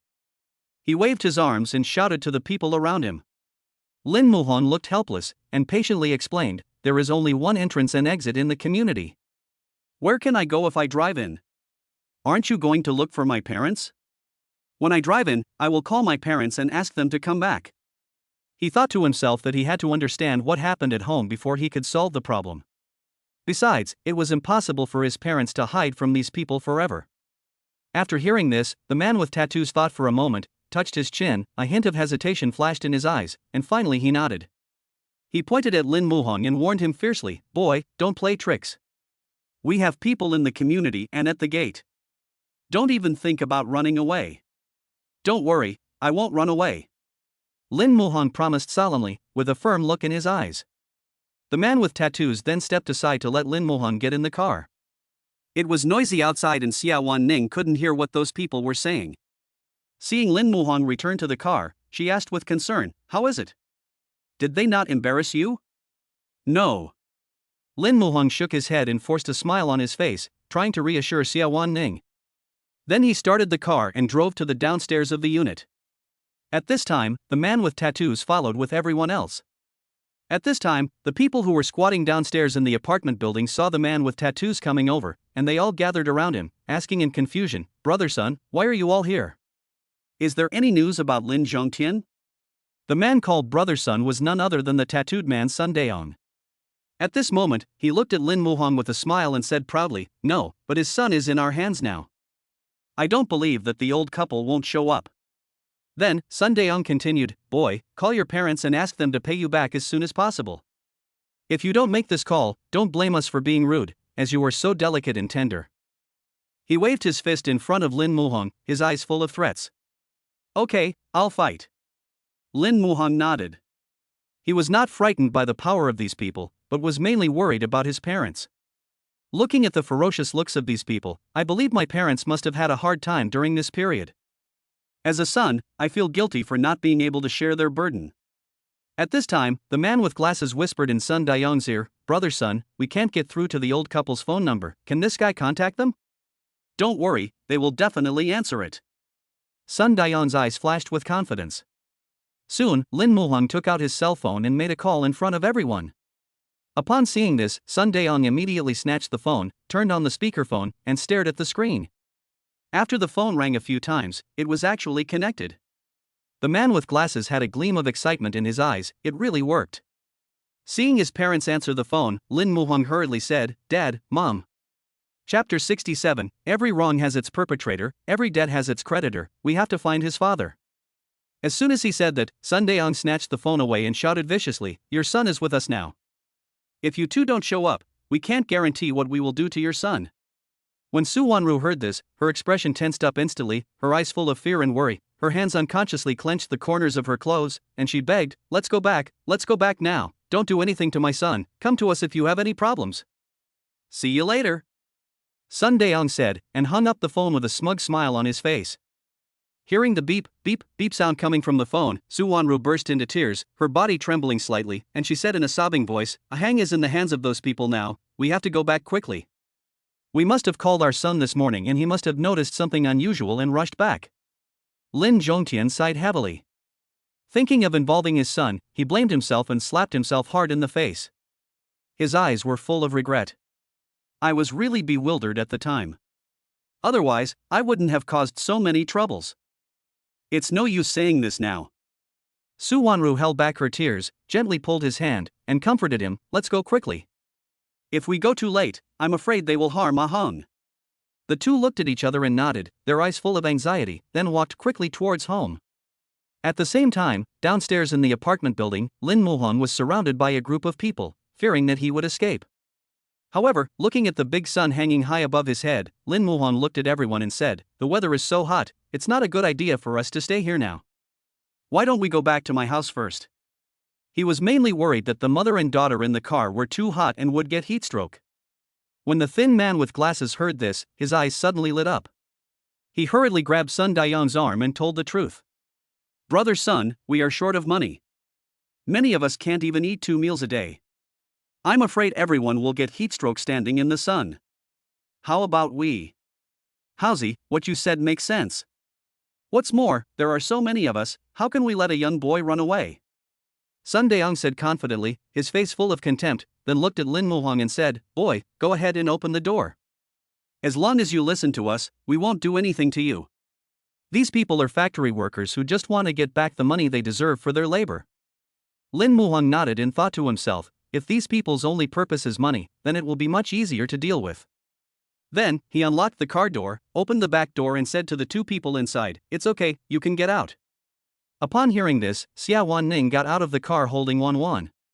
Seeing that there were still so many people around them, the little one buried her head in her mother's arms in fear, her body trembling slightly. Let's go back to my house," Lin Muhang said softly, following the mother and daughter, and Sun Dayong and others also went upstairs. When he opened the door and saw the scene inside the house, Lin Muhang's heart sank suddenly. The house was empty, with only those worn-out sofas left. The valuables had long been taken away. "I guess these people were the ones who did it. Everything was fine the last time I went home, but now everything has changed." Such a big thing happened at home, but as a son, he was completely unaware of it. Lin Muhang felt full of guilt and secretly blamed himself. If I had called more often, would I have found out earlier? After entering the house, Lin Muhang led Xiawan and the other person to his room. He said seriously, "You stay in the room with Wan Wan. Don't come out if you hear any noise. Got it?" "Yeah." Xiawan Ning nodded, her eyes full of worry, and at the same time she warned him worriedly, "Be careful." "Got it." Lin Muhang forced a smile, nodded, then turned and walked out of the room. The door was closed. Wan Wan sat on the bed, her eyes full of worry. She said in a baby voice, "Mom, those uncles look so fierce. Will Dad be in trouble?" When Xiawan Ning heard this, her expression tensed up instantly, but she still pretended to be calm and comforted Wan Wan. "Dad is so powerful, he will be fine." "Yeah." Wan Wan nodded vigorously. In her opinion, her father was an omnipotent hero. However, the little guy immediately added, if daddy is bullied, Wan Wan will definitely rush up to protect daddy and mommy. Wan Wan's chubby little face was full of seriousness. Xiawan Ning looked at her with a gentle smile on her face, feeling warm in her heart. Well, our Wan Wan is a little adult now. She knows how to protect her dad and mom. That's great. Wan Wan grinned, then sat on the bed happily. She took off the small school bag she was carrying, then took out the painting book and began to read it carefully. This little guy seems to have a natural love for learning and he immerses himself in a book once he picks it up.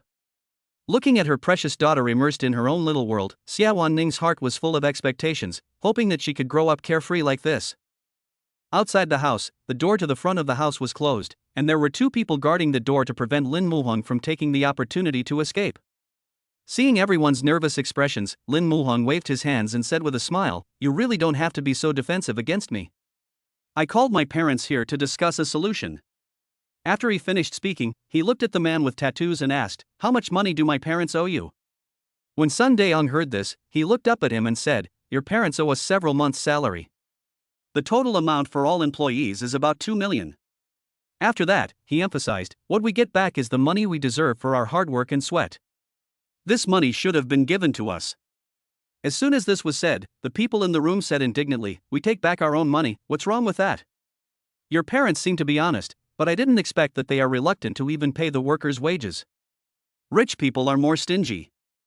I didn't expect that a big boss like yours would still live in such a shabby place. Who are you pretending to be? If my family wasn't really broke, who would want to spend every day at your house? Anyway, you have to take the money today, or my wife will divorce me." A thin man wearing glasses came up to Lin Muhong and spoke excitedly. If Sun Daeong hadn't stopped him, he would have attacked Lin Muhong. "Howsy, every wrong has its perpetrator, every debt has its creditor, you have to find his father about this matter," Sun Daeong said, pulling Zhou Changhao to sit aside. After hearing what everyone said, although Lin Muhong had some doubts in his heart, he also expressed his understanding. However, he found it hard to believe that his family could afford to support so many workers. And his parents were definitely not the kind of people often described in novels, pretending to be poor but actually being rich. Lin Muhong firmly believed that there must be some hidden story behind this, and everything would be clear as long as his parents came back. Chapter 68, Son, Don't Blame Dad for Being Cruel. Since learning that the investment was a scam, the old couple Lin Zhongtian and Su Wanru quietly went out before dawn every day, sat in the park all day, and only dared to return home cautiously until late at night. After receiving a call from their son, the old couple hurried over from the park and soon arrived at the gate of the community. At this time, at the gate of the community, 2 men were smoking and staring at the entrance. One of them, with hair dyed a dazzling yellow and a slightly plump figure, impatiently patted the person next to him when he saw the familiar figure and shouted, "Old Zhang, look, is that Lin Zhongtian and his wife?" Upon hearing this, Zhang Dehua immediately looked in the direction he was looking at. A hint of excitement flashed in his eyes, and he nodded to confirm, "Yes, it's them. This old guy has kept us waiting for so long." The yellow-haired man put out his cigarette, exhaled a puff of smoke, and said with a smug smile, "Hurry up and call brother Sun and tell him that Lin Zhongtian is back." The 2 men then followed Lin Zhongtian and his wife so that they could immediately intercept them if they found any signs of escaping. At that time, Lin Zhongtian and Su Wanru walked hurriedly, their hearts full of worry about their son, and soon arrived at the door of their home. As soon as he opened the door, he was roughly pulled in by the people waiting at the door. After entering the room, Su Wanru quickly scanned the house and finally found her son by the window. Seeing that Lin Muhong was safe and sound, the heavy stone in her heart finally fell to the ground, and her eyes couldn't help but redden. When Lin Muhong saw his parents returning, he wanted to go forward anxiously, but was coldly stopped by Sun Daeong. Sun Daeong raised a sinister smile and said coldly, "Now that your parents are back, we should have a good discussion with them." After saying that, Sun Daeong glanced at Lin Muhong with disdain and continued, "You little brat, stay away, you have nothing to do here." Zhou Changhao was even more rude. He pushed Lin Muhong away with a look of contempt in his eyes. Seeing this, Lin Zhongtian thought they were going to harm his son, and begged hurriedly, "Don't touch my son, come to me if you have any problem." Sun Daeong sneered and said slowly, "We came here today for only one purpose, to get back the money we deserve."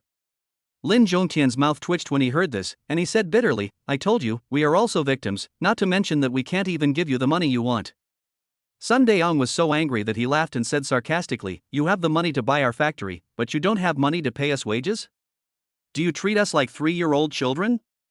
If you can't come up with the money today, don't blame us for being rude to your son. Seeing this, Lin Zhongtian waved his hands hastily, his eyes full of pleading, don't do anything to my son. This is my fault. I will sell my liver and kidneys to pay you back. Please don't touch my son. Sun Dayong's mouth twitched. He was also a father and knew that children were the lifeblood of their parents, but for the sake of his child, he had no choice. Lin Muhang felt heartbroken when he saw his father begging for mercy in order to keep him out of the matter. He stood up and said firmly, my father owes you money, I will pay it back, don't embarrass my parents. Ah Hung, what nonsense are you talking about? If you dare to talk nonsense again, I will kick you out of the house. Lin Zhongtian's eyes widened with anger when he heard this. He really didn't want his son to ruin his life because of his affairs. He looked at his son with an apologetic look on his face, as if to say, son, don't blame dad for being cruel, I just want you to be well. Sun Dayong felt mixed emotions when he saw this scene. How pitiful are the parents in the world. As a parent, he naturally understood Lin Zhongtian's feelings, but thinking that his child was still waiting for money to save his life, he could only harden his heart and said coldly, today, you must give an explanation, otherwise, don't blame us for being rude. At this moment, Su Wanru also hurriedly agreed, my old man is right. As long as you are willing to let my son go, we will return the money to you even if we have to sell our blood or kidneys. If you don't believe me, we can go to the hospital right now and give you all the money from the sale. To be honest, everyone present couldn't help but be moved after hearing these words. However, everyone has different positions. If they don't get their hard-earned money back, their lives will probably fall apart. Therefore, both groups of people are actually not at fault. If anyone should be blamed, blame the person who set up the trap. Hearing his parents' words, Lin Muhang's eyes were filled with heartache. As their son, how dare he abandon them? He looked at everyone with a firm tone and said, I have money, I can pay you back, just talk to me. Boy, your parents owe a lot of money, do you really dare to accept it? Sun Dayon looked at Lin Muhang with admiration. He didn't expect that this boy was so responsible. Lin Muhang nodded and said fearlessly, as long as you can prove that the money should be paid by my parents, I agree to pay it back, and it will be in my account today. When the workers in the room heard this, their eyes sparkled with surprise. If they could really get the money today, they would be able to give an explanation to their families when they return. At this time, Zhou Changhao approached Sun Daong and whispered, Brother Sun, didn't this kid just go to college? How could he have the money to pay back? Is he cheating us? Hearing this, Su Wanru and Lin Zhongtian were both filled with disbelief. Lin Zhongtian, in particular, was worried that his son would have to borrow various loan sharks and online loans in order to pay off his debts. If that happened, his son's life would be ruined. So he looked at everyone and said sincerely, my son just started college, where does he get so much money? Don't you want money? I'll contact the agent now to sell this house. I'll return it to you as soon as the money comes in.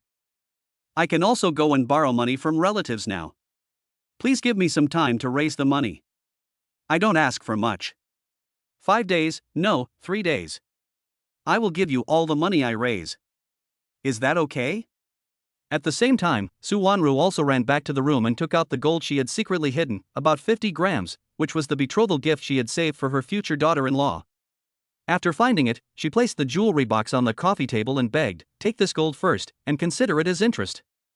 We will find a way to collect the money in the next few days. If you're worried, you can send someone to watch us. We definitely won't sneak away. Seeing that Sun Daong and his group were somewhat moved, Su Wanru quickly looked at her son and said, why don't you go back to school quickly? We don't need you here. Hearing this, Lin Muhang said firmly, I won't leave. Then, he put away the jewelry box on the table and put it in his arms, then he looked at Sun Daong and said, I know you don't believe me. Come and see something, and you will know whether I have the ability to negotiate with you. Oh? Sun Daong was very surprised when he heard this. He muttered to himself, could it be that this kid really has the ability to repay it? Chapter 69 I didn't do anything. Sun Daong walked towards Lin Muhang with doubt. Zhou Changhao saw this and quickly reached out to grab Sun Daong's arm. He said with a worried look on his face, Boss, this kid might have bad intentions. We have to be careful.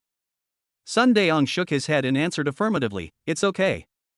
Then, he strode towards Lin Muhang. Seeing Sun Daong approaching, Lin Muhang's mouth curled up slightly.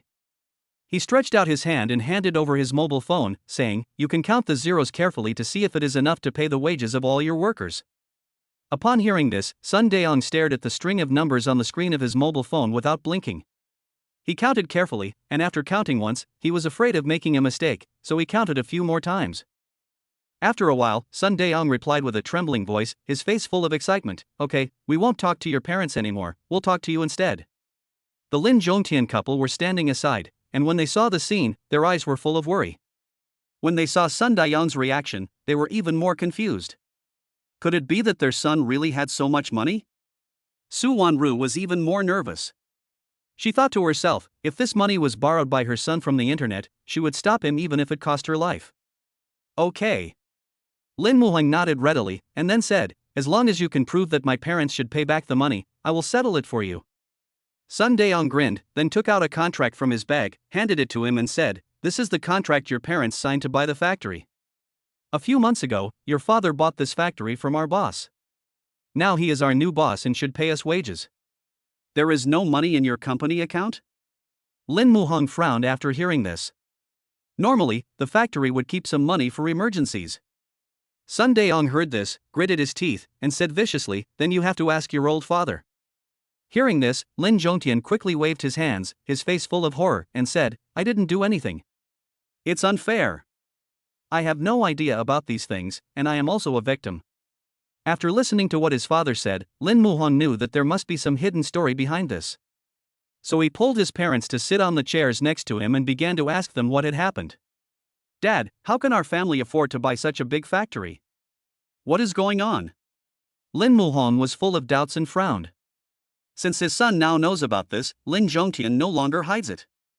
He slapped his thigh, sighed deeply, and said, oh, it's all my fault for being bewitched and listening to slander. Then he continued, our land was expropriated by the state, and we received a compensation of about 10 million yuan.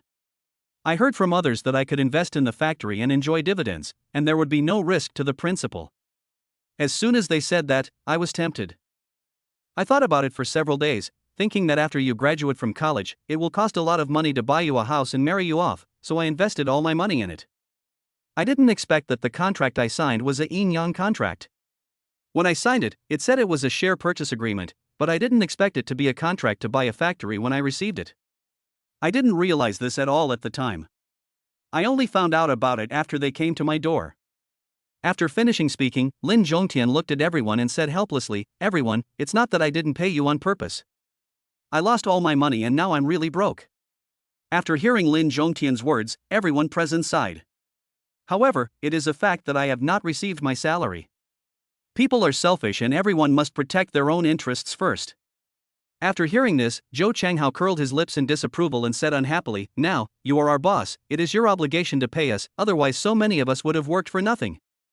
Upon hearing this, Sun Daeong turned around and gave Zhou Changhao a stern warning, then looked at Lin Muhang and said, now that everything is clear, you can pay me now. At the same time, a crisp system prompt sound suddenly rang in Lin Muhang's mind. Ding! The system detects that the host is facing difficulties, and specially issues a task, take over the factory and reward electric tricycle three-wheeled vehicle advanced manufacturing technology. Hearing the task prompt issued by the system, Lin Muhang couldn't help but frown, thinking to himself, is the system asking me to take over this mess? However, he changed his mind and decided that whether the workers accepted it or not, the problem had to be properly solved, otherwise they would never give up. Lin Muhang turned to look at his father, Lin Zhongtian, and said, Dad, find the contract you signed earlier so I can see it. After all, more than 2 million is not a small amount of money, and he doesn't want to be the sucker for no reason. Only if the law determines that the money should be paid by him will he bear it without hesitation. The contract was quickly found. After carefully reviewing it, Lin Muhang took a photo of the contract and sent it to Hu Lili. Because the publishing house is involved in copyright issues, they have been maintaining a cooperative relationship with a law firm. Not long after, Hu Lili sent a reply, Mr. Lin, there is no problem with the contract. Lin Zhongtian does need to bear the workers' wages. After Lin Muhang learned the result, he understood it in his heart. He then looked at all the workers and solemnly promised, I will pay your wages today. As soon as he finished speaking, he turned his gaze to Sun Daeong and asked, what position do you hold in the factory? Do they all listen to you? Hearing that he would get his salary today, Sun Daeong's eyes sparkled with excitement and he quickly replied, I am the general manager of the factory and they are all my subordinates. Hearing this, Lin Muhang nodded and said, okay, ask them to bring the payroll over, and I will pay them according to the actual situation.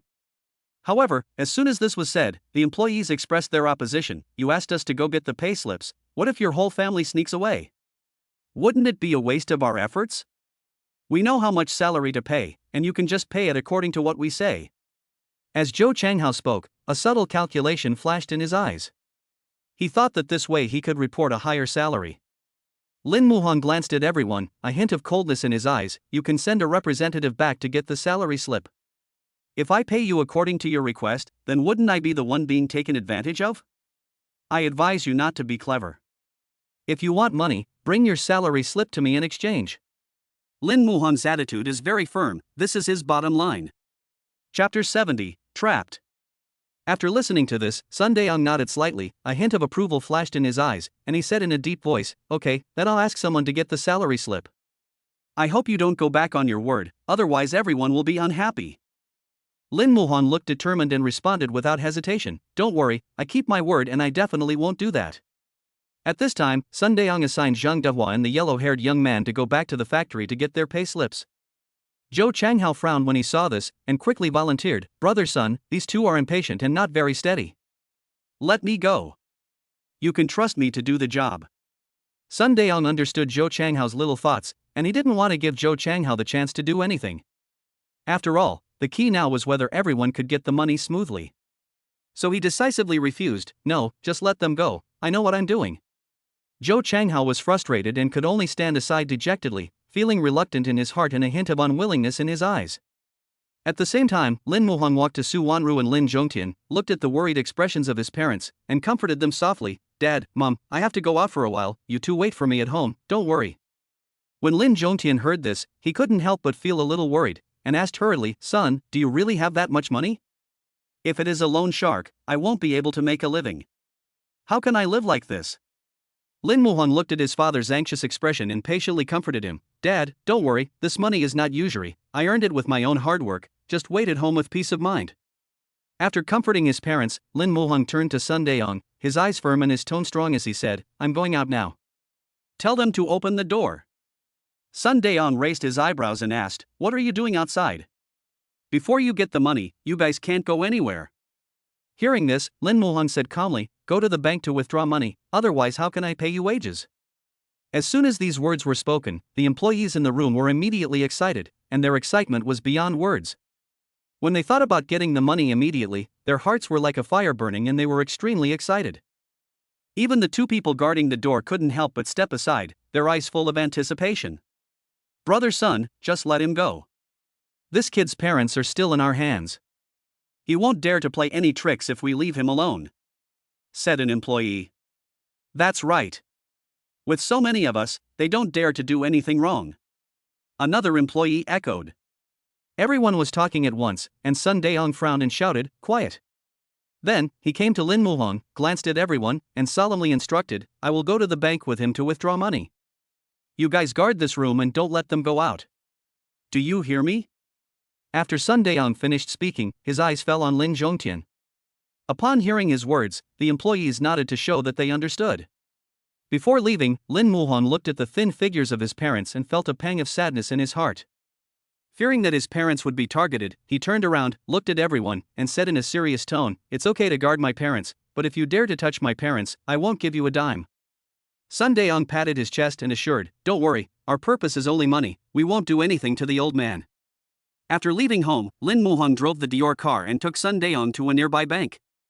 Along the way, Sun Daong stared at Lin Muhang closely, his eyes full of vigilance. In less than 15 minutes, the two men appeared at the door of the bank. Lin Muhang took a number and sat down aside. On the surface he looked calm, but his mind was busy as he was thinking about his father. Lin Muhang knew clearly that this was definitely a setup by someone else, and it must have something to do with the people around him.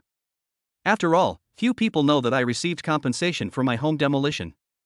Besides, my parents are honest and decent people. They have never had a quarrel with anyone in their lives. How could they offend anyone?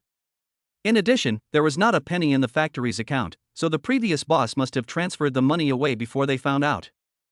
Lin Muhang couldn't help but sigh in his heart. The current factory is like a hot potato, but the system still wants him to take over. What on earth is the system thinking? In order to further explore the ins and outs of the matter, Lin Muhang turned his head to look at Sun Daong and asked, "What was the name of your factory's previous boss? Also, how did the contract come into your hands?" Seeing that the other party agreed to pay back the money, Sun Daong thought that the other party should know something about the factory, so he began to tell him about it. "Our previous boss was called Ren Dajin, and he wasn't from our area, but I couldn't tell where he was from based on his accent." Sun Daong scratched his head and continued, "I am just an employee. The boss pays me and I work. In the beginning, my salary was paid on time. But this time, several months had passed and we still hadn't received our salary, so we went to look for him at his previous residence. He simply threw the contract to us and told us to find a new boss. Only then did we know that the factory had changed. Moreover, he was not surprised at all to see us coming, as if he had been waiting for us there in advance." Sun Daong expressed his feelings truthfully. When Lin Muhang heard this, his brows instantly frowned, and he thought to himself, "It seems that there really is an elaborate scheme behind this." Soon, it was his turn to withdraw money. Lin Muhang carried a large sack and methodically put the stacks of money handed to him by the teller into the bag. People around him saw him stuffing bundles of money into his bag, their eyes full of envy, and they all thought to themselves how great it would be if they could have so much money.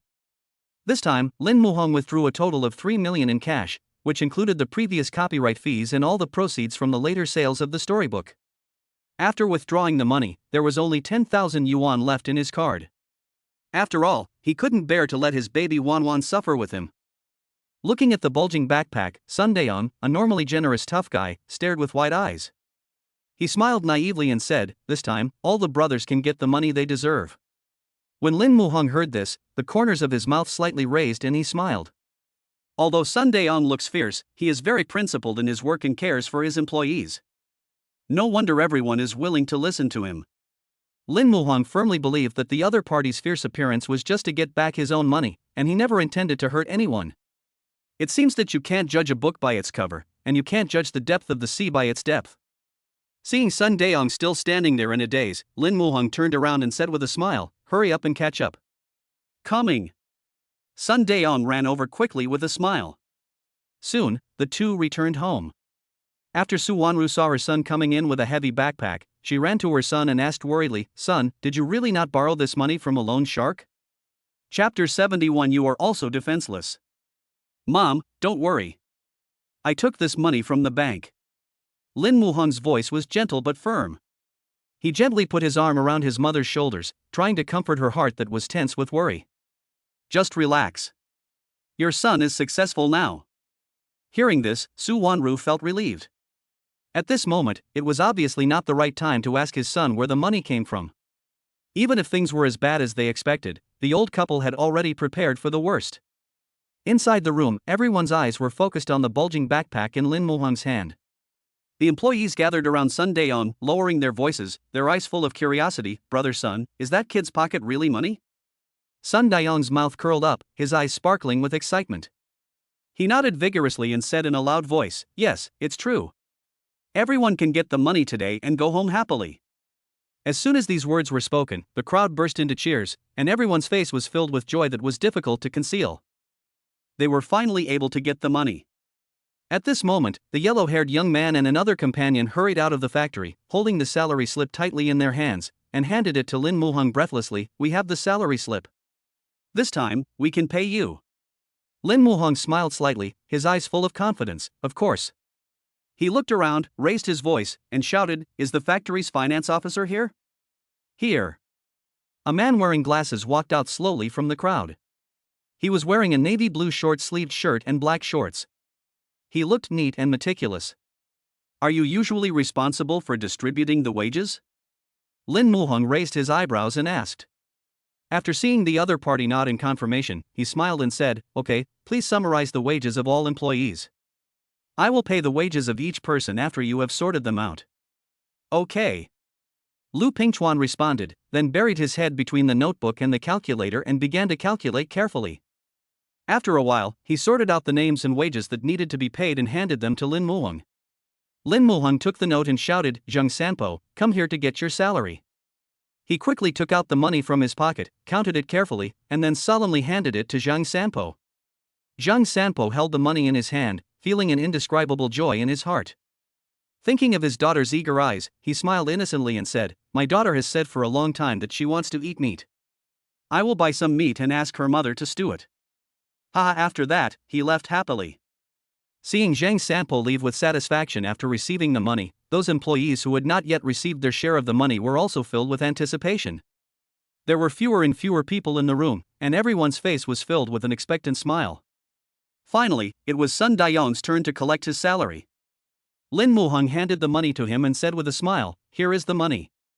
In addition, I plan to take over this factory and want you to continue to be the general manager. Are you willing? You want me to continue coming to work?" Sun Dayong whitened his eyes, as if he couldn't believe his ears. He rubbed his head and said a little embarrassedly, "After I treated you like this, are you still willing to hire me?" "Yeah." Lin Muhong nodded, patted his shoulder and said, "I know you are cold-faced but kind-hearted, and you are a trustworthy person, so are you willing to come and work for me?" "Yes, I do." Sun Dayong nodded quickly. After all, it is not easy to find a job these days, not to mention that his daughter needs money to save her life. Hearing this, Lin Muhong was overjoyed. He continued, "Then please help me contact the previous employees. Anyone who wants to work can come and work." "No problem." Sun Dayong agreed readily. After the two talked about some things about the factory, he left with satisfaction. At that time, there were only 3 people in the living room, and the room was unusually quiet. Su Wanru couldn't hold back the impulse in her heart, and pulled Lin Muhong to her side, her eyes full of concern and worry. "Son, where did you get so much money? Tell me the truth, did you get this money from a legitimate source?"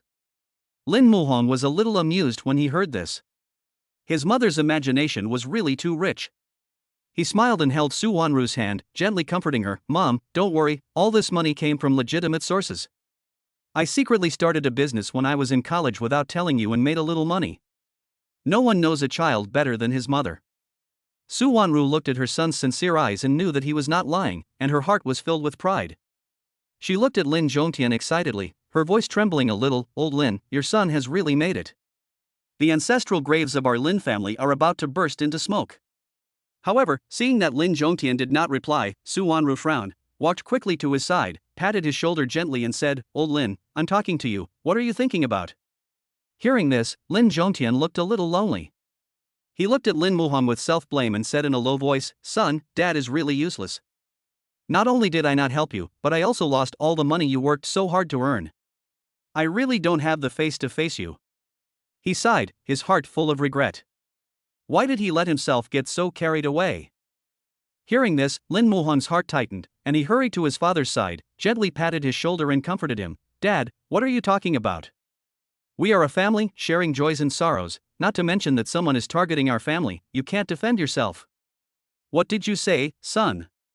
Is someone targeting our family?" Upon hearing this, Lin Zhongtian suddenly raised his head, his eyes full of confusion. He did not quite understand what his son said. Su Wanru was also very surprised when she heard this, and hurried over to ask, "Ahung, you said that all of this was planned by someone?" "Well, that should be the case." Lin Muhong nodded, his expression became serious, and then he looked at the two and asked, "Who knows about the compensation our family received? Why didn't you tell me about this?" Lin Zhongtian's mouth twitched when he heard this, and he answered awkwardly, "Your mother and I were afraid that you would stop working hard after you knew that our family suddenly had such a large sum of money, so we didn't tell you." After hearing this, Lin Muhong was speechless. In this situation, he really wanted to hum a song. "Listen to me, thank you, because of you. Who did you tell about this?" he continued to ask. Lin Zhongtian thought for a moment, frowning. This land was handled by the village, and there should be many people who know about it. I am not sure who knows about it. Then this matter will not be so easy to investigate. Lin Muhong pursed his lips and sighed, but secretly swore in his heart that he must find out the mastermind behind the scenes. Anyway, no matter who it is, since they set up such a big trap for their family, they will definitely have to give the other party a big gift as a token of gratitude after finding out the truth. Chapter 72. Grandpa, Grandma, Wan Wan misses you so much. Recalling the conversation between her son and Sun Dayong, Su Wanru was filled with worry. She asked softly, "Ahong, from what you said just now, do you really intend to take over that factory? Can you do it at such a young age?" "I think we should sell the factory if it can be sold." After this incident, Lin Zhongtian was still in shock. He quickly agreed, "Son, it's not that your parents don't believe in you, but opening a factory is really not an easy thing. Now, your mother and I can't stand any more blows. We just hope that you can live a healthy and happy life. We don't ask for great wealth, but for food and clothing." Hearing this, Lin Muhong felt a warm feeling in his heart. He listened carefully, knowing that his parents' concerns were all out of love for him. However, in order to uncover the culprit behind the scenes, find out the truth, and make money, he must face the challenge. He pretended to be relaxed and jokingly said, "Dad, Mom, I dare to do this because I have confidence in it. You can relax. I will definitely make the factory prosperous and make everyone envy you for having a good son." Seeing that their son had made up his mind, the old couple looked at each other and stopped trying to stop him. Su Wanru patted her son on the shoulder and said, "I don't need everyone to envy me. Mom just wants you to live a happy life." Lin Muhong felt warm at heart when he heard this. Parental love is selfless and great. Although the old couple do not think highly of their son's decision, as parents they will fully support their son if he needs anything. Now that this matter has come to an end, it's time to talk about other things. Lin Muhong looked at his parents on the sofa, whose faces suddenly changed, and began to lecture them. "Comrade Lao Lin and Comrade Lao Su, why didn't you tell me earlier about such a big thing happening at home? Am I still your son? Now I'm an adult and can stand on my own. If something like this happens again, I really won't come back." Lin Muhong deliberately emphasized his tone. He hoped that his parents would understand that no matter when and where, he would always be their most solid support. Although they were taught a lesson by their son, Lin Zhongtian and Su Wanru felt warm in their hearts. Their son was their greatest confidence. "Okay, we will follow your teachings." Looking at the mess at home, Lin Muhong took out 100,000 yuan from his pocket and put it on the table. "Take this money first. If it's not enough, tell me." That's enough." Lin Zhongtian nodded quickly, then took out 10,000 yuan and pushed the remaining money back to his son. "We'll just use this 10,000 yuan for emergencies. Don't worry, your mom and I still have jobs and we don't lack money." Lin Muhong shook his head helplessly and pushed another 40,000 yuan in front of the two people. "This money is not much, you must take it. Don't save money for me. I can earn it myself. Do you understand?" "Yes." Lin Zhongtian and his wife nodded. At this time, Lin Muhong took out a jewelry box from his arms and handed it to Su Wanru. "Mom, this gold is for you." She took it with a smile, her eyes full of anticipation. "I have to keep this. This is the gold jewelry I saved for my future daughter-in-law." When she thought about her son getting married and having children in the near future, she was filled with joy and anticipation. The sun was shining in inside the house, making it warm. The little guy had been on the car all the way, and he fell asleep soon after entering the house. The room seemed to have good soundproofing. Xiawan Ning didn't hear any noise in the living room at all. After a while, she fell into a deep sleep. At that time, Wan Wan sat up from the bed in a daze, rubbing her eyes with her chubby little hands. There was a rustling sound. Xiawan Ning looked up and saw Wan Wan wiping her eyes, as if she was sobbing. She quickly sat up, held Wan Wan in her arms, and asked softly, "Baby, what's wrong? Why are you crying?" Wan Wan hugged her mother's neck, pouted, and said, "Mom, I had a nightmare. I was so scared." "What's the dream? Can you tell Mom about it?" Xiawan Ning asked gently, trying to open the little guy's heart. Wan Wan nodded and pouted, saying, "I dreamed that Grandma was hit by a car. It looked like she was in so much pain." After that, she hurriedly said, "Wan Wan doesn't want Grandma to get hurt. Mom, this dream is so scary. I don't want such a dream." Xiawan Ning looked at Wan Wan seriously and comforted her, "Baby, dreams are the opposite of reality. Grandma is fine now and she won't be hurt." "Really?" Wan Wan asked seriously, blinking her big round eyes. "Of course it's true. Mommy wouldn't lie to Wan Wan." Xiawan Ning gently stroked the little girl's head, as if to dispel the haze in her heart. Hearing this, Wan Wan's brows relaxed and she even let out a long sigh, as if she had put this heavy dream aside. At this time, the little guy looked around the room and asked in a baby voice, "Mom, where's Dad? Are Grandpa and Grandma back?" Xiawan Ning frowned and couldn't help but worry about Lin Muhong. She had no idea what was happening outside, but she didn't hear any loud quarreling, so things shouldn't be as bad as she imagined. She got out of bed and leaned over to the door, but she could hear no sound from outside. Xiawan Ning couldn't help but wonder, logically speaking, the sound insulation of such an old house should be very poor, so how come there was no sound at all? She was really worried, so she came to Wan Wan and said, "Baby, you read a book here for a while, mommy will go out and take a look, okay?" "Ah. Where are you going, Mom?" Wan Wan was a little anxious. Thinking of those people, the little one couldn't help but hug her mother's arm tightly. "Mom, don't leave me alone. Wan Wan also wants to go with you." Seeing the little girl's nervous look, Xiawan Ning held her in her arms and said softly, "Okay, mommy will take you with me." After saying that, Wan Wan followed her mother, holding her mother's clothes, while Xiawan Ning gently opened the bolt on the door. After the door opened, there was a creaking sound, and Xiawan Ning's heart couldn't help but skip a beat. However, after hearing the noise, the people sitting on the sofa frowned and their eyes were full of confusion. Seeing this, Lin Muhang said with a smile, "Dad, Mom, there won't be any mice in our house, right?" "Maybe." Su Wanru nodded, then looked at Lin Zhongtian and complained, "I asked you to buy rat poison, but you always forget. Let's see if you can remember it this time." At this time, the two people at the door of the room heard the sound coming from the living room. There was no tense atmosphere, and Xiawan Ning's heart finally settled down. However, after hearing the sound, Wan Wan suddenly ran out from behind her mother and rushed straight to the living room. Seeing this, Xiawan Ning anxiously tried to grab the little girl, but Wan Wan ran so fast that she couldn't catch her. Hearing the sound of footsteps, the old couple Lin Zhongtian felt something was wrong. Lin Muhang then realized that he had overlooked something. He had been busy for the whole morning and had forgotten about his wife and children. At this time, Wan Wan had already come to the living room. Looking at the two people on the sofa, she ran over excitedly and called out sweetly, "Grandpa, Grandma, Wan Wan misses you so much." "Ha!" Looking at the little girl and the beautiful girl who suddenly appeared, the old couple's eyes were full of confusion. "Who are you?" Chapter 73, The granddaughter is my biological daughter-in-law, and the daughter-in-law is also my biological daughter. Xiawan Ning glanced around the living room and found that Lin Muhang and the two elderly people on the sofa had some similarities in their eyes and eyebrows. She immediately understood that they must be Wan Wan's grandparents. Somehow, she suddenly felt a sense of uneasiness, like an ugly daughter-in-law meeting her parents-in-law. Her cheeks felt slightly hot and a sense of shyness crept into her heart. When you come to someone else's home, you should greet the elders out of courtesy. Then, Xiawan Ning shyly raised her eyes to look at the old couple, her voice soft and a little shy. "Hello, uncle, hello, aunt." "Oh, okay." The old couple looked at the pretty girl in front of them and smiled from ear to ear, their smiles full of joy. Especially Su Wanru, she turned her head to look at Lin Muhang, pretending to be angry and said, "Ahang, what are you still standing there for?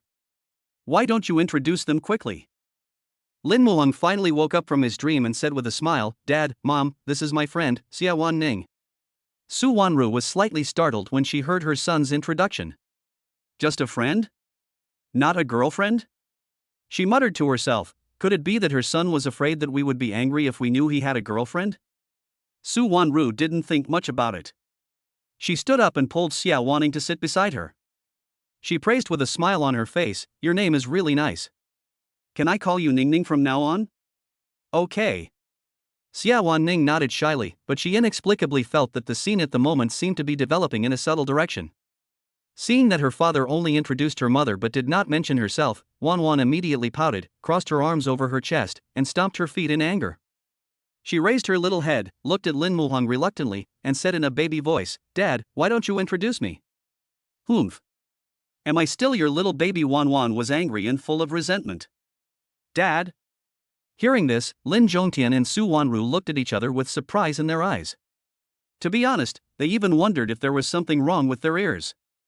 How could their son have a daughter this old?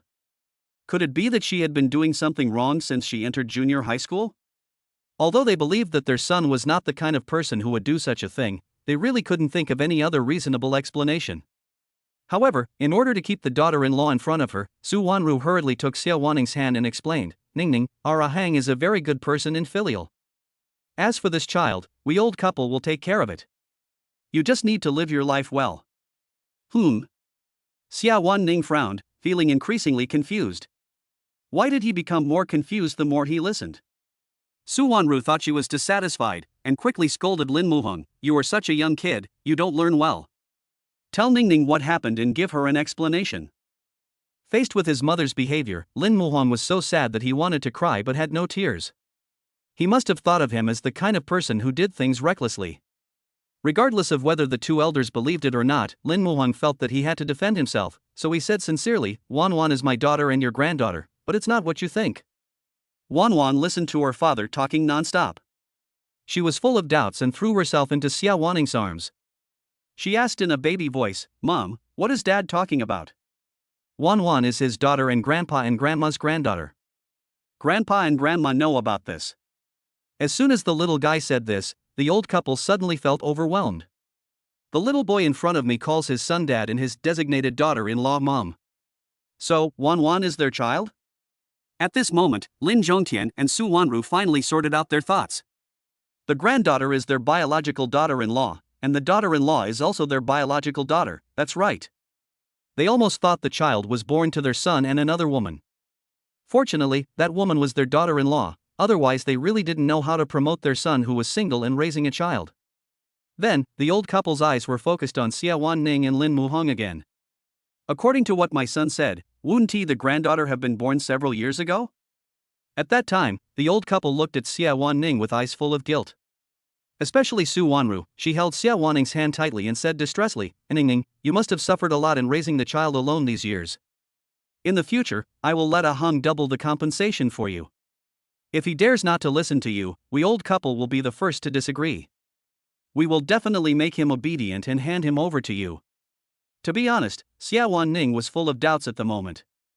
Did her uncle and aunt misunderstand her again? She waved her hands quickly and said bitterly, it's not what you think. I don't feel bitter at all. No, this is not. Before Xiawan Ning finished speaking, Lin Zhongtian interrupted her urgently, Ning, you don't have to plead for that brat. Don't worry, we will definitely make the decision for you. Immediately, Lin Muhong felt his father's sharp gaze and felt a chill down his spine. He knew that if he couldn't explain this matter clearly, his parents would definitely punish him. If it wasn't something he had done, he certainly couldn't admit it. Lin Muhong looked at the old couple sincerely and said, Dad, Mom, it's not what you think. Wan Wan came from a parallel universe. What nonsense are you talking about? How is it possible? Su Wanru waved her hands and was the first to express her disbelief. In her opinion, there was no such thing as parallel universe in this world. Lin Muhong still wanted to convince his father to believe him, but Lin Zhongtian snorted coldly and ignored him. He was helpless. It seemed that he could only bear this false accusation. Seeing him unable to defend himself, Xiawan Ning felt a little sorry for him. Then, she looked at the old couple and said solemnly, Uncle, Aunt, what he said is true. Wan Wan is the child born from my marriage to Lin Muhong in a parallel world. However, in this world, we did not know each other at first. It was because of Wan Wan that we came together. Is there really such a ridiculous thing? Su Wanru was puzzled. Although it was a little hard to believe, she gradually accepted this fact in her heart. In her opinion, as long as her granddaughter and daughter-in-law are her own, nothing else matters. When Lin Muhong saw that the old couple finally accepted this fact, he suddenly felt a lump in his heart. His son's words had no effect on outsiders, which made him feel frustrated. After sorting out the whole story, the old couple's eyes fell on Wan Wan. Before, they were still wondering when they could hold their grandchildren, but they never expected that their dream would come true now. It was so fast. Looking at Wan Wan's chubby little face with two little pigtails on her head, the old couple immediately felt pity for her and cherished her very much. Lin Zhongtian opened his arms and said expectantly, Baby, come to Grandpa. Chapter 74, For Wan Wan, I will definitely work hard. Su Wanru was not to be outdone. She raised the corners of her mouth, smiling like a flower, and also opened her arms, calling out to Wan Wan warmly, Come to Grandma and let Grandma pamper you. Seeing that Grandpa and Grandma opened their arms to her, Wan Wan pursed her little lips, frowned slightly, her face full of worry, and her big round eyes turned around as if she was thinking seriously about this big problem. She looked like a little adult, so cute. After a moment, Wan Wan's eyes lit up, as if she had thought of a solution. She ran happily to Lin Zhongtian's arms with her short legs, raised her little head, and called out sweetly, Grandpa Baji. After saying that, she gave Lin Zhongtian a big kiss on the face. The soft touch made Lin Zhongtian smile instantly, with his eyes narrowed. The wrinkles at the corners of his eyes were squeezed together. He hugged Wan Wan tightly, as if he was holding the most precious gift. Lin Zhongtian was filled with happiness when being kissed by his precious granddaughter. He felt full of strength and could even run a half marathon without even breathing hard. He looked at Su Wanru proudly, his eyes seemed to say, See, my granddaughter still likes me more. When Su Wanru saw the other party's smug expression, she snorted coldly and felt indignant in her heart. I just kissed you, what's there to be so proud of? She crossed her arms in front of her chest, looking unconvinced. As soon as she finished speaking, Wan Wan broke free from Lin Zhongtian's arms and ran into Su Wanru's arms like a happy little bird. Her little head rested gently on Su Wanru's chest, and she called in a milky voice, Grandma. The voice was so sweet that it could melt one's heart. Hey, Su Wanru nodded happily. She could never get enough of hearing this voice. She looked at Wan Wan expectantly and said gently, Baby, shout a few more times and let me hear you. Wan Wan blinked her big eyes, revealing her shallow dimples, and said naively, two sounds. She looked so innocent that people couldn't help but love her. Hearing the little guy say this, everyone around couldn't help but laugh. Lin Muhang squatted down and patiently explained to Wan Wan, Baby, when Grandma asked you to yell twice more, she meant to ask you to yell twice more, not to ask you to say twice. After hearing this, Wan Wan nodded as if she understood, then looked at Su Wanru in a soft voice and said in a baby voice, Grandma, Grandma, Grandma. The voice became sweeter than the last, as if it were filled with honey, making Su Wanru so happy that she couldn't stop smiling. Whenever the little guy called out, she would respond, and her happiness was beyond words. Then, Su Wanru hugged Wan Wan and kissed her chubby face again and again, as if no amount of kissing was enough. However, at this moment, a sudden voice sounded. Wan Wan covered her belly embarrassedly, stuck out her tongue, and said awkwardly, Oh, my belly is rumbling. She looked playful and cute, making people laugh. Seeing this, Lin Zhongtian said with a smile, Wan Wan, what do you want to eat? Ask your grandma to make it for you. I want to eat delicious food. I want to eat lots of meat. Although Wan Wan is a little girl, she has a special liking for meat. Hearing his granddaughter's answer, Lin Zhongtian nodded happily, Okay, let your grandma make you lots of meat. After saying that, he remembered that there was nothing at home, and quickly looked at Su Wanru and said, Old lady, let's go out and buy some meat and make something delicious for our granddaughter. Okay. Su Wanru nodded, then came to Xiawan Ning and asked with concern, Ning, what do you want to eat? Mom will make it for you. To be honest, she now regards her as her own daughter-in-law. After hearing what the other party said, Xiawan Ning was obviously a little shocked, and even her face turned a little red. She lowered her head somewhat embarrassedly, her fingers unconsciously pinching the corner of her clothes. Seeing this, Lin Muhang quickly pulled Su Wanru to his side and whispered, Mom, Xiawan Ning and I are now in a relationship of raising Wan Wan together. Now is not the future. She is not my wife yet, nor is she your daughter-in-law. Be careful when you speak and don't make her uncomfortable. Su Wanru did not answer after hearing this, but asked in return, Son, Ning is Wan Wan's biological mother, not to mention that it is better for her parents to be the original couple. As for you, what do you think? When asked by his mother, Lin Muhang was a little embarrassed. He pursed his lips and smiled and said, For Wan Wan, I will definitely work hard. I feel relieved when you say that. Su Wanru was very satisfied to hear her son's promise. She didn't want such a good daughter-in-law like Ning to belong to someone else's family. At that time, Lin Zhongtian had already found the portable shopping cart from the corner. He turned to look at Su Wanru with a smile in his eyes, Old lady, everything is ready, let's go out now. Okay. Su Wanru nodded with a smile and followed with brisk steps. At this time, Wan Wan saw her grandparents were about to go out, and she immediately perked up. She ran after them with her short legs, bouncing and hopping, and said coquettishly, Grandpa, Grandma, Wan Wan wants to go with you, too, okay? Okay. Lin Zhongtian and Su Wanru looked at the cute appearance of the little guy and their hearts were melted. How could they bear to refuse? Seeing that her grandparents agreed, Wan Wan smiled happily. She turned her head playfully and looked at Lin Muhang and Xiawan Ning, saying in a baby voice, Dad, Mom, you guys stay at home, we'll be back soon. Go ahead. Xiawan Ning smiled, her heart filled with warmth. In a blink of an eye, Lin Muhang and Xiawan Ning were the only ones left in the room. It was so quiet around them that they could almost hear each other's heartbeats. Xiawan Ning thought back to the group of people in the morning and asked with concern, How are you handling your affairs? Do you need my help? Hearing this, Lin Muhang waved his hand and said gratefully, No need, it has been taken care of. Thinking of the many things that need to be dealt with after the factory is up and running again, he thought for a moment and said, I may have to stay here for a few days. If you have anything to do, you can go back to school first. Wan Wan is with my parents. When Xiawan Ning heard this, her heart tightened inexplicably, and she even felt a little sad. Are you trying to drive me away? When Lin Muhang heard this, he quickly waved his hands and explained in a panic, No, that's not what I meant.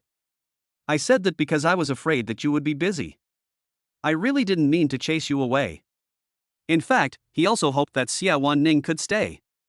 Now that he couldn't see her for a day, he felt empty inside. Seeing the other party's nervous look, Xiawan Ning couldn't help laughing. She raised the corners of her mouth proudly and said softly, I understand what you mean. Don't worry, I have nothing to do these few days. Besides, I'm afraid Wan Wan will miss me, so I'd better stay and accompany her. Xiawan Ning thought for a while and found a plausible excuse. In fact, she was reluctant to leave. After hearing this, Lin Muhong felt an inexplicable surge of joy in his heart. Okay, then when things are settled, let's go back together. Chapter 75, I call her grandma and you should call her mom. On the outskirts of the community is a bustling lifestyle street. There are small vendors setting up stalls on both sides of the road, selling steaming cooked food, fresh fruits and vegetables, and a variety of snack stalls. The aroma is everywhere, attracting people to stop. Wan Wan's big watery eyes sparkled with curiosity in front of the dazzling array of snack carts. She sometimes stood on tiptoe and sometimes tilted her head, looking so adorable. At this moment, an alluring fragrance entered Wan Wan's nostrils. She couldn't help but curl her small nose and sniff it carefully. The fragrance seemed to have magic, leading her to find the source. On the sausage roaster, a few pink sausages were lying there, with the skin roasted to a golden and crispy texture. When Wan Wan saw it, she couldn't help swallowing. Although she was craving for the grilled sausage, Wan Wan still remembered her father and mother's instructions. The little girl resisted the temptation and did not ask for it. However, her curiosity was like a kitten's paw, gently scratching her heart. So, she turned around and looked at Lin Zhongtian with her expectant eyes, and said in a coquettish voice, Grandpa, what kind of sausage is that? Is it delicious? Lin Zhongtian followed Wan Wan's gaze, his eyes full of doting, and he gently replied, that's starch sausage, it should taste good. After hearing this, Wan Wan nodded, but there was still a hint of reluctance in her eyes. She tried to take her eyes off the grilled sausages, but the aroma was like an invisible thread, tightly wrapped around her heart. Lin Zhongtian saw it all and felt pain in his heart. He gently took Wan Wan's hand, walked to the sausage stand, bought 2 sausages, handed them to Wan Wan, and said lovingly, baby, if you want to eat, just tell Grandpa, and Grandpa will buy them for you. Wan Wan looked at the fragrant grilled sausage in her hand, frowned slightly, and hesitated. Dad and Mom said it was junk food and wouldn't let me eat it. Grandpa, you should eat it. Lin Zhongtian looked at the sensible Wan Wan, and his heart almost melted. He quickly comforted her, it's okay to eat it once, Grandpa won't tell your father and mother. At this time, Su Wanru also came over. Looking at Wan Wan's pitiful appearance, she smiled and said, Grandma won't say anything, Wan Wan, don't worry and eat it. Only then did Wan Wan take the sausage with confidence and took a bite. Her satisfied expression made it seem as if the whole world had become sweet. The little guy was eating with gusto in the front, and the old couple followed behind him with happy smiles on their faces. However, Su Wanru started to complain at this time, I don't know who said that since we have grandchildren, we won't indulge their bad habits. Isn't this a slap in the face? Hearing this, Lin Zhongtian said proudly, my granddaughter is much more sensible than other children. It's just grilled sausages. It's no big deal to eat a meal. As he was talking, he suddenly saw the toy store next to him, his eyes lit up, and he said to the little guy with a smile, Wan Wan, Grandpa will take you to buy toys, okay? Ah? Really? Upon hearing this, Wan Wan's eyes lit up and she jumped up and down excitedly like a happy little rabbit. Seeing this, Lin Zhongtian quickly reminded, baby, don't jump, be careful of the stick stabbing you. Oh. Wan Wan nodded obediently, then hugged her grandfather's arm tightly and said sweetly, Grandpa, you are so good to me. Wan Wan likes you so much. Lin Zhongtian was so overwhelmed by Wan Wan's praise that he was thinking to himself, today, as long as Wan Wan likes something, he, Lin Zhongtian, will pay for it all. An hour later, there was a rustling noise at the door. Hearing the sound, Lin Muhang ran to open the door in 2 steps. When the door was opened, I saw that both parents were covered with packages of various sizes, and were holding several bulging plastic bags in their hands. Lin Muhang was full of doubts and couldn't help asking, Dad, Mom, what did you buy? Those who know would think you went to the vegetable market to buy vegetables, while those who don't would think you went to the wholesale market to purchase goods. After saying that, he quickly reached out and took the things from his parents. At this time, Xiawan Ning also heard the noise at the door and hurried over to help. When he saw the Barbie doll patterns printed on the boxes, Lin Muhang frowned and asked, why did you buy so many toys for Wan Wan? It's because my precious granddaughter likes them. Su Wanru said with a smile, and emphasized, we bought these toys for Wan Wan on our own initiative. Don't blame my precious granddaughter. How dare I? Lin Muhong smiled bitterly, thinking to himself that it was true that grandparents were closer than grandchildren, and his son seemed like one who was adopted. After returning home, Su Wanru went straight into the kitchen and started preparing lunch. Seeing this, Xiawan Ning hurriedly followed in and said sensibly, Auntie, let me help you. No, I can handle it by myself. You just go out and take a rest. Su Wanru declined. She was reluctant to let her future daughter-in-law do any work. As long as she could do it herself, she would never let her do it. However, Xiawan Ning felt that it was not good to eat and drink for free at someone else's house, so she tried her best to do something within her ability. Seeing her firm attitude, Su Wanru could not refuse anymore, so she smiled and said, then help me pick the vegetables. Yeah, okay. Xiawan Ning nodded obediently, and then began to pick the vegetables carefully. Soon, a table full of sumptuous food was ready and everyone sat around it. Wan Wan's stomach had been growling with hunger for a long time, and even the 2 sausages she had just secretly eaten did not provide relief. Her eyes were fixed on the ribs on the table. When she saw her grandfather pick up his chopsticks, the little girl couldn't wait to pick up a piece of ribs and put it in her mouth. As she chewed, she praised contentedly, Grandma, the food you cook smells so good, but not as good as the food Dad cooks. Upon hearing this, Su Wanru frowned and started to wonder in her heart. Her precious granddaughter said that her cooking was not as delicious as her son's. Was she saying the opposite? She didn't think much about it, but Lin Muhong's heart skipped a beat.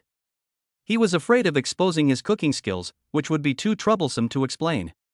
So he quickly picked up a piece of meat and put it into Wan Wan's bowl, saying caringly, Baby, eat more.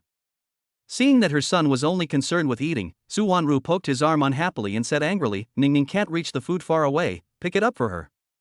Oh. Lin Muhong nodded, then picked up a few pieces of meat and put them into the other's bowl. Seeing this, Xiawan Ning blushed and said softly, Thank you. Seeing that Xiawan Ning ate very little, Su Wanru was afraid that she might feel embarrassed, so she considerately put some food into her bowl. Xiawan Ning was very grateful for this. Auntie, thank you.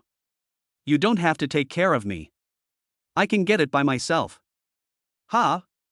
At this moment, Wan Wan's little head suddenly raised up as if it was equipped with radar, and looked at Xiawan Ning with confusion, and said, Mom, you called the wrong person.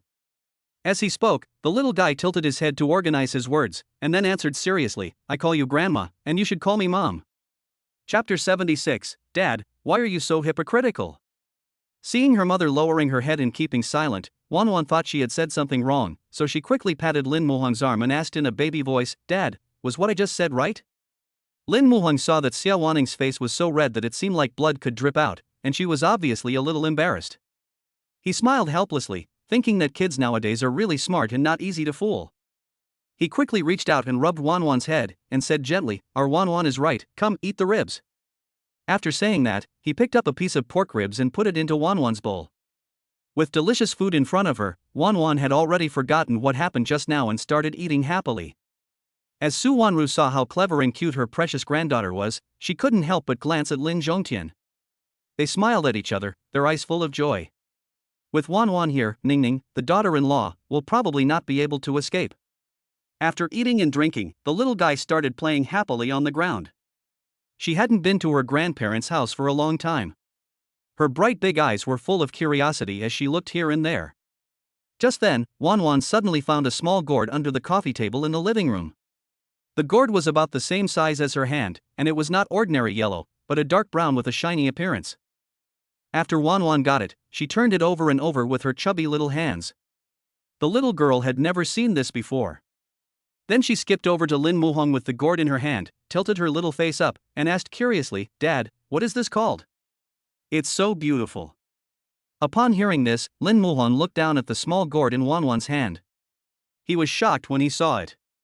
He quickly took the gourd from Wan Wan and said seriously, Baby, this is your grandfather's lifeblood. You can't play with it casually. Ha? Why? The little girl's eyes were full of surprise. In her little world, she couldn't understand how such a small gourd could be her grandfather's life. At this time, Lin Zhongtian came out of the kitchen. When he saw his son holding the small gourd he had polished for more than 10 years, his face suddenly became extremely serious, and he scolded loudly, "Why are you touching my gourd again? I have polished this gourd for a long time. You might destroy the patina by touching it. This is not me." Lin Muhong really couldn't explain himself. "Ever since my dad started playing with gourds more than 10 years ago, and after being scolded by him, I have never touched it again. How come it happened again?" He knew very well that his father valued this gourd more than anything else, so he would not embarrass himself.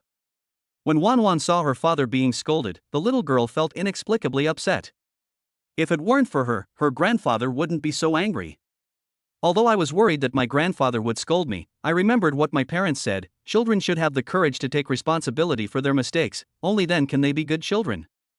So, she plucked up the courage to look at Lin Zhongtian, pouted her lips, and said apologetically, "Grandpa, this gourd was brought by Wan Wan. It has nothing to do with Dad. If you want to scold, scold me." Wan Wan was ready to be scolded. At this time, Lin Zhongtian, who was feeling sorry for Hulu, heard these words, lowered his head and looked at Wan Wan, his eyes full of tenderness. He asked gently, "Wan Wan, do you want to play with this little gourd? Come, Grandpa will let you play with it." Lin Zhongtian stopped wiping the gourd and handed it to Wan Wan. In his heart, the gourd was not as important as his granddaughter's happiness. He thought to himself, "It's just a gourd that has been cooked for more than 10 years. At worst, I can just cook another one." Hearing what his father said, Lin Muhong frowned, full of surprise, and very unhappy in his heart.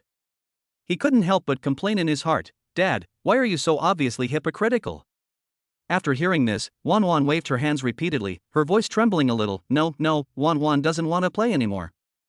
The little girl could see that this gourd was very important to her grandfather, and she didn't want to make him even more sad because of her carelessness.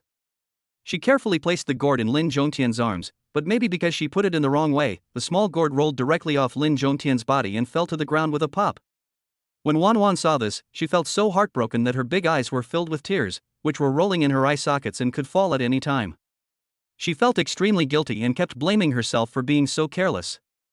Wan Wan squatted down with a sad look on her face, carefully picked up the small gourd, held it in both hands and handed it to Lin Zhongtian, crying, "Grandpa, I'm sorry, Wan Wan didn't hold it just now." Seeing the little guy's self-blaming and aggrieved look, Lin Zhongtian felt even more upset. He held his precious granddaughter in his arms and comforted her softly, it's okay, Grandpa doesn't blame you." But children are like this. The more they say it's okay, the more the grievances in their hearts are magnified. Wan Wan couldn't hold back any longer and burst into tears with a wow, tears rolling down her cheeks like beads from a broken string. Lin Zhongtian gently patted Wan Wan's back and coaxed her softly, "Wan Wan, don't cry, Grandpa knows you didn't mean it. The skin of this gourd is very solid, it's okay if it falls." Lin Muhong, who was standing next to him, couldn't help but secretly complain in his heart when he heard this, "Dad, can you please listen to what you were saying first? I just touched the gourd, but you scolded me. Why do you keep lowering your bottom line when it comes to your granddaughter?" For some reason, he suddenly missed his grandfather. However, Wan Wan kept crying. She felt that she had caused a big disaster and caused her grandfather's most beloved gourd to fall. She was filled with guilt. Su Wanru had just cleaned up the kitchen and was walking slowly over here when she suddenly heard the heart-wrenching cry of her precious granddaughter. Her heart skipped a beat and she tensed up instantly. She ran over quickly and asked anxiously, "What's wrong with my eldest granddaughter? Why is she crying so sadly?" As soon as she finished speaking, Su Wanru's face was full of resentment, as if there was a fire in her chest. She looked at Lin Zhongtian fiercely and asked, "What did you do to make our Wan Wan cry?" When Lin Zhongtian heard this, his face was full of innocence. He explained eagerly, "I didn't do anything. This is really none of my business." Seeing his father eager to prove his innocence, Lin Muhong couldn't help laughing out loud, secretly sighing in his heart, it's really a matter of time, he didn't expect that his father would end up like this. Lin Zhongtian didn't want to bear the blame for no reason, so he quickly looked to his son for help, hoping that his son could stand up and help prove his innocence. Seeing his father's anxious and expectant eyes, Lin Muhong raised the corners of his mouth slightly, revealing a sly smile, then patted his father's shoulder with a smile and said to Su Wanru, "Mom, your precious granddaughter was made to cry by my dad." Chapter 77, It Must Be Unpleasant to Be Wronged. This sudden reversal made Lin Zhongtian open his eyes wide in an instant, with a look of disbelief on his face. He turned his head suddenly and glared at his son fiercely. His eyes seemed to be able to spit fire, as if silently asking, "Why are you accusing me? Lin Muhong smiled with a sly look in his eyes, as if he was responding, "Who told you to wrongly accuse me? It must be unpleasant to be wronged." Lin Zhongtian sighed helplessly, he really reaped what he sowed. At this time, hearing her son's testimony, Su Wanru rolled her eyes at him angrily, and then said firmly, "You sleep in the living room tonight, you are not allowed to go back to your room." After that, she gently held Wan Wan in her arms and comforted her gently, "Baby, don't cry, Grandma will take you out to play, let's go dance in the square, okay?" After hearing this, Wan Wan raised her head from her grandmother's shoulder with sobs. Her little eyes were red from crying, and she looked like a wronged little rabbit, which made people feel very distressed. Seeing the little guy like this, Su Wanru's heart was broken. She couldn't help but glared at Lin Zhongtian fiercely. Her eyes seemed to say, "Look at what you have done." When Wan Wan heard that her grandma was going to take her out to play, the tears that were about to fall were instantly stopped, as if the little crybaby just now was not herself. At this moment, her apology to her grandfather disappeared, and her chubby little face was full of anticipation. I have to say, the child's expression changes very quickly. Wan Wan wiped her tears with her chubby little hands, then skipped to Lin Muhong and Xiawan, blinking her big watery eyes and said coquettishly, "Dad, Mom, you guys come out and play with us, okay?" That soft voice seemed to carry endless magic. Xiawan Ning gently touched Wan Wan's head, gently tidied up the hair on her forehead, and responded gently, "Okay." When they came out of the house, the family walked in front, and Lin Zhongtian was left far behind because he was a little slow in closing the door. He waved his hands anxiously behind them and shouted at the top of his voice, "Wait for me." At that time, there was a figure behind them quietly watching the family. The man clenched his fists, his eyes full of indignation. Then, the phone in his pocket suddenly rang. Seeing that the caller ID was his brother-in-law, the man's face suddenly changed. He quickly put on a flattering smile, nodded and answered the phone, and respectfully shouted, "Brother-in-law." "Don't call me brother-in-law, I don't have a brother-in-law as stupid as you." The brother-in-law's angry roar came from the other end of the phone. After a moment, the man sighed and replied through gritted teeth, "Come here quickly." The man was scolded by the other party and couldn't get a word in. He was confused and couldn't help but mutter to himself, "What's wrong with this old guy? He really treats me as a punching bag." After hanging up the phone, he couldn't help but yell into the phone, "It's just a few stinky bucks, otherwise my sister wouldn't like you." He looked at the departing backs of Lin Zhongtian and his family with a sinister look, his eyes full of resentment. The man got into the car angrily, thinking in his mind, "Could it be that my brother-in-law is angry about the Lin family?" Thinking of this, he suddenly noticed something strange. The workers who were originally waiting outside the community had disappeared, and the Lin family was no longer hiding. What was going on? Soon, he came to a small villa. Although this villa is not big, its market value is more than 10 million. Hearing the noise coming from downstairs, a familiar figure slowly came down from upstairs. This person was the former owner of the factory, Ren Dajin. Seeing the person coming, Ren Dajin frowned, sat down heavily on the sofa, picked up the teacup on the table, and took a sip, as if he wanted to swallow all the anger in his heart. The brother-in-law didn't say anything, so the man could only stand aside with a very humble attitude. At that time, Ren Dajin raised his head, his eyes as sharp as a knife, shooting straight at the man. "Wan Wan, how did you promise me so solemnly that the money of the old Lin family was spent on investment? How can they have money to pay the workers now?" The man's heart trembled at the sharp gaze, and beads of sweat appeared on his forehead. His face was full of disbelief, and even his voice trembled. "Brother-in-law, did you say they paid the workers' wages?" Seeing the other party's angry eyes, Wan Wan shook his head in confusion and murmured, "It's impossible, brother-in-law, I really inquired in advance, their family only has so much money, it is impossible to pay the workers' wages, is it wrong?" Ren Dajin was so angry that his face turned blue when he heard this. He slammed his hands on the table so hard that the teacup jumped up. "No mistake, I confirmed it myself. The other party has already solved the problem, but they just found out about it, and Ren Dajin is furious." Looking at Wan Wan, he roared, "Do you know that I lost tens of millions because of you? I shouldn't have listened to your suggestion at the beginning." Ren Dajin was full of regret. It seemed that he should not frame others, otherwise he would suffer retribution sooner or later. There was no point in getting angry now. At this point, he could only try his best to recover the losses and take back the factory. He looked at Wan Wan angrily and shouted, "What are you still standing there for? Go check what's going on." Wan Wan was so frightened by his brother-in-law's angry glare that he rolled over and almost fell down, and finally left in shame. At that time, looking at her brother running very fast, Wan Jing wanted to ask about the situation, but her brother was afraid of being scolded by his brother-in-law, so he ran away quickly. After entering the house, Shan Wenjing walked to Ren Dajin's side, twisting her waist and asking in a soft voice, "Dajin, what did Wan Wan do to make you so unhappy?" Seeing Ren Dajin's sullen face and silent, Shan Wenjing grabbed his arm angrily and said, "I'm telling you, I only have this one brother, you can't just ignore him." Looking at the brother-doting man beside him, Ren Dajin frowned with impatience. He was so angry that he threw the teacup to the ground, and the pieces flew everywhere.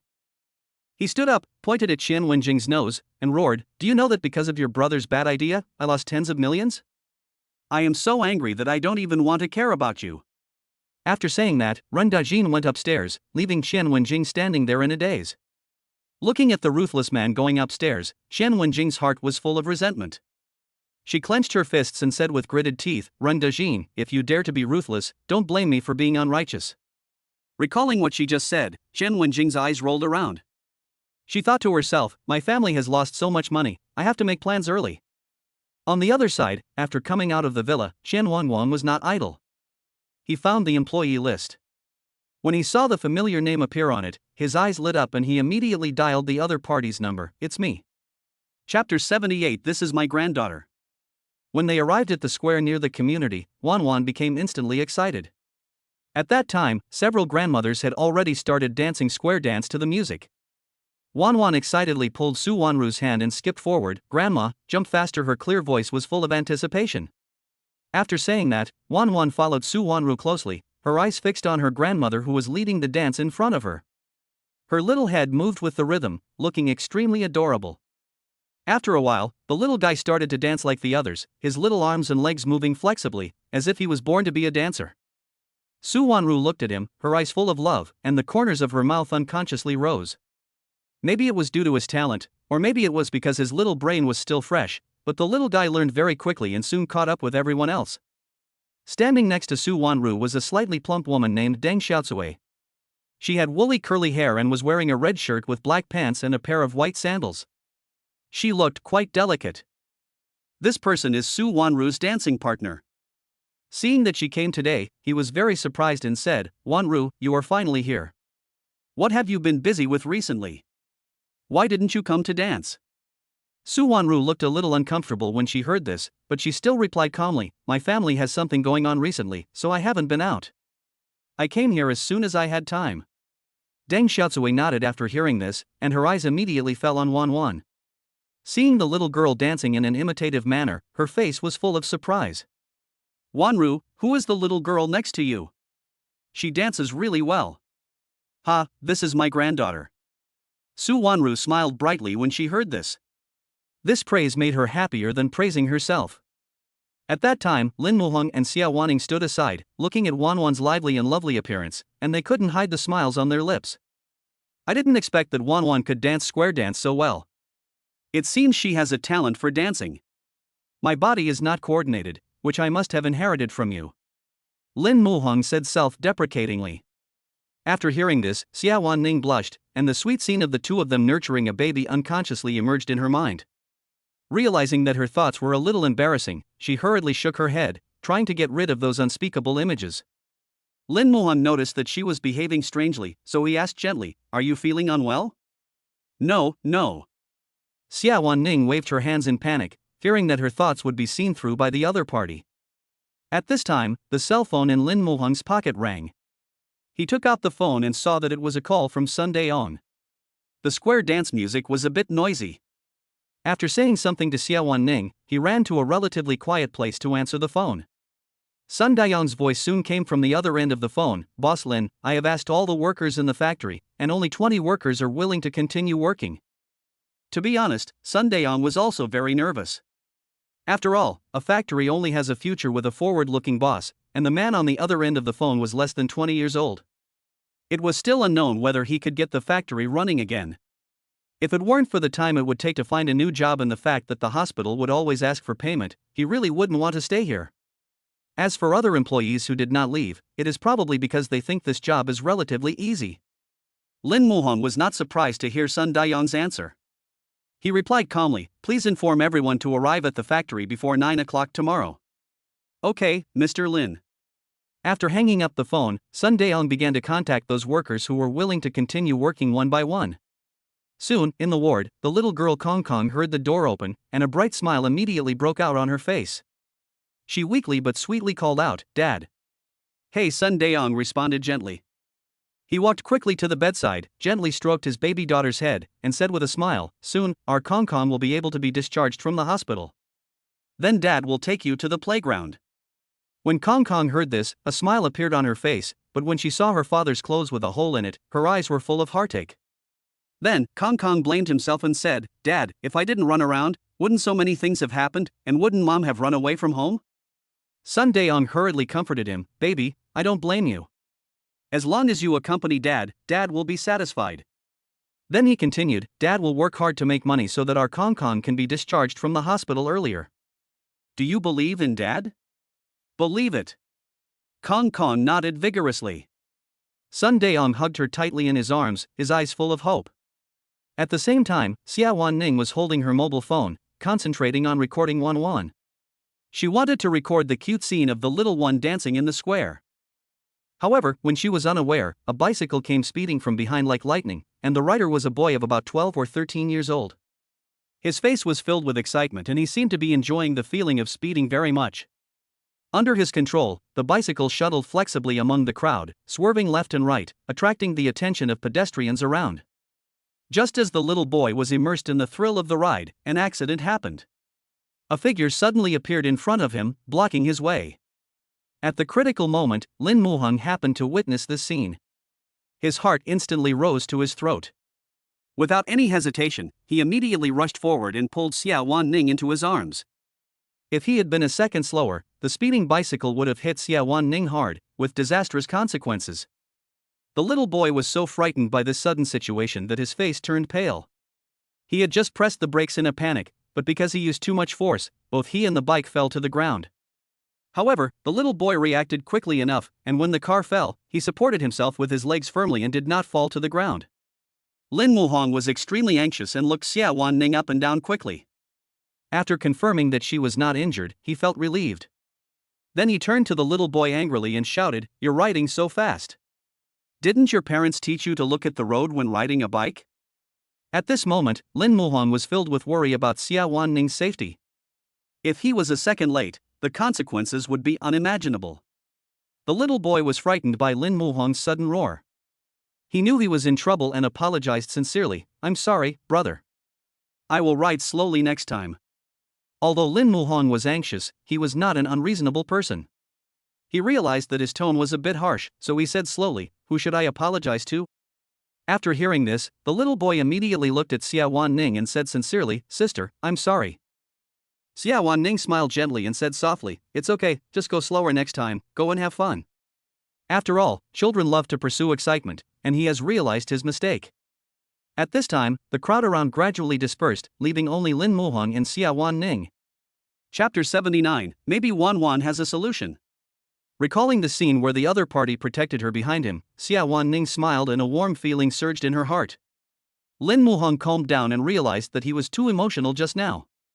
He was worried that he might scare Xiawan Ning, so he said a little embarrassedly, "Well, I was too anxious just now, so my voice was a little loud. I hope you were not scared by me." After saying that, Lin Muhong nervously waited for Xiawan Ning's response, fearing that she would think of him as a man who could not control his emotions and had a tendency to domestic violence. Hearing this, Xiawan Ning shook her head gently and said gratefully, "If it weren't for you, I would be in danger today." "I can't thank you enough." Lin Muhong grinned, and the big stone in his heart finally fell to the ground. He waved his hand and said lightly, "It's okay, as long as you don't think I'm scary." After saying that, the two smiled at each other, their hearts were a little moved. Today, Wan Wan's exercise volume was quite satisfactory. She danced from the moment she arrived at the square until the square dance ended. While dancing in the square, everyone noticed this little guy. Seeing her, a small person, dancing so skillfully, everyone's eyes were filled with joy. After the square dance ended, everyone gathered around Wan Wan, with kind smiles on their faces and love in their eyes. At this time, the lead dancer holding the speaker walked up to Wan Wan with a smile, squatted down gently, and said softly, "Baby, how old are you? You dance so well. When Wan Wan heard the compliment, she replied in a baby voice, "Grandma, I'm 5.5 years old today." Her voice was clear and pleasant, with the softness that is unique to children. The little guy was not at all stage frightened. Instead, he straightened his chest and had a look of pride on his face. Hearing this sweet voice, the aunties' hearts melted and the smiles on their faces became even brighter. Everyone was thinking how nice it would be if they also had such a lively and lovely granddaughter. There was even an old lady who couldn't help but reach out and touch Wan Wan's little head, saying with a smile, "This child is really adorable." Everyone was very happy that there was suddenly fresh blood in the square dance team. Especially the aunt who was leading the dance, she loved these soft and sticky little balls very much. She looked at Wan Wan expectantly and asked, "Baby, will you come over tomorrow?" Upon hearing this, Wan Wan looked up at her grandmother standing beside her, and then said obediently, "I'll come if my grandmother comes." That little look is so adorable that one can't help but want to hold her in their arms and love her dearly. Seeing that everyone was looking at her, Suwanru said with a smile, "We'll come over tomorrow." Her tone was full of pride, as if she was showing everyone her most precious treasure. When the aunts heard this, their eyes were filled with excitement and they said one after another, "That's a deal." It seems that everyone is looking forward to Wan Wan's arrival. After returning home, Wan Wan's little face was red and there were a few drops of sweat on her forehead. She shrugged her nose, as if she smelled something unusual. When the little guy saw the figure on the sofa, he raised a wicked smile, then jumped to Lin Muhong, blinked his big watery eyes and said in a delicate voice, "Daddy, come and smell it. Does your little baby smell good?" Lin Muhong was amused by his daughter's sudden coquetry. He sniffed intoxicatedly and responded gently, "Smells good, of course my little princess smells good." Seeing that her father had really taken the bait, Wan Wan couldn't help but giggle and proudly announced, "Huh, Dad, you've been fooled. I stink." Lin Muhong slapped his forehead in pretended annoyance, "Oh, I guessed wrong." Seeing his daughter's smug expression, he pretended to be fierce and said, "Okay, you little rascal, you dare to lie to your dad, wait and see how I'm going to deal with you." As he said that, he chased after Wan Wan with his teeth and claws bared. Seeing this, Wan Wan screamed in fear and ran around like a frightened little rabbit. Seeing that his father couldn't catch up with him, the little guy's mouth was full of pride. At this time, Xiawan Ning poked her head out of the bathroom and saw the father and daughter chasing and fighting, with a happy smile on her face. Then, she called softly, "Wan Wan, come here quickly, mommy is going to give you a bath." Coming, Wan Wan responded, and then jumped to Xiawan Ning's side. With his mother around, the little guy proudly shook his little butt towards his father, and his eyes seemed to say, "Dad, come over and hit me." That provocative look made Lin Muhong angry and amused. Looking at Wan Wan's bright smile, he was immersed in it and couldn't help but sigh, "It's so good to have a daughter." After taking a bath, Suwanru took Wan Wan to the master bedroom with a clean bath towel, and then changed the little one into cool pajamas. At this moment, she suddenly realized the problem of sleeping at night. Her house had 2 bedrooms and a living room, which was not spacious enough. What's more, her son told her about his relationship with Xiawan Ning during the day. Although she really wanted her to be her daughter-in-law, she couldn't force it. Thinking of this, Suwanru's brows unconsciously frowned slightly, and a trace of barely perceptible sadness arose in her heart. How should she sleep at night? Wan Wan sat obediently on the bed, letting her grandmother deal with her. Suddenly, the little girl discovered a problem. She frowned and patted Suwanru's shoulder and said, "Grandma, what are you thinking about? The buttons are all buttoned wrong." After hearing this, Suwanru looked at the extra piece of clothing and said apologetically, "Grandma really didn't notice it. Our Wan Wan has such a good eye that she can notice such a small thing." He being praised, Wan Wan smiled shyly and felt very happy. At this time, the little guy noticed that Suwanru was a little absent-minded, and asked puzzledly, "Grandma, did something happen to you? Wan Wan will solve it for you." As he said that, he imitated the adults and patted his little chest, looking serious and cute. When Suwanru heard this, the clouds of sorrow in her heart seemed to be gently dispelled by this pure warmth. She gently touched Wan Wan's little head and said with a smile, "Baby, you can't solve this problem." But Wan Wan refused to give up. She pouted her lips, pulled her grandmother's hand and acted coquettishly, "Grandma, please tell me first. Maybe Wan Wan has a solution." Looking at her granddaughter's expectant eyes, Suwanru smiled helplessly and dotingly, and finally said what she was thinking, "Baby, can you sleep with Grandma and Mom at night?" Why? Upon hearing this, Wan Wan's brows immediately wrinkled into small hills, full of confusion. She muttered, "I usually sleep with my dad and mom at night." "Grandma, why do you suddenly say that?" Hearing this answer, Suwanru was surprised. "What, you sleep with your parents at night? Chapter 80, Factory Trip. Yes, is there any problem? Wan Wan blinked her big eyes that were as clear as water, full of confusion. In her little world, this was just a very ordinary thing, so why did her grandma look so surprised? The little guy tilted his head, thinking about it over and over again but couldn't figure it out, so he simply stopped worrying about it. When Su Wanru heard this, her dim eyes instantly lit up, and the corners of her mouth unconsciously lifted. She couldn't stop smiling, and even her voice trembled with joy. That's great. In her mind, it was only a matter of time before her son and future daughter-in-law got together. At that time, Wan Wan saw her grandmother clapping her hands excitedly and no longer cared about her curiosity. Her little mouth opened slightly, and she yawned continuously. Her little head also nodded slightly, and she mumbled in a baby voice, "Wan Wan is so sleepy, so sleepy." At this time, Xiawan Ning took Wan Wan's washed clothes to the balcony of the master bedroom to dry. Seeing this, Wan Wan's eyelids felt as if they weighed 1,000 pounds, and she said weakly, "Mom, Wan Wan wants to sleep. Can you tell me a story?" Xiawan Ning felt soft in her heart after hearing this. "Okay, I'll tell you a story after I hang your clothes up, okay?" "Okay." Wan Wan nodded in a baby voice, sat obediently aside, supporting her chin with her little hand, waiting quietly. Seeing this, Su Wanru hurriedly took out a thin green quilt from the cupboard, looked at Xiawan Ning with a smile on her face and said, "Ning, I heard from Wan Wan that you two slept in the same room, so I won't make any other arrangements. This quilt is for you." When Xiawan Ning heard this, her face instantly turned red like a ripe apple. She naturally understood the deep meaning of the other party's words. She took the quilt, and perhaps fearing misunderstanding, she quickly explained, "Wan Wan sleeps in the middle, she and I share the same blanket." "Okay, then you guys go to bed." Su Wanru nodded with a smile, then gently picked up Wan Wan and put her in the second bedroom. At that time, Lin Muhong had just finished taking a bath.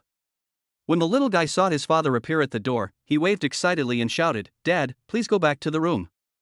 We need to turn off the lights."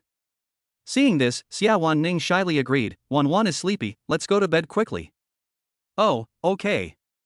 When Lin Muhong heard this, his voice trembled with excitement. Then he quickly returned to the room and gently closed the door.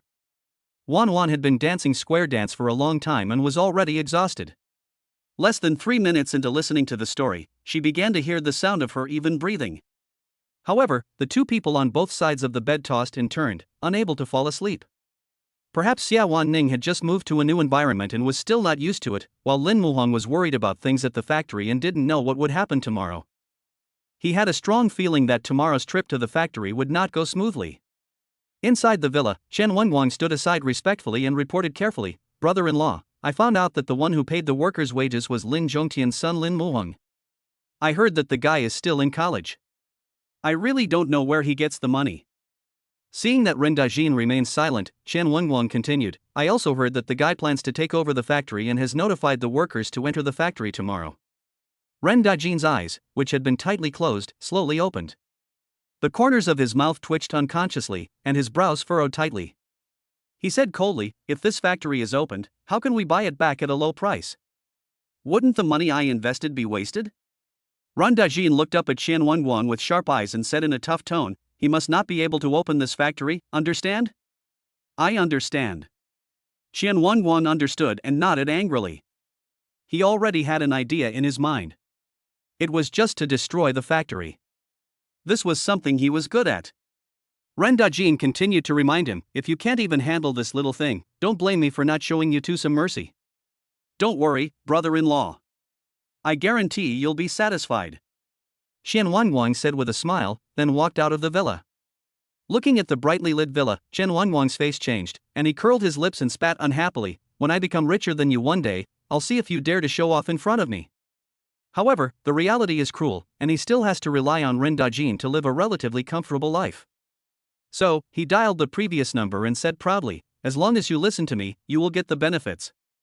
A respectful voice came from the other end of the phone, "Brother Qian, don't worry, I will definitely listen to you." Qian Wenguang hung up the phone with satisfaction. A sneer appeared on the corner of his mouth, "Lin Muhong, right? This is the first big gift I give you, I hope you like it." After breakfast, Lin Muhong was about to go to the factory to find out what was going on.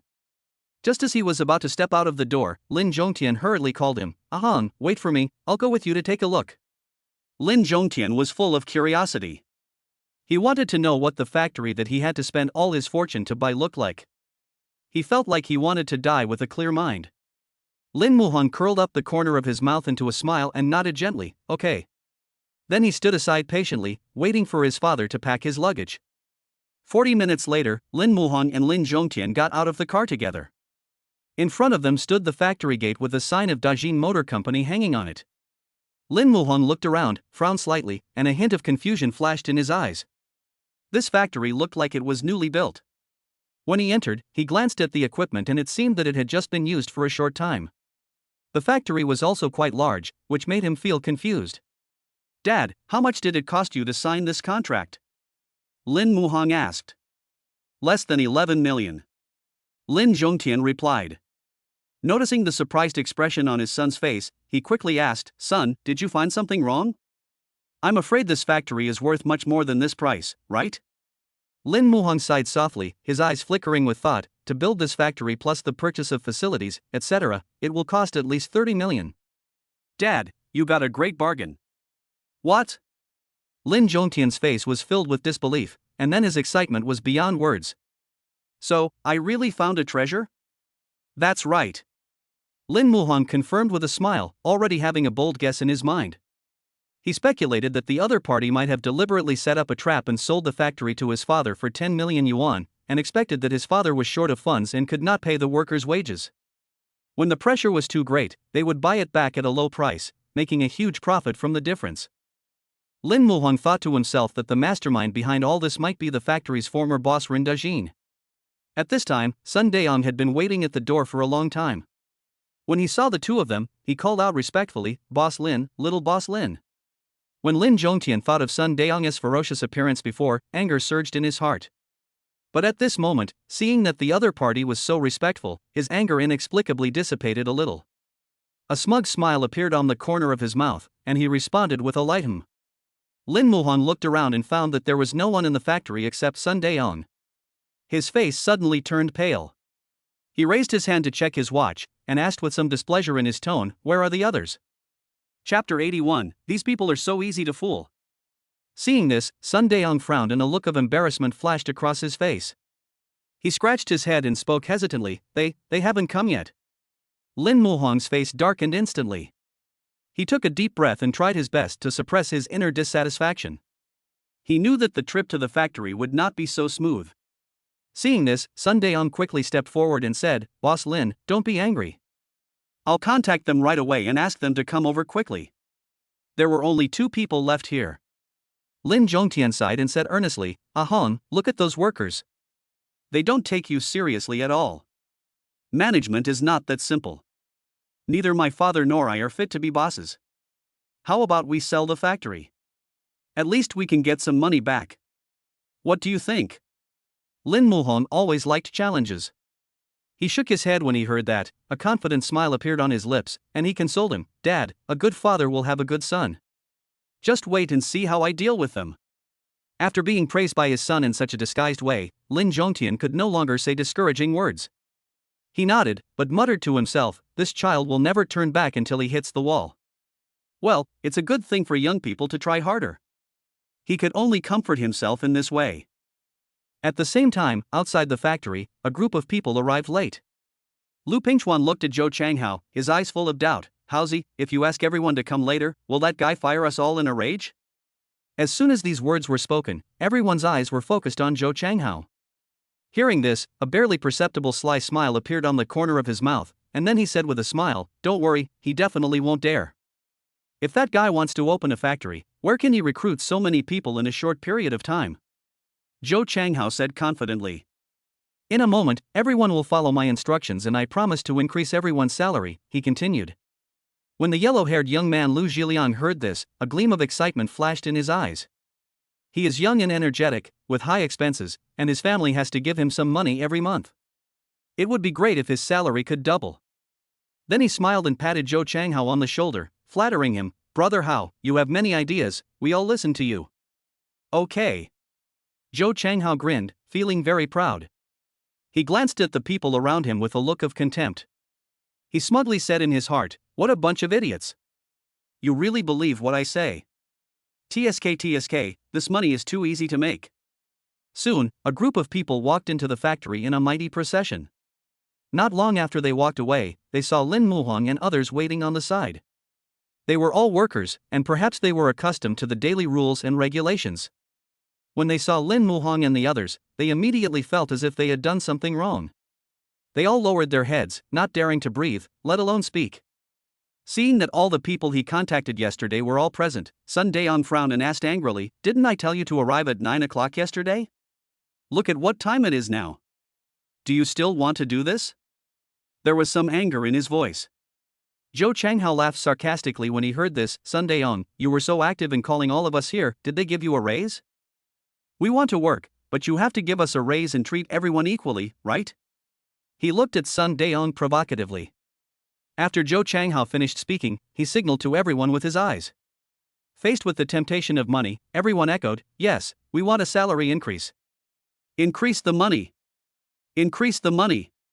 Seeing this scene, especially seeing that it was Zhou Changhao who took the lead, Sun Daong felt a pang of pain in his heart. He used to be just a little follower by my side. I saw that he was diligent and studious, so I took him with me wherever I went. I never expected that he would become a sharp blade that stabbed me. Although he was deeply distressed, Sun Daong just thought that his sincerity was in vain. He immediately clarified, "Boss Lin didn't raise my salary." "Where did you hear that from?" Based on Zhou Changhao's understanding of Sun Daong, what he said was absolutely true, but so what? Even if it wasn't true, he would make it true. He continued to incite everyone, "Impossible. Based on my understanding of you, would you be so willing to do this if your salary wasn't raised?" After saying that, Zhou Changhao's eyes fell on Lin Muhong, and he said angrily, "Boss Lin, our demand is very simple, that is, give us a salary increase. At the same time, in order to avoid the previous situation of asking for wages, you have to prove that you are able to pay everyone a month's salary. Otherwise, if we work hard for a month and don't get paid, wouldn't it be a waste of work? Everyone listen to me, right? Brother Hao is absolutely right. He is very thoughtful." Lu Zhiliang was the first to agree. "This way, even if the factory goes bankrupt, we can still get our money back." Then, the second, the third, everyone responded. Seeing everyone working hard and willingly, Zhou Changhao felt an irrepressible sense of pride in his heart. These people are so easy to fool. These days, money is hard to earn and shit is hard to eat, but there are a lot of people out there willing to do this kind of work. With just a little training, they can become qualified laborers. A smug smile appeared on the corner of his mouth as he looked at Lin Muhong provocatively, secretly hoping that his harsh demands would make the other party lose control of his emotions, and it would be best if everyone could be fired, so that his mission would be accomplished. At that time, Lin Zhongtian's face was full of worry. He glanced at the angry crowd and felt very uneasy, fearing that if he was not careful and refused their request, he and his son would be beaten. He had worked for others all his life and had never encountered such a scene before. He was already frightened and panicked. Lin Zhongtian hurriedly grabbed Lin Muhong's arm and asked in a trembling voice, "Son, what should we do?" Seeing this, Lin Muhong patted his arm gently and comforted him. "Dad, don't worry, look at me." Faced with everyone's request, Sun Daong did not stop them. After all, if he can't get the money, Kong Kong's medical expenses will be nowhere to be found. He also wanted to take this opportunity to see whether the seemingly young man was able to pay the wages and deal with these difficult employees.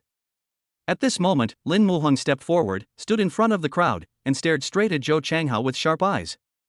Staring at Lin Muhong's sharp gaze, Zhou Changhao couldn't help but shiver, and an inexplicable fear surged in his heart.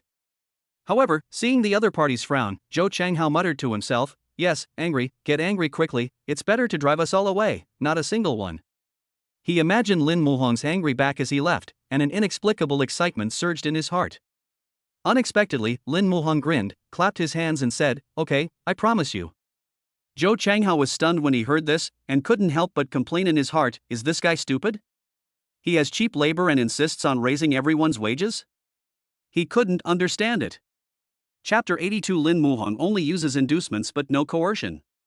When the employees saw that Lin Muhong agreed to the salary increase so easily, they all widened their eyes, looked at each other with confusion in their eyes.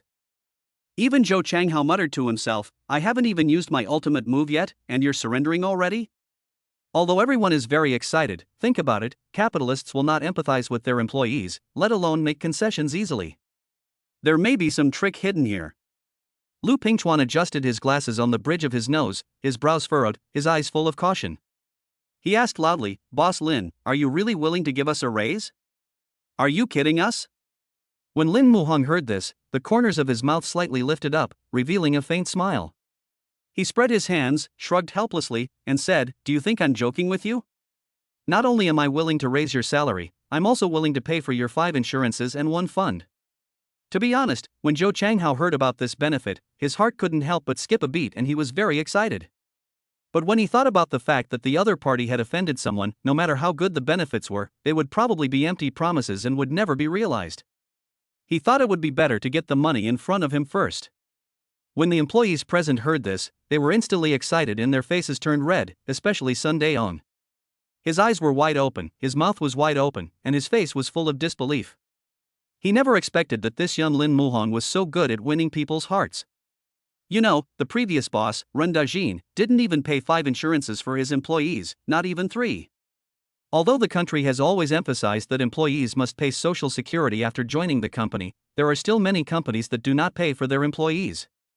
If the new boss really does what he says, Sun Daong will be the first one willing to follow him wholeheartedly. Zhou Changhao watched as these workers were about to be bought over by Lin Muhong. His eyes rolled around and he secretly complained in his heart, "This won't do. We can't let him succeed so easily." He looked at Lin Muhong with a hint of provocation in his eyes, and continued to question, "Boss Lin, everyone can brag, you have to show us your capital, so that we can work for you with confidence." After these words came out, the employees looked embarrassed, but they all echoed, "Boss Lin, we are all scared of being owed wages, just show us so that we can have a better idea." When Lin Zhongtian heard this, his heart skipped a beat. He quickly grabbed Lin Muhong's arm, and said anxiously in his ear, "Son, you didn't take the cash. What should we do now?" "It's okay." Lin Muhong comforted softly, then calmly opened his phone, found the bank card balance and showed it to everyone, saying, "I have 1 million in my account, which is enough to pay everyone's salary. Don't worry, I will definitely not treat you unfairly." When everyone saw the bank card balance, their eyes lit up instantly, as if they saw hope in life. The salary has increased and 5 social insurances are paid. Where can you find such a good job? Immediately, everyone expressed their opinions excitedly. "We will listen to General Lin and work hard. As long as Mr. Lin doesn't mind, we will follow you forever." Those simple faces were full of determination. Seeing everyone so happy, Lin Muhong was overjoyed and the corners of his mouth rose unconsciously. Then he turned his gaze towards Zhou Changhao, his eyes full of teasing, and he secretly complained in his heart, "If it weren't for you, I really don't know how to win everyone over." Zhou Changhao felt a little uncomfortable with this sudden gaze. He smiled awkwardly and muttered to himself, "Could this kid have figured out that I'm here to cause trouble?" Thinking of this, he frowned slightly, and a trace of worry arose in his heart.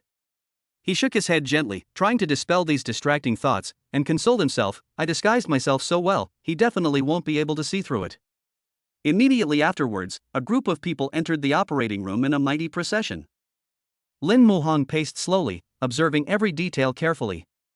After all, he was not a professional and knew very little about the operation of a factory. At this moment, a clear system prompt sound suddenly rang in his mind. Ding! The system has detected that the host has taken over the factory. The advanced manufacturing process drawings of electric tricycles 3-wheelers have been released. Please check them carefully. In addition, in order to better help the host build an epoch-making tricycle, the system specially rewards the host with relevant knowledge about electric tricycles. As soon as the system finished speaking, Lin Muhong felt a warm current flowing into his mind, and countless knowledge came like a tide. After a moment, he was surprised to find that he was familiar with every piece of equipment in the factory and could even operate them skillfully. He quickly took the blueprint out of his pocket and examined it carefully. After a moment, he couldn't help but exclaimed, "This blueprint is really amazing. It can easily beat any tricycle on the market." Then, Lin Muhong walked to a machine, faced all the employees, and said excitedly, "Everyone, the electric tricycle I want to make is different from the traditional tricycle." "Why is it different?" The employees all cast curious glances. After all, in their opinion, the main function of an electric tricycle is to transport goods. It is already very good if it can meet basic needs. Is there any need for anything fancy? Seeing an employee asking a question, Lin Muhong excitedly explained, "I want to make an intelligent electric tricycle with a long battery life and able to adapt to the low-temperature environment in the north." At the same time, it must also have GPS positioning and remote monitoring functions. Users can use the mobile phone app to check the vehicle status in real time, locate the vehicle for anti-theft, and receive fault warnings, etc. This is just my initial idea. We will discuss the specific details later. After hearing the boss's long speech, the employees looked at each other in confusion. After all, they are just ordinary workers, responsible only for assembly and welding. What the boss said should be the responsibility of the R&D department, but this factory does not have a R&D department at all. Looking at everyone's puzzled expressions, Lin Muhong frowned and asked with concern, "Don't you understand?" Everyone shook their heads, and even Sun Daeong, who was usually steady, looked bewildered. At this time, Lin Muhong looked around and asked softly, "Does our factory have a research and development department?" "No." Sun Daeong shook his head. Although he didn't understand the professional terms his boss used, he understood that it must be the trend of the future. Electric tricycles will only become more and more intelligent, and the old style they are splicing together now will sooner or later be eliminated by the market. Upon hearing this, Lin Muhong frowned and swallowed back the words he was about to say. But the good news is that he discovered this problem in time. After all, a factory without R&D capabilities will sooner or later be eliminated by the times. At that time, Lin Muhong lowered his head and thought, "Where should I go to recruit people?" Chapter 83, Wan Wan is being targeted. After the factory tour, Lin Muhong already had a preliminary understanding and plan in his mind. He stood there, his eyes slowly sweeping over each employee. Seeing the excitement on their faces, he couldn't help but purse his lips and reveal a gentle smile. Then he waved his hand and said in a calm but unquestionable tone, "Okay, let's get to work." "Don't worry, Mr. Lin, we will do a good job." The yellow-haired young man Lu Zhiliang responded with a grin on his face. As soon as Lin Muhong's figure disappeared at the end of the corridor, the employees instantly surrounded Zhou Changhao. Lu Zhiliang patted his shoulder vigorously and praised him with admiration. "Brother Hao, you are the one who came up with this idea. Mr. Lin not only gave us a raise, but also paid for our 5 social insurances and 1 housing fund. This is really a great thing." When Zhou Changhao heard this, the corners of his mouth twitched unconsciously and his face instantly became a little stiff. Soon, his face returned to normal, and he waved his hand modestly and said, "These are not worth mentioning, not worth mentioning." Seeing his modest appearance, everyone started to tease him. "Brother Hao, you are so embarrassed, huh? Okay, let's get to work first, and then we'll treat Brother Hao to a good meal tonight to celebrate." Lu Zhiliang shouted, and as soon as his words were spoken, they immediately responded to it and everyone nodded in agreement. After hearing this, Zhou Changhao's face turned extremely ugly, and he secretly complained in his heart, "What a bunch of idiots, who wants to eat with you?" His original plan was to force Lin Muhong to fire all of them, but unexpectedly, by some strange coincidence, he ended up bringing benefits to everyone. Why doesn't this boss play by the rules at all? Seeing that everyone was completely obedient after being coaxed into submission by the new boss with just a few words, Zhou Changhao suddenly felt a sense of crisis.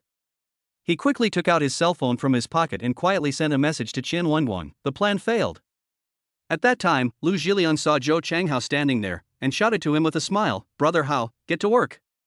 "Here we go." Zhou Changhao echoed unhappily, and couldn't help cursing in his heart, "Damn. This job is really hard to do, I have to pay more after it's done." When he received this message, Wan Wan was lying comfortably on the bed in the massage parlor. Glancing at the other party's reply, the corners of his mouth curled up, and he said to himself proudly, "It's done so quickly?" However, when he carefully read the content of the message, his face changed instantly and he wanted to throw the phone to the ground. He hurriedly got up, put on his pants in a panic, and yelled at the woman with anger on his face, "Get out of here." Hearing this, the woman angrily left the room. At this time, Wan Wan was the only one left in the room. He immediately picked up his phone and sent a message to the other party, "If it's done, I'll add another 20,000. At the same time, Zhou Changhao smiled imperceptibly when he saw the news. He recalled the important news he had just received and thought to himself, "Maybe I can use this opportunity." At that time, in the office, Sun Daeong was standing respectfully aside, waiting for Lin Muhong's instructions. Lin Muhong thought for a moment and slowly said, "You should sort out the employee information. Starting from this month, we will pay 5 insurances and 1 fund for all employees. In addition, each employee's salary will be increased by 1,000, and your salary will be increased by 2,000. When Sun Daeong heard this, he was filled with disbelief. He had never expected that his boss would actually keep his word. This sudden change left him at a loss for a moment. Seeing that Sun Daeong had not responded yet, Lin Muhong raised his head and asked with concern, "Is there any problem?" Sun Daeong finally woke up from his dream and waved his hands quickly, saying, "No, no." Then, he smiled innocently and said, "I'll go and sort it out right away." Lin Muhong nodded with satisfaction, stopped the other party and continued, "If there is anything in the factory, you can call me at any time. I don't have anything to do here, you can go and do your work." "Yes." Sun Daeong nodded, then left the room and closed the door gently. At this moment, Lin Zhongtian walked in. He asked with a puzzled look on his face, "Ahon, why did you raise their wages and pay for their 5 insurances and 1 housing fund? What if they are greedy, wouldn't you be aiding and abetting the evil? Have you become stupid because of studying too much?" Lin Zhongtian is a factory worker. His monthly salary is only 7,000 yuan. Although he has 5 insurances, he has no pension. Now his son has raised his employees' wages to 9,000 yuan, plus they provide benefits including 5 insurances and 1 fund. In his opinion, this is simply a waste of money. He thought that it would be better to save the money and recruit college students who only earn 3,000 yuan a month, who would definitely be more obedient than these people. Hearing this, Lin Muhong just smiled. He pulled Lin Zhongtian to sit on the sofa beside him and asked softly, "Dad, do you know what kind of business can last long?" "I don't know." Lin Zhongtian shook his head. After all, he was not the boss and had never thought about these questions. Seeing this, Lin Muhong smiled and explained, "If you give your employees grass to eat, you will get a group of docile sheep. If you give your employees meat to eat, you will get a group of brave wolves. If a company wants to develop in the long run, it must give priority to ensuring the material and spiritual returns of its employees, so that it can achieve long-term profitability." After hearing this, Lin Zhongtian couldn't help but look at his son in surprise. He didn't expect that his son could say such a thing. He wondered in his heart, could his son really become a big boss in the future? After thinking for a moment, Lin Zhongtian shook his head again and sighed in his heart. If that were the case, it wouldn't be smoke coming out of the ancestral tomb, but an explosion. Just as the two got into the car and were about to go home, Lin Muhong's cell phone in his pocket suddenly rang. He took out his phone and saw Xiawaning's video invitation on the screen. The corners of his mouth lifted unconsciously, his eyes full of happiness. After the video was connected, what came into view was Wan Wan's chubby little face. She asked in a baby voice, "Dad, when will you come back?" Lin Muhong responded with a smile, "We'll be home soon." "Is our little greedy cat hungry again?" After her father revealed her thoughts, Wan Wan stuck out her tongue playfully and said with a shy smile, "Dad, you really understand me. I want to eat strawberry cake." "Okay, Dad will take it back to you," Lin Muhong said lovingly. After hanging up the phone, Wan Wan's face was full of happiness. She smiled and said to Xiawaning, "Mom, then I'm going to play on the swing." "Go," Xiawan Ning said as she gently stroked Wan Wan's little head. However, in a dark corner far away, 2 pairs of sharp eyes like hawks were fixed on Wan Wan. The man turned his head and whispered to the old lady beside him, "Go, trick her over to me." Chapter 84, Encountering a Human Trafficker. The sun is shining today and the breeze is not dry. The park is very lively, with children playing lively everywhere on the grass and among the flowers.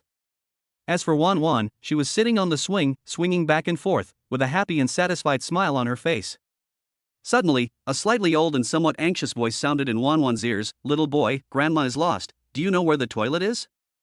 Wan Wan stopped shaking her feet, turned her head curiously, and saw an old man in his 60s standing next to her.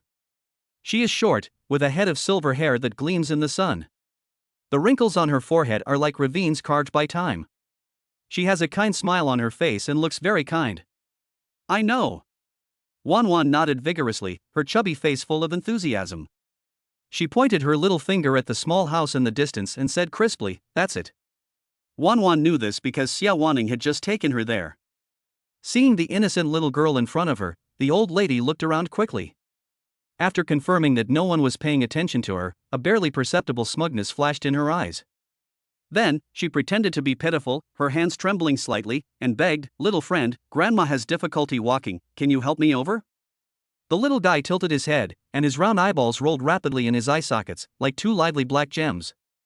Her little head quickly recalled what her parents had said: adults would not ask children for help, because that person might be a bad person. Thinking of this, Wan Wan's eyes instantly became firm. She shook her head without hesitation and said in a childish but extremely determined voice, "No, I haven't had enough fun yet." After that, she shouted loudly in the distance, "Mom, come over and push me." "Okay, Mom is here." Xiawan Ning had just finished a call. When she heard Wan Wan's call, she immediately put down her phone and hurried over. Seeing that the little guy was not fooled at all, the old lady had a trace of embarrassment on her face and could only turn around and leave in shame. However, she did not seem to give up. She quickly scanned the square and soon locked onto another little girl. When Xiawan Ning approached, she found that there was an old man standing next to Wan Wan. Alarm bells suddenly rang in her heart and an ominous premonition came to her mind. She quickly squatted down and asked softly, "Wan Wan, what did that old lady say to you just now?" "She said her legs and feet didn't work, so she asked me to help her go to the toilet." Wan Wan answered truthfully. After Xiawan Ning heard this, her heart skipped a beat. Her intuition told her that the other party was most likely a human trafficker. She never thought that while she was just making a phone call, someone would be thinking about her daughter, and a layer of cold sweat instantly broke out on her back. She thought with lingering fear that if Wan Wan had not called her in time, the consequences would have been disastrous. Afterwards, Xiawan Ning couldn't help but ask curiously, "Baby, why didn't you help the old lady go?" Wan Wan blinked her bright eyes and said with a smile, "Because my father and mother told me that adults would not ask children for help, they are probably bad people, so I immediately asked my mother to come over." After hearing this, Xiawan Ning happily hugged Wan Wan tightly in her arms, her eyes full of love. "Wan Wan is so good, you did a great job. Next time you encounter something like this, you must call Mom and Dad in time, understand?" "Yeah, I know." The little guy answered sweetly with a happy smile on his face. Soon, Lin Muhong and Lin Zhongtian arrived at the park. Wan Wan had sharp eyes and spotted her father and grandfather at a glance, especially when she saw the tempting strawberry cake in their hands. Her eyes lit up instantly. She jumped happily and ran over like a little rabbit, shouting, "Dad, Grandpa, Wan Wan misses you so much." Her voice was so sweet that it could melt people's hearts. Hearing this, Lin Muhong smiled dotingly, gently scratched the tip of Wan Wan's nose, and teased, "Baby, I think you don't miss us, but your strawberry cake." "No way." The little guy's eyes flickered, feeling a little guilty. Then, when his father wasn't paying attention, he proudly snatched the cake and smiled like a kitten stealing fish. At this time, Su Wanru came over with a bottle of water. When she saw the father and son, her eyes were full of surprise. "You came back quite quickly, did everything go well?" "It went well." Lin Muhong nodded with a smile. Seeing his son speaking with such ease, Lin Zhongtian couldn't help but feel distressed. Parents and children are the same, always reporting good news but not bad news. He couldn't help but mutter in his heart, "My son has really grown up." Seeing that everyone had gathered together, Xiawan Ning hurriedly described what had just happened in order to warn everyone to keep an eye on Wan Wan in the future. After hearing this, Lin Zhongtian frowned, clenched his fists, and angrily cursed, "These damn human traffickers should be shot to death if caught. How can they have the heart to attack a child? I curse them to give birth to a child without an anus." When he thought about how Wan Wan almost fell into a vicious attack, he couldn't help but curse loudly, shaking with anger. After hearing this, Su Wanru couldn't help but gasp. She had just gone to buy some water and walked a little far away. She complained in her heart, "It seems that when I take Wan Wan with me in the future, I must always pay attention to her and not let her out of my sight."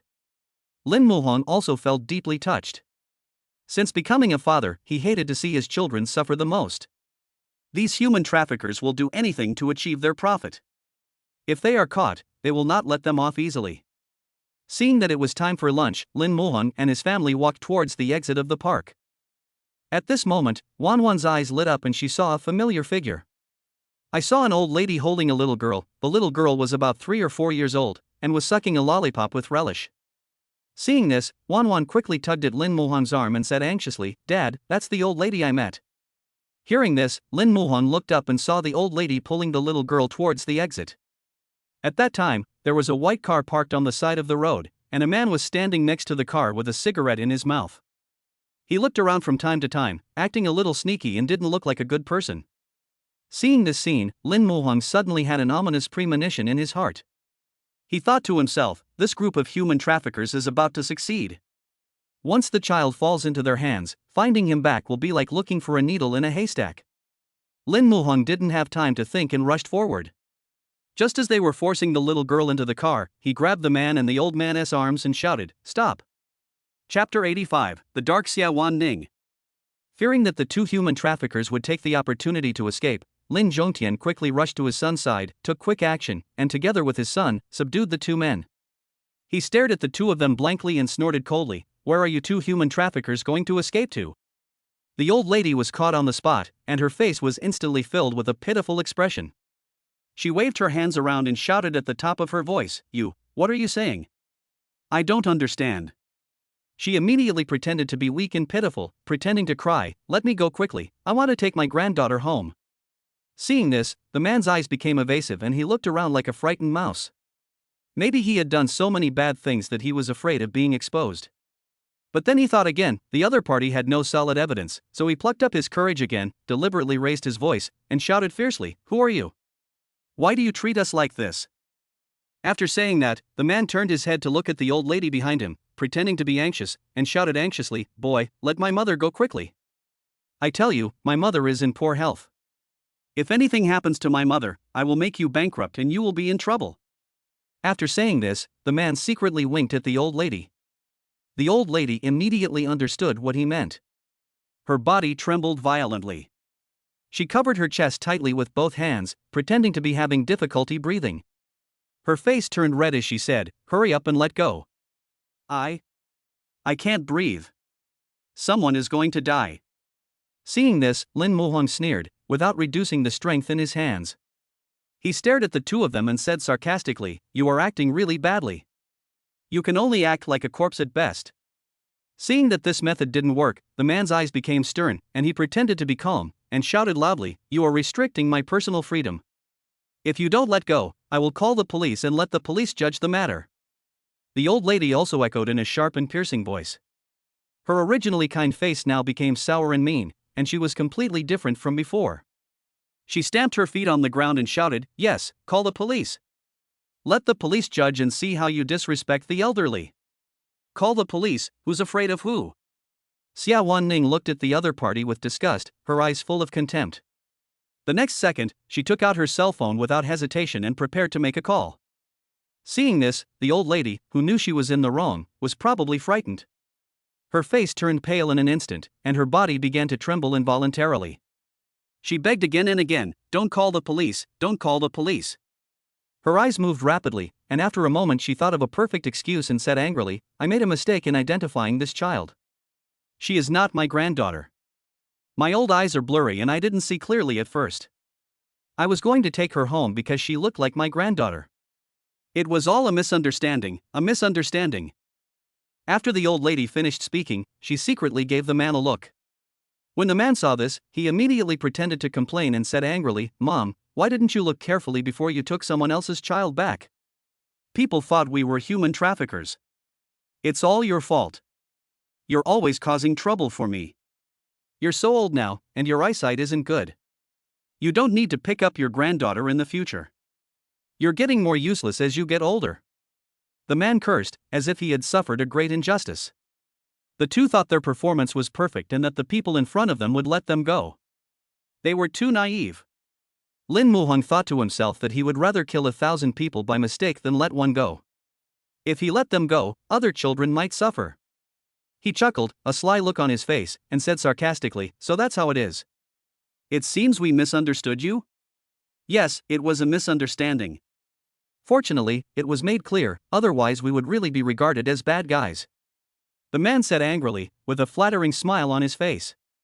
Lin Muhong's face suddenly changed, and he slapped him on the back of his head in anger, saying viciously, "Do you really think I'm a 3-year-old kid? You think you can fool me with such a small trick?" After saying that, he looked at Xiawan Ning and said firmly, "Call the police and let them investigate carefully. Let's see what tricks they can come up with." Upon hearing this, Xiawan Ning nodded firmly and quickly dialed the police. When the man saw the other party pick up the phone, his face instantly turned into horror. He muttered to himself, "If the police come, it will be troublesome. What I did in the past will be exposed." In order to avoid going to police station, the man swung his arms hard, trying to break free from Lin Muhong's restraints, but those hands were like iron clamps, holding him tightly and making it impossible for him to escape. Unable to escape, he glared at Lin Muhong fiercely and said through gritted teeth, "Boy, let me go quickly. I will pretend that what happened today never happened. Otherwise, when I get out, I will sell your whole family to northern Myanmar." Seeing that Lin Muhong was unmoved, the man changed his face again, put on a fake smile, and said flatteringly, "Hey, are you scared? If you are scared, just let us go. From now on, you don't know us, and we don't know you, okay? Not good. Lin Muhong responded coldly, with determination in his eyes. Seeing that the negotiations were hopeless, the man could only struggle desperately like a trapped beast, but it was all in vain and useless. At that time, Xiawan Ning took the little girl who was sucking on a lollipop out of the car. She bent down slightly, with a gentle smile on her face, and asked softly, "Little boy, where are your parents?" The little guy opened his big round eyes, looked around, and then shook his head. Although he could speak, his words were vague and he was a typical person who knew nothing. Seeing that the little guy was still a little shy, Xiawan Ning turned to look at Wan Wan with anticipation in her eyes. "Baby, can you play with your little sister for a while?" Children have a natural affinity for intimacy, so this may help the little ones get rid of their fears. When Wan Wan heard this, her eyes lit up, she nodded with a smile, and said in a baby voice, "No problem." After saying that, she took the little guy with her chubby little hands and sat him down on a public seat nearby, then took the strawberry cake out of the box. She scooped a little out of the cake with a fork and carefully placed it on a plate. Then she handed the plate to the little sister and said sweetly, "Here's my strawberry cake for you." Crab, after hearing this, the little girl's eyes lit up, she couldn't help swallowing, and thanked very politely. Seeing such a well-behaved and cute child almost falling into the hands of human traffickers, Xiawan Ning's anger was instantly ignited. She suddenly raised her foot and kicked the man's thigh hard, then pretended to be careless and said in surprise, "Oh, I'm so sorry, I kicked you by accident. I've already apologized to you, you shouldn't be angry with me, right?" Xiawan Ning crossed her arms in front of her chest, raised her eyebrows, with a hint of provocation in her eyes. Chapter 86, Bonus in exchange for connections, this deal is worth it. The man knew that the other party did it on purpose, but when he saw Xiawan Ning's eyes flashing with sincerity yet hiding a cunning light, all the words were choked in his throat and he couldn't utter a single word. At this moment, he seemed like a fish on a chopping board, at the mercy of others. At the side, Lin Muhong's eyes were fixed on Xiawan Ning. Seeing her playful and proud look after her conspiracy succeeded, he secretly admired in his heart, "I really didn't expect that the campus beauty of Magic City University would have such a dark side." The other party's style of doing things was very much to his liking. Lin Muhong suddenly realized that she looked quite cute, which made his heart ripple. At this moment, the sound of sirens came from far away. After receiving the call, the police quickly rushed to the scene. In less than 10 minutes, the police car had stopped next to the white car, surrounded by a crowd of people. An old policeman in his 40s, with eyes as sharp as an eagle, scanned the crowd and asked in a deep voice, "Who called the police?" Hearing this, Lin Muhong stood up and said, "I reported it." His gaze then turned to the two people in front of him, his eyes full of resentment. "Comrade police, these two people are human traffickers, they almost kidnapped this little girl." As he said this, he pointed to the little girl on the chair with cream all over her face. This immediately aroused the dissatisfaction of the old lady. She pretended to be innocent, tears welling up in her eyes, as if she had suffered a great injustice. She cried and defended herself, "Comrade police, we are really good people. It was my old eyes that were blurry and I mistook the child for my granddaughter. This is all a misunderstanding, a misunderstanding." Seeing this, the man also hurriedly agreed, "Comrade police officer, this is all my mother's fault. Please don't bother with her because she is old. Just let us go." Upon hearing this, the old policeman looked the two men up and down, his sharp gaze seemed to be able to penetrate people's hearts. Faced with the police's scrutiny, the two men seemed extremely uncomfortable, their eyes flickered, and they didn't know where to put their hands and feet. Just then, a young policeman discovered something, ran to the old policeman in a hurry, and whispered something to him. After hearing this, the old policeman's eyes became even colder. He looked directly at the two of them and said coldly, "If you have anything to say, come back to the police station and tell us." "Comrade police, we are really wronged, comrade police." No matter how the two men argued, they could not change their fate of being taken into the police car. The old policeman turned and came to the little girl, his tone became much gentler. "Little girl, do you know where your home is?" The little girl seemed to be frightened by this series of events. She huddled tightly behind Wan Wan, her chubby little hands tightly grasping Wan Wan's clothes, her eyes full of fear. When the old policeman saw this, he knew that he couldn't get anything out of the child for a while. So, he turned to Lin Muhong and his group and said gratefully, "Thank you for your report, but we still need you to go back to the police station with us to make a record." After saying that, the old policeman looked at the little girl curled up on the seat, his eyes revealing a trace of delicate concern. "This little girl is quite resistant to strangers, so please take care of her and take her to the police station. We will arrange for police officers to take care of her and try to contact her family." After hearing this, Lin Muhang smiled and nodded, saying firmly, no problem. Inside the police station, Wan Wan is playing with her little sister. Suddenly, a man in his 30s rushed into the police station in a panic, his face full of anxiety and uneasiness, with a few beads of sweat on his forehead. He panted and asked loudly, "Hello, police comrade, was there a little girl who got lost and was brought here just now?" The police officer looked up, pointed at two children playing in the distance, and said, "There is a little girl about 3 or 4 years old. Look, she is right there." Upon hearing this, the man immediately looked in the direction the police officer pointed. When he saw the familiar little face, he was so excited that he almost jumped up.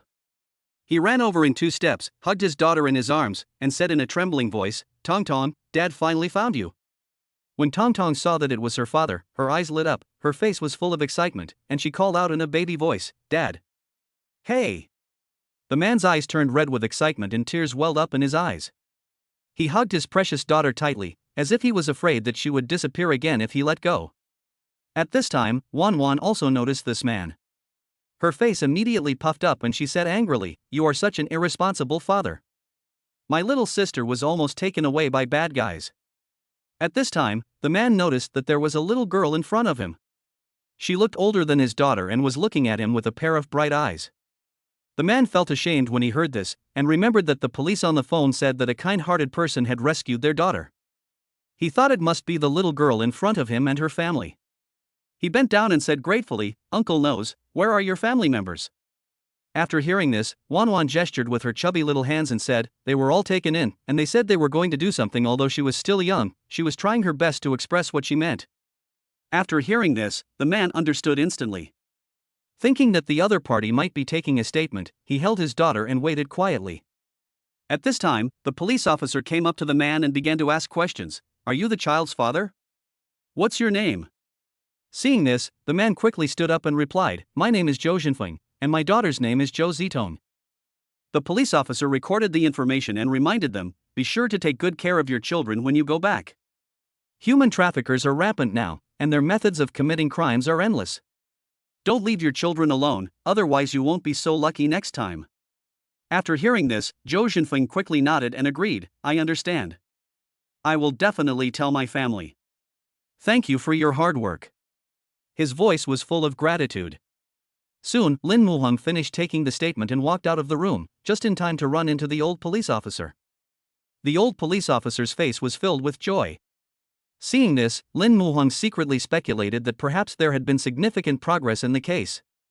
He wanted to pretend nothing had happened and just walk by, but he didn't expect the old police officer to suddenly stop him, patted his shoulder with a smile, and said, "Thank you for your report. We have successfully captured the human trafficker who has been on the run for many years. After the case is over, I will present you with a banner on behalf of the police station.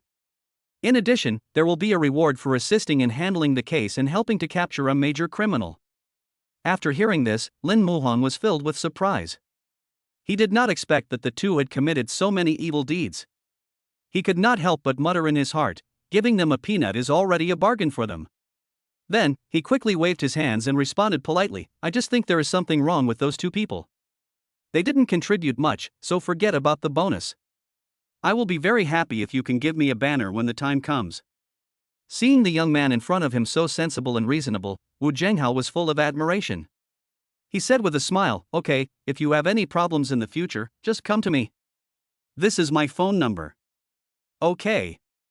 Lin Muhang nodded, thinking to himself, using bonuses to exchange for connections, this deal is not a loss at all. Chapter 87, Direct Hiring by the Boss. In the lobby of the police station, Wan Wan saw a familiar figure and her eyes lit up instantly. She rushed over excitedly like a happy little rabbit, shouting, "Dad, my little sister's dad is here." When Lin Muhang heard the voice, he hurriedly held Wan Wan steadily in his arms, raised his eyes slightly, and his gaze fell on the man in front of him. Zhou Jinfeng was so excited that he hurried forward and said gratefully, "Thank you so much, little brother.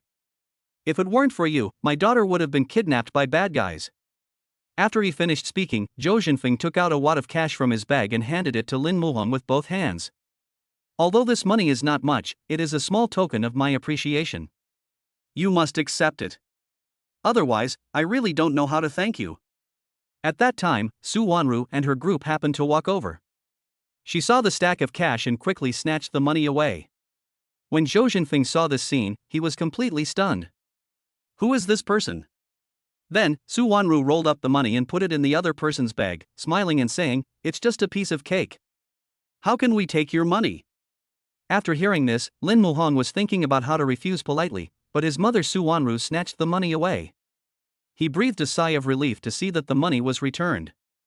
So, he agreed, "We are all parents. No one will remain indifferent when seeing a child being abducted. You'd better keep the money. We won't take it." Ah.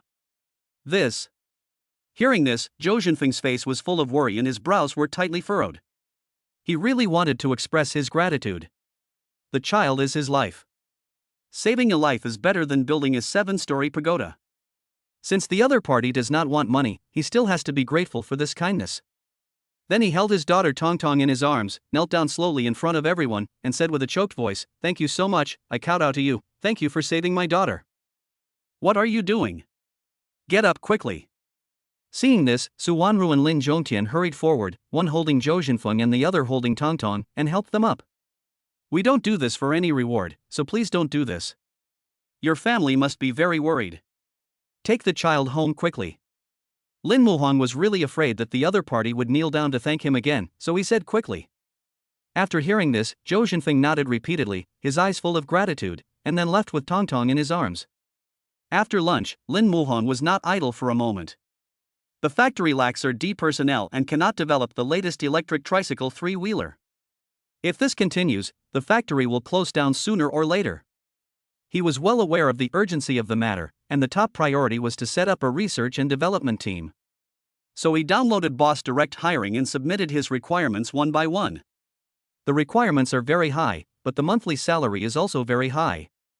A similar salary in Shanghai is 100,000, but he directly offered 120,000, which is really a high salary. However, perhaps the conditions were too harsh. After uploading, Lin Muhong's backstage was very quiet, without a single message. He couldn't help but frown and thought, if we can't recruit people, are we going to compete with those big companies for talent? But given his current situation, he can't compare to them at all. In addition, if the factory wants to develop over the long term, funds must be in place. However, the total amount of money Lin Muhong can mobilize is less than 2 million. Compared to maintaining a factory, it's just a drop in the bucket. He had asked Hu Lily to transfer the 1 million yuan before, but he couldn't always ask the publishing house to support the factory. Now his focus is on the factory. The dog system only provides technology but not funds. In the end, he has to figure it out on his own. Lin Muhong held his head in his hands, looking worried, and muttered, "How about selling Woyo Publishing House?" After thinking for a while, he made up his mind and made a decision, which was to sell the publishing house and raise money to build a factory. Then, he took a deep breath and called Hu Lily. On the other side, in a high-end residential area, Zhou Jinfeng was playing with his daughter Tongtong in the living room. However, this tranquility was soon broken. Immediately afterwards, the woman closed the door, walked into the living room with an angry face and yelled, "Zhou Jinfeng, I heard from our mom that Tongtong was almost abducted by human traffickers today? What do you think about this as a father?" Su Rongfang stood aside angrily, his eyes full of blame and disappointment. Seeing that the other party remained silent, she became even angrier. "You can't do your job well, and you can't take care of the children. What else can you do?" Su Rongfang's words came like a string of cannonballs, and every word hit Zhou Jinfeng's heart hard. Ever since her husband was laid off by the company, she has been dissatisfied with everything about him. She even doubted herself greatly. How could she be so blind to fall in love with such a man? After a day's work, Su Rongfang was exhausted both physically and mentally and had no energy to argue with Zhou Jinfeng anymore. So he picked up Tongtong and walked into the room without looking back. With a bang, the door slammed shut, leaving Zhou Jinfeng alone in the living room, his face full of helplessness and bitterness. Zhou Jinfeng felt aggrieved when he was laid off in middle age. He is dull by nature, not good at socializing and not knowing how to flatter, and his salary is too high, so he was put on the layoff list. Nowadays, young college graduates are cheap and easy to use. Companies can hire several young and obedient people with the salary of one person. Everyone knows how to choose. It is not easy to find a job at this age and middle age. Either there is an age limit or the salary is pitifully low, making it difficult to support a family. Zhou Jinfeng, who was extremely depressed, opened the Boss Direct Hiring app and began to browse recruitment information. Suddenly, a high-paying job came into view. The most important thing was that there was no age limit, the salary was ridiculously high, and the job description seemed to be tailor-made for him. Zhou Zhenfeng's hands were shaking with excitement, and he immediately sent a message to the other party. "Hello, can I go for the interview tomorrow?" "Of course, see you at the Blues Cafe tomorrow." Zhou Zhenfeng was so excited that he almost jumped up after receiving the reply. He couldn't wait for tomorrow to come. At 12 o'clock midnight, on a dark and windy night, in front of the factory gate, a man was stealthily holding a flashlight, carefully observing his surroundings. After making sure that there was no one around, he took out the key he had stolen from the security guard Zhang Sanpo, opened the factory gate, and sneaked in. After entering the factory operation room, the man began to carefully destroy the machines, and eventually all the machines stopped working. Looking at his masterpiece, the man smiled triumphantly. He thought to himself, "The machine is broken, let's see how you can work." When the man thought of the new boss's angry, hateful, yet helpless look, his heart was filled with pride. After confirming that no clues were left, he left the factory with satisfaction. The next day, in the cafe, Zhou Zhenfeng was dressed very formally in a neat suit and carrying a briefcase. He hadn't slept all night last night, and his heart was full of anticipation and anxiety, so he came to the cafe early to wait. At that time, Lin Muhong parked the car in front of the cafe, glanced at the message reminder on his mobile phone, and walked straight to the man. When they saw each other, they were both stunned. Zhou Zhenfeng even stood up excitedly and asked incredulously, "Are you the HR of Tianheng Factory?" Hearing this, Lin Muhong smiled and shook his head. "I am the boss, I have nothing to do with personnel matters." Chapter 88, There's a Traitor? As soon as he said this, Lin Muhong frowned slightly and muttered to himself, "Why do I feel like I am scolding myself?" He pulled an awkward smile at the corner of his mouth, raised his hand and motioned to the other party, "Please sit down." Zhou Zhenfeng nodded slightly, sat down slowly, then took out his resume from his briefcase, handed it to Lin Muhong with both hands, looked at him sincerely and said, "Mr. Lin, my name is Zhou Zhenfeng, this is my resume, you can ask me any questions you have." Lin Muhong nodded slightly, took the resume and began to read it carefully. When I saw the words "RD engineer" in a large company on the resume, my face was full of surprise. As his eyes continued to move downwards, he was excited when he saw the other party's academic qualifications, achievements, and a series of impressive research results. This kind of talent was exactly what he had been looking for. Although it was a bit presumptuous, Lin Muhong still wanted to ask clearly, "Mr. Zhou's resume is very impressive, so why did you choose to leave the big company?"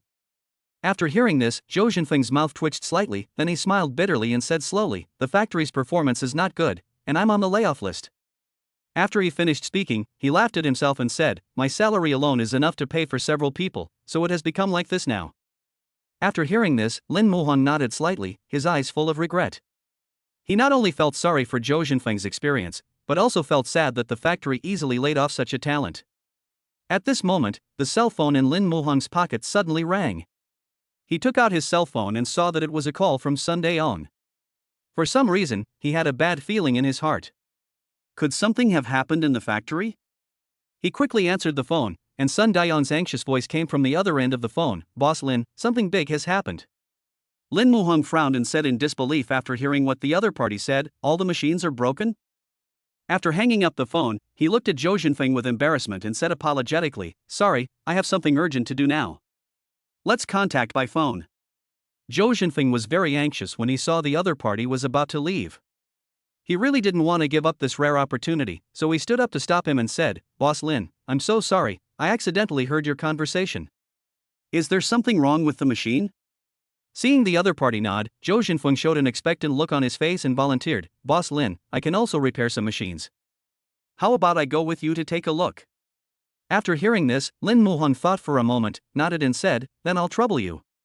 Although the other party was not a professional repairman, he agreed after seeing the other party's sincere eyes. In less than half an hour, the two of them hurried to the factory operation room.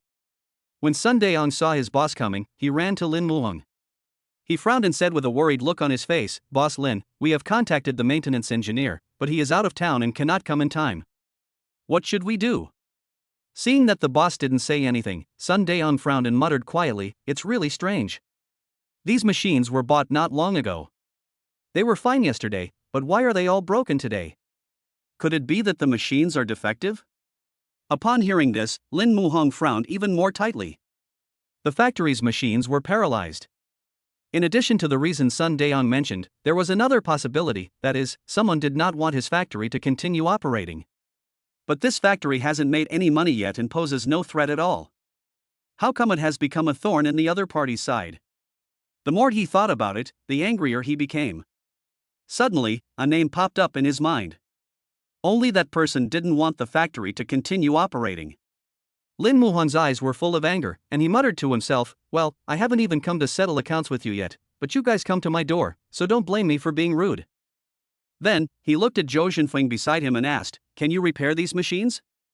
Zhou Zhenfeng pushed up his glasses and answered seriously, "Let me take a look at the situation first. I can't guarantee that I can fix it." At the same time, in the corner of the operating room, Zhou Changhao was secretly observing all this. Seeing everyone standing there helpless, his eyes were full of pride and a sinister smile appeared at the corner of his mouth. "It would be strange if you could repair this machine, otherwise all my work would have been in vain."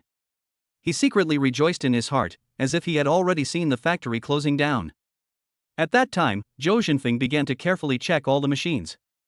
Sometimes he squatted down to carefully examine the bottom of the machine, and sometimes he stood up to observe the moving parts of the machine. Soon, he had identified the problem. He quickly took out a screwdriver, a wrench, pliers and other tools from the toolbox and started tinkering with the machine. Sun Daeong was filled with worry when he saw this. He leaned close to Lin Muhang's ear and whispered, "Boss Lin, this guy is not a professional after all. How can you let him mess around with equipment worth millions of dollars?" To be honest, he grimaced in pain when he saw the other party's seemingly rough actions. Hearing this, Lin Muhang smiled and consoled him, "The maintenance master is not here, so we can only try our best to save the situation." He watched Zhou Zhenfeng's every move silently, with a hint of expectation in his eyes. In less than half an hour, Zhou Zhenfeng pressed the machine button and the sound of the motor turning echoed throughout the operating room. Upon seeing this, the employees cheered and rejoiced, "It's fixed already? Mr. Lin is so powerful that he could find such a capable person." At this time, Zhou Zhenfeng walked quickly to Lin Muhang, took a long breath, and said with a smile, "Boss Lin, the problems with your machines are similar. I can fix them all in a short while." "Okay, thank you for your hard work." Lin Muhang patted his shoulder and said with relief. In fact, from the moment he saw Zhou Zhenfeng's resume, Lin Muhang decided that he must recruit this person. Now, seeing Zhou Zhenfeng repair the machine, he is more confident in his choice. On the other side, Zhou Changhao watched the machines he had damaged being repaired one after another, gritting his teeth in anger, his face full of resentment. "Damn it! I got up in the middle of the night to cause trouble, but all my effort was in vain. How come he fixed it so quickly?" Zhou Changhao cursed in a low voice in anger. At this moment, Zhou Changhao's phone dinged and received a message, "How is the matter going? Has the factory been declared bankrupt?" Wan Wan, who had been waiting for a reply from Zhou Changhao, was extremely anxious. He had already squandered all the living expenses that Ren Dajin gave him this month. If he didn't do things well, not only would he not get a penny, he would also be scolded by the other party. He learned his lesson this time, and thought, "If I can get things done, maybe my brother-in-law will be happy and give me more living expenses." Zhou Changhao was already feeling very annoyed, and when he saw the message from Wan Wan, he became even more depressed. He replied unhappily, "No. I don't know where that guy found someone to repair all the machines I damaged." He was worried that Wan Wan would think he had not done a good job and would want to take the money back, so he quickly added, "Don't worry, I will definitely find a way to make his factory fail." Chapter 89, Commercial Secrets. When Wan Wan found out that the task had not been accomplished, he instantly became furious and his face flushed red. He clenched his fists, his eyes widened with anger, and punched the wall hard, cursing, "Damn it, this kid is still as lucky as he was when he was a kid." The other party messed things up again and again, and Wan Wan's eyes were full of disappointment. He sat dejectedly in the chair, holding his head in his hands, his heart filled with helplessness and anger. But thinking that Zhou Changhao was an employee of the factory after all, and that it was convenient for him to do things under the so-called darkness under the lamp, he could only suppress his anger, take a deep breath, pick up the phone, and reply in a cold tone, "I'll give you one last chance. If you mess up again, don't even think about getting a penny." In the office, Zhou Zhenfeng stood in front of his desk with a nervous expression. He kept rubbing the corners of his clothes with his hands, and seemed to be hesitant to speak. He hesitated for a long time, and finally mustered up the courage to speak, "Boss Lin, have you offended anyone?" When Lin Muhang heard this, he looked up in surprise, his eyes full of confusion, and asked, "What did you find?" Zhou Zhenfeng carefully looked around and confirmed that no one was eavesdropping before he lowered his voice and replied, "These machines didn't break down by themselves. I guess they were destroyed by the same person." Lin Muhong frowned slightly, thought for a moment and said, "Okay, I understand, don't tell anyone about this." Through the other party's words, Lin Muhong is now certain that there is a bad apple in the factory. If it is not found, it will sooner or later ruin the whole factory. After thinking about it, Lin Muhong sat on the sofa and raised his hand to gesture to the side. Seeing this, Zhou Zhenfeng sat on the sofa somewhat stiffly. He looked at the other party and said, "You have rich work experience, so you are hired. You can start working from today. Welcome to join Tianheng." After hearing this, Zhou Zhenfeng's eyes widened instantly, his face full of excitement. He couldn't even believe his ears, and stammered, "Lin. Mr. Lin, do you really want me?" "Well, yes." Lin Muhong nodded with a smile. Zhou Zhenfeng jumped up with excitement, then excitedly took his hand and said, "Boss Lin, I will definitely work hard in the future and live up to your trust." Seeing this, Lin Muhong waved his hand, then took out the advanced manufacturing process drawings of the electric tricycle three-wheeled vehicle given by the system from his pocket and handed it to the other party, saying, "Take a look first, can this be developed according to the drawings?" Zhou Zhenfeng took the drawing, his hands trembling slightly. He looked at it carefully, his eyes full of concentration. After a moment, his eyes sparkled and his tone was extremely excited. "Boss Lin, this drawing is really well designed." "Excuse me, is this the design of this drawing by you?" Lin Muhong coughed lightly, nodded, and could only claim the credit. "This design is truly ingenious." After praising it, Zhou Zhenfeng was extremely excited. He clenched his fists, his eyes sparkling with excitement, and said, "Boss Lin, don't worry. It won't be a problem to develop the latest tricycle according to this blueprint, but..." Then he frowned, looked at Lin Muhong, and hesitated to speak, with an embarrassed expression on his face. "If you have any questions, just ask. It will take too long for me to develop the product based on this blueprint, so you need to continue recruiting people," Zhou Zhenfeng said truthfully. Although he is experienced, the power of one person is indeed very small. "Okay, then continue recruiting." Lin Muhong nodded after hearing this. He crossed his hands in front of his chest with a calm expression. Any factory will burn money when it is first established, and any problem that can be solved with money is not a problem. At this time, Zhou Zhenfeng looked at Lin Muhong and said hesitantly, "Boss Lin, my previous colleagues were also laid off. If you are recruiting, can you hire them?" Fearing that he might be considered as someone who had a backdoor, he quickly added, "Don't worry, their academic qualifications and abilities are both top-notch. I can guarantee their success." Lin Muhong waved his hand and said with a smile, "No, I believe you, then you can call them all over, the salary and benefits will be the same as yours. After they come, you will be the chief R&D engineer, and your monthly salary will increase by 10,000. After hearing these words, Zhou Zhenfeng's face was full of disbelief. He stood up excitedly, clenched his fists, and said gratefully, "Thank you for Mr. Lin's trust. I will definitely work hard for the factory. Okay, I'm a man of few words. Just work hard and I won't treat you unfairly in the future." Lin Muhong walked up to him, patted him on the shoulder, his eyes full of encouragement. Seeing that the other party was still standing there in a daze, Lin Muhong turned his head to look at him, raised the corners of his mouth, and said with a smile, "Why don't you catch up? You are not active in eating, there is something wrong with your thinking." "Okay, here I come." Zhou Zhenfeng was as happy as a child, jumping and running up. After work in the afternoon, Lin Muhong gathered all the workers together. After everyone arrived, he called Zhou Zhenfeng to his side and introduced him in a loud voice, "This is Zhou Zhenfeng, the chief R&D engineer of our factory. Everyone, welcome him warmly." As soon as these words were spoken, there was a burst of applause from the audience. Seeing everyone so enthusiastic, Zhou Zhenfeng was a little at a loss. His face turned slightly red, and he held it in for a long time before he squeezed out a sentence, "I hope everyone will take good care of me." That slightly shy look made everyone laugh continuously. After the introduction, Lin Muhong glanced at the whole audience and said loudly, "Chief Engineer Zhou will give everyone a training this afternoon and explain in detail the latest three-wheeled vehicle technology produced by the factory." After that, he solemnly handed the blueprint to Zhou Zhenfeng in front of everyone, and solemnly reminded him, "This blueprint is a commercial secret. You must keep it properly after you train everyone.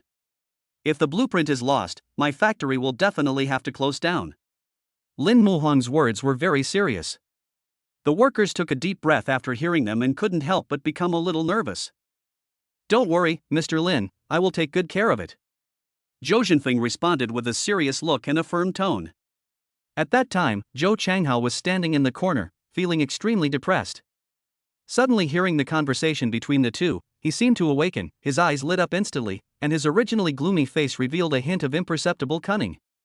Based on what he had just said, his eyes rolled around, and soon, a plan to frame someone else took shape in his mind. The corners of his mouth slightly raised, revealing a sinister smile, and he secretly complained in his heart, "This time I promise to make sure your factory can't continue to operate." It was time to get off work, and Zhou Zhenfeng took the drawings and slowly returned to the RD office. At that time, a pair of small eyes by the window were closely watching his every move, with greed and calculation revealed in their eyes. When Zhou Zhenfeng put the blueprint into a drawer under the desk, Zhou Changhao's face was full of pride. He grinned and almost shouted out loud in excitement, "You gave me this opportunity, you can't blame me." After doing all this, Zhou Zhenfeng came out of the factory and saw that there was no one around.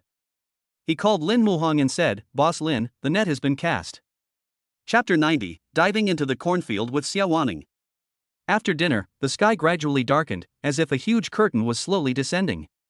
In order to catch the rat shit in the factory, Lin Muhong came to Su Wanru and said lightly, "Mom, I'm going to the factory. I may be back late, so don't leave the door open for me." Su Wanru was a little worried when she heard this, and her brows frowned unconsciously. "It's dark now, you're going now?" The area near the factory was quite remote, and she was worried that her son might run into bad people, so she asked, "Can't we go tomorrow?" "No." Lin Muhong shook his head. He wouldn't be able to catch the criminal red-handed if he went there tomorrow. Next to them, Xiawan Ning heard the conversation between the two and came over. She thought of what happened at the barbecue restaurant in front of the school, and she couldn't help feeling a little uneasy. Could it be that the other party was going to do something dangerous again? As soon as this thought came to her mind, her brows knitted tightly, and her eyes were full of worry. She asked cautiously and softly, "Can I go to the factory with you?" Xiawan Ning's voice was as soft as a mosquito, for fear that the other party would reject her request. When Lin Muhong heard this, a hint of surprise flashed across his face, and he thought to himself, "Why does she want to visit the factory? Is she worried about me?" Seeing that the other party cared about him, Lin Muhong was very happy, but for the other party's safety, he still refused. "Wan Wan can't leave you, you should stay. I will take you and Wan Wan together next time when I have the chance." Su Wanru could see Xiawan Ning's concern for her son. She snorted unhappily, put her hands on her hips and said, "I've long wanted to hold my eldest granddaughter to sleep. Let Wan Wan sleep with me at night. If Ning wants to visit the factory, you can take her with you." Su Wanru deliberately put on a serious expression, staring at Lin Muhong. "If you don't take her with you, I strongly suspect that you are hiding something from us." "Okay, I'll take you. Lin Muhong said helplessly. It was her fault for always using her status to put pressure on herself. Fortunately, Wan Wan didn't hear the conversation between the two people, otherwise if she wanted to follow them, Lin Muhong would be extremely reluctant. "Although it is to catch a rat, if something happens, you will regret it." After arriving at the factory, Lin Muhong parked the car far away. After the two got out of the car, he skillfully used a flashlight and brought Xiawan Ning to the factory gate. Seeing that he had stopped and had no intention of going in, Xiawan Ning had a puzzled look on her face and her eyes were full of curiosity. "Aren't we going in?" "Not going in." Lin Muhong said, gently pulled Xiawan Ning's wrist, turned and entered the cornfield. Being grabbed by the wrist by the other party, and this happened in the wild, and most importantly, there was no one around. Xiawan Ning couldn't help but think of a scene from a TV drama, and her face instantly turned red, like a ripe apple. She lowered her head shyly, her voice as soft as the breeze. "It's not good to drag me to this place. Are we moving too fast? How about we take it step by step?" She clutched the corner of her clothes tightly with both hands, her heart pounding as if it was about to jump out of her throat. Although she was nervous, she was even a little bit expectant in her heart, with a shy gleam in her eyes. Seeing that Lin Muhong didn't reply, Xiawan Ning raised her head shyly, her eyes full of affection, and she said, "This is my first time, how about you?" Her voice trembled slightly, with a hint of shyness. Lin Muhong had no idea that the scene was moving in an ambiguous direction. He didn't pay attention to what was said before. When Xiawan Ning asked again, he replied casually, "It's my first time too." After all, coming to the cornfield late at night is probably a first experience for most people. After finding a good position for observation, Lin Muhong pulled Xiawan Ning and gently lay on the road. The dense corn leaves blocked their view, and no one noticed that there were two people here. Xiawan Ning lay there quietly, her body trembling slightly, her face still flushed, her eyes filled with both nervousness and curiosity. After walking in the cornfield, Lin Muhang felt itchy from being scratched by the corn leaves. He complained inwardly, "Damn it, if I catch who is betraying me, I will beat him up to vent my anger." Xiawan Ning was standing aside, immersed in her own thoughts. The blush on her face had not yet faded, and there was a hint of anticipation in her heart. Seeing Lin Muhan lying on the side, staring at the road with a sharp gaze, Xiawan Ning's heart instantly rose to her throat. She was extremely nervous and muttered to herself, "Why hasn't he made a move yet?" After a while, she asked in confusion, "What are we doing?" Hearing this, Lin Muhan's mouth curled up slightly, and he explained with a smile, "Catching mice." As soon as he finished speaking, he saw that Xiawan Ning seemed a little unhappy, thinking that she was angry, and hurriedly explained, "I didn't want to bring you here, but you insisted on following me, and I really had no choice." Hearing this, Xiawan Ning was indeed furious, but she had no place to vent her anger. She originally thought. The more she thought about it, the more shy her cheeks became, and the more angry she became. At this moment, Xiawan Ning was absent-minded, her thoughts wandering, but Lin Muhang seemed as if nothing had happened, his eyes fixed firmly on the outside, not relaxing for a moment. When Xiawan Ning saw this scene, she became even angrier. After all, she was the campus belle of Shanghai, with the right timing and location. Wasn't she attractive at all? In this way, the two of them lay on the side of the road and waited for an hour. Finally, a sneaky figure holding a flashlight appeared in their sight. The man walked cautiously to the factory gate, looked around, and after confirming that there was no one around, he used the stolen key to open the factory gate and sneaked in with his back bent. Seeing the scene, Xiawan Ning was full of doubts and couldn't help asking, "Is he an employee of your factory? Why did he come here in the middle of the night? He must be here to do something bad." Lin Muhang replied, and then like an agile cheetah, he jumped from the cornfield to the road, and then reached out to pull Xiawan Ning out. "Let us go, follow him and see." After saying that, the two of them followed quietly.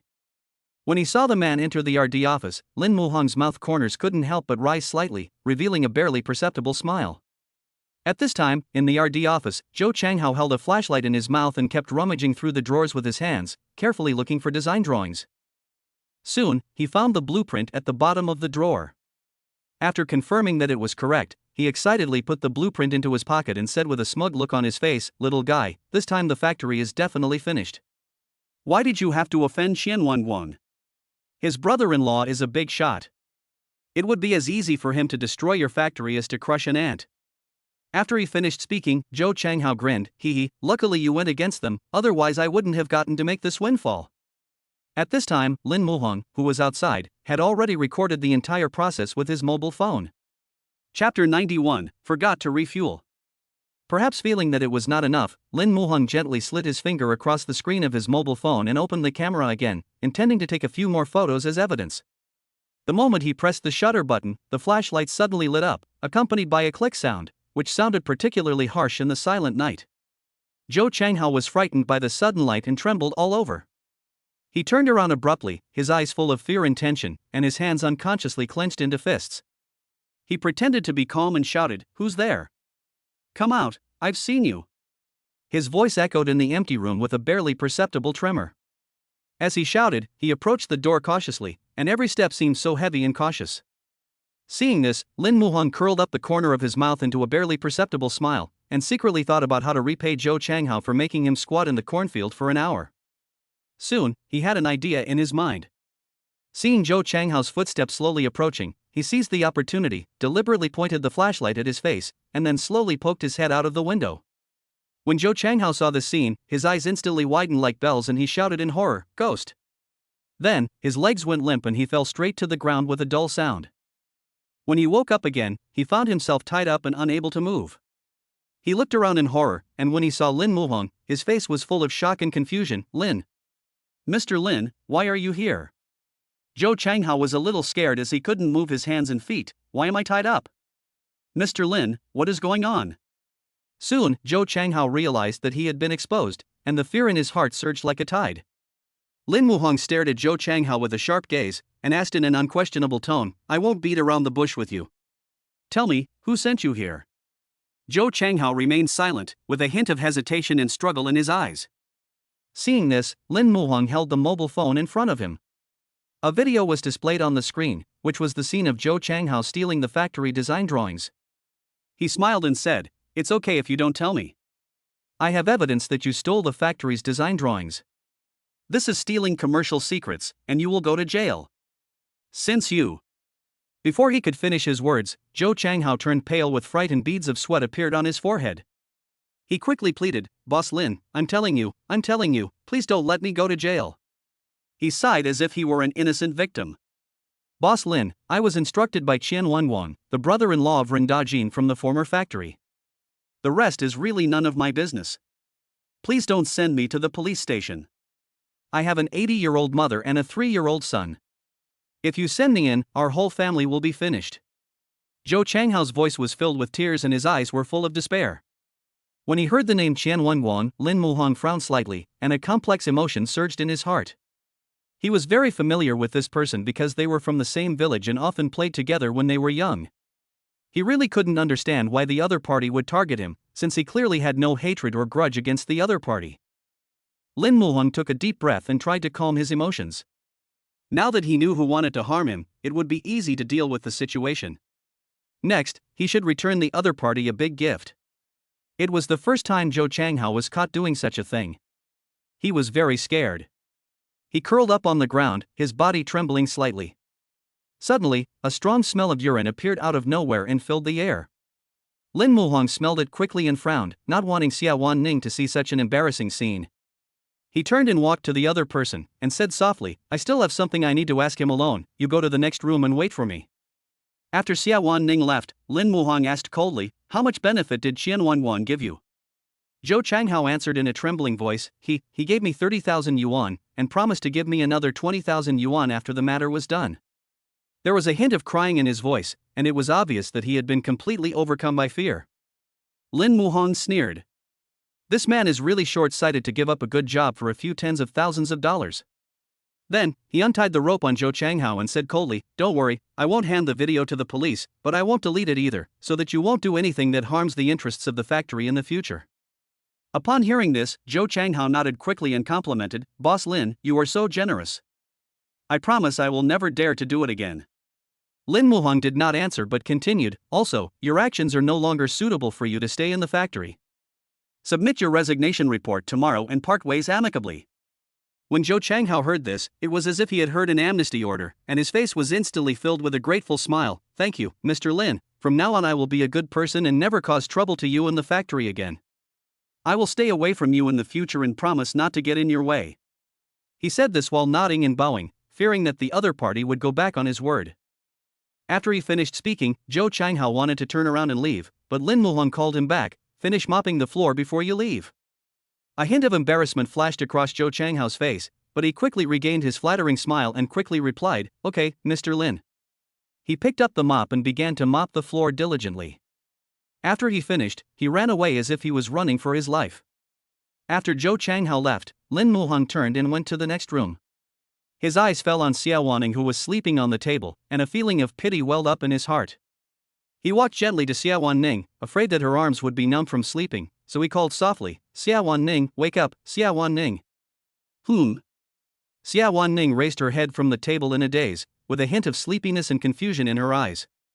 When she heard someone calling her, she stood up subconsciously and quickly explained, "Teacher, I didn't sleep in class. I was listening the whole time." Lin Muhong couldn't help but be amused when he heard this. He asked with great interest, "What did the teacher just say? Can you tell me?" When Xiawan Ning heard the voice, she woke up instantly. She frowned, her little face flushed, and she was at a loss. It was so embarrassing. Lin Muhong looked at her cute appearance and couldn't help but smile. He took her arm and said, "Let's go home and sleep." After getting in the car, Lin Muhong started the car, but the car had not gone far when it suddenly stopped on the road. Xiawan Ning looked at the desolate scenery outside the window, and a feeling of worry surged in her heart. Is the car broken down? It should be. Lin Muhong sighed helplessly. Just as he was about to go downstairs to repair the car, he discovered that the oil gauge on the dial had been empty at some point.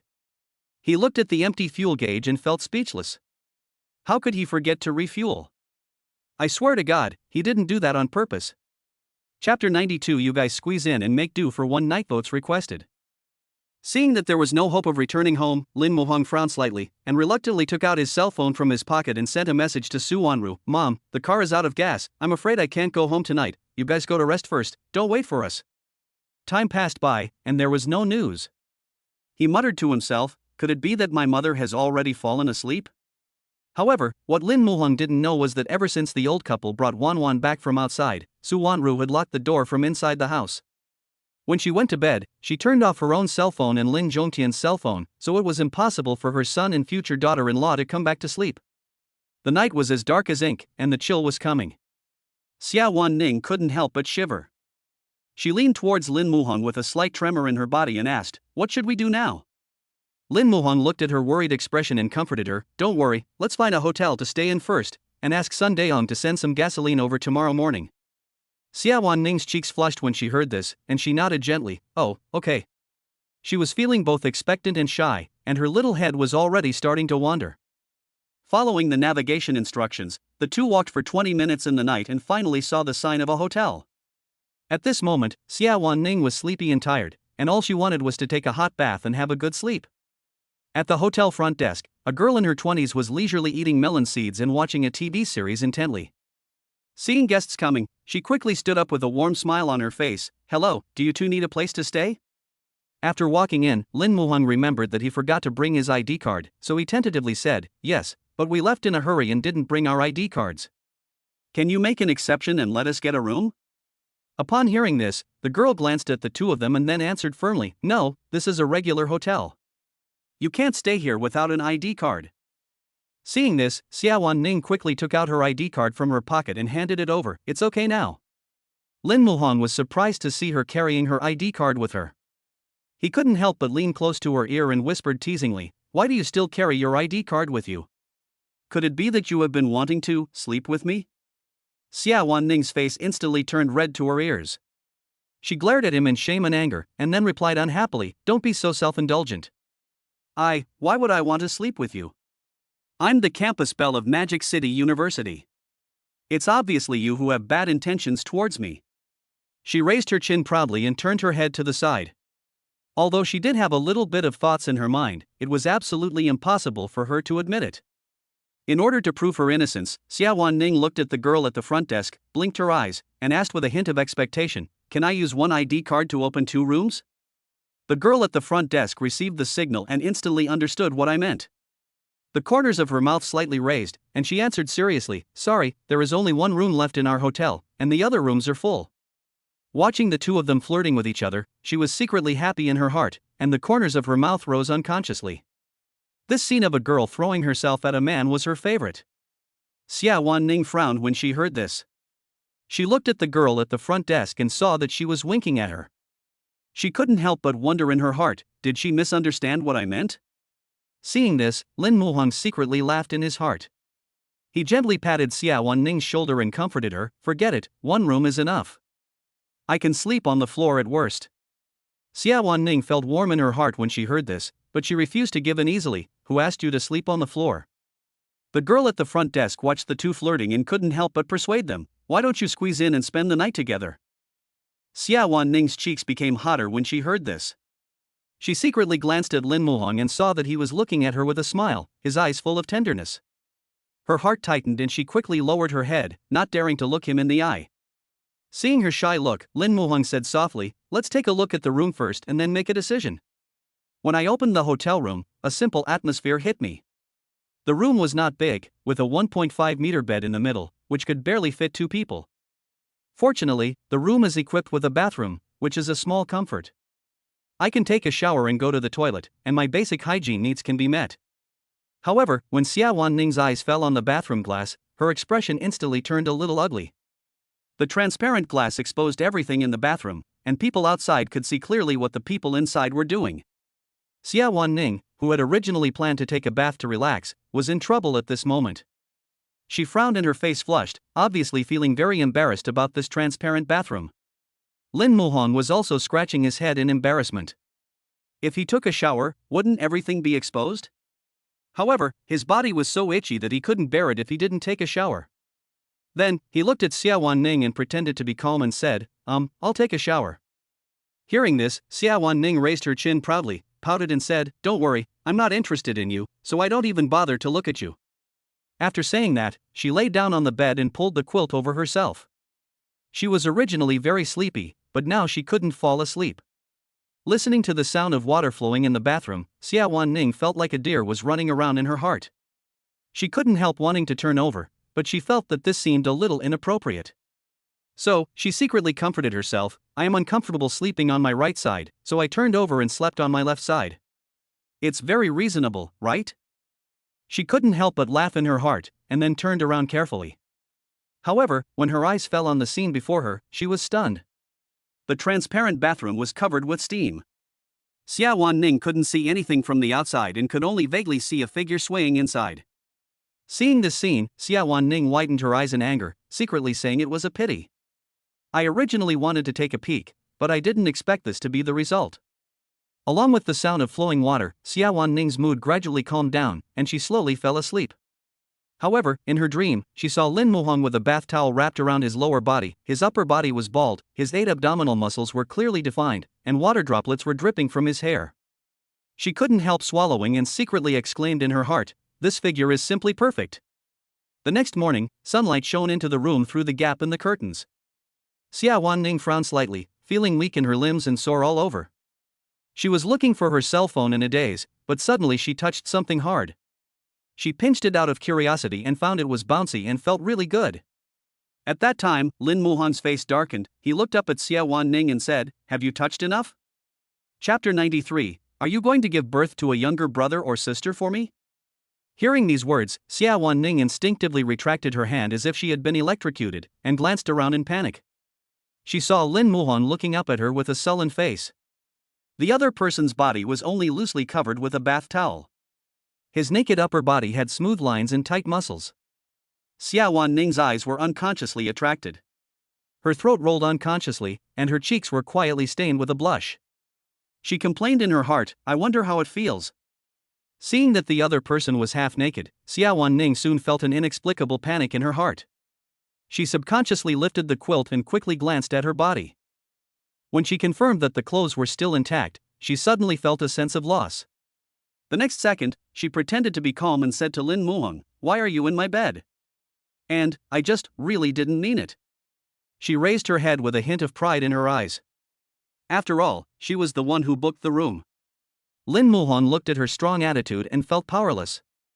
He was clearly the victim, so why didn't the other party feel any guilt at all? He frowned slightly, with a hint of helplessness in his eyes. "Didn't you say we should squeeze in yesterday? Do you want to go back on your word?" "Oh." Xiawan Ning responded softly, saying that this is what happened last night. Seeing that the other person was staring at her, Xiawan Ning unconsciously clasped her hands across her chest, raised her chin slightly, and said very proudly, "Why are you looking at me? I touched you, it's not like I lost a piece of meat, don't be so stingy." Hearing this, Lin Muhong raised a playful smile and thought to himself, if that is the case, he won to be polite. He suddenly reached out his hand, put Xiawan Ning down on the bed, pressed his body down slightly, and said with a smile, "You said it, touching it won't make you lose any flesh, so I'm going to touch it back." "Ah? Lin Muhong, what do you want to do?" Xiawan Ning was lying on the bed, looking at the man in front of her with horror, but there was a hint of barely perceptible excitement hidden in her eyes. She is a cool and aloof school beauty, how can she be so obvious? So she said angrily, "I warn you, don't do anything rash, otherwise. What will happen otherwise?" Lin Muhong raised his eyebrows playfully, then slowly lowered his head. Their faces were getting closer and closer, and they were about to kiss. Xiawan Ning was so nervous that she closed her eyes, her lips pursed unconsciously, and her heart was beating wildly in her chest. Seeing this scene, Lin Muhong smiled proudly, his eyes full of teasing. "Why, are you impatient?" Upon hearing this, Xiawan Ning suddenly opened her eyes and saw the other person looking at her with a playful expression. She instantly realized that she had been fooled, and a surge of shame and anger surged in her heart. She is the campus beauty of Shanghai. She has always been the one to tease others. When will it be someone else's turn to tease her? At this moment, she no longer looked like the gentle, virtuous wife and mother she was in front of Wan Wan, but instead looked like a ferocious kitten. She suddenly turned over and wanted to have Lin Muhong riding on her, but because her center of gravity was unstable, she fell directly on him. What was worse was that their lips kissed unexpectedly. Xiawan Ning felt her mind go blank. The plot that only appeared in idle dramas actually happened to her. She widened her eyes and looked at Lin Muhong, who was so close to her, and an unprecedented panic surged in her heart. Those bold ideas disappeared without a trace at this moment. At this moment, Lin Muhong's cell phone on the bedside table suddenly rang. He looked at Xiawan Ning's shy little face, which was so red that it seemed like blood could drip out, and a teasing smile appeared on the corner of his mouth. "Don't open it yet. Do you want me to do something unspeakable to you? You're so beautiful." Xiawan Ning glared at him angrily, then climbed up from him in a panic. Lin Muhong answered the phone, and Sun Daiyong's voice came from the receiver. "Mr. Lin, I'm already downstairs in the hotel, and the gasoline is ready." "I understand." Lin Muhong nodded, and after hanging up the phone, he began to change his clothes. Arriving at the front desk, the girl saw the faint blush on Xiawan Ning's cheeks, and the corners of her mouth lifted unconsciously. Then she smiled and handed over the other party's ID card. "Please take it, welcome to visit next time." After getting in the car, Sun Dayon looked through the rearview mirror at the two people in the back seat, his eyes full of confusion. He couldn't help but mutter in his heart, "Why is Mr. Lin here? And this beautiful girl, could she be Mr. Lin's girlfriend?" Even though Sun Dayon is a grown man, his gossiping mind is just as keen as that of girls. At this moment, several versions of the story had already played out in his mind, and the corners of his mouth unconsciously curled up into a grin. He looked as if he had discovered some incredible secret. Soon, the car arrived at the place where the strike occurred yesterday, and Sun Dayon skillfully poured oil into the fuel tank. "Boss Lin, the oil has been poured out. There is definitely enough for you to drive to the gas station." "Okay, I got it. Just ask the finance department to reimburse the gas money. If anything happens in the factory, remember to notify me in time." After Lin Muhong finished speaking, he turned around and got into the car. Sun Dayon nodded quickly, waved his hand, and promised solemnly, "Okay, Mr. Lin, take care and have a safe trip." After coming out of the gas station, Lin Muhong drove straight to the downstairs of his home. Going up to the third floor, he stretched out his hand to open the door, but found that it would not open no matter what he did. He couldn't help but feel a pang in his heart. Could it be that my parents are not at home? This shouldn't be possible. He knocked on the door and shouted loudly outside, "Dad! Mom!" Soon, the door creaked open. Su Wanru was full of surprise to see her son and future daughter-in-law coming back so early. However, she remained calm and said in a calm tone, "You guys are back. It's a good time to eat. The food is still hot." Wan Wan was originally sitting on a bench. When she heard her parents' voices, she jumped off the bench excitedly. She took a step with her short legs and jumped into her mother's arms like a happy little rabbit. She raised her little head, her eyes sparkling with curiosity, and asked doubtfully, "Dad, Mom, you were not at home last night, where did you go?" "Wan Wan thought you didn't want me anymore." The little girl pouted, her face full of sadness. Her look made people feel distressed. Seeing this, Lin Muhong quickly squatted down and gently comforted her. How could Dad and Mom bear to give up Wan Wan? "Don't think too much." As he spoke, he gently touched Wan Wan's little head. "Oh." Wan Wan nodded obediently, but curiosity was still crawling in her heart like a little bug. She continued to ask curiously, "So what did you and Mom do? Did you go to your own world?" Wan Wan tilted her head, suddenly thinking of something, and said innocently, "Are you going to give birth to a brother or sister for me?" Chapter 94 Dragon Boat Festival. Xiawan Ning's ears were filled with those casual words, and in an instant, a blush spread across her pretty cheeks like a tide. Then, a sudden cough caught her off guard. She covered her mouth and kept coughing. Seeing her mother's reaction, Wan Wan's eyes were full of curiosity. She quickly turned her head to Xiawan Ning and asked anxiously, Mom, did Wan Wan guess right? Are you really going to give me a brother or sister? That would be great if that were the case. In the future I could play lots of games with my younger brothers and sisters and play house together." Wan Wan's little face flushed with excitement. She waved her chubby little hands and gestured in the air, as if the beautiful scene of playing with her younger brothers and sisters had already appeared before her eyes.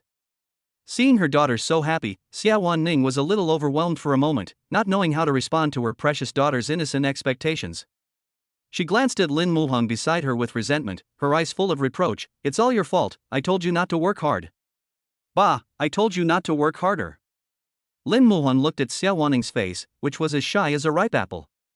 The corners of his mouth unconsciously rose, revealing a doting smile.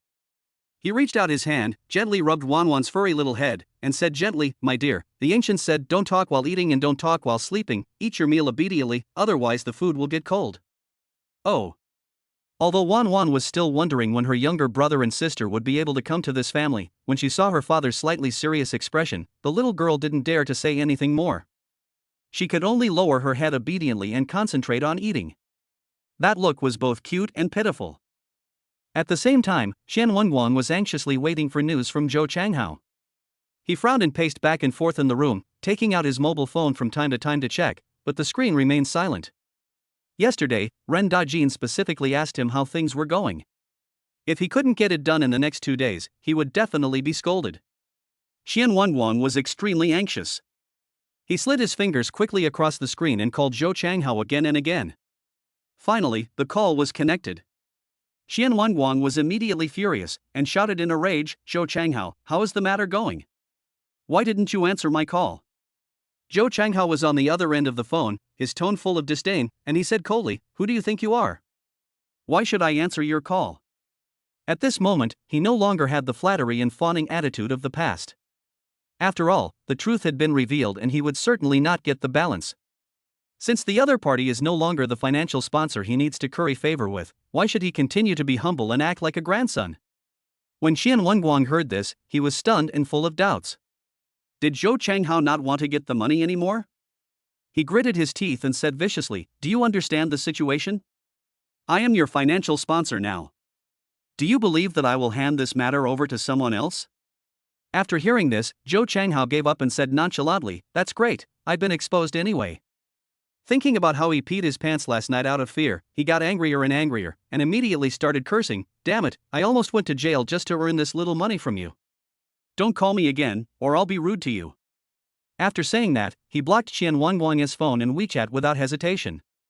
When Xiawan called again, he heard the prompt tone from the other end of the phone saying the number you dialed is busy, and he was so angry that he gritted his teeth and kept cursing.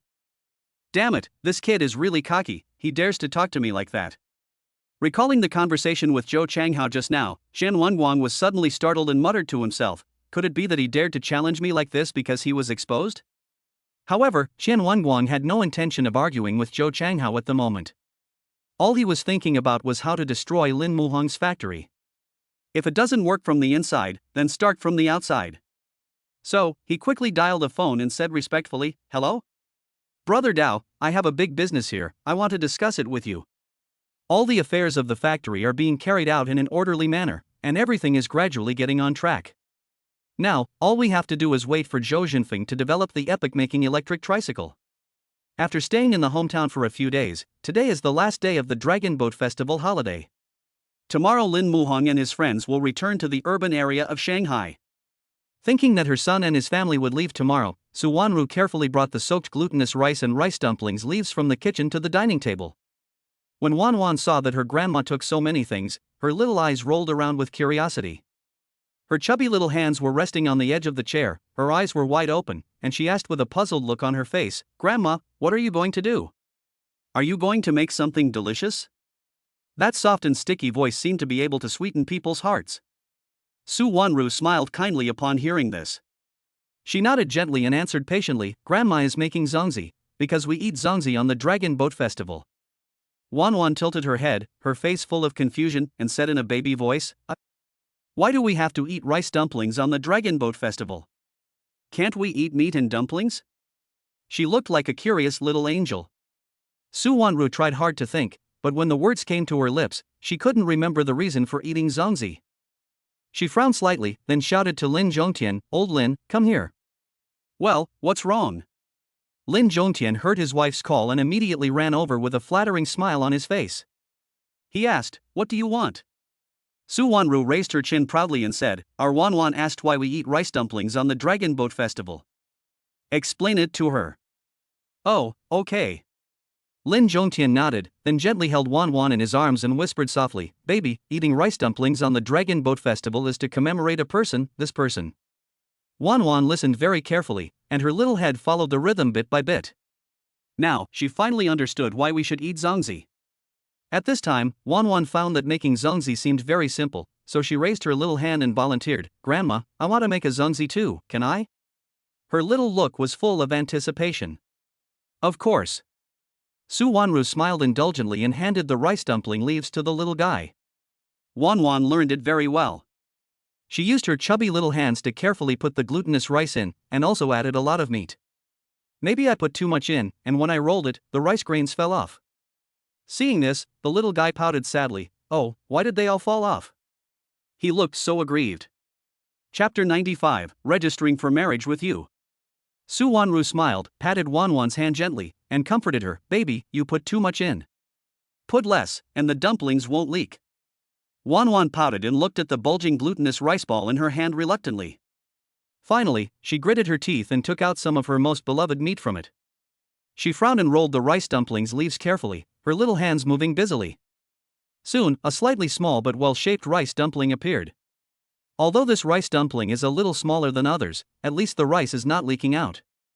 Wan Wan looked at the rice dumplings she had made, her eyes sparkling with satisfaction, and she couldn't help but raise the corners of her mouth to reveal a happy smile. At this time, Lin Muheng saw that the dining table was full of people and it was very lively. He walked forward curiously and asked, "What are you doing?"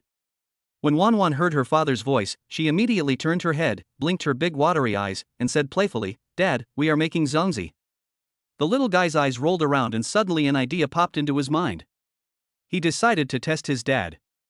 She put her hands on her hips and asked proudly, "Dad, do you know why we are eating zongzi today?" Hearing this, Lin Muheng pretended to be stumped, scratched his head, and said in distress, "Oh, Dad really doesn't know. Why?"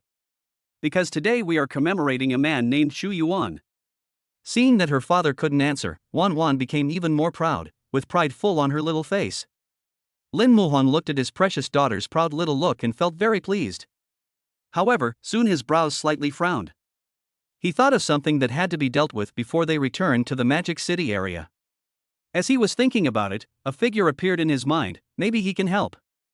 At noon, a rich fragrance filled the air. Wan Wan could no longer hold back and took Su Wanru's hand and ran to the kitchen. The kitchen was filled with smoke, like a fairyland. Wan Wan jumped up and down excitedly, her eyes sparkling with anticipation, and she asked loudly, "Grandma, are the rice dumplings ready?" Wan Wan can't wait to eat them. Okay, Grandma will take out the rice dumplings right away," Su Wanru said with a doting look on her face, and then gently lifted the lid of the pot. In an instant, the fragrance of the rice dumplings spread in the air like a bomb explosion, filling the entire kitchen. Soon, a full plate of rice dumplings appeared on the table. When Wan Wan saw this, her eyes lit up and she shouted excitedly, "It's time to eat, the delicious rice dumplings are out of the pot." As soon as these words were spoken, Lin Muheng and others came to the dining table. When Xiawan Ning saw the rice dumplings, her face was full of joy. She didn't expect that she could eat such delicious rice dumplings this year. Seeing this, Su Wanru picked the largest zongzi and put it in Xiawan Ning's bowl, saying enthusiastically, "Ning, today is a festival, come and try some zongzi." "Thank you, Auntie," Xiawan Ning said gratefully, and then carefully peeled off the rice dumpling skin. She took a bite, but her brows suddenly frowned and a look of doubt appeared on her face. Seeing that her face looked bad, Su Wanru was a little confused and asked quickly, "Is it not steamed well?" She checked the time and muttered, "It should be cooked by now. I deliberately kept it in the pot for several minutes." Seeing this, Lin Muheng quickly picked up a zongzi and took a bite. He chewed it carefully, and after a while, he replied, "I tasted it was cooked, and it tastes good." At this moment, everyone's eyes were focused on Xiawan Ning. She lowered her head slightly, a faint blush on her cheeks, and asked a little embarrassedly, "Why is this zongzi salty?" Aren't all rice dumplings salty?" Lin Zhongtian looked puzzled, frowned slightly, and responded with a puzzled look on his face. Xiawan Ning waved her hands quickly, with a gentle smile on her face, and explained, No, the rice dumplings where we are sweet." Lin Muheng was sitting aside. When he heard this, a light bulb went off in his head and he finally remembered that Xiawan Ning was from the north. He smiled and explained to everyone, "Dad, Mom, this is a question of the difference between the north and the south. Northerners eat sweet rice dumplings with dates and red bean paste inside, while we southerners eat salty rice dumplings with salted egg yolks and meat inside." After hearing this, Su Wanru suddenly realized what was going on. Her eyes were full of apology. She quickly looked at Xiawan Ning and said, "Ning, Auntie really didn't know. If she had known, she would have made some sweet rice dumplings for you." Hearing this, Xiawan Ning shook her head gently, still with a bright smile on her face, and said, "Auntie, don't be so polite. It's just right that I want to try the salty rice dumplings today. To be honest, I haven't tasted them yet. After saying that, she took a deep breath, mustered up the courage and took a big bite. After chewing a few times, his brows frowned unconsciously and a trace of barely perceptible disgust flashed across his face. It turned out that there was a large piece of fat in the big bite she took. The greasy feeling spread in her mouth, and she couldn't help but complain in her heart, sweet rice dumplings are still delicious. However, she still had a smile on her face, tried hard to swallow the food in her mouth, and praised, The salty rice dumplings are also very delicious. Lin Muhang had been keeping an eye on Xiawan Ning and noticed that she kept chewing the rice dumplings and didn't eat them anymore. He knew that she definitely didn't like them, but he couldn't say it out of shame. He smiled dotingly, then reached out to take her bowl and said domineeringly, "See how big your zongzi is, let me have a taste." Then, he took a bowl filled with rice from the side, pushed it over in a pretentious manner, and said, "Wild boars can't eat fine bran, so you can eat this." When Xiawan Ning saw the rice being pushed over to her, a warm feeling surged in her heart and she was deeply moved. But when I thought about the other person calling me a pig, I felt angry again and couldn't help but mutter under my breath, "Who eats more?" In the afternoon, after everyone woke up, Lin Muhang took Wan Wan and Xiawan Ning out. Along the way, Xiawan Ning looked at the unfamiliar scenery outside the window, her heart full of curiosity. When she saw Lin Muhang driving into the police station, her eyes widened instantly and she asked in confusion, "Why did you bring us here?" Lin Muhang raised the corner of his mouth and said teasingly, "Register for marriage with you." After saying that, he got out of the driver's seat, walked around to the passenger side, and opened the door for Xiawan Ning like a gentleman. When Xiawan Ning heard this, her face instantly turned red like a ripe apple, and even her heart started beating wildly. She stared at Lin Muhang with eyes wide open in disbelief, thinking to herself, "He just said he wanted to register for marriage with me? Is he crazy?" Although she couldn't help cursing under her breath, Xiawan Ning was actually looking forward to it very much. Maybe she would agree to the other party's request if she was so happy. After getting off the car, she pretended to be cool, folded her hands over her chest, and said, "If you want to marry me, at least ask for it." Chapter 96. Wan Wan is finally no longer an illegal resident. After hearing what Xiawan Ning said, Lin Muhang's eyes flashed with surprise. He locked his gaze on her tightly, and the corners of his mouth slightly raised, outlining a playful smile. He thought to himself, could it be that she actually took my words seriously? He lowered his head, smiled softly, leaned forward slightly, and leaned close to Xiawan Ning's ear. He said in a low and magnetic voice, "Do you really want to marry me?" Xiawan Ning was startled by this sudden action, her heart was beating like a deer, and her cheeks instantly turned red. She turned her head away in panic and said stubbornly, I didn't." She was so shy after her secret was exposed, but she couldn't admit it. She raised her chin and said angrily, "If it weren't for Wan Wan, I wouldn't want to stay with you. If I lie, I'll be struck by lightning." After saying that, she felt more and more wronged. Her eyes were slightly red, and she said with a hint of tears, "What's more, you called me a pig." As soon as she said this, Xiawan Ning regretted it. She kept muttering in her heart, "Oh my god, I just lied, please don't take it seriously." Looking at the increasingly playful smile on Lin Muhang's face, Xiawan Ning felt as if he could see through her thoughts at a glance. He clearly wanted to see her blushing shyly on purpose. Thinking of this, Xiawan Ning glared at Lin Muhang with resentment, her heart full of anger, and secretly cursed, "How can this man be so bad?" Lin Muhang found her angry and ashamed look very interesting, and quickly waved his hand to explain, "I didn't say you were a pig, you just took it for granted." In fact, he also had the idea of testing Xiawan Ning's attitude towards him, so he pretended to be serious and continued, "But seriously, if I get a marriage certificate with you right away, your parents will probably cut me into pieces." Xiawan Ning's body stiffened slightly when she heard this, but soon she pretended to be calm, raised her chin proudly, and snorted, "It's good that you know." Then, she took Wan Wan and walked into the police station without looking back. However, her heart was like a calm lake with a stone thrown into it, causing ripples. She thought silently in her heart, "If you really make such a request, maybe I will really refuse." She felt that for a girl to get a marriage certificate without a romantic proposal, there was no sense of ceremony at all. What's more, she will probably only get married once in her life, and she really doesn't want to have any regrets. When Xiawan Ning thought about Lin Muhang making fun of her, anger surged in her heart. She turned her head and glared at Lin Muhang fiercely, her eyes full of reproach. She secretly made up her mind, "Just wait and see, I will definitely make you kneel down and beg me to marry you in the future." Watching her father and mother flirting with each other, Wan Wan covered her mouth and laughed secretly, her heart filled with joy. In her opinion, this is what a home should be like. Her previous father and mother were always polite, which made her feel a little strange. She still prefers this warm and interesting atmosphere. After entering the police station, Lin Muhan came to the front desk reception desk and said, "Hello, I'm looking for Wu Zhenghao, Officer Wu." The police officer raised his head, glanced at him, and asked, "You are looking for our director, what's the matter?" Lin Muhan was slightly stunned and was very surprised. He didn't expect that the other party would be promoted after catching two vicious human traffickers. He quickly recovered and replied with a smile, "I talked to him on the phone and he asked me to come to see him." "Oh, okay, the chief's office is at the end of the corridor on the second floor. It's easy to find." The police officer guided enthusiastically. "Thank you." After Lin Muhan thanked politely, he took Xiawan and Wan Wan to the second floor. Knock, knock, knock. Wu Zhenghao was sitting in the office, concentrating on processing the documents in his hands. When he heard the knock on the door, he raised his head and said in full force, "Come in." Lin Muhan slowly opened the door, with a bright smile on his face, and greeted, "Director Wu, I hope I didn't disturb you." "No, no." When Wu Zhenghao saw the person coming, a hint of surprise flashed in his eyes. This was the great contributor who helped him get to the top. He quickly stood up from his seat with a smile and greeted him enthusiastically. Sitting on the sofa, Wu Zhenghao had a smile on his face.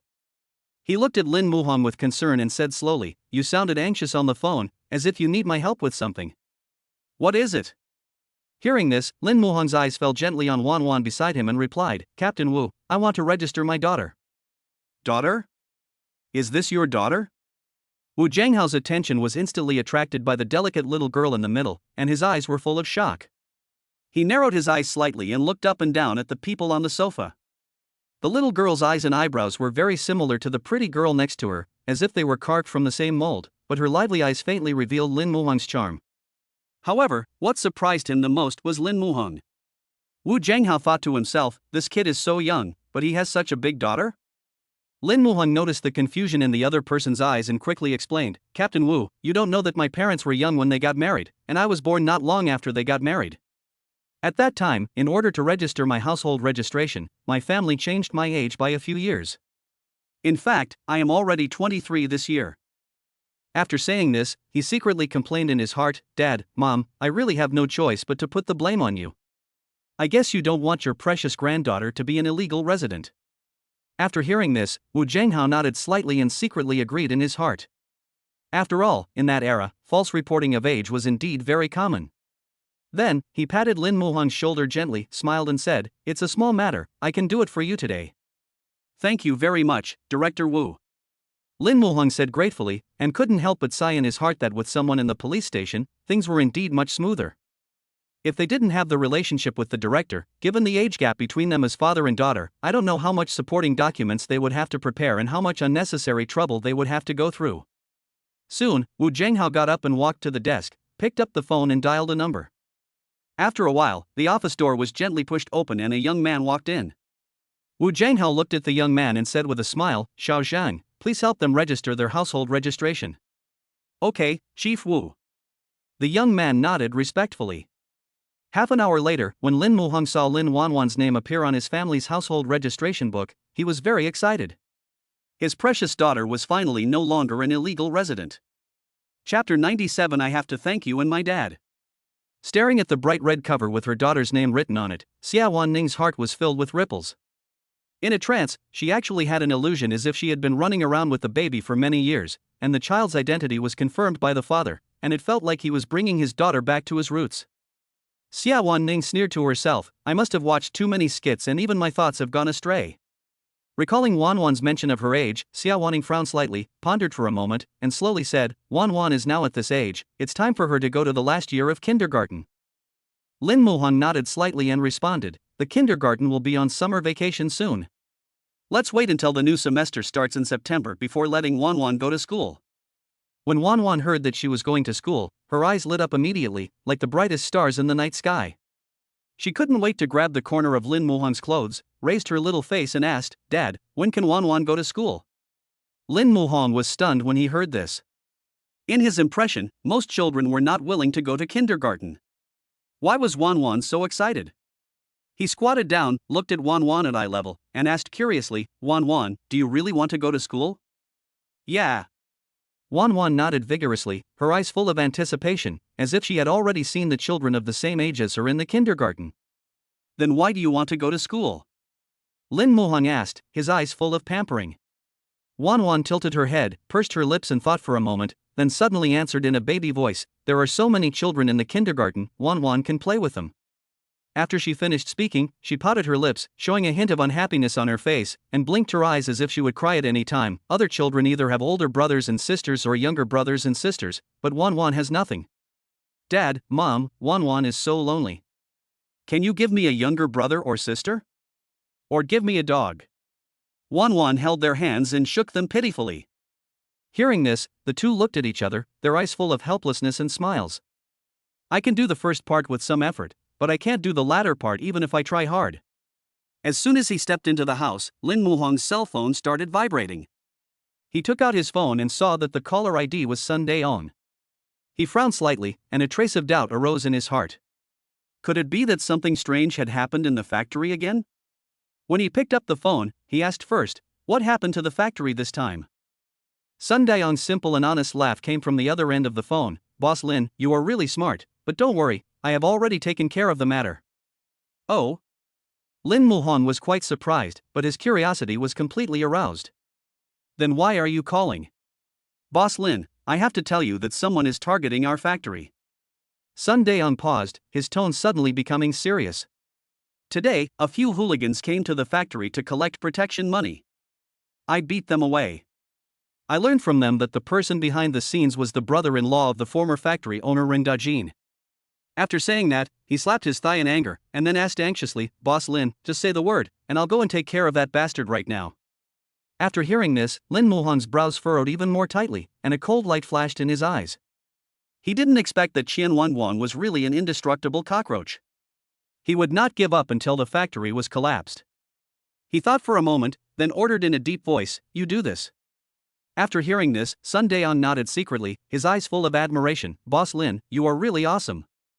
I'll do it right away." Lin Muhong had just hung up the phone and turned around, and saw Su Wanru standing quietly behind him, staring at him with sharp eyes. This sudden gaze made his heart tighten.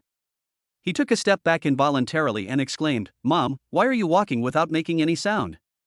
Scaring people can kill them." Su Wanru did not answer, but asked curiously, "Why did you take Ning and Wan Wan out?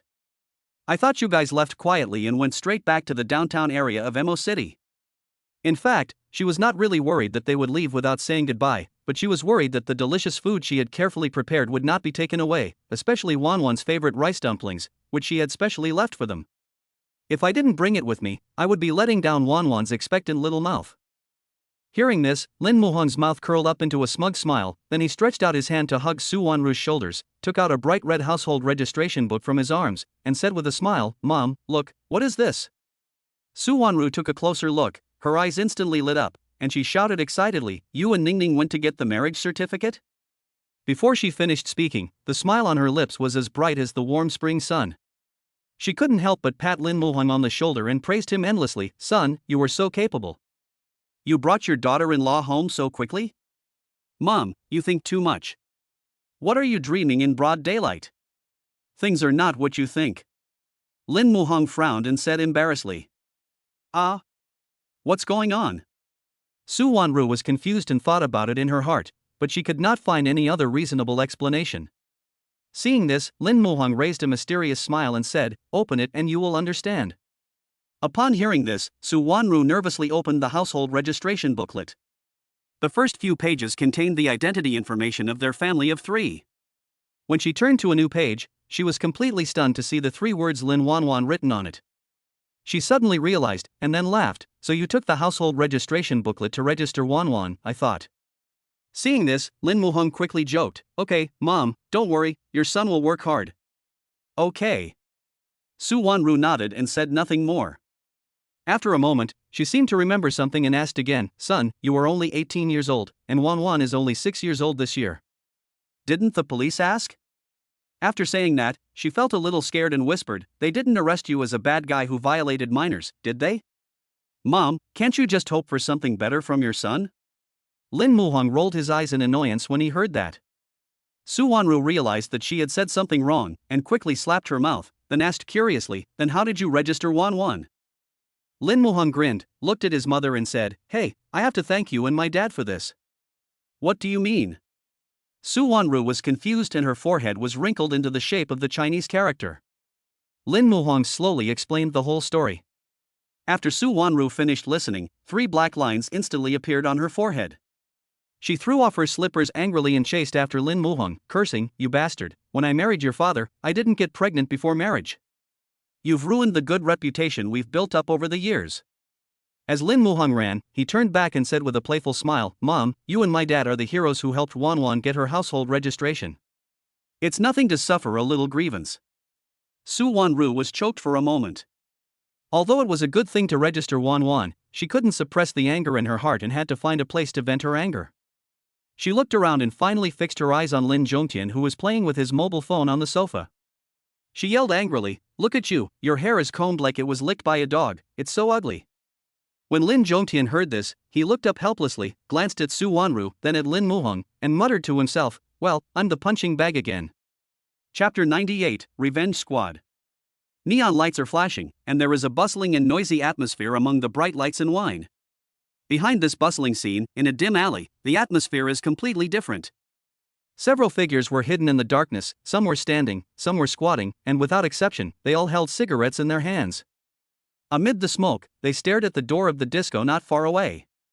Brother Sun, this kid has been in there for several hours, why hasn't he come out yet? The person who spoke was the yellow-haired young man Lu Zhiliang. He scratched his head, his face full of anxiety. Hearing this, Sun Daong blew out a puff of smoke, stared at the entrance of the disco with a sharp gaze, and said in a deep voice, don't worry, he will definitely come out. The story begins in the afternoon, when a group of uninvited guests suddenly came to the factory and acted arrogantly and caused trouble. Only then did everyone realize that the factory had been secretly targeted.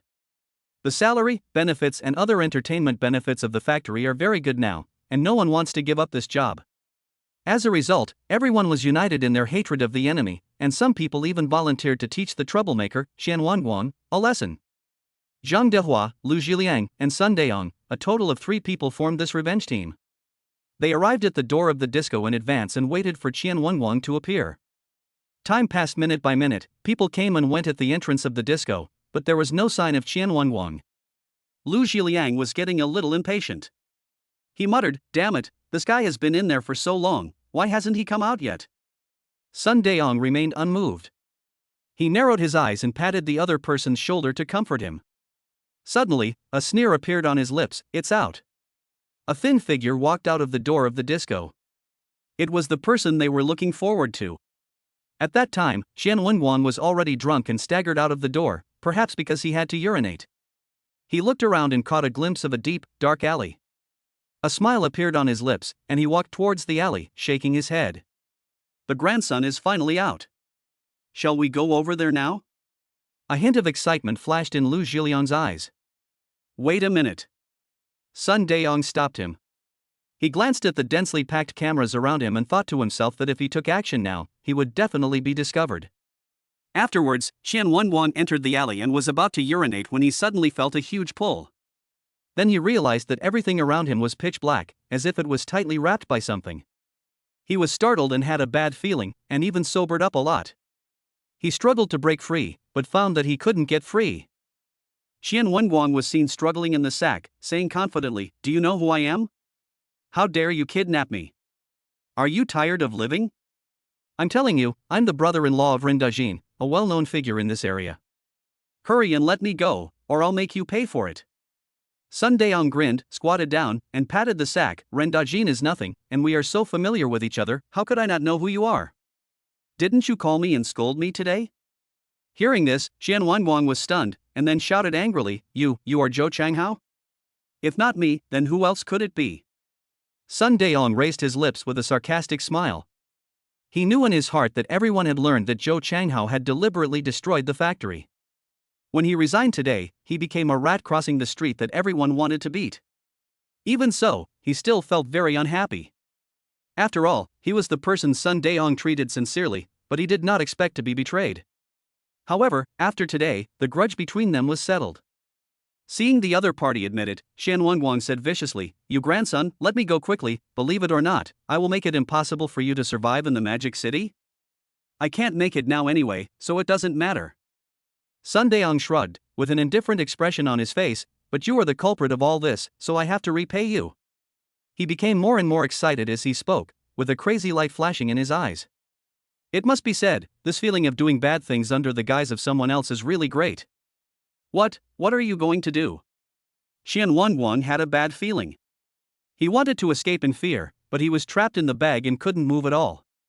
"Of course it's to repay you." Sun Daong grinned, revealing his white teeth. He waved his hand, signaling Lu Zhiliang and Zhang Dehua to take action together. The three men surrounded Wan Wan and kicked and punched him in the sack. Their punches and kicks rained down like raindrops, making Wan Wan scream in pain. Brother Hao, stop hitting me. This is all my fault." Wan Wan begged for mercy in a crying voice. "I'll give you 10,000 yuan, and if you let me go, I won't pursue this matter, okay?" After hearing this, Sun Daong smiled and said, "I don't care about the 10,000. I'm going to beat you so hard that your parents won't recognize you anymore." After saying that, he raised his fist and hit Wan Wan hard in the face. Soon, there was no movement in the sack. Sun Daong and others stopped, breathing heavily, with satisfied smiles on their faces. Seeing this, Lu Zhiliang frowned and looked at Sun Daong with worry, his voice trembling. "Brother Sun, will this kid be beaten to death by us?" Sun Daong shook his head slowly, with a look of certainty in his eyes. He patted Lu Zhiliang on the shoulder and consoled him, "No, we didn't hit him in the vital parts. At most, he fainted." After that, he thought for a moment and continued, "You two, take him out of the sack and throw him aside." The two men responded and quickly dragged Wan Wan out of the sack. Wan Wan was beaten black and blue, and his whole body was limp and lifeless. After a while, he was carried to a dark corner. Sun Daong walked to Wan Wan's nose, reached out and touched it, and felt relieved when he felt a faint breath. Before leaving, Lu Zhiliang stood aside, looking at Wan Wan lying on the ground, the anger in his heart still not subsided. His eyes rolled, an idea struck him, and a vicious plan came to his mind. He came close to Sun Daong and said in a low voice, "It would be too easy for him to beat him up. How about we?" After hearing this, Sun Daong raised the corners of his mouth slightly, revealing a lewd smile, and nodded repeatedly, "Hey, okay, let's do it." Zhang Dehua was also standing nearby, with a malicious smile on his face, and he was even rubbing his hands excitedly. The next day, the sun had just risen and the soft sunlight was shining on the earth. Wan Wan slowly opened his eyes and felt his whole body aching. Every muscle was protesting. As soon as he moved, the piercing pain came over him like a tide, causing him to gasp. Soon, he discovered something even worse. Chapter 99, It's normal for men to watch some movies. Soon, he discovered something even worse. Wan Wan suddenly realized that he was lying naked on the side of the road, with several passers-by holding their cell phones and recording him frantically. Seeing this scene, Wan Wan's instinctive reaction was to cover his face. His face turned red and he shouted loudly, "Stop filming. Believe it or not, I will knock your phone away. I told you not to film anymore." However, his shouting not only failed to work, but instead attracted more people to gather around. Everyone looked at him with great interest, as if he were a monkey, and burst into laughter from time to time. Wan Wan was both embarrassed and annoyed. He could only endure the pain, covering his face tightly in his lower body in panic, and then he crawled into a corner in embarrassment. Wan Wan's teeth chattered as he thought about how embarrassing he was. He clenched his fists and hit the wall hard, as if this could vent his anger. Soon, he groaned in pain. He frowned and jumped up in pain, cursing, "Zhou Changhao, just wait, I'll make you taste my pain too." Afterwards, Wan Wan dragged his aching body and rummaged through the garbage dump. "After a lot of effort, I found 2 pieces of tattered clothes and managed to put them on." When he smelled the stinky odor on his body, the hatred in his eyes deepened a little bit, and he secretly swore in his heart that he must make Zhou Changhao pay the price. At the same time, Su Wanru was busy stuffing large and small bags of snacks into the car. The trunk was soon filled to the brim, leaving no space at all. Lin Muhan looked at this spectacular scene, smiled helplessly, and hurried forward to comfort her. "Mom, don't bother, we will be back in summer vacation, and we can't finish all the food." After hearing this, Su Wanru couldn't help but rolled her eyes and said coquettishly, "Humph, who said I brought it for you?" "I brought it for Wan Wan and Ning. There's no share for you." When Lin Muhan heard this, he felt as if a basin of cold water was poured over his heart, and he instantly felt disappointed. Well, it turned out that he was just being too sentimental. At this time, Wan Wan was leaning against the window in the car, blinking her big watery eyes, looking at Lin Zhongtian and Su Wanru outside the car in a baby voice, and said sweetly, "Grandpa, Grandma, I'm leaving, but don't worry, I will miss you." Lin Zhongtian was reluctant to leave, and quickly responded, "Okay, dear Wan Wan, when you come, Grandpa will take you to buy lots of delicious food and fun toys." After spending these few days with his granddaughter, he has become accustomed to the noisy and lively atmosphere at home. Now that his precious granddaughter is gone, the house will definitely be a lot quieter. Su Wanru also quickly echoed, "Baby, you must listen to your mother. If your father bullies you, tell Grandma and she will support you." "Okay, thank you." Grandma Wan Wan's eyes sparkled instantly, as if she had obtained a special sword, and she looked at Lin Muhan proudly, as if her eyes were saying, "Dad, if you bully me, you're doomed." Afterwards, Su Wanru came to Xiawan, took her hand, and said earnestly, "Ning, I am very relieved to leave Wan Wan to you to take care of. Also, although Aham looks cold, he is actually very warm-hearted. If there is anything that makes you unhappy, please bear with it. When you come back, I will definitely take care of it for you." Xiawan Ning smiled and thanked sincerely, "I know, thank you, Auntie." Seeing that he had suddenly become the target of public criticism, Lin Muhan felt so miserable that he could not even cry. He felt like an unforgivable villain. He shook his head helplessly and smiled bitterly, then got in the car, rolled down the window, and said to his parents outside the window, "Dad, Mom, we are leaving, you go back. Okay, be careful on the road." Looking at the cars back gradually driving away, Su Wanru and Lin Zhongtian felt empty in their hearts. The car window was open, and Wan Wan was extremely excited looking at the scenery outside the window. But after a while, like a toy that had run out of battery, her eyelids began to droop, and she slowly fell asleep in Xiawaning's arms. Looking at Wan Wan's sweet sleeping face, Xiawaning's heart was filled with tenderness. Suddenly, she thought of something important, so she asked Lin Muhan, who was driving, quietly, "Yesterday, was what you said at the police station true or false?" Lin Muhan looked confused and asked, "What did I say?" He had said too much and didn't know which sentence the other party was asking. Hearing this, Xiawan Ning asked curiously, "You said you are 23 years old now. Is this true?" She thought to herself, if the two of them were together, and if the age the other party said was true, then it would not be a relationship between an older woman and a younger man.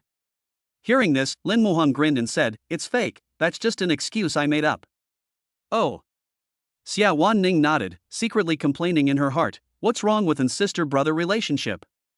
The girl is 3 years older than you and has a lot of money. Just be happy." As soon as he got home, Lin Muhan's mobile phone suddenly received a video share. He clicked on it curiously and saw a man in the video with his entire body blurred. Soon after, Sun Daong sent another message, "Boss Lin, this person is Qianwan Wang. How about it? Do you feel relieved?" Lin Muhan grinned when he saw the news. He didn't expect that these people would treat Qianwan Wang so badly. However, he would not sympathize with Qianwan Wang. He just felt that seeing such a video so early in the morning was really eye-irritating and could easily cause sty.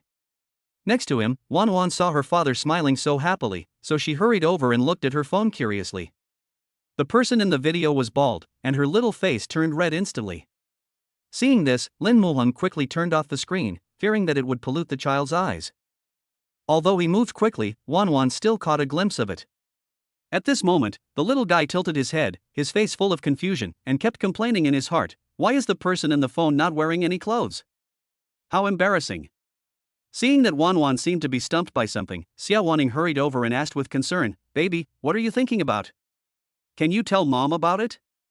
Wan Wan thought about it, then stretched out her little hand and pointed at Lin Muhan, saying in a baby voice, "Mom, there is a person without clothes in Dad's phone, how shameless." After hearing this, Xiawan Ning turned her head and looked at Lin Muhan, with a strange light in her eyes. Then, she walked up to Lin Muhan, patted his shoulder gently, and whispered in his ear half-jokingly, "It's normal for men to watch some movies, but you have to stay away from children." Lin Muhan? It's over. He can't wash himself clean even if he jumps into the Yellow River. Chapter 100. I am a male and my hobby is, you. After Wan Wan took a nap, Xiawaning tiptoed out of the room. When she came to the living room, she saw Lin Muhan staring at his phone intently. She smiled helplessly, then walked to his side, patted his shoulder, and joked, "It's broad daylight, take it easy, I'm leaving first." Hearing these nonsensical words, Lin Muhan was confused at first, and it took him a moment to realize that Xiawan Ning mistakenly thought he was watching an action movie. If he doesn't explain this clearly, Ning might look at him with tinted glasses in the future. He can't take the blame. Just as Ning turned around and prepared to leave, Lin Muhong hurriedly grabbed her hand and explained, "Come, let me show you what Wan Wan is talking about." Lin Muhong hurriedly opened his phone, clicked on the video sent by Sun Daong, and enlarged the words below, saying, "The person in this is a man." Ah. Upon hearing this, Ning looked at Lin Muhong in shock. To be honest, she even began to doubt his sexual orientation. She couldn't help but wonder in her heart, could it be that he treats me as a sister? Seeing the other party's surprised expression, Lin Muhong felt helpless. He had explained it very clearly, so how could she have taken it out of context? He couldn't help but complain in his heart, what's wrong with this guy's brain? How can he be so crazy? As a man, he would rather break than bend, and he must clear his name. Lin Muhong's face was filled with anger. He pulled Xiawaning's hand without saying a word and strode to the second bedroom. Then, he suddenly swung his hand and threw Xiawaning heavily onto the soft bed. Ning was still in shock, and when she looked up, she saw Lin Muhong tearing her t-shirt with his bare hands. His resolute look instantly made her realize that he was extremely angry at the moment. However, when she accidentally caught a glimpse of Lin Muhong's taut muscle lines, which were faintly visible in the sound of the clothes being torn, an inexplicable throbbing surged in her heart, and she swallowed her saliva unconsciously. Lin Muhong supported himself on the bed with his hands, his upper body slightly suspended in the air. Their eyes met at this moment, and the air was filled with an indescribable ambiguity. They could clearly feel each other's faint breath at the tip of their noses, and every breath seemed to leave a trace in the air. Lin Muhong slowly lowered his head, his warm breath brushed past Xiawaning's ears, and his low and magnetic voice rang in her ears, "Don't you doubt my sexual orientation? Now, I will prove it to you." Hearing this, Xiawaning's heart tightened, her brows knitted, and a trace of panic flashed in her eyes. She waved her hands repeatedly, with a bit of pleading in her tone, "There is nothing wrong with your sexual orientation, it's really okay, I was overthinking it." Really? Lin Muhong's lips curled up into an evil smile. He gently lifted Xiawaning's chin, his eyes full of teasing and amusement. "Really, I know you are a man and like women," Xiawaning tried hard to force a smile, thinking to herself that if she didn't please him, today would be difficult to end well. Hearing this, Lin Muhong shook his head gently, with a hint of tenderness and doting in his eyes. Then his tone became fierce and affectionate, "You are wrong. I am a man, and my hobby is you." He stared at Xiawaning's twinkling eyes and her slightly red, light and seductive lips, and was fascinated for a moment. The desire in his heart surged like a tide, but he tried his best to restrain it. He couldn't help but say out his true thoughts. Then, Lin Muhong slowly stood up from Ning, with a bit of reluctance in his tone, "Aren't you going to be late for class? Go quickly." "Oh." Ning nodded, stroked her little heart and quickly fled the scene. Sitting in the classroom, Ning was still a little absent-minded, and the scene of her eye contact with Lin Muhong just now kept replaying in her mind. At that moment, time seemed to stand still, and she could clearly hear her own heartbeat pounding as if it was about to burst through her chest. She couldn't help but whisper, "What on earth did he say in the last sentence?" His voice was so soft, I couldn't hear it clearly. After she finished speaking, she pounded her thigh in annoyance, feeling extremely regretful. Xiawan Ning, aren't you usually quite talkative? Why did you become cowardly at the critical moment? You're such a coward who can only talk big." Just then, Xiao walked into the classroom with brisk steps, and after seeing Ning, he sat down next to her. She saw Ning's worried look at a glance, and couldn't help but lean over to ask curiously, Ning, what's wrong with you? Did your future in-laws give you a hard time?" "No way." Ning rolled her eyes at her inside. Suddenly, she realized that there was something wrong with what the other person said, and quickly corrected him coquettishly, Xiao, what nonsense are you talking about? Aren't you the one who knows best about our current relationship?" "Yeah, that's right." Xiao nodded and smiled secretly, "It's just that you love him and he loves you too." Hearing this, Ning's eyes instantly lit up. Anyway, Xiao already knew that she liked Lin Muhong, so she simply threw aside her reserve and asked directly. "Xiao, I have a friend who has been chatting with her ambiguous partner for a long time, but she has never broken the window paper. How do you think she can get the other party to confess first?" After hearing this, Xiao smiled, nudged Ning lightly, and said jokingly, "I think you are making friends out of nothing." "Oh, seriously, do you have any good idea?" Ning lowered her head shyly, a blush on her face, as if she couldn't wait to know the answer. Seeing her best friend's melancholy expression, Xiao thought for a moment and answered seriously, "This is very simple. Men are visual animals. Your friend wears black stockings and walks in front of him every day. How can a man withstand such temptation?" After Xiawan Ning heard this, her face was full of disbelief. She looked at the other party with doubt and asked, "Xiao, are you sure this method will work?" "Of course," Xiao said, patting his chest. "After all, who can resist the temptation of black stockings? If so, then change to white stockings." Xiawan Ning was skeptical. Regardless of whether this method would work, she couldn't even think about wearing black stockings. Wasn't the intention too obvious? Seeing her best friend's shy look, Xiao put her arm around her shoulders and said with a smile, "Ning, as long as you do what I say, you will take him down sooner or later. This isn't temptation, it's seduction." Xiawan Ning smiled helplessly, always feeling that her best friend was a little unreliable. "Whatever it is, it works." "Ah? Is that so?" Xiawan Ning was very confused. She was even thinking about black silk during class. She felt an impulse in her heart. Why not give it a try? Chapter 101, Someone is Stealing Your Girlfriend? Inside the villa, Ren Dajin leaned lazily on the sofa, his eyes slightly closed, the Buddhist beads in his hand gently turning, as if he was silently reciting the Heart Sutra. Hearing the sound beside him, he slowly opened his eyes, only to see a tightly wrapped person standing in front of him, like a walking dumpling, and his heart shuddered. When he saw that it was his good-for-nothing brother-in-law, his brows knitted into knots, and he shouted angrily, "What the hell are you doing?" Wan Wan complained with a face full of grievance, crying and sniffling, "Brother-in-law, it was Zhou Changhao who did it, you have to take charge of this for me." "Zhou Changhao?" Ren Dajin raised his eyebrows and the name quickly flashed through his mind. Isn't this the spy planted by his brother-in-law in the factory?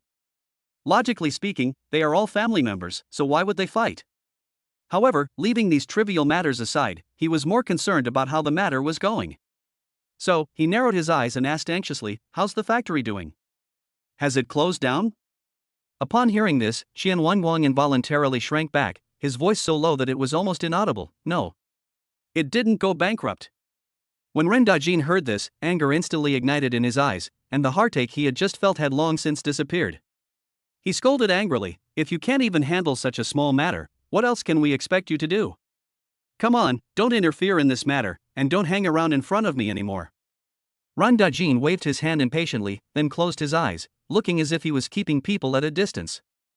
Wan Wan wanted to make a few more remarks, but when he saw his brother-in-law's attitude of closing the door and refusing visitors, he swallowed the words back. He walked out of the villa dejectedly, feeling mixed emotions. After thinking it over, he called his sister Qian Wenjing.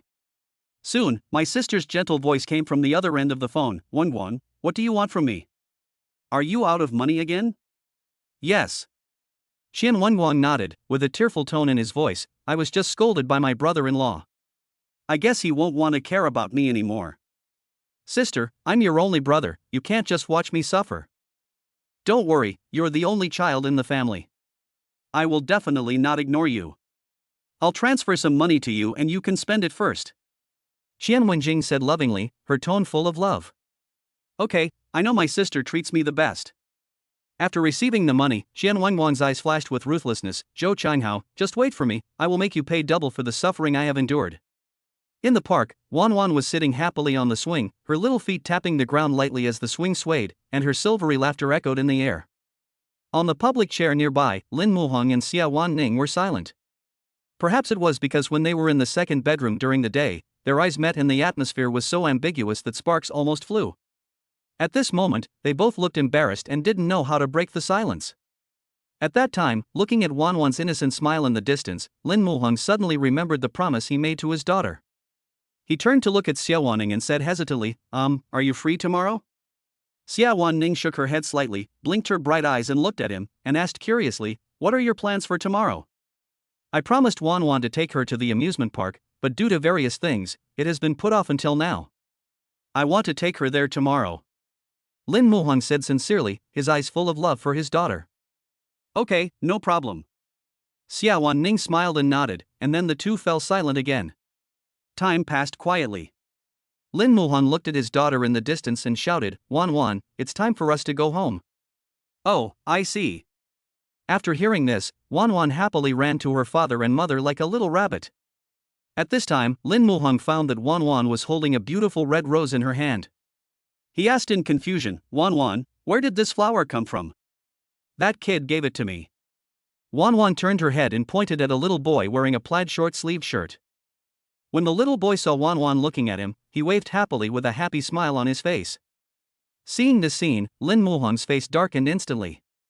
He gritted his teeth and muttered to himself, "Men who wear plaid clothes are all shy men. They know how to flirt with girls at such a young age. They will definitely be big scumbags when they grow up." He snatched the rose from Wan Wan's hand, then squatted down, looked at his daughter seriously and said, "Honey, if a boy gives you something in the future, you can't just accept it casually, understand?" "Oh, okay." Although Wan Wan didn't understand why her father did this, she felt that it was right to listen to her father. Then, Lin Muhong took Wan Wan's chubby little hand and walked towards home. The red rose was thrown on the ground by him and must have been trampled to pieces by passers-by. Xiawan Ning looked at Lin Muhong's appearance of being stolen and couldn't help but chuckle. Are all fathers of daughters like this? On the other side, Xiaguangshan, who was thousands of miles away, was sitting on a rattan chair in the living room, holding a newspaper in his hand. He sneezed unexpectedly, and then an indescribable pain surged from his coccyx, causing beads of sweat to instantly ooze out of his forehead. He slowly stood up, took off his reading glasses, and raised his voice towards the bedroom. "Xiaoli, has Ning called you in the past 2 days?" "No, what's wrong?" Xiaoli poked her head out from the kitchen, looking confused. "It's okay. I don't know what she's been busy with recently. She didn't even call home during the Dragon Boat Festival holiday." Although Xiaguangshan complained, his eyes were full of longing that he could not hide. Seeing this, Xiaoli couldn't help but joked, "If you miss our daughter, just say it directly. Why do you have to go through so much trouble and act so shy like an old woman?" Xiaguangshan was hit on the point, but he still said stubbornly, "I don't miss her. She didn't even think of calling me as her father, so why should I call her first? No way." At the same time, Xiawan Ning was carefully changing her daughter's pajamas when the cell phone on the bed suddenly vibrated and buzzed. "Mom, your cell phone is ringing." Wan Wan blinked her big eyes and patted Xiawan Ning's shoulder to remind her. Xiawan Ning hurriedly fastened the last button for her daughter, then quickly walked to the bedside and picked up her cell phone. After seeing the profile picture, Wan Wan said excitedly, "Wow, it's Grandpa calling. Mom, I miss Grandma and Grandpa too. They like Wan Wan so much." Wan Wan said in a baby voice with happiness sparkling in her eyes. Xiawan Ning gently stroked her daughter's head and said softly, "They must miss you too, but Mom and Grandma and Grandpa have something to say. Can you chat with them next time?" She knew in her heart that it was not appropriate to explain Wan Wan's existence at this moment, which would only make the old couple more worried. She thought about it and decided to bring Wan Wan home during the summer vacation so that the old couple could see their granddaughter with their own eyes. Perhaps this would help them better accept this sudden joy. Okay, Wan Wan nodded obediently. Xiawan Ning turned and walked towards the balcony, tapped her fingertips, and made a video call. On the other end, Xiaguangshan's tense face instantly broke into a brilliant smile. He asked cautiously and softly, "Ning, did Daddy disturb you? It was your mom who insisted that she missed you and asked me to call and ask." Chapter 102, The future son-in-law is coming to visit. Is there anything I should pay attention to? When Xiawan Ning heard what Xiaguangshan said on the other end of the phone, she couldn't help but chuckle, thinking to herself, Dad's ability to pass the buck is really perfect. She didn't expose him, but just smiled and replied, "No, I didn't bother you." She glanced at the time on her phone and asked, "Why aren't you asleep yet so late?" Then she started to mutter, "You can't stand the hard work when you are old. You have to take care of yourself when you are old. Go to bed early and get up early to keep healthy." Xiawan Ning talked non-stop like a little loudspeaker. On the other end of the phone, Xiaguangshan could only nod his head angrily like a child who had done something wrong, and responded repeatedly, Okay, we'll go to bed after I talk to you." Only then did Xiawan Ning smile with satisfaction. After a moment, Xiaguangshan hesitated and asked tentatively, "Ning, where did you go during the Dragon Boat Festival holiday? Do you have enough money? If not, Dad can transfer some more to you?" When Xiawan Ning heard this, she was slightly stunned. The scenes at Lin Muhong's house emerged involuntarily in her mind, and the corners of her mouth couldn't help but rise. She shook her head and replied with a smile, "I went to play around Shanghai. I have enough living expenses. Don't worry about me." After listening to this, Xiawan suddenly remembered something and asked, Ning, your mother asked me to ask you when your summer vacation is. How about we pick you up and take you home then? Upon hearing this, Ning quickly waved her hand and refused. No need, I can go back by myself. I'm worried about you driving so far to pick me up. I'll tell you when the holiday date is confirmed. Xiawan nodded helplessly, but he felt happy in his heart, thinking to himself, my daughter is such a caring little girl, she even feels sorry for my hard work of driving. After chatting for a while, Xiawan hung up the phone reluctantly. After hanging up, he shouted into the room at the top of his voice, Xioli, our daughter said that early to bed and early to rise is good for health, so hurry back to bed. When Li Xioli heard this, she rolled her eyes in annoyance and said angrily, I can fall asleep, how about you? Xiawan stiffened his neck and responded proudly, I can fall asleep too. But just after taking a few steps to the room, beads of sweat oozed out of his forehead, and he grimaced in pain. Li Xioli looked at his stubborn look, shook her head helplessly, and advised, I think you should hurry up and have the surgery, so as to avoid suffering so much. While Xiawan was coughing, he said stubbornly, it will recur even if I have surgery. I will get over it if I endure it. After saying that, he lay on his side on the bed. Li Xioli looked at his stubborn appearance, feeling angry and amused at the same time, muttering, you deserve the pain. At this moment, Ning had just hung up the phone and turned around to see Lin Muhong appear at the bedroom door at some point. Seeing this, Lin Muhong asked apologetically, did I disturb you? Ning waved her hand and replied with a smile, no, I've already finished my call. After she finished speaking, she thought for a moment, her eyes full of anticipation, our school is about to have summer vacation, and then I want to bring Wan Wan home and let my parents meet her. Lin Muhong nodded, but he felt a little lost in his heart. When he thought that he wouldn't be able to see his precious daughter and Ning for a while, he felt empty inside. But he still pretended to be calm, smiled and said, well, this is what I should do. At this time, Wan Wan, who was lying on the bed, frowned. She suddenly sat up and looked at Xiawan, her eyes full of confusion. Mom, isn't Dad going to Grandma and Grandpa's house with us? As soon as she finished speaking, Wan Wan turned around and held Lin Muhong's hand, with a puzzled look on her face. Dad, why don't you go with us? Wan Wan can't bear to leave Dad, and I really want Dad to go with me and Mom. Then, she winked playfully and said, Grandma and Grandpa would be very happy if they saw Dad. Lin Muhong was slightly stunned when he heard this, and muttered to himself, I'm afraid they won't be happy to see me at this time. However, when he thought about being able to stay with Wan Wan, he winked at the little guy. Wan Wan understood what she meant and immediately ran to Ning, acting like a spoiled child. Mom, just let Dad go with us. Don't you like sticking with Dad the most? After that, she pretended to be generous and added, okay, I won't compete with you for your husband. Dad will accompany me during the day, and it will be yours at night. Hearing this, Ning's face instantly turned red and she was extremely embarrassed. Moreover, she was not the clingy type. It must be Wan Wan who was talking nonsense. She held Wan Wan patiently and comforted her softly, baby, everyone has things to do, and Daddy is no exception, right? The factory can do without me. I'm not busy during the summer vacation. Lin Muhong interrupted Ning with a smile. When Wan Wan heard this, she immediately cheered, Mom, Dad is not busy. I am so happy to have Dad and Mom accompany me. Looking at Wan Wan's happy expression, Ning finally didn't say anything more. However, her eyes drifted towards Lin Muhong from time to time, wondering what he was thinking. Seeing his daughter being so supportive, Lin Muhong couldn't help but give her a thumbs up in his heart. At this time, he couldn't help but start thinking, is there anything I should pay attention to when my future son-in-law comes to visit?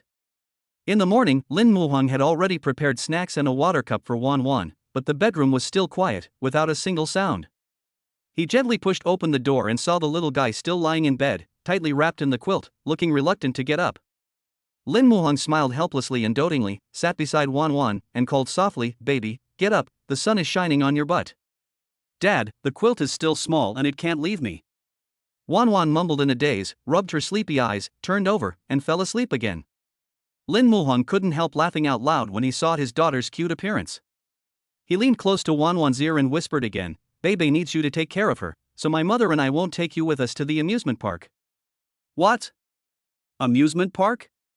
These words seemed to have magical power. Wan Wan instantly perked up and sat up with her eyes wide open, flashing with excitement. Dad, you and Mom are going to take me to the amusement park? Yes, but because someone is staying in bed, I won't go today. Lin Muhong pretended to be regretful and said with a frown. When Wan Wan heard this, she immediately became anxious. She quickly shook her father's arm and said coquettishly, "Dad, you've grown up and don't need my care anymore. I'll get up now. Let's go today, okay?" Lin Muhong's arms were almost broken by his daughter's shaking. He pinched the tip of Wan Wan's nose lovingly and said with a smile, "Okay, then quickly change your clothes and wash up, and we'll set off right away." "Yeah, Dad, I love you." Wan Wan cheered excitedly, jumped off the bed, and began to tidy herself up in a hurry. After a while, Wan Wan put on a beautiful little dress. She had 2 cute little buns in her hair with pink bows on them, making her look like a lovely little angel. Sitting in the car, Wan Wan blinked her big watery eyes and asked in confusion, "Dad, isn't Mom going with us? Why can't I see her?" "Your mother will be out soon, let's wait for her at the school gate," Lin Muhong explained patiently. "Oh, Wan Wan, sit down. Let's go and pick up Mom." Wan Wan's face flushed with excitement. She loved going out and playing with her family the most. Soon, they arrived at the school gate and saw a beautiful figure standing there. When Wan Wan saw this, she had a puzzled look on her face and asked, "Dad, why is there an uncle standing next to Mom? Is he going to the amusement park with us too?" Chapter 103, Taking Wan Wan to the Amusement Park. Hearing this, Lin Muhong pursed his lips slightly, and his eyes were fixed on the man like a knife. He was like a person who had just broken a jar of vinegar. His hands gripping the steering wheel tightened unconsciously, and his knuckles turned white from the force. Not far away, Xiawan Ning didn't notice anything. Today, she is wearing a pink new Chinese cheongsam, which seems to be tailor-made for her and perfectly outlines her slender waist. The length of the skirt just covers the calves, making the whole person look gentle and charming, like a beauty walking out of a Jiangnan ink painting. She had a few wisps of hair hanging down on her temples, with the back of her hair tied into a low bun, and the rest of her hair naturally scattered on the right side, making her look like a rich lady who had walked out of a boudoir in ancient times. She was so beautiful that one could not take their eyes off her. Next to her stood a man in a black suit with his hair combed shiny. In Lin Muhong's eyes, he looked like an insurance salesman. Lin Muhong suppressed his jealousy, slowly parked the car next to Xiawan Ning, and then got out of the car as if nothing had happened. Seeing this, Xiawan Ning smiled sweetly and looked at Lin Muhong and introduced him, "This is my senior Qin Guosheng, the previous president of the student union." "Hello." Qin Guosheng smiled and stretched out his hand to shake hands. Lin Muhong pretended not to notice and said, "Seniors, shouldn't you be doing your graduation internship? Why are you still lingering in school and refusing to leave?" He was full of hostility towards the man in front of him, and nothing good came out of his mouth. Xiawan Ning could sense his jealousy and felt secretly proud. Then she hurriedly explained, "Senior, he is a simple-minded person who speaks directly. He has no other intentions, he just cares about your work." Qin Guosheng pursed his lips, a barely perceptible embarrassment appeared on his face, and he said with a smile, "Oh, thank you for your concern, junior brother. I have received an offer from a big company and will report in 2 days.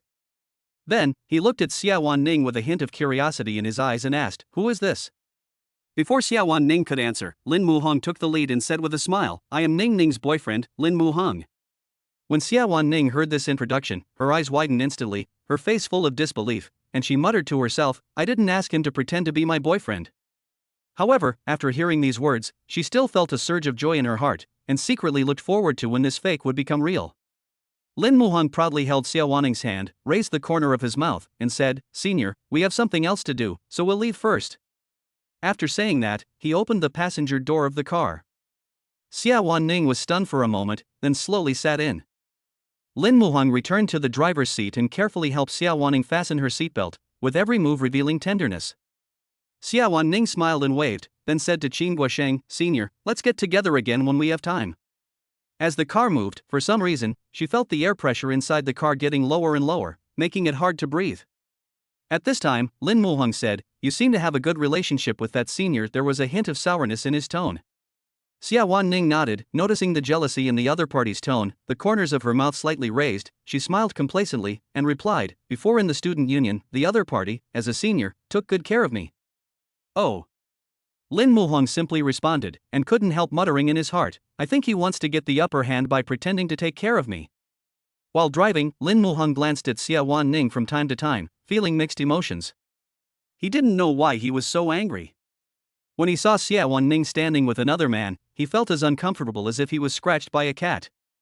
But I'm also afraid that once I confess my feelings, I won't be able to maintain my current relationship. Maybe the more you care, the more you fear losing, and the less you dare to speak up. Soon, the colorful gate of the amusement park came into view. Wan Wan's big watery eyes instantly lit up when she saw the scene in front of her, and her little face was filled with uncontrollable excitement. She was like a little bird just out of a cage, jumping around and pointing inside, shouting at the top of her voice, "Wow, Dad, Mom, look, it looks like so much fun here. Let's go in now." Lin Muhong responded with a smile. I saw Wan Wan holding her mother's hand on the left and her father's hand on the right, and her little feet jumping around. She looked so cute. After buying the tickets and entering the amusement park, Wan Wan was dazzled by the dazzling array of game facilities. Her big eyes rolled around, and suddenly, the rotating swing came into Wan Wan's sight. She was so excited that her face turned red, like a ripe apple. She kept patting her father Lin Muhong's arm with her little hands and said eagerly, "Dad, Dad, I want to play on the rotating swing." Her voice was full of expectation, as if she would burst into tears immediately if her father didn't agree. Lin Muhong looked at his daughter's adorable appearance, pinched her small nose lovingly, and said gently, "Okay, Dad will take you there right away." As he spoke, he carefully placed Wan Wan on the wooden board of the rotating swing. Soon, other children also took their seats and the swing began to turn slowly. Xiawan Ning couldn't help but remind her, "Wan Wan, you must hold onto the rope tightly, otherwise you will fall down." After hearing this, Wan Wan nodded seriously. She held the rope tightly and felt the wonderful feeling brought by the rotation. Lin Muhong was not idle either. He took out his cell phone and took a lot of photos of Wan Wan, shouting, "Wan Wan, look at Daddy here, smile." When Wan Wan heard her father calling her, she immediately turned around. She made a scissors hand gesture, stuck out her pink little tongue, and smiled so hard that her eyes narrowed into slits. After playing on the rotating swing, Wan Wan was attracted by the children on the trampoline not far away, so she ran over. Wan Wan was jumping happily on the trampoline, and her little face became red due to the exercise, as if she had put on blush. Xiawan Ning looked at her daughter's adorable appearance and said distressfully, "Baby, come over here and have a drink of water. You're sweating profusely from playing." Wan Wan drank the water with big gulps, but her eyes were still looking around, as if looking for the next interesting target. Suddenly, her eyes lit up, and she pointed at the small roller coaster in the distance and shouted excitedly, "Dad, Mom, let's go play that, it looks so exciting." After saying that, she rushed out first like a little rocket. Xiawan Ning and Lin Muhong looked at their daughter's lively and lovely back, smiled at each other, and then quickly followed. Sitting in the rabbit-shaped rocking car, Wan Wan waited expectantly, but after waiting for a long time, the car did not move. She turned her head in confusion, looked at her parents, and asked in a baby voice, "Dad, why doesn't this car move?" Chapter 104, Quickly Wipe Your Husband's Sweat. Lin Muhong also found it strange. He looked around and soon saw the reminder of the facilities next to him.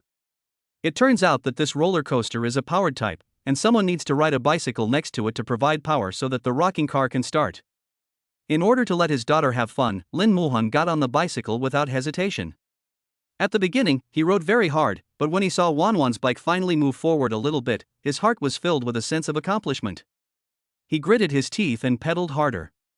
Wan Wan's rocking car slid from top to bottom and from bottom to top like a windmill. However, happy moments are always short-lived. In less than a few seconds, the car stopped. Wan Wan hasn't played enough. She pouted, pulled her father's hand, and said coquettishly, "Dad, this is so fun. Wan Wan wants to play it again." Her pitiful little look made it hard to refuse her. Lin Muhong nodded and said with a smile, "Okay, baby, let's continue." As he said that, he began to pedal the bicycle hard again. The weather was very hot today, and coupled with the exercise, his clothes were soon soaked with sweat and stuck to his body. However, seeing Wan Wan having so much fun, he felt that it was all worth it. However, Wan Wan seemed to be addicted to the game and pulled Lin Muhong to the starting point again. Xiawan stared at Lin Muhong's sweat-soaked clothes, her heart full of pity. She gently pulled Wan Wan's hand and said softly, "Baby, let's play something else first and let Dad take a break, okay?" When Wan Wan heard this, she tilted her head, her big eyes twinkling, and asked innocently, Dad is dying so soon?" Those innocent words made Lin Muhong laugh and cry. He tried hard to pull the corners of his mouth, forced a smile, and said, "Baby, let's continue. Daddy is very powerful. Forget it, I suddenly want to play something else." Wan Wan shook her little head and stuck out her tongue playfully. She didn't want her father to be too tired. Seeing that her father's forehead was covered with sweat, she turned to look at Xiawan Ning, blinked her big eyes and said, "Mom, wipe the sweat off your husband quickly." After saying that, she considerately took out a pack of tissues from her bag and handed it to Xiawan Ning. Seeing this, Lin Muhong was overjoyed. She was indeed his little cotton padded jacket, so thoughtful. He sat there, full of anticipation. Xiawan Ning took the tissue and a trace of embarrassment flashed across her face, but in front of the child, she still tried her best to maintain the appearance of a loving couple. She gently stood on tiptoe and carefully wiped Lin Muhong's forehead, then slid down his cheek to his neck. Suddenly, their eyes met unexpectedly, and Xiawan Ning's pretty face instantly blushed, as shy as a peach blossom blooming in spring. Wipe the inside yourself. Well, thank you. Lin Muhong smiled and said gratefully. The amusement park is very big. After lunch, they continued to take Wan Wan around. The little one had a great time today and the smile on her face never stopped. At this time, Wan Wan suddenly pointed at the slide in the distance and shouted excitedly, "Dad, I want to play that, can you pick me up downstairs?" "Of course." Lin Muhong smiled dotingly. He squatted down, helped Wan Wan tidy up her clothes, and then watched her climb up carefully step by step. After reaching the top, Wan Wan stuck her head out and shouted to the people below, "Dad, I'm going to slide, you have to catch me." "Okay." Lin Muhong nodded vigorously, then spread his arms and stared at Wan Wan. Soon, Wan Wan's figure slid down from the tube like a happy little bird. He was quick to protect Wan Wan from below, and immediately held her tightly in his arms, saying lovingly, "Daddy will catch you." Wan Wan pursed her lips and smiled, revealing two sweet dimples, looking extremely adorable. Looking at the heartwarming interaction between the father and daughter, Xiawan Ning's eyes were full of smiles, and she muttered to herself, "He is such a good father." After a day of playing with her, Xiawan Ning discovered that Wan Wan seemed to be particularly interested in slightly more exciting activities.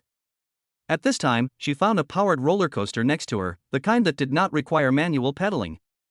"Baby, come here, mommy found something fun." Xiawan Ning held her baby daughter in her arms, then pointed to the entertainment facilities in the distance and said excitedly, "Look at that, do you like to play?" "Wow, I like it."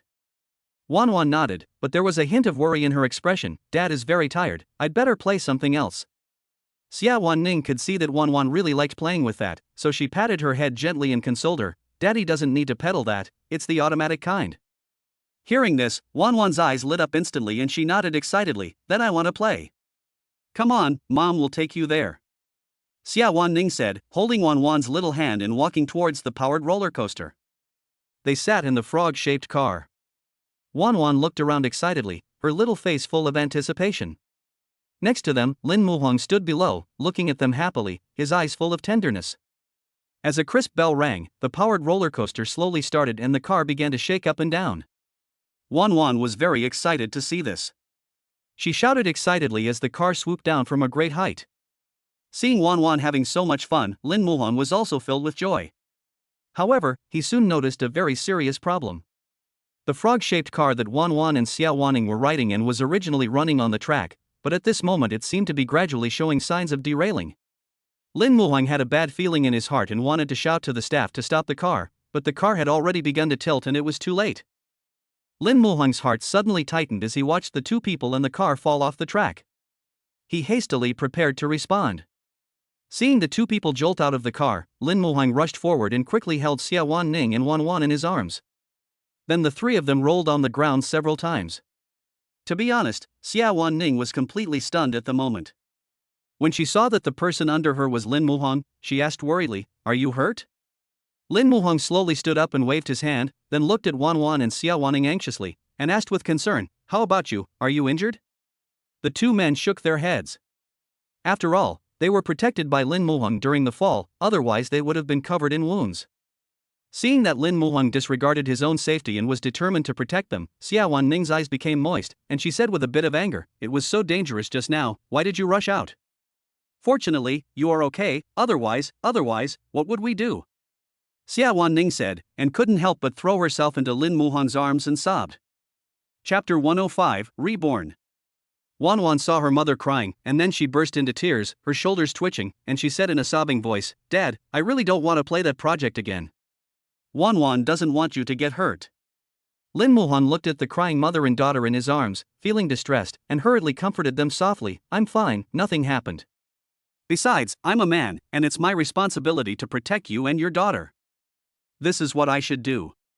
His voice was gentle and firm, as if it had a magical power that made people feel at ease. As Xiawan Ning listened to Lin Muhang's words, a warm feeling surged in her heart, but her tears flowed even more violently. At the same time, a system prompt sound suddenly rang in Lin Muhang's head. Ding! The system detects that Xiawan Ning's heartbeat value towards the host has changed. The current heartbeat value is 65, and the available heartbeat value is 20. Reward, reborn. As soon as the system finished speaking, Lin Muhang felt his body begin to change quietly. He only felt a warm current surging in his body, and could even clearly feel his bones slowly growing. That wonderful feeling surprised and delighted him. Originally, because of saving the mother and daughter, he would inevitably feel some pain in his body, but now, the pain disappeared without a trace in an instant, as if it had never existed. Lin Muhang was very surprised. The rewards from this system were really amazing. The body is the capital of revolution, which cannot be bought back by any amount of money. At this moment, the concerned voice of a strange man suddenly echoed in Lin Muhang's ears. "Hello, sir, I am the manager of the amusement park. Are you injured? Do you need me to call an ambulance for you?" He suddenly came to his senses and saw a middle-aged man in a suit standing in front of him. The man had dark skin, was short and slightly chubby. The few remaining hairs on his head were tightly stuck to his scalp, making him look somewhat funny. Hearing this, Lin Muhang gently waved his hand and forced a smile. "I'm fine, no need to call an ambulance." "Oh." The manager nodded quickly after hearing this and secretly breathed a sigh of relief. After all, if a customer was injured, their amusement park would be liable for compensation. If that happened, it would be a big trouble. In order to make the customer no longer care about this accident, the manager smiled and handed the 10 tickets to Lin Muhang with both hands very sincerely. "Sir, I'm so sorry to have brought such a bad experience to you and your family. These tickets are a small token of our appreciation to the amusement park. Please be sure to accept them." Seeing that the other person's attitude was so sincere and that he had indeed not suffered any substantial harm, Lin Muhang casually took the ticket. After all, it is not advisable to hit a smiling person. "I hope this incident can serve as a warning to your amusement park. These recreational facilities still need to be inspected on time. Otherwise, if something goes wrong, it will be too late to regret." "Okay, sir, we will definitely follow your instructions." The manager bowed again to apologize, then slowly left. At that time, Wan Wan was staring at the ticket in Lin Muhang's hand, her eyes shining. The fear that remained in her eyes had long since disappeared without a trace, replaced by a face full of excitement. She asked excitedly, "Dad, with these tickets, can we come over and play directly next time?" "Of course, as long as Wan Wan wants to play, Daddy and Mommy will bring you over, okay?" Lin Muhang said lovingly, his eyes full of tenderness.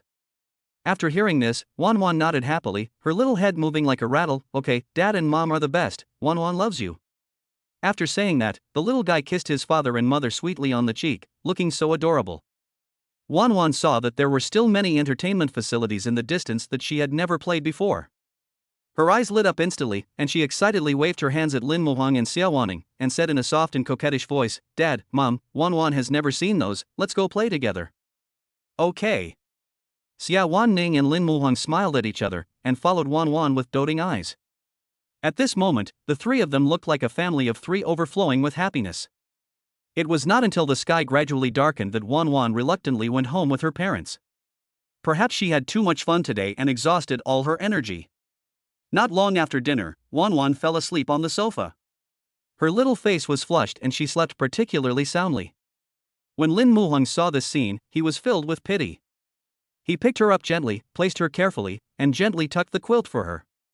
He placed a gentle kiss on Wan Wan's forehead, his eyes full of pampering, and whispered softly, "Baby, sleep well." In the living room, Lin Muhang was sitting on the sofa when his cell phone suddenly rang. He picked up the phone and saw that it was a call from Zhou Zhenfeng. On the other end of the phone, Zhou Zhenfeng said excitedly, "Boss Lin, I have brought all the colleagues who were laid off to the Tianheng factory. There are 4 of them in total. Now that the staff are in place, I promise you that in less than a month, we will be able to develop a revolutionary electric tricycle." After hearing this, Lin Muhang was full of anticipation. After hanging up the phone, he thought, "I have to sell Wuyo Publishing House quickly, otherwise the factory will fulfill the wishes of some people." In Wuyo Publishing House, employees walked into the company one after another and started their day's work. At the company entrance, a woman in her 50s caught the attention of the front desk staff. She was wearing a black floral chiffon shirt and floral pants, and was looking furtively into the company, as if she was looking for something. The front desk staff noticed that she was behaving strangely, so they walked up to her and asked politely, "Auntie, who are you looking for?" Wu Xiaofan looked the girl up and down in front of her and grinned. Her smile was a bit enthusiastic and flattering. She asked tentatively, "I want to look for Hu Lily. Does she work here?" When the girl heard this, she smiled and said, "So you are here to see our editor-in-chief Hu? She is working here." After she finished speaking, she looked at the woman in front of her and asked doubtfully, "Who are you to her?" "I'm her mother," Wu Xiaofan said excitedly. She was exhausted this morning. In the morning, she followed Hu Lily to the building. She didn't expect that there were so many companies in this building. She was like a headless fly and it took her a long time to find the place. "Auntie, you are here to see editor-in-chief Hu?" "Well, Auntie has something to say to her. Can you call her out?" Wu Xiaofan asked in a flattering manner, but there was a subtle hint of viciousness hidden in her smile. After hearing this, the receptionist smiled and nodded, and replied, "Auntie, please sit down for a while, I will go and call you right away." "Oh, okay," Wu Xiaofan said gratefully. After the receptionist left, a vicious light suddenly flashed in her eyes. She gritted her teeth and said, "Little bitch, I wonder where you can hide." In the office, Hu Lily was sitting at her desk, processing documents attentively. Suddenly, the phone on the desk rang, and the sharp ringtone was particularly harsh in the quiet office. She picked up the phone, and after hearing what was said, she suddenly stood up from her chair, her eyes full of horror. How did she get here? Chapter 106: Uninvited Visitors from the Publishing House. Hu Lily pretended to be calm, but her voice still trembled slightly. She replied calmly, "Okay, I understand." After hanging up the phone, she took a deep breath, tried to calm her inner turmoil, and slowly walked out of the office. As soon as Wu Xiaofan saw her, she immediately put on a seemingly kind but actually hypocritical smile and said enthusiastically, "Lily, I hope I didn't disturb you." Seeing that the mother and daughter seemed to have something to say, the girl at the front desk smiled and walked away tactfully. "Editor-in-chief, you talk to Auntie first, I'll get back to work." "Yeah." Hu Lily nodded. After the people walked away, she looked around vigilantly, then pulled Wu Xiaofan to the stairwell. She lowered her voice, full of grievances and accusations, and said, "How did you find my company?" "Of course I followed you." Wu Xiaofan's mouth curled up slightly with pride. That smile was full of satisfaction after her plan succeeded. She no longer looked like the loving mother she had just been. Her eyes were filled with greed and selfishness. Hearing this, Hu Lily's eyes widened, her face full of disbelief, and her voice became a little louder. "You actually followed me? You didn't tell me to give me money, so I had no choice but to do this." Wu Xiaofan was shameless, with her hands on her hips, looking righteous, as if it was natural for her to stalk her daughter. She looked like a greedy wolf who would not give up until she got the money. "Didn't I tell you that I have no money? Besides, why should I pay for my brother's wedding? I have no obligation," Hu Lily said coldly, her eyes full of determination and helplessness. Since she was a child, her family has favored boys over girls. Her younger brother was like the treasure of the family, while she was just a maid who could be ordered around at will.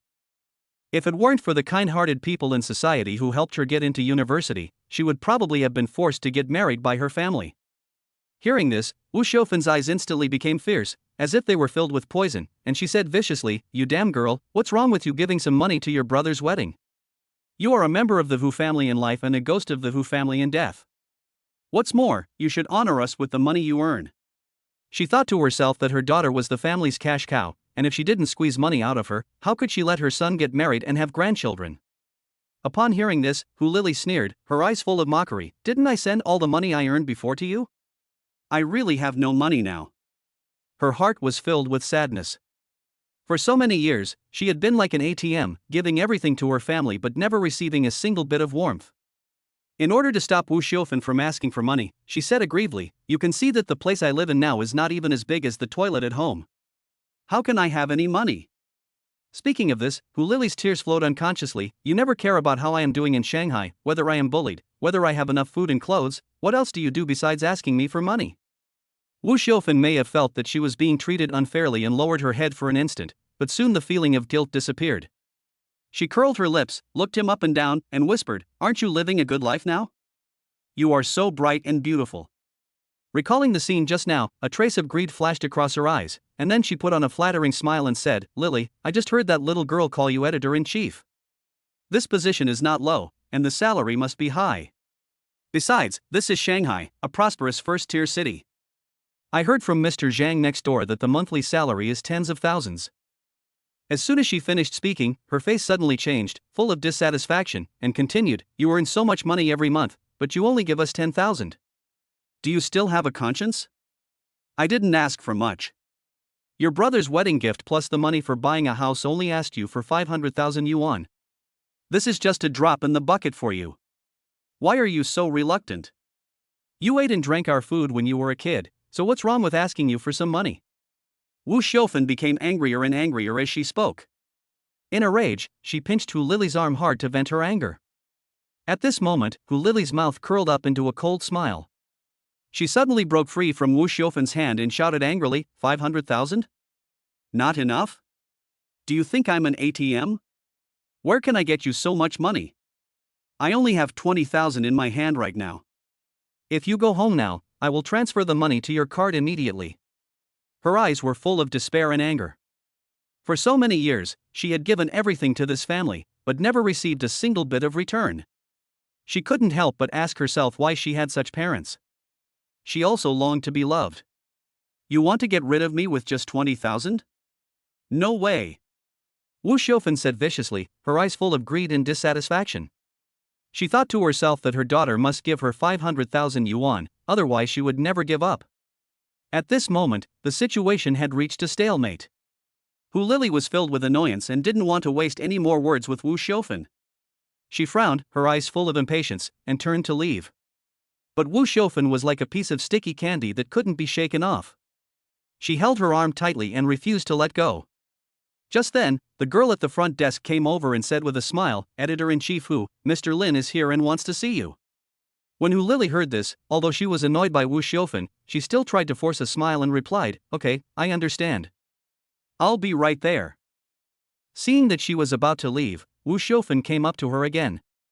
Hu Lily's eyes instantly became as sharp as a knife, staring straight at Wu Xiaofan, her tone cold and threatening. "Okay, if you don't let me go, I won't go. If you lose your job, you won't get a penny." When Wu Xiaofan heard this, she was so frightened that her whole body trembled and she quickly let go. In her heart, her daughter is the family's cash cow. If her daughter loses her job, where will she get the money for her son's dowry? However, when Hu Lily was leaving, Wu Xiaofan suddenly grabbed her arm and said viciously, "Since I can't get the money, I'll just stay in Mobu. What's more, I know where you work now. If you want to hide from me, no way." Looking at her cold-blooded biological mother who only cared about money, Hu Lily felt extremely heartbroken and tears welled up in her eyes. She cried out in pain in her heart, "Am I not her own flesh and blood?" She took a deep breath, wiped her tears hard, tried to calm herself down, and then walked into the office with steady steps. "Mr. Lin, you are looking for me," Hu Lily said respectfully.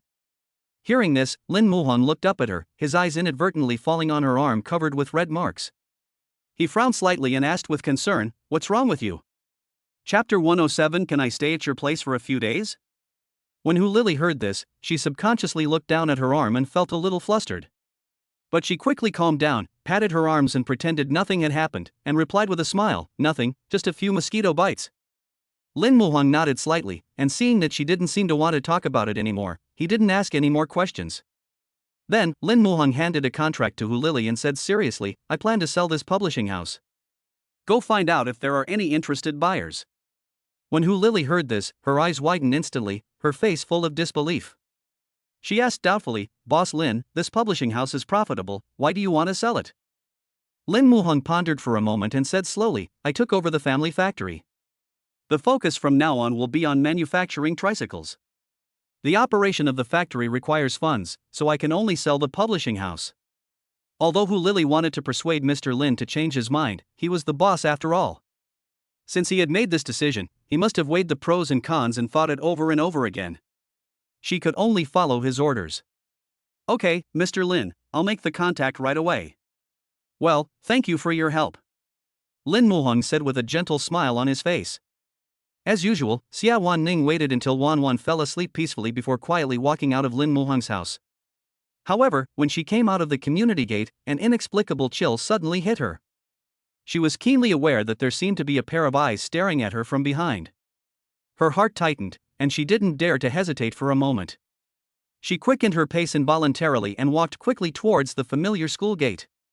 At this moment, a gentle call came from behind. Ning. The voice was familiar yet somewhat strange. Xiawan Ning's heart trembled, and she turned around slowly, only to see a figure approaching from afar and gradually becoming clearer. Lily? Xiawan Ning asked in surprise, it was you who followed me just now? Hu Lily nodded, apologetically saying, I'm sorry for making you worried. Xiawan Ning smiled and waved her hands, asking with concern, why are you here? Are you looking for Lin Muhang for something? Hu Lily quickly shook her head and said in a low voice, no, I'll look for you. Looking for me? Xiawan Ning was full of doubts. She had never thought that Hu Lily would find her at this time. Hu Lily took a deep breath and mustered up her courage to say, I'm in the Magic City and don't have many friends. Can I stay at your place for a few days? Upon hearing this, Xiawan Ning immediately understood what was going on. She thought that the other party must have encountered some difficulties, which was why he was so humble and asked for help from her. She agreed without hesitation, of course. Although the school has a strict dormitory inspection system, adding one more person is not a problem for Xiawan Ning. She took Hu Lily, crossed the campus path, and came to the girls' dormitory.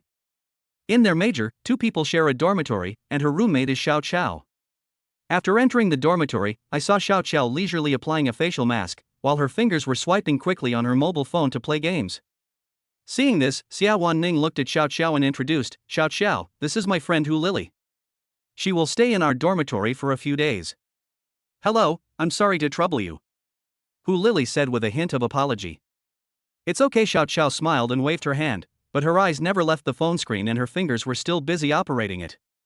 After Hu Lily entered the room, she looked around curiously and couldn't help but sigh in her heart that the spaciousness of this girl's dormitory was more than 3 times that of her small residence.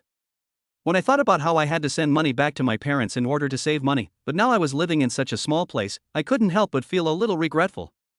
However, she has figured it out at this moment. Even if she donates the money, she will not give a penny to her parents and brother. Xiawan Ning was extremely enthusiastic.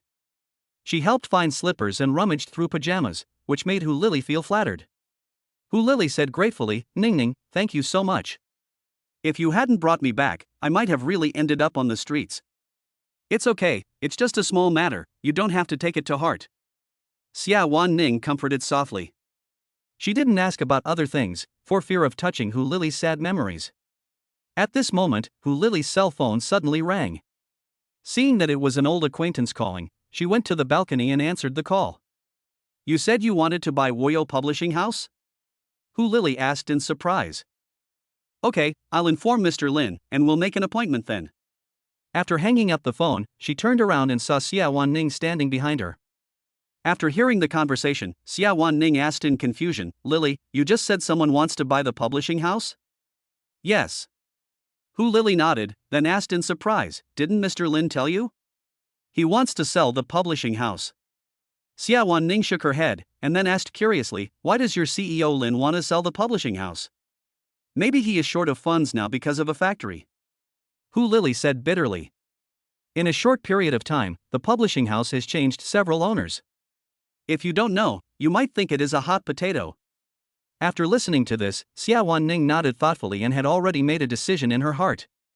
At this moment, Xiao Xiao turned her head, with curiosity glittering in her eyes, and asked Xiawan Ning, Ning, is the school going to hold a summer sports meeting soon?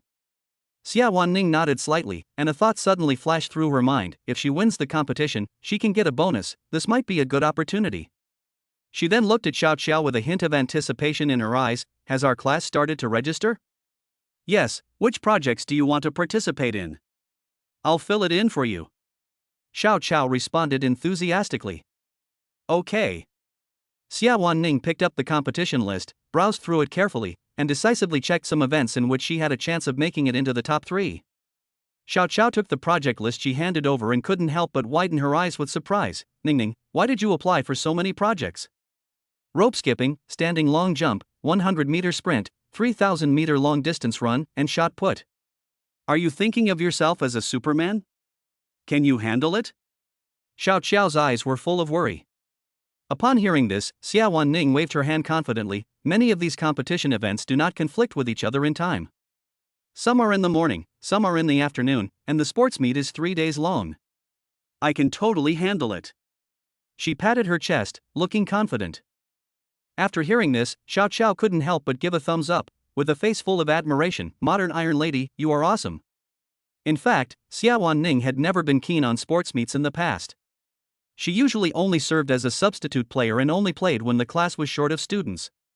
The fact that she signed up for so many competitions this time was unusual naturally aroused Xiao Xiao's curiosity. Ning, there must be a reason why you work so hard. Tell me, what is it? Xiao Xiao asked curiously, putting his arm around her shoulders. What else could it be? Of course it's because I love sports. A trace of panic flashed across Xiawan Ning's eyes, but she quickly concealed it. Seeing that her best friend refused to admit it, Xiao Xiao had no choice but to give up. However, Hu Lily, who was listening quietly at the side, knew it well. Chapter 108, You Have the Right Body Shape. As soon as the sky was getting light, Hu Lily opened her eyes and was no longer sleepy. She got up from the bed quietly, taking every step carefully, for fear of disturbing Xiawan Ning, who was still sleeping beside her. After changing her clothes, she simply washed up and was about to go out when she heard Xiawan Ning's sleepy voice. Lily, you got up so early? Hu Lily turned around, a gentle smile spread across her face, and she replied softly, I can't help it. I have to go to work. She paused, her eyes full of gratitude. Ning, thank you for taking me in. I'll leave first. Xiawan Ning waved her hands sleepily and fell headfirst onto the bed again. However, Xiawan Ning had just closed her eyes for a while when she suddenly remembered that she had signed up for the school sports meet. If you want to get the bonus, you have to start training your physical strength now. Thinking of this, she instantly lost all her sleepiness, sat up from the bed, quickly changed into her sportswear, and hurried out the door. On the other side, Hu Lily walked to the company building with heavy steps. When she saw an acquaintance, she took a deep breath, immediately broke into a smile, and was full of energy. Entering the lobby of the building, a man in his 50s was standing at the entrance to the elevator. He was wearing work clothes and looked very energetic. Seeing this, Hu Lily walked over with a smile and greeted him warmly, Uncle Zhang, good morning. When Zhang Guangjuan saw that it was Hu Lily, he smiled amiably and asked with concern, Xiao Wu, why did you come so early today? Hu Lily frowned slightly and pretended to be distressed and said, there are some things in the company that need my attention, so I have to come early. As she spoke, she rolled her eyes and took out a pack of Huazi cigarettes from her bag. While no one was around, she quietly stuffed it into Zhang Guangjuan's arms and said with a smile, Uncle Zhang, this is a gift from a customer. I'm a little girl and I don't smoke, so it would be a waste to keep it at home, so please help me deal with it. When Zhang Guangjuan saw Huazian, his eyes lit up instantly. He doesn't have any other hobbies except smoking and drinking, but the cigarettes he usually smokes are the cheapest, costing less than 10 yuan. What he saw in front of him was a Huazi cigarette, which he had never smoked in his life. Hearing Hu Lily's words, he smiled so hard that the wrinkles at the corners of his eyes were squeezed together, and he quickly said, okay, then uncle will help you deal with it. At this moment, Zhang Guangjuan held the Huazi cigarette tightly in his hand as if it were a treasure, and then secretly put it into his clothes. Seeing this, Hu Lily's eyes were full of smiles. When she saw that the other party accepted the cigarette, she pretended to be aggrieved and cried to Zhang Guangjuan. Uncle Zhang, these past few days, someone has been pretending to be my mother and coming to the office. You said my mother is staying at home well, how dare these people do this? I'm just a girl from out of town. It's okay for me to suffer a little injustice, but please don't let it affect the company. When Zhang Guangjuan heard this, he immediately agreed, well, the company is very taboo about these things. Soon, he understood that the other party was telling him what he was talking about. He patted his chest and promised solemnly, Xiawu, don't worry, I promise not to let those scammers pass this fence. Hu Lily's eyes flashed with joy, and she thanked him sincerely, thank you, Uncle Zhang. After doing all this, she felt relieved and only hoped that Wu Xiufan would give up and return home as soon as possible. In the morning, at the dining table, Wan Wan and Lin Muhan's eyes were fixed on Xiawan, full of concern. Wan Wan was the first to break the silence. She frowned distressfully and asked in a childish voice, Mom, why are there so many beads of sweat on your face? Are you feeling unwell? Hearing this, Xiawan Ning gently stroked the little guy's head, with a doting smile on her face, and explained softly, No, Mom just came back from running, so I sweat so much. Oh, so that's how it is. Wan Wan nodded as if she understood, then picked up a steamed dumpling and put it into her mouth. Her cheeks were puffed up round, just like an extremely cute little hamster. Today, Xiawan Ning was wearing a black sports suit, with her hair tied up in a neat high ponytail. She exuded youthful vitality and was radiant. Upon hearing this, Lin Muhong frowned slightly and thought to himself, is she losing weight? He raised his eyes to look at the other person, his eyes fell on Xiawan Ning's slender figure, and said slowly, you are not fat, your figure is just right. Upon hearing this, Xiawan Ning was slightly startled and a blush appeared on her face. She was secretly happy in her heart, is he concerned about me? In order to avoid misunderstanding, she hastily explained, I didn't want to lose weight, but I signed up for the school's summer sports meeting and wanted to exercise in advance. Oh. Lin Muhong nodded and said no more. After finishing the meal, he looked at her and said, I have to go out later. I'll ask you to take care of Wan Wan. Don't worry, go ahead. I'm here. Xiawan Ning responded with a smile. Recalling Hu Lily's words yesterday, her hand unconsciously fumbled in her pocket, but found nothing. She was startled and suddenly remembered that the thing was not in this dress. Xiawan Ning secretly complained, it seems that I can only find another opportunity. On the other hand, Hu Lily did not return home last night, so Wu Xiaofan went to her daughter's workplace early in the morning to wait. The office building was so big, she was illiterate and had forgotten which way to go, so her sneaky look immediately attracted the attention of others. Zheng Guangjuan saw that she looked like a stranger and was trying to break through the fence without a work badge, so he quickly stopped her. No one outside the company is allowed to enter this office building. If you don't listen to my advice, I will call the police. Zheng Guangjuan said seriously. When Wu Xiaofan heard this, her eyes widened and her face was full of disdain. She shouted at the top of her voice, Humph! A watchdog, why are you so arrogant? I don't want to go in now. She glared at Zheng Guangjuan fiercely, curled her lips, turned around and left. However, she did not walk far. Instead, she found a place to sit at the entrance of the building, with greed and persistence in her eyes. Just then, a tightly wrapped man walked out of the building. Although she couldn't see the face clearly, Wu Xiaofan recognized the clothes they belonged to her daughter Hu Lily. At that time, she put her hands on her hips and said proudly, no matter how tightly this little bitch is wrapped, I can still recognize her at a glance. After feeling proud, she hurriedly chased after her, but unfortunately she was still a step too late. Hu Lily had already got into a taxi and left. Wu Xiaofan watched the taxi going farther and farther away and stamped her feet in anxiety.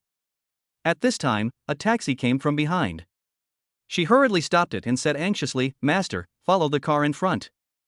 Chapter 109, Caught in the Act. Okay. The driver responded and followed with his foot on the accelerator. Soon, the taxi slowly stopped in front of an antique tea house.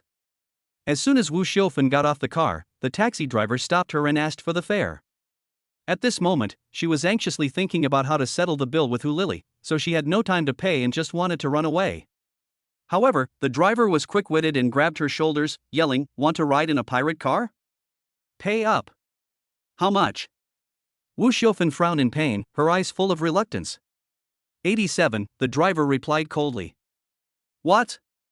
So expensive? It can buy 9 pounds of meat with this money. Wu Xiaofan took out the money reluctantly, cursing under her breath. Looking at the little money left in her pocket, she gnashed her teeth and said to herself viciously, You little bitch, you made your mother suffer so much, I must get this back. Wu Xiaofan looked up at the tea house in front of her that was decorated in a simple and elegant style, patted her body, and walked in with big strides. However, her rustic dress and vulgar temperament were incompatible with the elegant atmosphere of the tea house. Soon, the people in the tea house drove her out. Where did you come from, you stinky beggar? How dare you beg here? Get out now, don't dirty our place. Being humiliated like this, Wu Xiaofan was immediately furious. She jumped up, put her hands on her hips, pointed at the other person and cursed, You are the stinking beggar. You look down on others with your dog eyes. I don't even want to enter your shabby place. What a piece of crap, 380 for a cup of tea, why don't you go rob a bank? She cursed and stomped her feet in anger, revealing her shrewish appearance. After cursing, the hatred in Wu Xiaofan's eyes became even stronger. She gritted her teeth and muttered to herself, This damn girl, how dare you come to such an expensive place to spend money, and even cry poor to me? I will tear off your fake mask and expose your true colors. Inside the tea house, the scent of sandalwood wafts through the air, and the quaint wooden tables and chairs exude a warm luster. After Hu Lili received the news that Lin Muhong had arrived, she waited in the lobby early. Soon, Lin Muhong appeared at the entrance of the tea house. She hurriedly walked over to him with a warm smile on her face. "Boss Lin, the other party has arrived and is waiting in the box." Lin Muhong nodded slightly and asked as he walked, "Do you know who the other party is?" Hu Lili raised the corners of her mouth slightly, revealing a mysterious smile, and deliberately kept it a secret, saying, "We are old acquaintances. You will know when you meet him later." As she spoke, she gently pushed open the door of the box and stepped aside to let Lin Muhong enter. Inside the box, the aroma of tea filled the air, and a man's back came into view. Lin Muhong stepped into the house, and when he saw the man's face clearly, he was slightly stunned. It turned out to be an old acquaintance. "Mr. Zhou." Lin Muhong spoke first, with a hint of surprise in his tone. The person in front of him was none other than Caterpillar's boss Zhou Shudong. He never imagined that it was him who wanted to buy his publishing house. Zhou Shudong turned around, with a bright smile on his face, and greeted enthusiastically, "Mr. Lin, long time no see." Lin Muhong responded with a smile, "Long time no see, it seems that the Caterpillar is developing very well." As he spoke, his eyes fell on the valuable watch on Zhou Shudong's wrist. Zhou Shudong nodded, his eyes full of pride. "Well, not bad, we acquired Tongchu.com some time ago." When it comes to Tongchu.com, Lin Muhong's heart can't help but feel a wave of excitement. Thinking back to the time when I was banned from Tongchu.com, the scene is still vivid in my mind. It's only been a short time and things have changed so much. It's really sad. "Congratulations, Mr. Zhou." Lin Muhong said sincerely, and then changed the subject. "Mr. Zhou now wants to develop into the real economy?" Zhou Shudong pondered for a moment and said slowly, "We want to develop both physical and online businesses. We originally wanted to set up a publishing house, but then we received news from the industry that Mr. Lin wanted to sell Woyo. This is really a coincidence." Lin Muhong smiled, looked at Hu Lili, and said, "I think Lili has already told Mr. Zhou about my desired price. I wonder what Mr. Zhou thinks." Zhou Shudong frowned slightly, thought for a moment, and said firmly, "The price is too low. We are willing to pay 83 million to acquire the publishing house." Hu Lili was stunned when these words came out. She couldn't help but ask, "Mr. Zhou, are you sure it's 83 million? "Yes." Zhou Shudong nodded heavily, his eyes revealing unquestionable determination. Lin Muhong was also very surprised and quickly said, "Boss Zhou, business is business. You don't have to raise the price because of our relationship. I'll be happy if you don't lower my price." Zhou Shudong smiled and waved his hands, saying, "Boss Lin, what are you talking about? The reason I offered this price is because I saw the potential and value of Woyo Publishing House. What's more, you were willing to give me the exclusive copyright of the storybook for 300,000 yuan. How could I, Zhou Shudong, be an ungrateful person? You deserve this money." Lin Muhong was secretly surprised when he heard this. He didn't expect that the other party had always kept this matter in mind. It seems that his original decision was indeed correct. He nodded slightly, a faint smile on his face. "If that's the case, then I'll respectfully obey your command." Zhou Shudong nodded and continued, "I will go back and raise funds immediately. Once the funds arrive, we will sign the contract immediately." "Okay, then I'll wait for good news." Lin Muhong responded with a smile. Afterwards, the two shook hands and Zhou Shudong left for something. There were only two people left in the room. Hu Lili said sincerely, "Boss Lin, congratulations." In fact, although Lin Muhong was reluctant, he knew in his heart that he had shifted his focus to the factory, and it would be better for everyone to follow Zhou Shudong than to follow him. So, he patted Hu Lili's shoulder gently and comforted her, "Don't worry, I have just talked to Mr. Zhou. The publishing house remains the same, just with a new boss." "Yeah." Hu Lili nodded slightly. In her opinion, this was the best arrangement. "After all, I am just an ordinary worker. It doesn't matter who I work for." Lin Muhong then instructed, "Work hard in the future. I believe that Mr. Zhou will not treat you unfairly." Hu Lili nodded again, then followed him and walked out of the tea house together. At this moment, a figure suddenly rushed up and grabbed Hu Lili and Lin Muhong's arms tightly. Hu Lili was extremely surprised to see the person coming. She frowned, her eyes full of disbelief. "Mom, why are you here?" Chapter 110. My daughter has a big butt, so she is easy to raise. Of course I followed you here. Wu Xiufan's lips curled up into a smug smile, her voice sharp. "If I hadn't followed you, how would I know that you were living so carefree and totally disregarding the lives of your family? I'm not, I didn't. Hu Lily's voice suddenly rose, with a bit of anxiety and grievance. In her heart, anyone can say this except her family members. She gets up before dawn every day and gets off work in the dark. She lives in a small rental house and counts every penny carefully. After deducting daily expenses such as rent, food, and commuting, she transferred most of the remaining money back to her family, and also donated a part to charity. Now she really doesn't have much money left.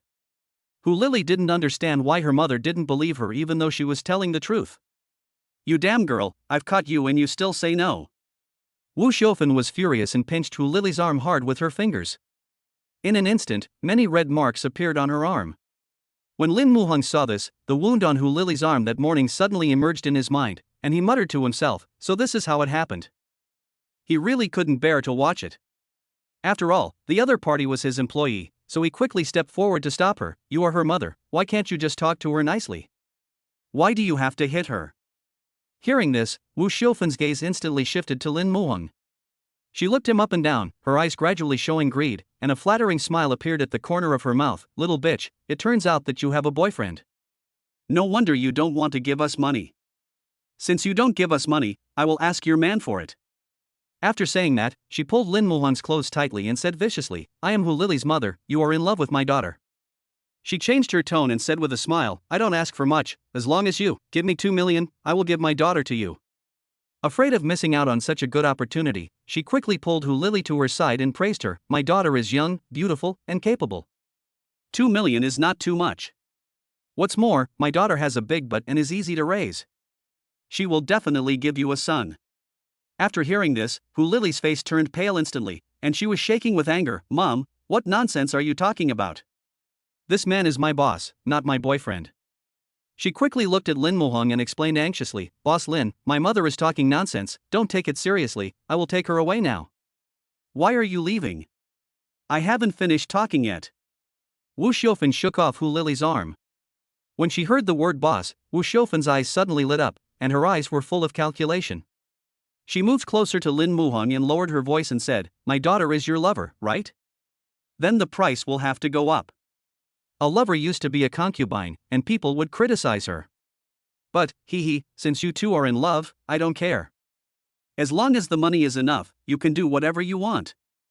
It doesn't matter if you ruin her. She smiled grimly, as if she was talking about a very ordinary business. Hu Lily, who was standing by, heard her mother's words, and the flame of desire for family love in her heart was instantly extinguished. She completely gave up. Upon hearing this, Lin Muhong felt that these words had dirtied his ears. He had never imagined that there would be such a mother in the world who didn't care about her daughter's life or death and even told men to play with her daughter at will. His eyes were as cold as ice as he stared straight at Wu Xiaofen, his eyes full of ruthlessness. Then he called Hu Lily to his side and asked distressfully, What's going on? Hu Lily was filled with shame and anger, and she said apologetically, My mother came from my hometown to ask me for money to pay for my brother's betrothal gift. I said I had no money, and she kept making a fuss. I really didn't expect her to follow me today and think she was my boyfriend. Mr. Lin, I'm really sorry. It's okay. Lin Muhong waved his hand and asked with concern, Is there anything I can help you with? Hu Lily shook her head and said gratefully, No, I can only solve this problem by myself. Mr. Lin, you go first. Lin Muhong sighed, Well, call me if you have anything. Seeing that the cash machine was about to leave, Wu Xiaofen was extremely anxious and tried to catch up with him, shouting, Boss Lin, let's discuss this again. Can we still negotiate the terms? Her eyes were full of greed and unwillingness, as if she could get a lot of money if she just tried a little harder. Hu Lily's eyes were empty, but her body seemed to be injected with infinite strength, and she held Wu Xiaofen tightly. She bit her lip and said in a trembling but firm voice, Mom, please stop making trouble, okay? Lin Muhong's car drove away gradually. Wu Xiaofen watched helplessly as the duck that was about to be in her mouth flew away, and she was so angry that she was shaking all over. Then, she raised her hand like a madman and slapped Hu Lily hard on the face. Hu Lily's head was buzzing and her vision went dark from being hit, but compared to the pain in her heart, the pain on her face was nothing. She was disheartened and her eyes were full of determination. Wu Xiaofen, I'm going to say this today. Don't even think about taking a penny from me unless I die. After saying that, she covered her swollen face and left sadly. Wu Xiaofen watched Hu Lily running so fast and speaking so decisively, and she felt angry and anxious. This damn girl is so cruel. While mumbling, she took out her cell phone from her pocket and made a call. Soon, a man's voice came from the other end, with a bit of urgency. How is it, did you get the money? Wu Xiaofan sighed, her voice full of helplessness. No, that little bitch refused to give it to me. She even said that she would have to die before she could get the money. Hu Jigang on the other end of the phone was furious when he heard this. She actually said that. She is such an ungrateful person. You should have strangled her to death. Then we could have more food. What should we do now? Wu Xiaofan frowned and asked anxiously. Hu Jigang thought for a moment, then smiled sinisterly on the other end of the phone. You know the address of her company, so you are doing this. He told her his plan in detail. After listening to it, Wu Xiaofan shook her head immediately, her eyes full of worry. No, if she doesn't work, who will give us money? Hu Jigang sneered, with a hint of pride in his voice. It's because she doesn't work that we can make money. When she loses her job and has nowhere else to go, then we will. After Wu Xiaofan heard this, her eyes lit up and she nodded in agreement, with a sly smile on her face. Okay, our Gangzi is smart, I'll do as you say. Hu Jigang urged on the other end of the phone. Come back early after you finish. No one will cook for me when you're not here. Wu Xiaofan nodded quickly and said flatteringly, okay, when we get home, Mom will cook you some meat. Thinking back to her emptied wallet, Wu Xiaofan said cautiously, Gangzi, Shanghai is too expensive. Mom is almost out of money for food. Why don't you transfer some money to Mom? After hearing this, Hu Jigang shouted impatiently, you won't starve to death if you skip a meal. Wait until you bring my sister back, and we'll eat meat for every meal. After saying that, he hung up the phone with a click. Chapter 111 New Oriental Continuing Education. After returning from the tea house, Lin Muhang pushed open the door of his home and a thick smoke rushed towards him like a ferocious beast, choking him so much that tears welled up in his eyes. His heart skipped a beat, and a bad premonition suddenly came to his mind. Could it be that the house is on fire? He didn't have time to think about it and ran to the kitchen. As soon as he reached the kitchen door, he was stunned by the scene in front of him. Xiawan Ning was seen wearing protective goggles, holding the pot lid in one hand like a shield, and holding a spatula in the other hand, stirring the pot randomly. When Lin Muhang got closer, he looked at the black, shapeless ingredients in the pot, and his brows instantly twisted into a rope. He turned off the gas stove quickly and neatly. Seeing that the fire was out, Xiawan Ning was still puzzled. Strange, is the gas stove broken? It's not broken, I turned it off. Lin Muhang turned around and looked at Xiawan Ning in disbelief. What's in your pot? It's all messy. When Xiawan Ning heard Lin Muhang's words, she widened her eyes in disbelief and muttered, Is it blurry? At this time, the thick smoke gradually dissipated, and she could see the food in the pot clearly. It looked like a piece of charcoal, shiny black. She was immediately embarrassed, her cheeks flushed, and she said a little sheepishly, that may be because I didn't control the heat well, and it got burnt accidentally. Lin Muhang looked at her and couldn't help but raise his lips slightly. It's okay. It's okay. It's a blessing that the house didn't catch fire. After saying that, he turned around and opened all the windows in the house. A gust of wind blew through, and the smell of smoke slowly dissipated. At this moment, he suddenly realized that there was someone missing from the house, and asked anxiously, Where's Wan Wan? Xiawan Ning lowered her head somewhat embarrassedly, twisting the corner of her clothes with her fingers unconsciously, and said softly, The living room smells too much of smoke. I asked her to read a picture book in the room. After hearing this, Lin Muhang smiled helplessly, and that smile was full of doting. He strode to the master bedroom and gently opened the door. When Wan Wan saw that it was her father, her eyes suddenly lit up. She ran over like a happy little deer and threw herself into Lin Muhang's arms. Dad, you're finally back. Mama's cooking is so scary. Wan Wan raised her little face, wrinkled her nose, and said with a look of disgust. When Xiawan Ning heard her daughter's words, her face turned red with shame and anger. She lowered her head even more, wishing she could find a crack in the ground to crawl into. Lin Muhang looked at Xiawan Ning's expression, smiled, then gently pinched the tip of Wan Wan's nose, his eyes full of doting. Are you hungry, little greedy cat? What do you want to eat? Daddy will make it for you. Yeah. Wan Wan nodded vigorously, then turned her head, glanced at Xiawan Ning, and said in a baby voice, Mom hasn't cooked for a long time, and her cooking skills are rusty. Dad is more reliable. Xiawan Ning was choked by her daughter's words and was speechless. Was she really disliked by her daughter? Then, Lin Muhang turned his head and looked at her, with a soothing look in his eyes. You play with your daughter for a while, I'll go cook now, it will be ready in a while. Well, thank you for your hard work. Xiawan Ning raised her head, looked at Lin Muhang gratefully, and said softly. Arriving at the kitchen, pots and pans were in a mess. Lin Muhang looked at the kitchen being messed up and muttered to himself, "It seems that it is better to ask Xiawan Ning to stay out of the kitchen in the future." Then he put on an apron and began to cook skillfully. He cooked and cleaned the kitchen at the same time, his movements as smooth as flowing water. Soon, one dish after another with good color, aroma and flavor was served on the table, including the fragrant braised pork, the colorful sweet and sour spare ribs, and the juicy green stir-fried seasonal vegetables. To be honest, Xiawan Ning's appetite had been spoiled by Lin Muhang recently, and the food outside the school and in the cafeteria had become tasteless in her mouth. She even started to worry, what would she do with her mouth if they never got married in this life? Xiawan Ning secretly shook her head. No, she had to take action first. Otherwise, she should put on black stockings and walk in front of him, as Xiao Xiao said. Seeing the mother and daughter wolfing down their food in the same way, Lin Muhang felt filled with happiness. He couldn't help crying and laughing. "Didn't you eat breakfast this morning? If outsiders saw it, they would think I was abusing you and your daughter." After hearing this, Wan Wan's eyes smiled into crescents, revealing shallow dimples. She praised, "It's all because Dad's cooking is so delicious." "That's right." Xiawan Ning agreed, and then she tilted her pretty face, her big black eyes like two black gems looking at Lin Muhang, and asked curiously, "How did you improve your cooking skills so much in such a short time? Did you go to New Oriental for further studies?" Lin Muhang shook his head, the corners of his mouth slightly raised, revealing a smug smile. "Maybe I was a cook in my previous life, and I suddenly awakened in this life."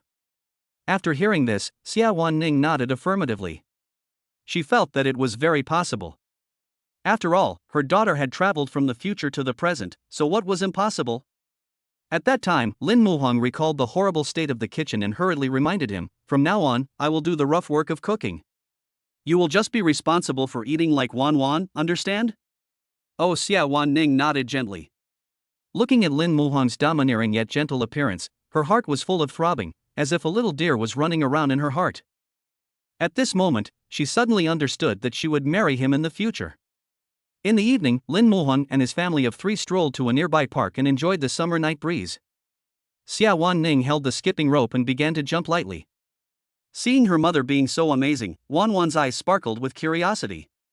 She lay on her father's broad back like a little kangaroo and asked in a baby voice, "Dad, what is Mom doing? It looks so interesting."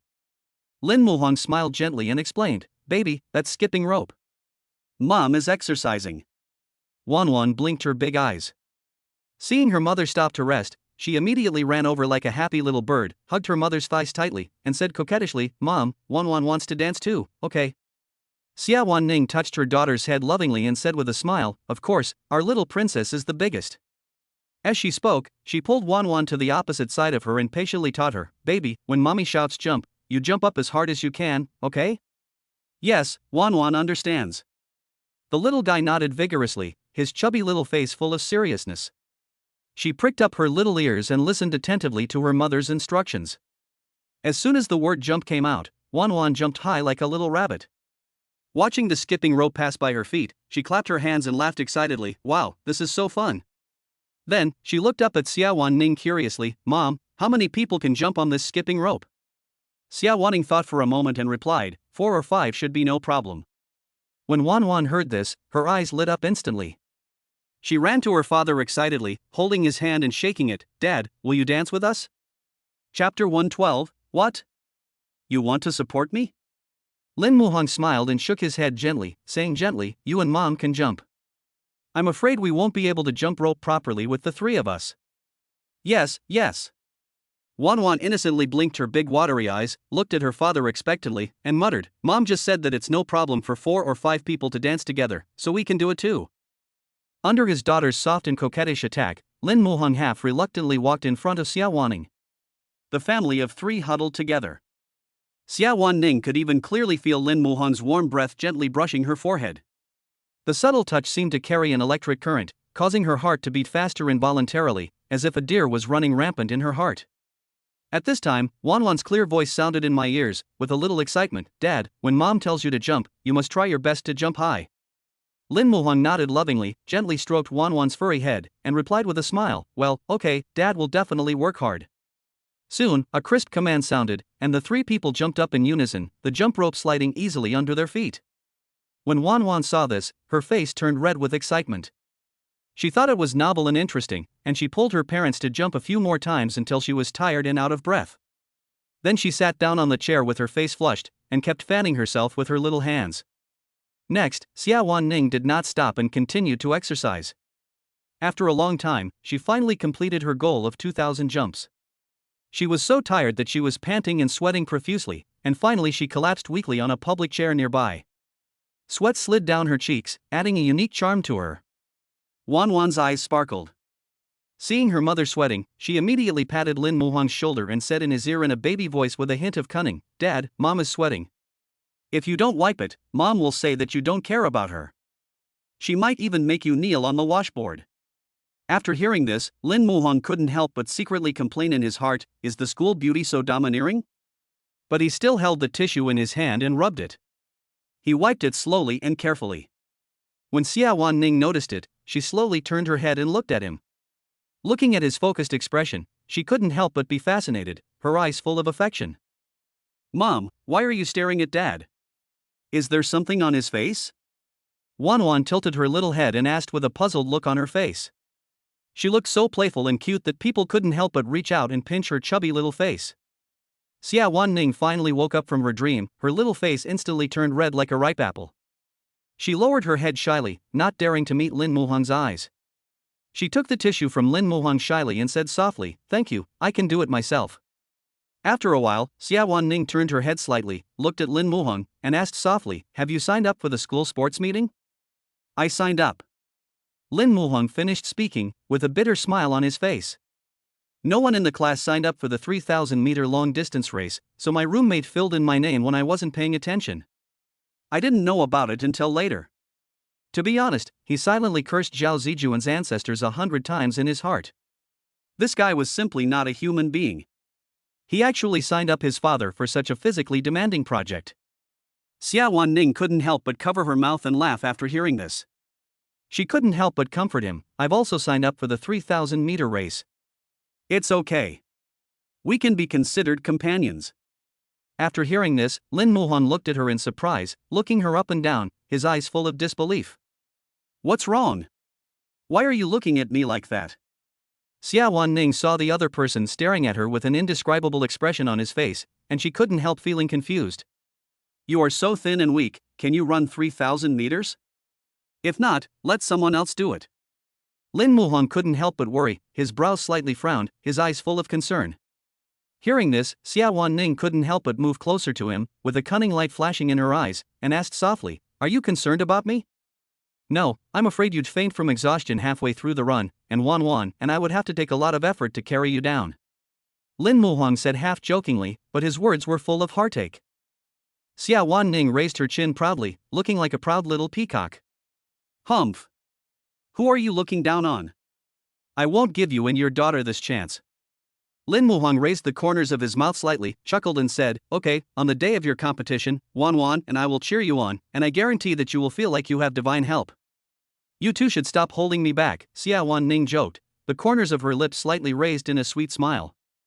At this moment, Wan ran over happily from a distance and dived into her mother's arms. Her round eyes stared at the skipping rope in Xiawan Ning's hand and she said in a baby voice, "Mom, can I play with this?" "Of course you can." Xiawan Ning smiled gently, carefully adjusted the skipping rope to a length suitable for Wan, and gently placed it in her little hand. "Go and play, but be careful." "Yeah, Mom is the best." Wan jumped happily like a happy little rabbit, and then ran towards other children with the skipping rope. However, when Lin Muhong was still immersed in his own thoughts, an inadvertent turn of his head made his eyes widen instantly. Not far away, a little boy with a mushroom head was holding Wan's little hand tightly. This scene was like a bolt from the blue. Lin Muhong's blood pressure instantly soared and an indescribable anxiety surged in his heart.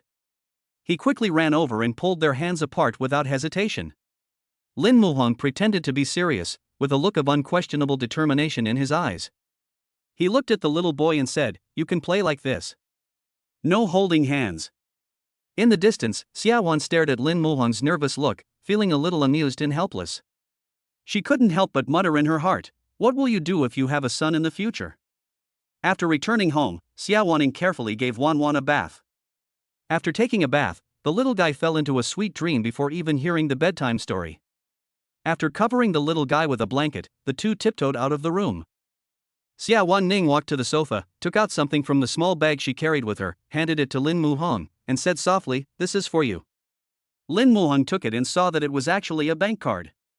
The corners of his mouth slightly raised, revealing a playful smile, and teased, "Why, are you trying to support me?" Chapter 113. Is there no other way?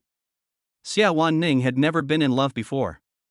When Lin Muhong's teasing words with a hint of joking floated into her ears, her fair face instantly turned red, like the gorgeous sunset in the sky. Even when he spoke, he began to stutter, You, don't talk nonsense, I didn't." Lin Muhong had a sly smile on his face, blinking his bright eyes, leaning forward slightly, getting closer to her, and speaking lazily, "Why did you give me the bank card?"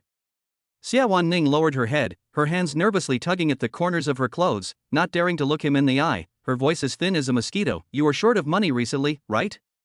There is 10,000 yuan in this card, which is the prize money I won in the last debate competition."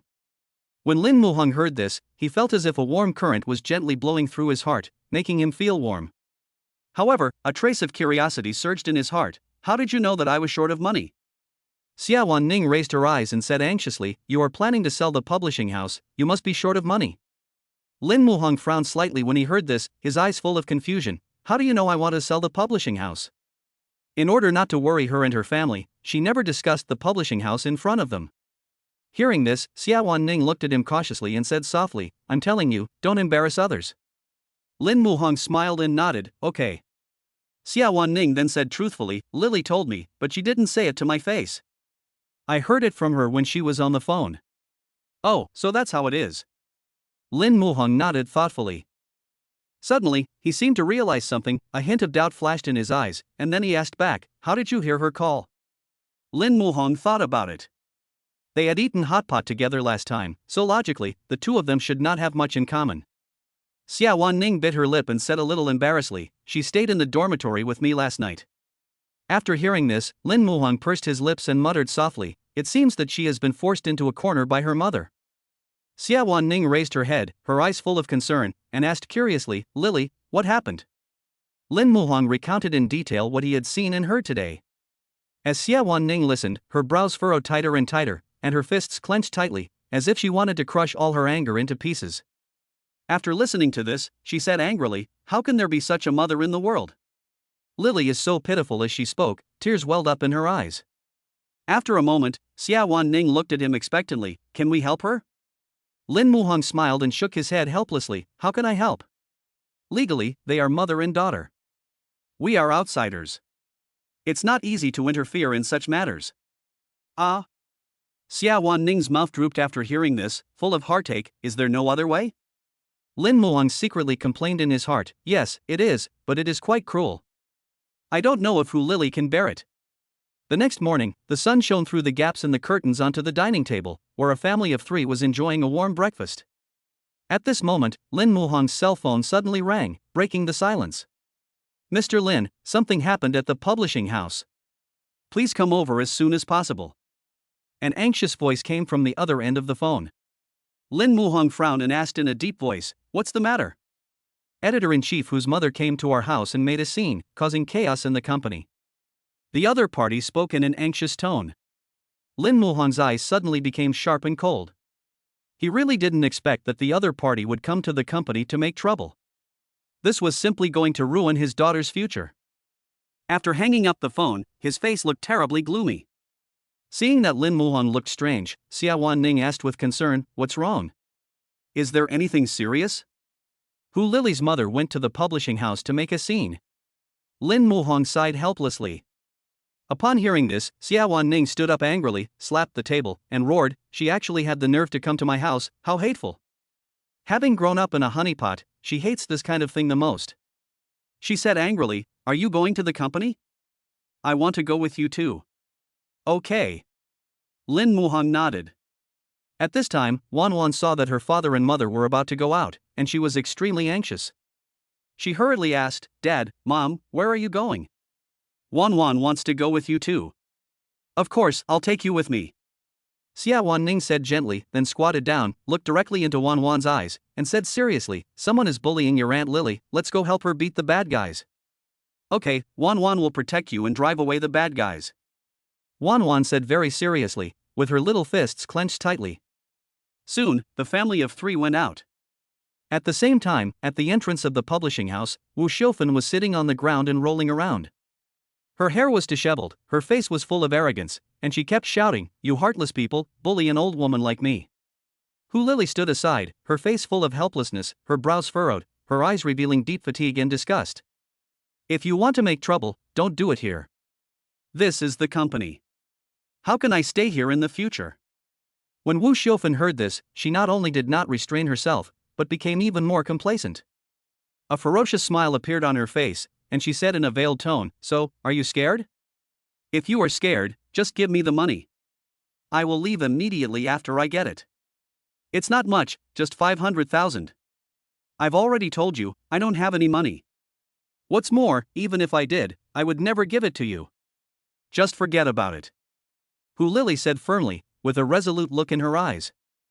Hearing this, Wu Xiaofan got so angry that she suddenly stood up from the ground, pointed her finger at Hu Lili's nose, and cursed, "You heartless thing, I raised you since you were a child, it was not easy for me?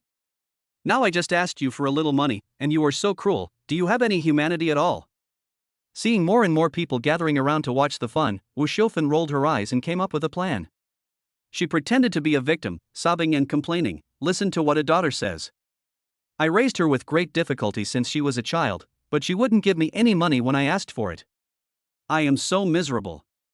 Wu Xiaofan pretended to be weak and begged, "Lily, you live a good life in Shanghai. Look at how tattered my mother's clothes are. You are so heartless. Do you want me, your mother, to kneel down before you give me money?" Sure enough, as soon as these words were spoken, people around began to point fingers at Hu Lili, their eyes full of accusations. Seeing this, Wu Xiaofan was secretly delighted and immediately took another strong medicine. She knelt down in front of Hu Lili and cried, "Lily, please have pity on me and give me some money. I beg you, okay?" Hu Lili looked at her biological mother kneeling in front of her without any expression. She just felt extremely disgusted. Chapter 114. Are you her biological mother? On the contrary, Wu Xiaofan was feeling very proud. The corners of her mouth rose slightly, with a barely perceptible cunningness, and she even hoped that Hu Lili would beat her up in front of everyone. She thought that as long as Hu Lili took action, the matter would become a big deal. No company would want to beat up her mother's employees, and then Hu Jigang's plan could be implemented smoothly. At that time, Hu Lili's icy eyes fell on Wu Xiaofan, and then she silently stepped back a few steps, her face full of disgust, and said coldly, "Who are you pretending to be like this for?" The employees around couldn't stand it anymore when they saw Hu Lili remained indifferent when she knelt down in front of her biological mother. Seeing this, the girl at the front desk hurried forward and carefully helped Wu Xiaofan up. She pointed at Hu Lili with anger on her face and shouted, "Editor-in-Chief Hu, are you heartless? Your mother has knelt down for you, why can't you agree to her?" Another employee also echoed, "That's right.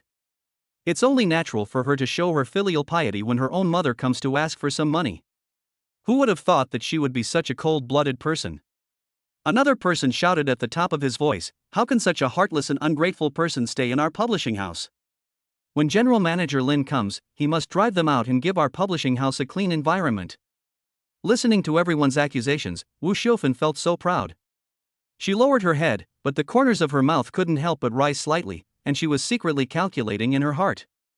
Hu Lili would definitely not be able to withstand this pressure. She would either give her the money obediently or be discredited by everyone and then be taken back to her hometown. In short, it's a win-win situation. No matter what, she will get the money.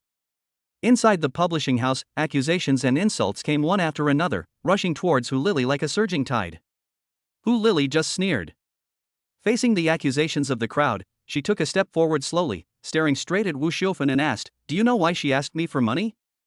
She sneered, and that laugh was like a sharp knife. "It's to help my brother find a wife and buy a house." As soon as these words were spoken, the noisy discussions immediately stopped, as if the pause button had been pressed. There are more girls than boys in the publishing house, and many of them come from small places. Some girls even felt the same way and had complicated expressions on their faces. Seeing this, Wu Xiaofan's face instantly turned vicious.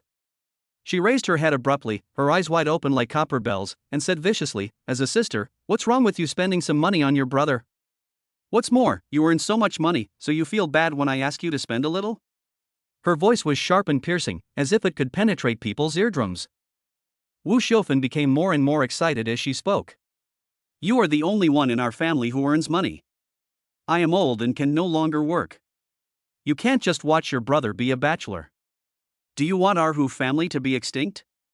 Tears welled up in her eyes, not because she was sad, but to make her acting more realistic.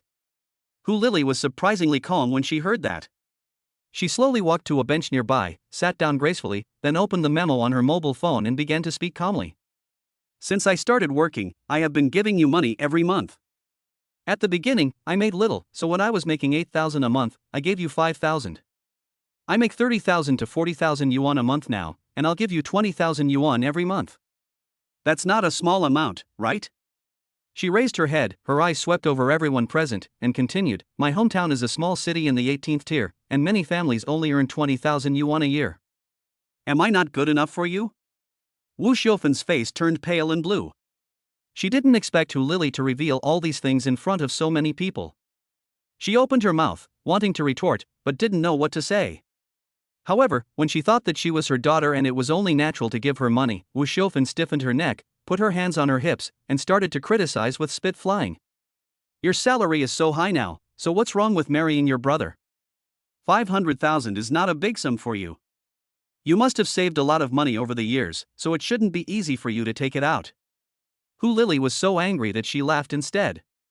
A sneer appeared on the corner of her mouth, and her voice was full of sarcasm. After paying you every month, I have to pay for food, rent, and commuting. How can I have any money left? How can I have money to give you? After she finished speaking, her eyes were burning, the corners of her mouth turned up with a hint of determination in her smile. I give you so much money every month, and it adds up to about 300,000 or 400,000 yuan. I have done my best. Why should I pay for my brother's wedding? I will definitely not pay for it. You can do whatever you want. Hu Lily had already given up at this point. Since Wu Xiaofan had come to the company to cause trouble, she knew she could no longer stay in the company, so she decided to make everything clear.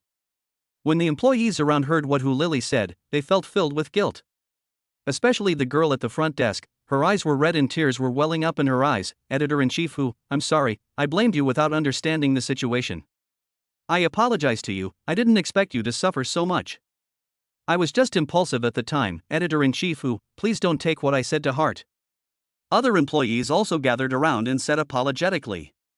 Hu Lily looked at everyone, smiled, shook her head gently, and said, It's okay, you don't understand the truth, I don't blame you.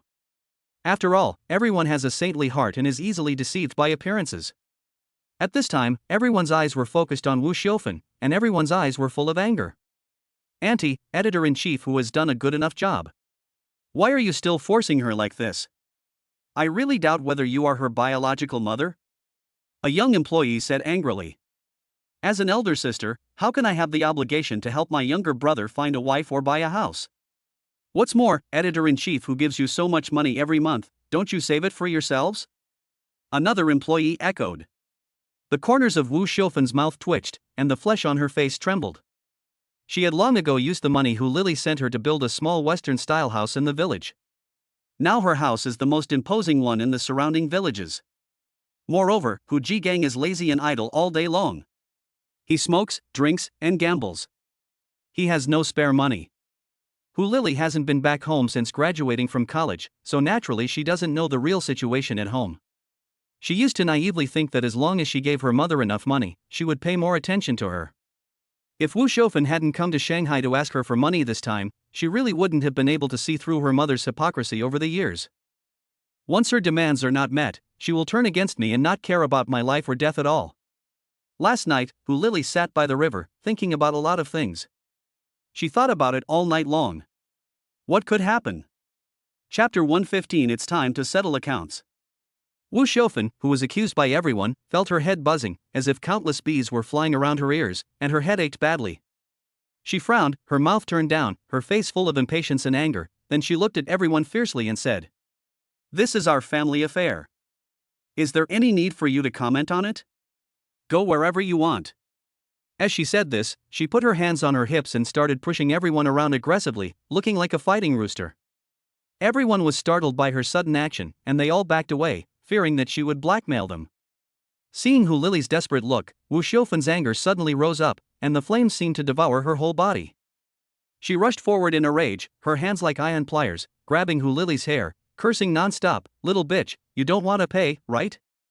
You are my child, I will beat you to death today." As Wu Xiaofan spoke, she raised her arms. Her face was full of ferocity and her eyes revealed endless cruelty, as if she wanted to put Hu Lily to death. Just as she was about to swing her arm down, a majestic voice suddenly came from behind her, "Stop." The sound was like thunder, exploding in the air, causing Wu Xiaofan to freeze instantly. Then, a clear voice rang out, "According to Longhua criminal law, anyone who intentionally injures another person shall be sentenced to fixed-term imprisonment of not more than 3 years, criminal detention or control. If you insist on doing so, you will be held legally responsible." The voice was steady and powerful, with unquestionable majesty. The people who came were Lin Muhong's family of 3, and a young man in a suit and tie named Wang Manfei. He walked over with a briefcase in his arms, in a steady and polite manner. He was the one who had just spoken. From the moment he opened his mouth, it was clear that he was a lawyer by profession. Upon hearing this, Wu Xiaofan's eyes were like 2 sharp knives as she glanced at everyone viciously. "Who are you? What does it have to do with you if I teach my daughter a lesson? I advise you not to meddle in other people's business, otherwise I will beat you too." Her voice was sharp and piercing, full of threats. Seeing this, Wang Manfei had a blank expression on his face, but his eyes revealed calmness. According to Article 42 of Longhua's Public Security Administration Punishment Law, anyone who threatens the safety of others through verbal threats shall be detained for not more than 5 days or fined not more than 500 yuan. Please be careful with your wording. Every word he said hit Wu Xiaofan's heart like a hammer. When Wu Xiaofan heard that the other party wanted to detain her or even fine her, she immediately shut her mouth. Her originally arrogant attitude instantly extinguished, and her raised hand fell down like a puppet with its strings cut. Fear and panic flashed in her eyes. Seeing this, Xiawan Ning hurried forward and pulled Hu Lily to her side, her eyes full of concern. "Are you hurt?" "No, thank you." Hu Lily tried hard to force a smile. Although there was still a trace of shock on her face, she felt warm in her heart when she felt the care of others. Looking at these people standing aside, Wu Xiaofan was furious, especially the annoying man in front of her, who kept talking about legal regulations, making her feel extremely annoyed and helpless. Thinking of how the other party helped her daughter, she had evil thoughts again, and then came to Wang Manfei, with a fake smile on her face, and said with a smile, "Are you my daughter's boyfriend? As long as you pay 1 million, I won't object to you two being together. I don't care what you want to do." Wang Manfei frowned slightly when he heard this, and said truthfully, "Auntie, please don't talk nonsense, this is the first time I met her." Wu Xiaofan didn't believe his answer at all. She curled her lips and said in a sharp voice, "Who would believe what you said? You don't even know her, why are you helping her like this? You two must have some shameful relationship." Wang Manfei frowned and said seriously, "Auntie, please be careful with your words. According to Article 246 of Longhua criminal law, openly insulting or fabricating facts to slander is a serious case." "Stop, stop, stop." Wu Xiaofan felt her head swell up after hearing this. Seeing that Hu Lily had so many people protecting her, and there was a young man in front of her who knew the law, the situation was very unfavorable for her. Wu Xiaofan rolled her eyes and muttered in her heart, "Little bitch, you are lucky today. I will deal with you another day." However, when she turned to leave, Lin Muhong blocked her way. He raised the corners of his mouth and said with a cold smile, "Auntie, don't go, we still have some accounts to settle." The smile seemed gentle, but it revealed a chilling coldness that made people shudder. Wu Xiaofan's mouth twitched. "Huh? What accounts? I don't even know you, there's nothing for me to settle with you." She wanted to push him away and get away. But how could Lin Muhong give her this opportunity? He moved and stood firmly at the door. To be honest, when he just said this, not only Wu Xiaofan was confused, but even Xiawan Ning was confused. This scene was not mentioned when they came. Lin Muhong pursed his lips and smiled, like a smiling tiger, which made people tremble in their hearts. "Of course it's because you came to the company to make trouble today and the impact it caused on our company." Wu Xiaofan's eyes moved quickly, and she quickly found the right words. She said in a firm tone, "I didn't come to your company to make trouble. I just came to find my daughter Hu Lily." Although her voice was loud, it lacked confidence. "Oh, I see." Lin Muhong nodded and smiled meaningfully. "In that case, let's talk about your daughter Hu Lily." Then, he turned his gaze to the side, looked at Hu Lily, and said calmly, "Your daughter has brought a lot of influence to the publishing house because of her family affairs, so the company has decided to fire Hu Lily. Since she has caused a significant impact on the company, she can be fired without any compensation. To be honest, Hu Lili felt a little relieved after hearing these words. She lowered her head, her eyes were dull, her hands hung limply at her sides, her heart filled with guilt and self-blame. Even if Mr. Lin didn't fire her, she would not have the face to stay here any longer. Hu Lili bit her lip and said softly, "I'm sorry, Mr. Lin. I'll go and resign in a moment." When Wu Xiufen heard this, her eyes were filled with joy, and her smile was like a blooming chrysanthemum. She didn't expect that her disturbance would directly ruin Hu Lili's job. It was really a pleasant surprise. She was secretly proud in her heart. This time this little bitch will have to go back to my hometown with me. She seemed to have seen huge amounts of money waving at her, and the smile on her face grew brighter. "If you don't want compensation, then don't compensate." Wu Xiufen looked at Hu Lili and said viciously, her eyes seemed to be able to spit fire, "Why don't you hurry up and pack your things? What are you doing standing there?" Lin Muhan waved his hand and said with a smile, "Don't worry, our accounts haven't been settled yet." "What other accounts are there? Aren't you going to fire her?" Wu Xiufen was puzzled, her brows furrowed, her face full of confusion. Chapter 116, Every wrong has its perpetrator, every debt has its creditor, you should ask her for this matter. That is of course the loss she brought to the company. Lin Muhan spoke slowly with a meaningful smile on his face and a teasing look in his eyes. It is the critical delivery period for some projects. Because of her personal reasons, the company has to postpone the delivery. According to the contract, she has to bear the liquidated damages alone, a full 10 million yuan. He leaned forward slightly, his eyes sharp, and his voice was not loud but carried unquestionable majesty. "We have just checked her financial situation. She simply can't come up with the money now. As her guardian and mother, we have every reason to ask you to return the money." That voice, like thunder, exploded in Wu Xiufen's ears. "Is that right?" After Lin Muhang said this, he turned to look at Wang Manfei beside him with a questioning look in his eyes. Wang Manfei immediately understood, nodded quickly, cleared his throat, and began to talk about the relevant provisions of Longhua law. Wu Xiufen only felt a buzzing in her ears and didn't hear a few words. Her mind was full of the fact that Hu Lili owed the company money and asked her to pay it back.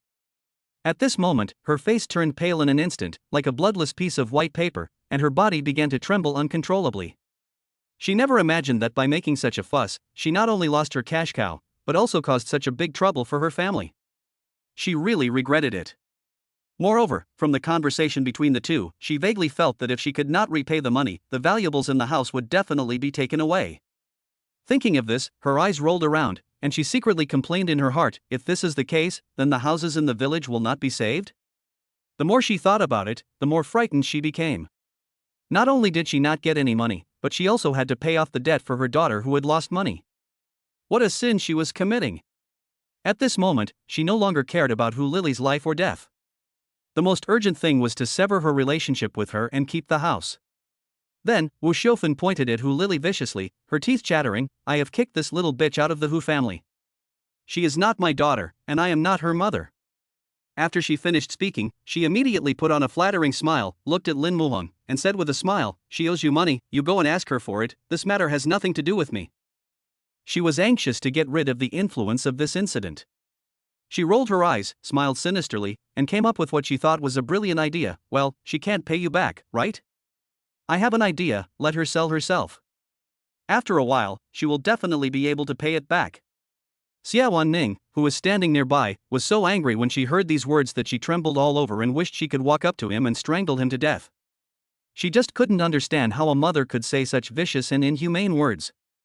After hearing these words, the colleagues around him were all filled with disgust, and they all regretted speaking for such a person. As for Hu Lili, there was no expression on her face at the moment. It was probably because she was hurt too badly. At that time, Wu Xiufen grinned, that smile was full of flattery, and said in a flattering tone, "Hee, everything is clear. If you want money, go find her. If it has nothing to do with me, then I will leave first." After saying that, she turned around impatiently, wanting to escape from this place that made her feel scared and uneasy. However, the moment she turned around, Lin Muhang grabbed her arm again and pulled her back. Wu Xiufen's face was full of fear. Her brows were furrowed, and her eyes were filled with deep doubt. She said loudly, "Didn't I tell you clearly? If you want money, go find her. I have nothing to do with her now." Lin Muhang sneered, snorted softly, and folded his hands across his chest. "You are just talking nonsense. No matter how you argue, if you go out and unilaterally restore the mother-daughter relationship, where can we go to complain? We won't even have a place to cry. Wu Xiaofan frowned even more tightly, and the impatience on her face spread like a tide. She shouted impatiently, "Then what do you want?" Lin Muhang spread his hands and said slowly, "I will believe you if you issue a letter of commitment to sever the parent-child relationship. This matter will not implicate you.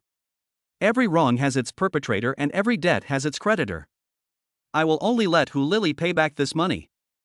Wu Xiaofan's eyes widened, her face full of disbelief. "Is it so easy to distance yourself from the matter?"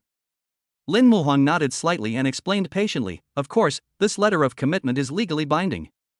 After you sign it, anything that happens to her will have nothing to do with you, and anything that happens to you will have nothing to do with her. She will not be responsible for your retirement in the future." After hearing this, Wu Xiaofan's eyes flashed with eagerness. She reached out to take the document impatiently and signed her name quickly without any hesitation, as if this letter of commitment was her life-saving straw to get rid of the burden. After signing, Wu Xiaofan had a smug smile on her face and said proudly, "I have a son, so she doesn't need to be responsible for my retirement in the future." Then he muttered with disgust, "This burden will only drag us down." Then, she looked at Lin Muhang with a smile and asked impatiently, "Can I leave now?" Lin Muhang nodded slightly and said softly, "Well, you can go now." Hearing this, Wu Xiaofan felt relieved and trotted away.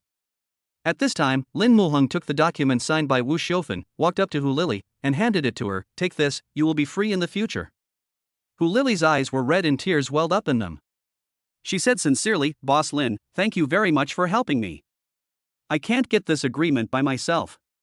As she spoke, she slowly bent down and bowed deeply.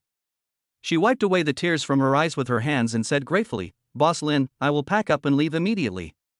I am sorry for causing trouble to you, the company and all my colleagues." After saying this, Hu Lili bowed deeply to everyone again.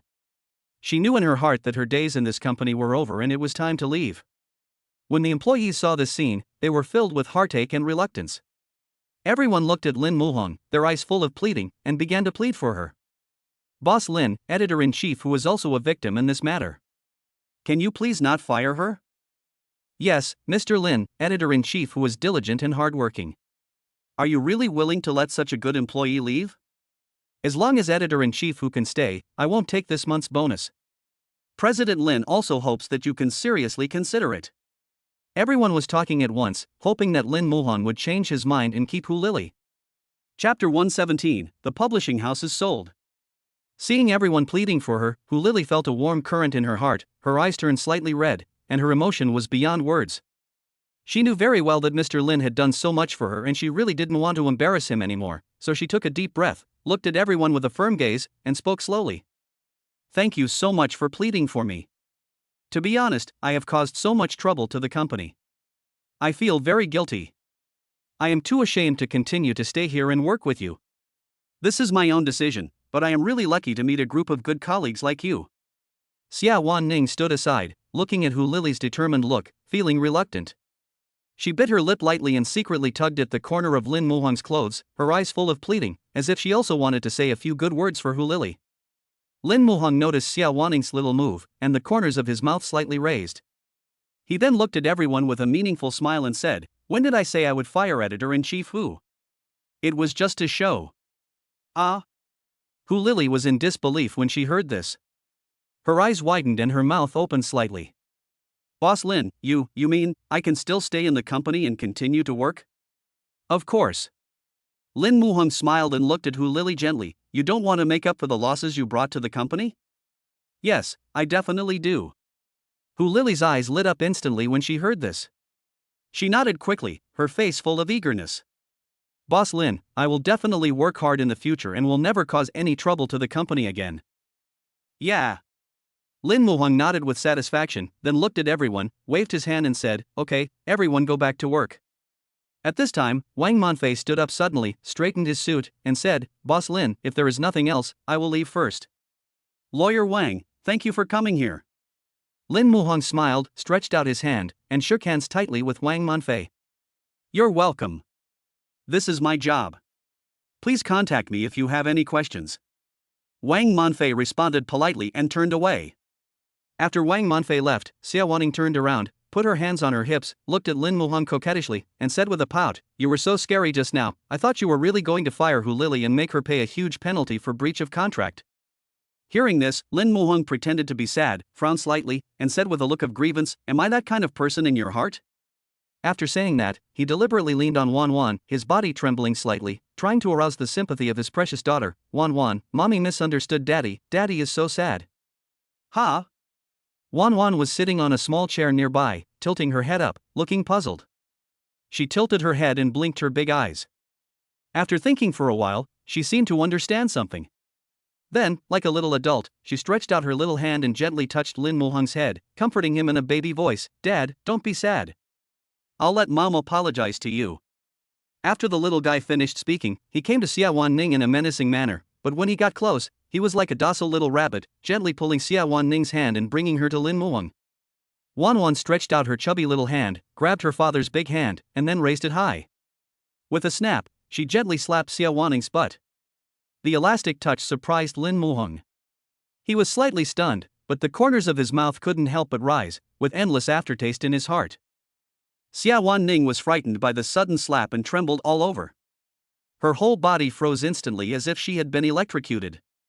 Her cheeks instantly flushed and spread to her ears, but her eyes were full of shyness and excitement, as if she really liked this feeling. However, she still pretended to be angry and glared at Lin Muhang, her little face flushed red, her lips slightly pouted, with a hint of anger. Seeing this, Lin Muhang frowned and glanced at Wan Wan. His eyes seemed to say, "This was not my initiative. It was Wan Wan who did it." Then, Wan Wan threw herself into her father's arms, raised her innocent face, and asked curiously, "Dad, are you still angry now?" Lin Muhang was full of doubts, then asked with a smile, "Baby, why do you want to spank mommy?" Wan Wan pursed her lips, revealing 2 shallow dimples on her face. She smiled happily and said, "Because I'm happy when dad spanks mom." Lin Muhang was choked and speechless. Now it seems that it is indeed the case. When Xiawan Ning heard this, her face turned red like a ripe apple, all the way to her neck. Even her mind couldn't help but emerge some scenes that were not suitable for children. Her heartbeat accelerated involuntarily, and her eyes became a little blurry. A few days later, in an antique tea house, Lin Muhang and Zhou Shudong sat opposite each other in a solemn and harmonious atmosphere. Hu Lili was wearing an elegant cheongsam and brewing tea with graceful manners. The fragrance of tea rose up and filled the air. Zhou Shudong was the first to break the silence. He looked at Lin Muhang with a firm gaze and said, "Boss Lin, I have prepared the funds.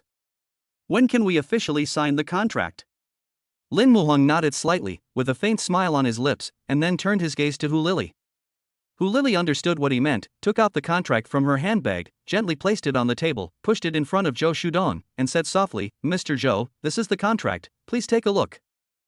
Zhou Shudong took the contract and read it carefully word by word with a focused expression, not missing any details. After confirming that everything was correct, he picked up the pen and signed his name on the contract casually. Then, he took out a check for 83 million from his briefcase, handed it to Lin Muhang solemnly, and said, "Mr. Lin, this is the check, please keep it." Lin Muhang took the check, nodded, and put it in his pocket, thinking to himself, "This money is enough to support the factory through a difficult period." Afterwards, the two smiled at each other and said in unison, "Happy cooperation." At this time, Zhou Shudong glanced at his watch and apologized, "Boss Lin, I'm really sorry, there is something urgent at the company that I need to deal with. Let's meet again another day."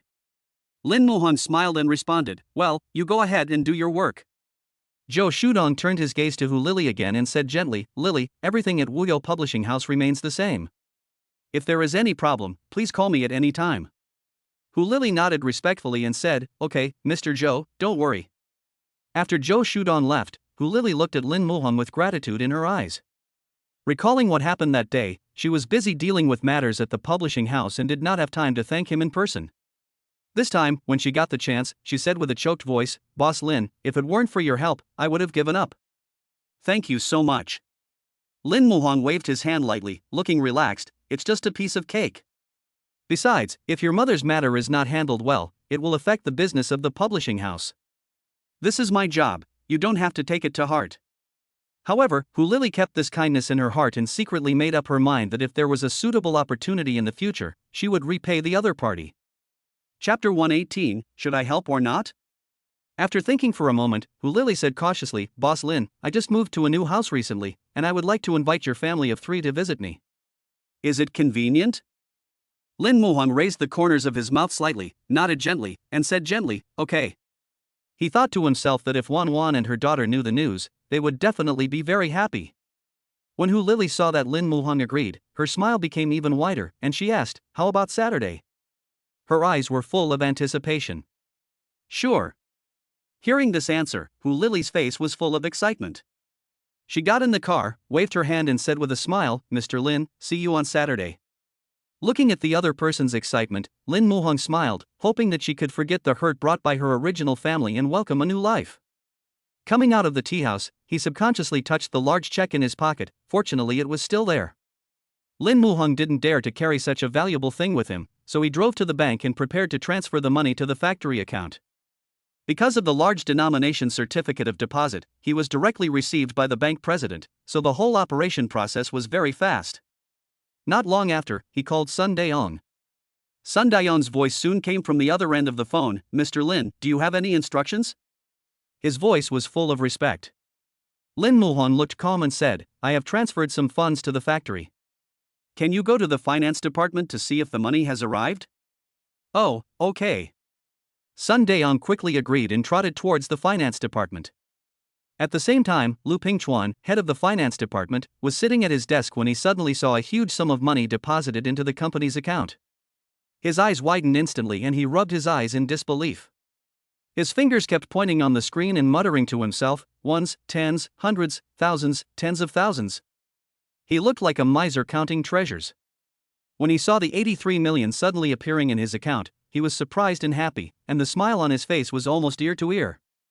But then, a thought flashed through his mind, could it be that someone else transferred the money by mistake? His heart skipped a beat and he quickly stood up and closed the curtains, then quickly picked up his cell phone and prepared to call Lin Muhang. However, the line was busy and he couldn't get through. He paced back and forth in the office anxiously. Just as he was waiting anxiously, Sun Daong came running over in a hurry. When he saw the curtains of the finance department were drawn, his heart skipped a beat and he thought Lu Pingchuan was doing something bad in there. He kicked the door open, ready to take the enemy by surprise, and then saw Lu Pingchuan standing nearby. Seeing this, Sun Daong couldn't help but complain, why are you pulling the curtains in broad daylight? You're not doing anything good. Lu Pingchuan was startled by the sudden noise. He quickly waved his hands and said, no. Then he looked outside, confirmed that there was no one there, and locked the door of the finance office. Then he came to Sun Daong and boasted proudly, let me tell you, there is a huge amount of money added to the company account, 83 million. I don't know which idiot made a mistake and transferred it to the company account. As he spoke, he smiled self-righteously. After all, in his opinion, Mr. Lin could not possibly have such ability. He became more and more excited as he spoke, his face showing uncontrollable excitement. We have to tell President Lin about this right away to make him happy. However, just as he was about to make the call, a voice suddenly came from Sun Daong's cell phone. No need to tell me, I know this because, that fool is me. After saying that, he hung up the phone. Lu Pingchuan still looked confused, his eyes wide open like bells, and asked in disbelief, Mr. Lin just said he is a fool? Sun Daong rolled his eyes in annoyance, slapped him on the head, and said angrily, the 83 million was transferred to the company account by Mr. Lin. It was only because Mr. Lin had a good temper that he didn't care that you called him a fool. Ah! Lu Pingchuan finally reacted. He panicked instantly, and worriedly pulled Sun Daong's shoulder, asking anxiously, Brother Sun, should I apologize to General Manager Lin? Sun Daong patted his shoulder and comforted him, no need, Mr. Lin is not such a stingy person. Okay, get back to work.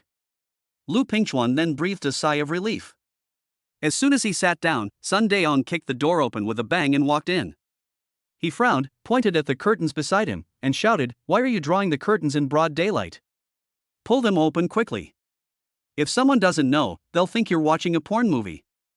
Lu Pingchuan nodded quickly, then hurriedly opened the curtains. He looked at the computer screen and silently deleted several software programs, secretly complaining in his heart, Brother Sun must be calling me.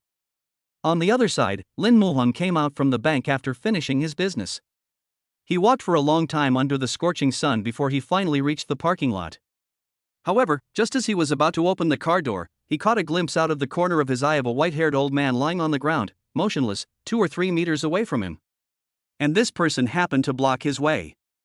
Lin Muhong frowned and walked forward quickly, only to see a circle of people gathered around him, but they were all just watching coldly, and no one came forward to help. He asked in confusion, "What happened to this man? Why is he lying on the ground motionless?" Seeing that no one was willing to help, he realized that his car would not be able to get out if they didn't. After thinking for a moment, Lin Muhong decided to go forward and help the old man to a shady place. At this moment, an old lady in the crowd suddenly grabbed his arm and kindly advised, "Young man, don't go to help him, otherwise this person might blackmail you." As soon as this was said, several middle-aged women immediately echoed, "Yes, young man, you are kind-hearted, but some elderly people are too mean nowadays. They don't want to pay for medical expenses, so they blackmail their saviors. There are too many such things on TV. Let's just pretend we didn't see it and leave quickly." After saying that, the aunties left while talking a lot. Lin Muhong looked at the old man lying on the ground, feeling mixed emotions. If I don't help, I won't be able to get my car out, but if I help, I'm afraid I'll really get into trouble. Suddenly, his mind flashed back to what his grandfather once said, as a Chinese medicine practitioner, you cannot stand by and watch someone die. Although Lin Muhong is not a doctor, his grandfather's teachings are still ringing in his ears. He gritted his teeth and decided that saving people first was the most important thing. To be on the safe side, he first stopped a passerby and asked him to help record a video as evidence. He also confirmed that the surrounding surveillance cameras had recorded this scene. Then he carefully helped the old man into the car and rushed to the hospital. When they arrived at the hospital, Lin Muhong sent the old man to the emergency room.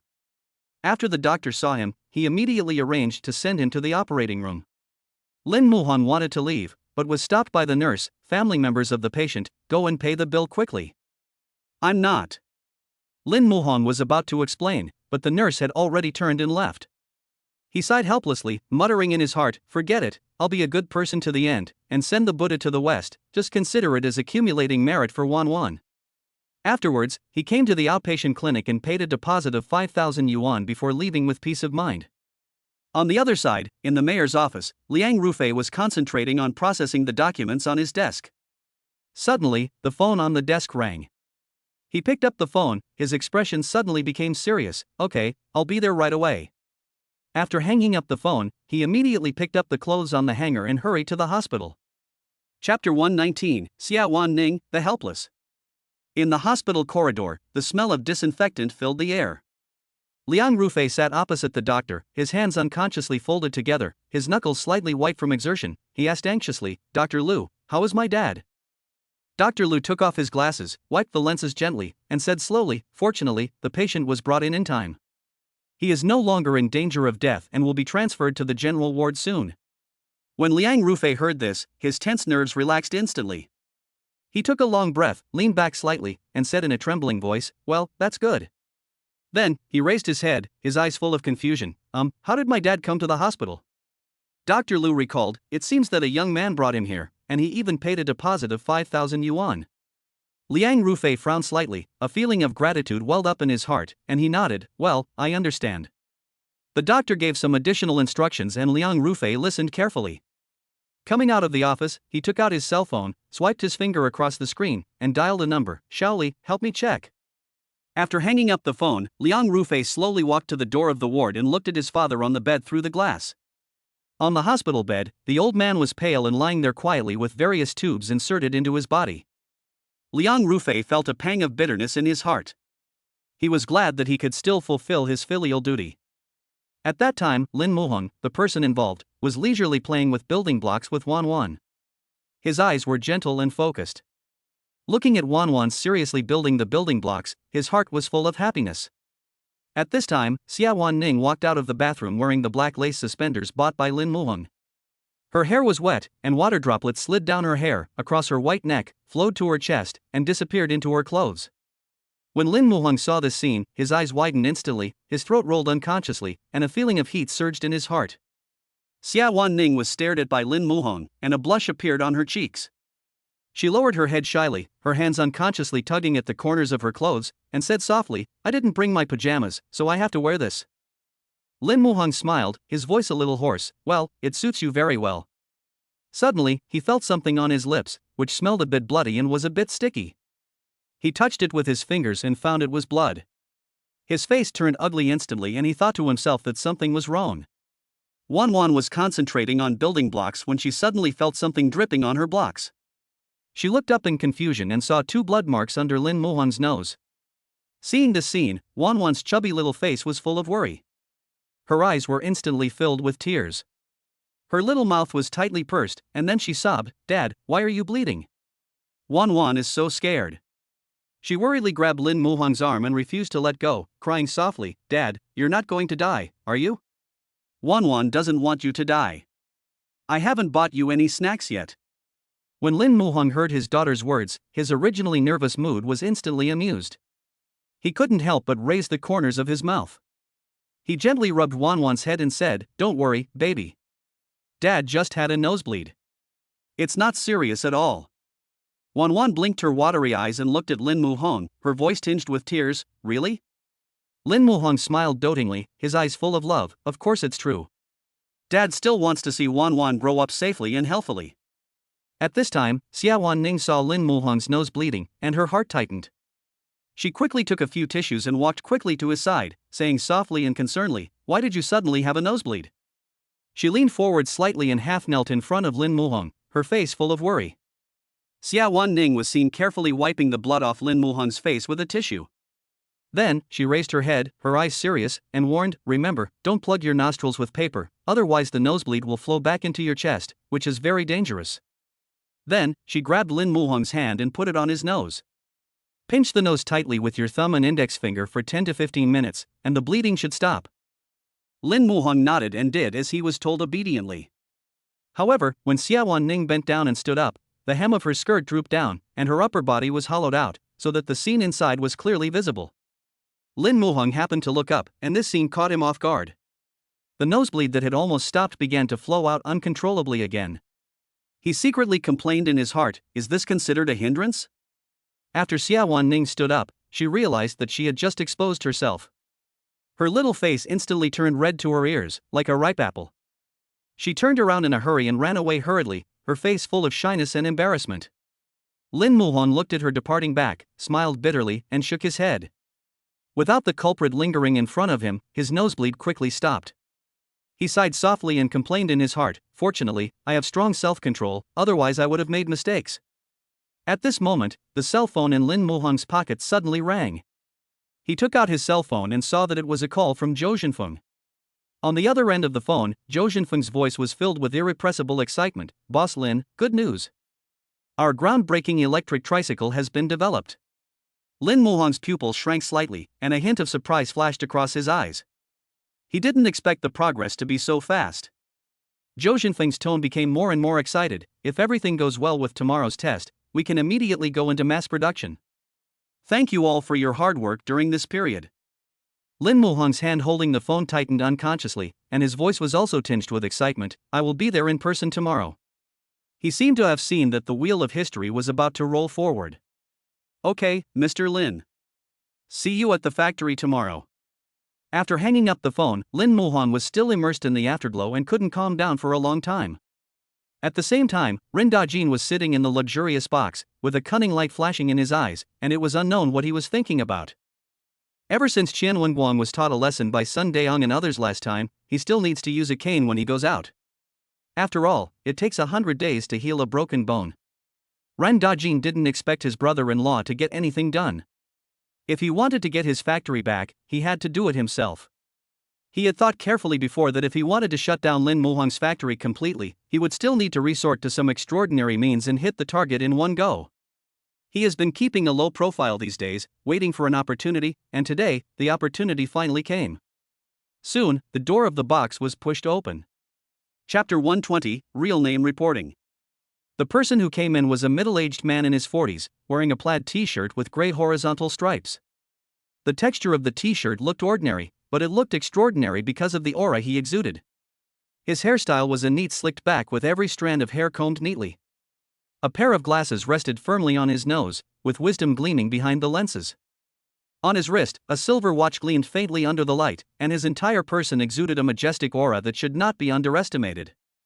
Seeing this, Rin Dajin's face, which was already full of smiles, instantly became even more fawning. He nodded and bowed as he ran over quickly, looking like a pug. He smiled and attentively pulled out a chair beside him, saying flatteringly, "Director Zhu, I'm really flattered that you can accept my invitation despite your busy schedule." After saying that, he carefully took out a bottle of red wine from the box next to him. Zhu Kaibin's eyes fell on the wine bottle. After seeing the words Moutai, the corners of his mouth rose, revealing a meaningful smile, and said, "Mr. Rin is a famous entrepreneur in our district. I certainly can't refuse your face." "Director Zhu, you are joking. I don't have any face at all. It's just that you are willing to give me face." Ren Dajin's face was all smiles, all the wrinkles on his face were squeezed together, and that smile was full of flattery. Soon, the waiters came in and began to serve the dishes. One exquisite dish after another was brought to the table. After a while, the dishes were served and the waiters quietly left, leaving only Zhu Kaibin and Ren Dajin in the box. Ren Dajin picked up the wine glass, tilted his head back, and drank the wine in the glass. Then he frowned, pursed his lips, pretended to be embarrassed, and said, "Director Zhu, to be honest, I called you here today for something. The thing is, my factory has encountered some troubles recently." After saying that, he placed the gift box of wine next to Zhu Kaibin, stared at the gift box, patted it gently with his hand, and said, "Director Zhu, this is a little gift from me, I hope you will accept it." Zhu Kaibin looked at the gift box, a hint of greed flashed in his eyes, but he pretended to refuse and said, "I don't feel comfortable doing this." But he took the gift box honestly with both hands. "Tenhong Factory, right? I asked my subordinates to take care of it," Zhu Kaibin said with a smile, his eyes shining. After hearing this, Ren Dajin's smile was full of pride, and he secretly thought to himself, "Boy, your good luck has come to an end." He quickly picked up the bottle, filled Zhu Kaibin's glass, and said, "Director Zhu, I offer you a toast. I hope you will take good care of me in the future." Inside the factory, various testing equipment has already been put into full readiness, and the testing content covers core performance indicators such as power and endurance. Not long after, Lin Muhong arrived at the factory. Under the eager gaze of everyone, the highly anticipated and epic-making three-wheeled vehicle slowly started up, officially beginning its testing journey. The atmosphere at the scene was as tense as a fully drawn bowstring, and everyone's eyes were fixed on the three-wheeled vehicle. It passed various tests successfully time and time again, and every success ignited a glimmer of hope in everyone's hearts. Finally, the much-anticipated final test arrived. The three-wheeled vehicle rushed out like an arrow and crashed straight into the wall. With a loud bang, everyone's eyes widened and their hearts seemed to be in their throats. The sound stopped, and Sun Daong ran forward hurriedly, checking the three-wheeled vehicle and the wall. He frowned, even a little doubtful, "Is this brick defective?" The three-wheeled vehicle only left a few shallow scratches, but this wall has a huge dent. "It's too solid." Lin Muhong looked at this scene, the corners of his mouth slightly raised, revealing a satisfied smile. He has always wanted to build such a sturdy and durable three-wheeled vehicle. After all, as an agricultural equipment, a three-wheeled vehicle can stand out in the fiercely competitive industry and leave other three-wheeled vehicles far behind only if it has the characteristics of good battery life, durability, and sufficient horsepower. Just when everyone was immersed in joy, Zhou Jinfeng, with the RD team members, came to Lin Muhong in a mighty manner. "Boss Lin, we have accomplished our mission and successfully researched it." Lin Muhong responded with a smile, "Well, everyone has worked hard." Just as everyone was immersed in the atmosphere of laughter and joy, a figure sneaked away from the edge of the team. As soon as he was done, he took out his mobile phone from his pocket, quickly tapped his fingers on the screen, edited the good news, and sent it out without hesitation. At that moment, a pair of eyes were fixed closely behind him like a shadow. After the man's figure disappeared into the distance, he hurried forward impatiently to check, but the scene before him instantly shocked him so much that he stood there in shock. Lu Zhiliang did not dare to delay and hurriedly reported the matter to Lin Muhong. In the office, when Lin Muhong heard the news, his brows instantly twisted into the shape of a character. Sun Daong on the side was even more confused, and couldn't help asking, "Boss Lin, he is acting sneakily, he must have some ulterior motive. I'll bring him here right now and interrogate him confidently. I don't believe he won't confess." After saying that, he was about to leave in a rage. Seeing this, Lin Muhong hurriedly called him back. "We don't have any evidence, he won't admit it, not to mention that if you go now you will only alert the enemy, so you might as well think about what his purpose is." As soon as he finished speaking, the room was so quiet that you could hear a pin drop. Suddenly, Lin Muhong seemed to remember something and asked hurriedly, "Did you see him moving groceries at the back door?" "Yes, we were moving some waste paper shells." Lu Zhiliang nodded quickly in response. After hearing this, Lin Muhong's face instantly became terribly gloomy, and he already knew the reason behind the other party's action. I have to say, this move is really vicious. If it hadn't been discovered in time, I'm afraid this factory would be finished. Lin Muhong raised his hand to signal the two to come closer, and lowered his voice and urgently ordered, "Go immediately." At 2 o'clock in the afternoon, there was a gentle knock on the factory gate. Zhang Sanpo heard the noise and hurried out of the security booth. When he saw a group of people standing at the door, he did not show any surprise on his face. Instead, he walked forward enthusiastically and invited everyone into the factory. Then he trotted to the security booth and called the boss's office. "Boss Lin, the firefighters are coming to inspect the factory." "Okay, I understand." Lin Muhong hung up the phone, straightened his clothes, and quickly walked to the factory gate to greet him. "Hello, leaders. I am Lin Muhong, the boss of the factory. I wonder what aspects you are here to inspect today." Lin Muhong had a humble smile on his face and was very polite. The leader was a young man in his 30s named Shwedinka. He was wearing a black worksuit and had sharp eyes. He looked Lin Muhong up and down and said coldly, "We have received a real name report that your factory has a major fire hazard. We need to conduct an inspection."